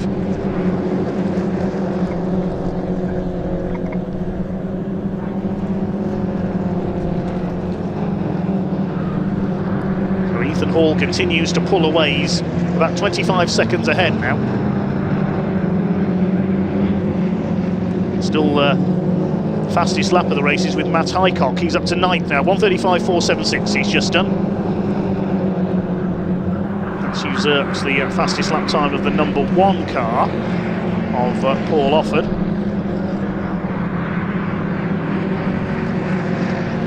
Highcock trying to race his way through the field. He's up into 9th position. Of course, he rejoined after his after he took over from James Poole, almost a lap down on the leaders.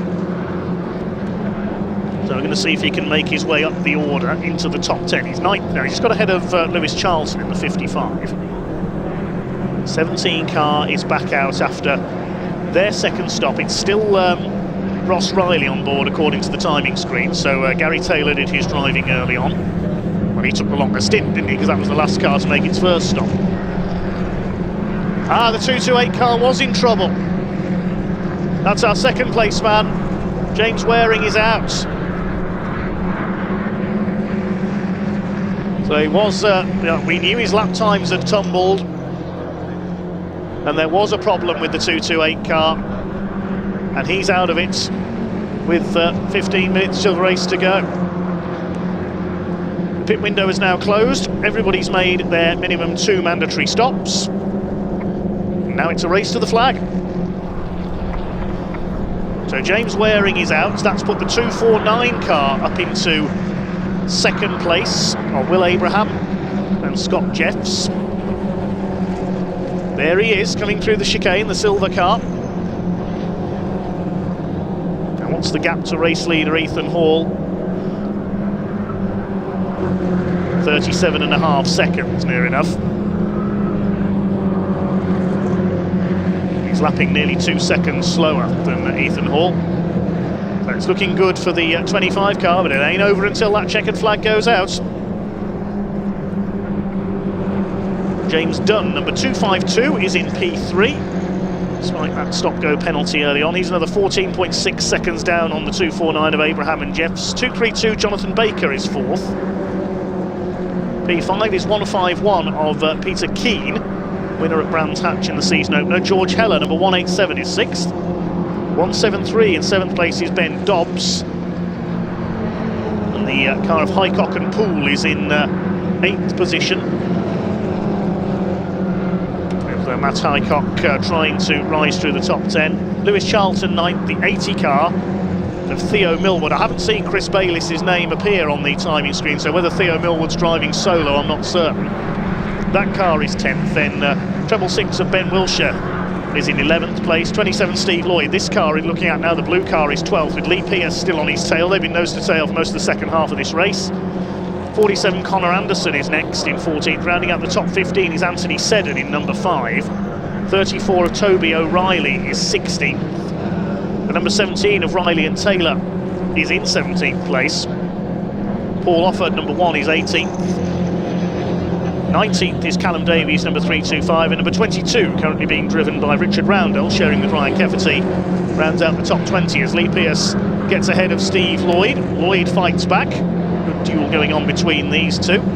Matt Highcock, a new fastest lap, 1:35.382. The car ahead of him is Dobbs in the 173, who's lapping about 4 seconds slower. So Matt Highcock, let's see how many places he can gain. How far behind Dobbs is he? Yeah, nearly 6 seconds, so in a couple of laps he should catch him. Last laps for the top 3, all in the 136 is about the same. Peter Keane in 4th, a couple of tenths quicker, but a few tenths quicker, but he's 26 seconds down on Dunn. There's George Heller. He's in 6th position. 7 seconds down on Jonathan Baker. Now, Baker, 1.2 seconds behind Peter Keane. See if he can catch him up.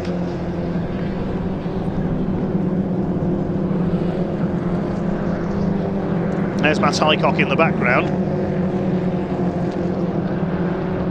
Somebody's kicked up some dust there. There's Ben Dobbs, the Union flag car. He's 1.6 seconds back on George Heller. You can see him together there. The back marker in between, that's Peter Brand. Matt Highcock is going to be closing on those two. If we look towards the background in a moment, we'll see the 78 come through.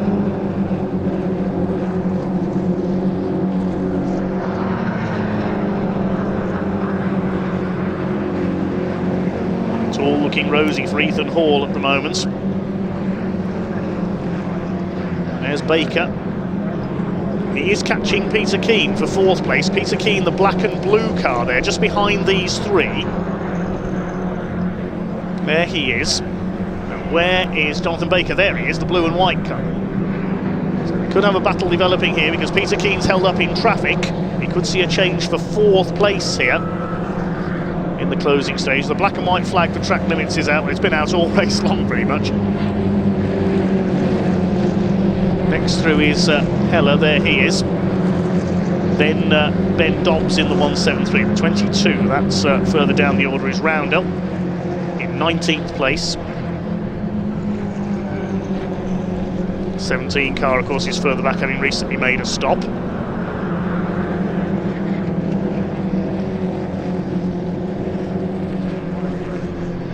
So 4 retirements so far. We lost the 121 car of Duffield and Fox in an off early on. Luke Fox never got to drive. David Hudson, treble 8's engine failed. Thomas Law retired into the pits. And now we've got James Waring out as well. He was running in 2nd place. There's Peter Keane. It's not going to be a second win by the look of things this season for the 151. Can Jonathan Baker catch him for P4?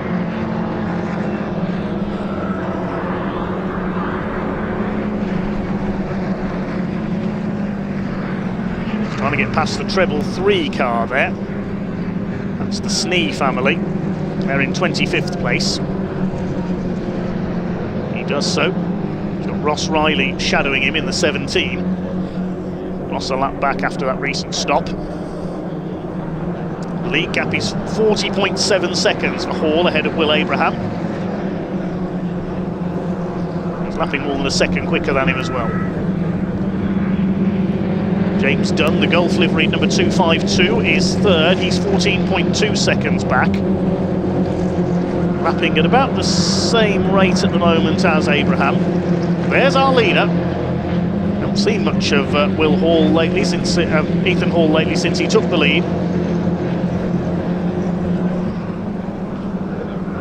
There's George Heller sliding about. Pete Brand there ahead of him, and Ben Dobbs is closing up. This is for position. The black car and the Union flag car in 6th and 7th. They've got Matt Highcock closing them down as well. Highcock still with the fastest lap of the race. Just catch a glimpse of him there in the background, the black and yellow car. We could have a battle for position here for P6 fairly shortly. There's Matt Highcock with his lights on in the background.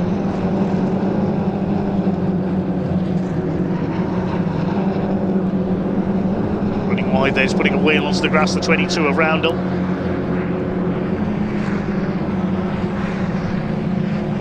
He goes towards Church Corner. Can Ben Dobbs get up with George Heller? Try and take 6th place away. Ben Dobbs in the car race yesterday by Dan Lavery. On Heller's tail, he could have a move here into the chicane if it's traffic free.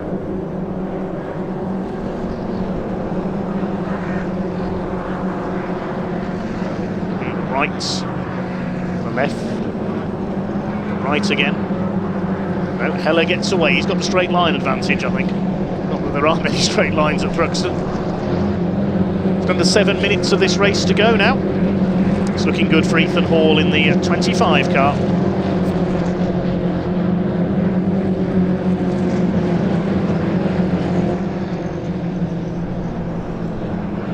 .34 of the 38 entrants still running. As Heller gets past the number 220, the battered and bruised car of Fox and Partridge. Simon Fox at the wheel at the moment. Fox and Partridge sound like the name of a pub, doesn't it?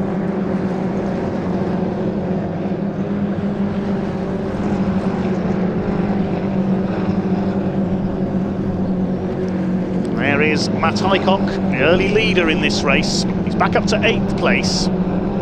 He's moving up now to chase down Ben Dobbs. He's almost caught him for 7th. I reckon Matt Highcock will gain another couple of places here in the last 6 minutes of this race. Final push from the 78, the early leader, until we cycle through the stops. That's Highcock, a couple of wins yesterday in his 120i Coupe in the sprint races.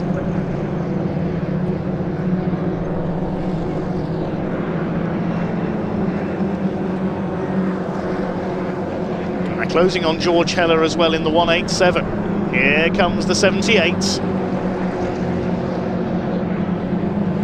Ben Dobbs in Dan Lavery's car, moves to cover as they head over the line.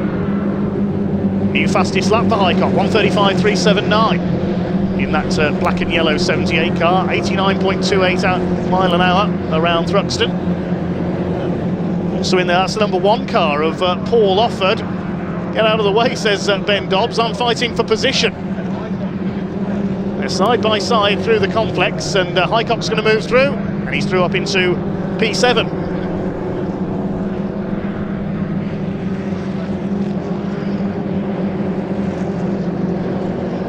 Pulls away from the Union flag liveried car. Now he's going to try and catch George Heller for P6. He's got to get past Paul Offord first. There he goes. And Matt Highcock make another place. What's the gap between Baker and Heller? 6.7 seconds.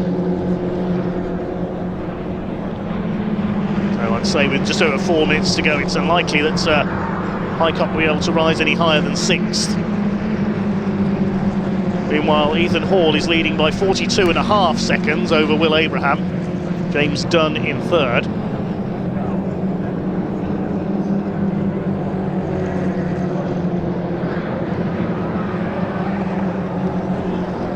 To the chicane.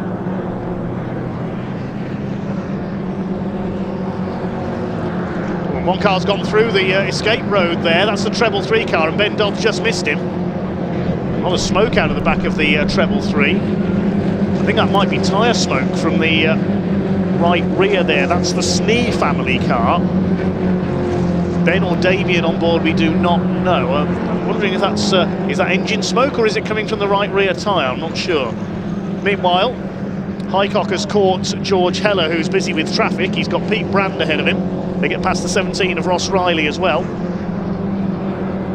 Those two fighting for 17th and 18th places. 3 minutes to go. This Gaz Shocks BMW 116 trophy race.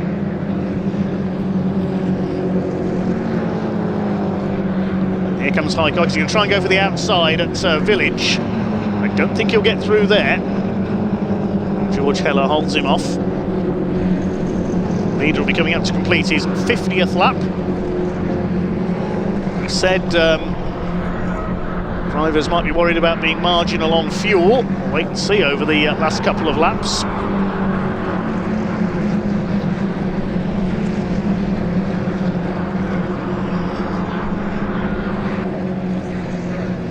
Up the hill still Highcock pressuring George Heller for 6th position. I don't think there's going to be any change here among the top 3. They are well separated on track. There's 43 seconds between Hall and Abraham. And Dunn a further 13 seconds back in 3rd place. Peter Keane is back in 4th, a further 25 seconds down. This is the main battle now for P6, so the top 5 I would say are pretty much set in stone at this moment, unless any problems strike in the last couple of laps. As they lap Peter Brand, these two. Excuse me, says Matt Highcock. George Heller continuing to hold him off.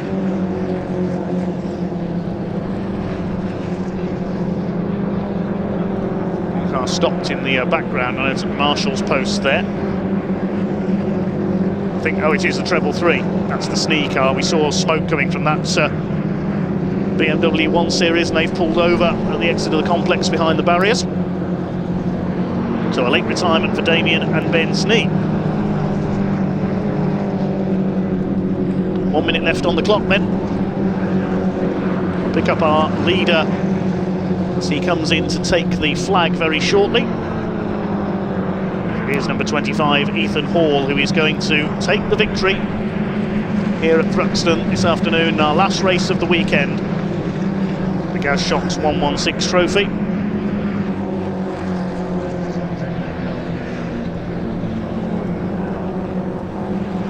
Can Matt Hycock make up one more place?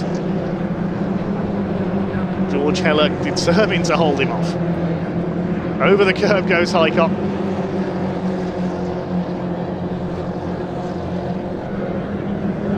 There's 20 seconds left on the clock now. Where is our race leader? There he is. Comes through to start what will be his final lap. 15 seconds on the clock as he comes through. He's just going to ease it round the last lap now. Just conserve fuel, he can afford to. He's got a lead of over 40 seconds. Still these two, they don't care about fuel mileage. They're fighting for position. Heller hanging on at the moment. Ben Dobbs still not far behind them either, in 8th place. It's going to be a win for Ethan Hall. Clock has counted down to 0. Hycock will get the consolation of the fastest lap, but he's going for P6. He's got the inside run this time into Village Corner. Is he finally going to do it on the last lap? They're still side by side. Up towards Church Corner. We're going to get a bit of a race to the flag. Up the inside. Yes, he's done it. George Heller tried for so many laps to hold Matt Hycock back there. The checkered flag is going to be about to go out for Ethan Hall. There he is in the background. They're going to get one more lap, this little lot up, because the leader is not going to catch them. Dobbs up the inside as well. He's having a look for 7th place. Meantime, there is the race leader coming into the chicane for the final time in the Gaz Shocks 116 trophy here at Thruxton, and it's going to be a clear win for number 25. Ethan Hall. There is the checkered flag. Hall wins it, punches the air as he crosses the line. Well clear of Will Abraham and Scott Jeffs, who will come home in 2nd place. 52 laps completed by our winner. And this lot, they're still at it. Ben Dobbs could get through here. Poor old Pete Brad doesn't know where to go. Well, at least they're enjoying themselves. This battle is going to go right to the line, I think. Well, Hycock's got away into 6th place now. Although we'll wait and see, because that car has a track limits penalty, and the 173 does as well, so it might be irrelevant. 2nd place goes to Abraham and Jeffs, 48 seconds down on the race winner. And completing the podium, it should be James Dunn in the 252. We've not seen much of him during this race. There he is. The blue and orange car comes over the line. 3rd place. He did catch up to the back of Abraham and Jeffs, and that 8.2 seconds, the final gap between the two of them. 4th, it's going to be 151 Peter Keane. We wait for him to come home. Still this battle going on. Is the 173 of Ben Dobbs going to get one last stab at retaking George Heller? I don't think so. No. Heller hangs on just. But it matters not in terms of Hycock making up those positions, because he's got a track limits penalty that's going to drop him back to 8th. Okay, I think everybody in now. So the provisional result will be Ethan Hall taking the win. 1 hour, 31 minutes, 19.781 seconds his race time. 52 laps completed. He finishes just over 48 seconds clear of Abraham and Jeffs in 2nd place. James Dunn in 3rd, and Peter Keane in 4th. Jonathan Baker, despite a stop-go penalty, takes 5th. George Heller ends up in 6th ahead of Dobbs, and Hycock with James Poole sharing the car with him. Track limits penalty dropping him back to 8th. 9th, a lap down, number 55, Lewis Charlton, and the number 80 of Millwood and Bayliss completing the top 10. Ben Wilshire was 11th, Lee Pierce 12th, then Anthony Seddon in number 5, 34 Toby O'Reilly. 33 cars made its home in that one. We lost the Snee family late on. He went up in smoke, sadly. James Waring, who was in 2nd place, his car sadly let him down. We lost Thomas Law into the pits, the pole sitter. David Hudson's engine failed, and AJ Duffill and Luke Fox went out in a tangle early on. Let's head down to Parc Fermé with Ian. Quite chaotic out there, I think. I have a very, very happy Ethan Hall down here. Ethan, congratulations. Come on, bring it in. How do you feel? Unbelievable. I can't put it into words right now. It's unbelievable. I saw you come over the line, he took the checkered flag, the arm was out, it was punching the air. I was talking to your old man in the garages as well, he's very proud.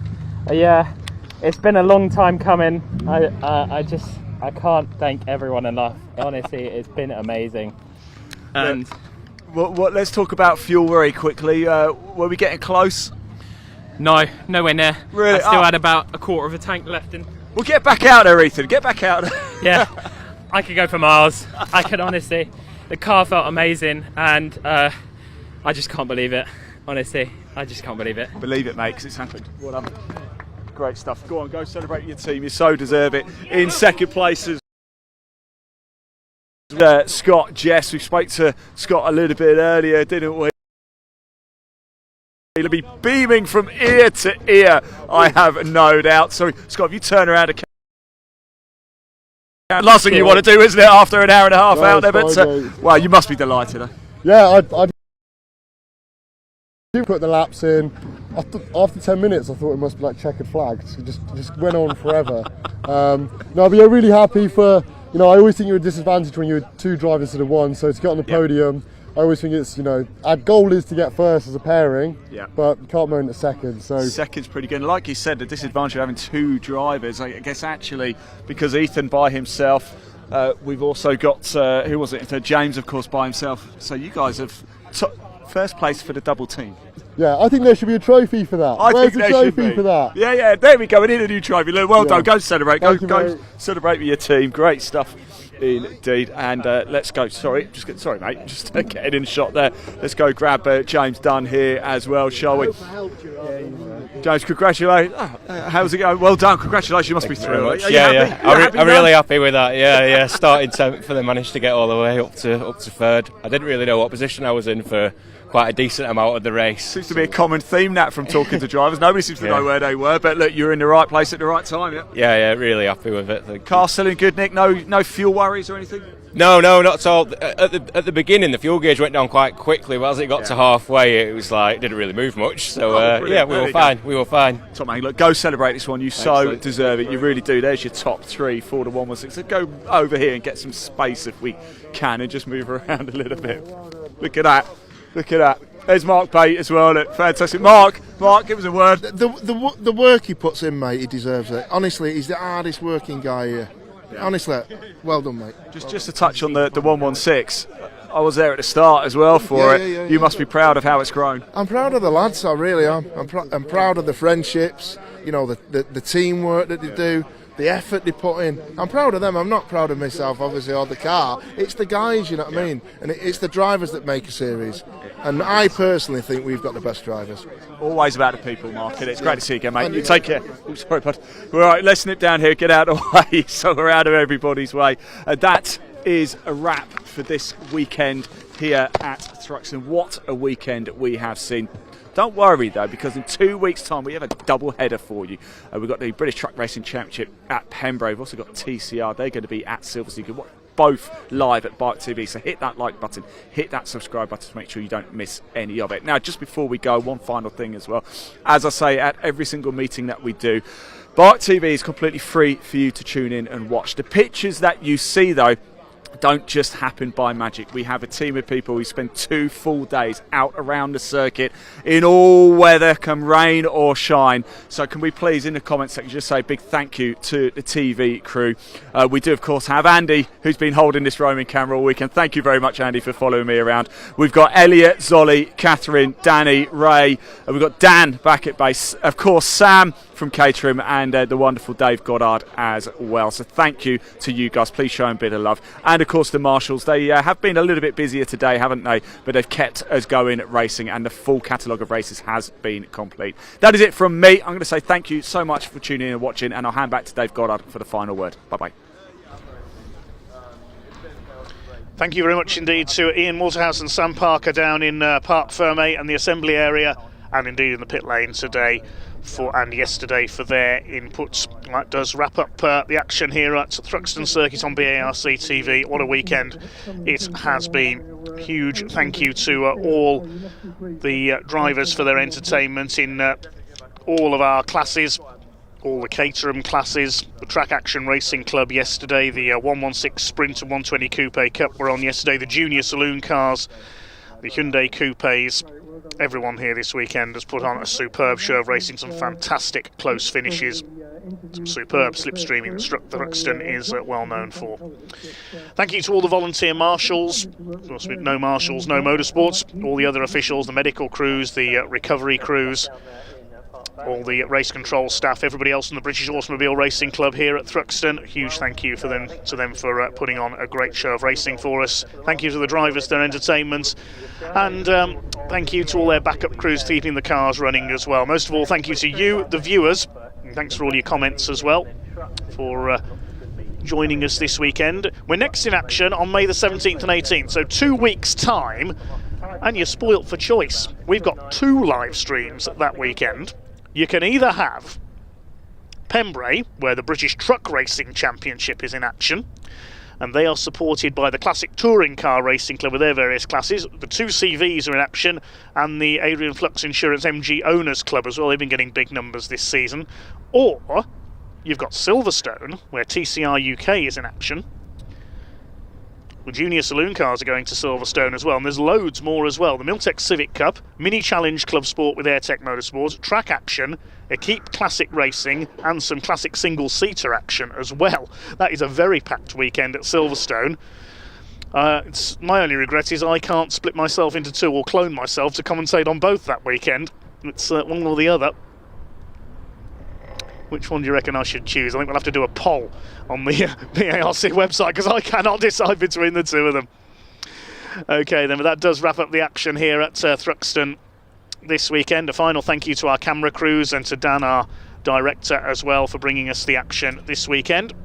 On behalf of Sam, Ian and everyone else here at Thruxton, this is commentator Dave Goddard signing off here at the fastest circuit in the UK. We'll see you back at either Pembrey or Silverstone in a couple of weeks' time. For now, it's goodbye.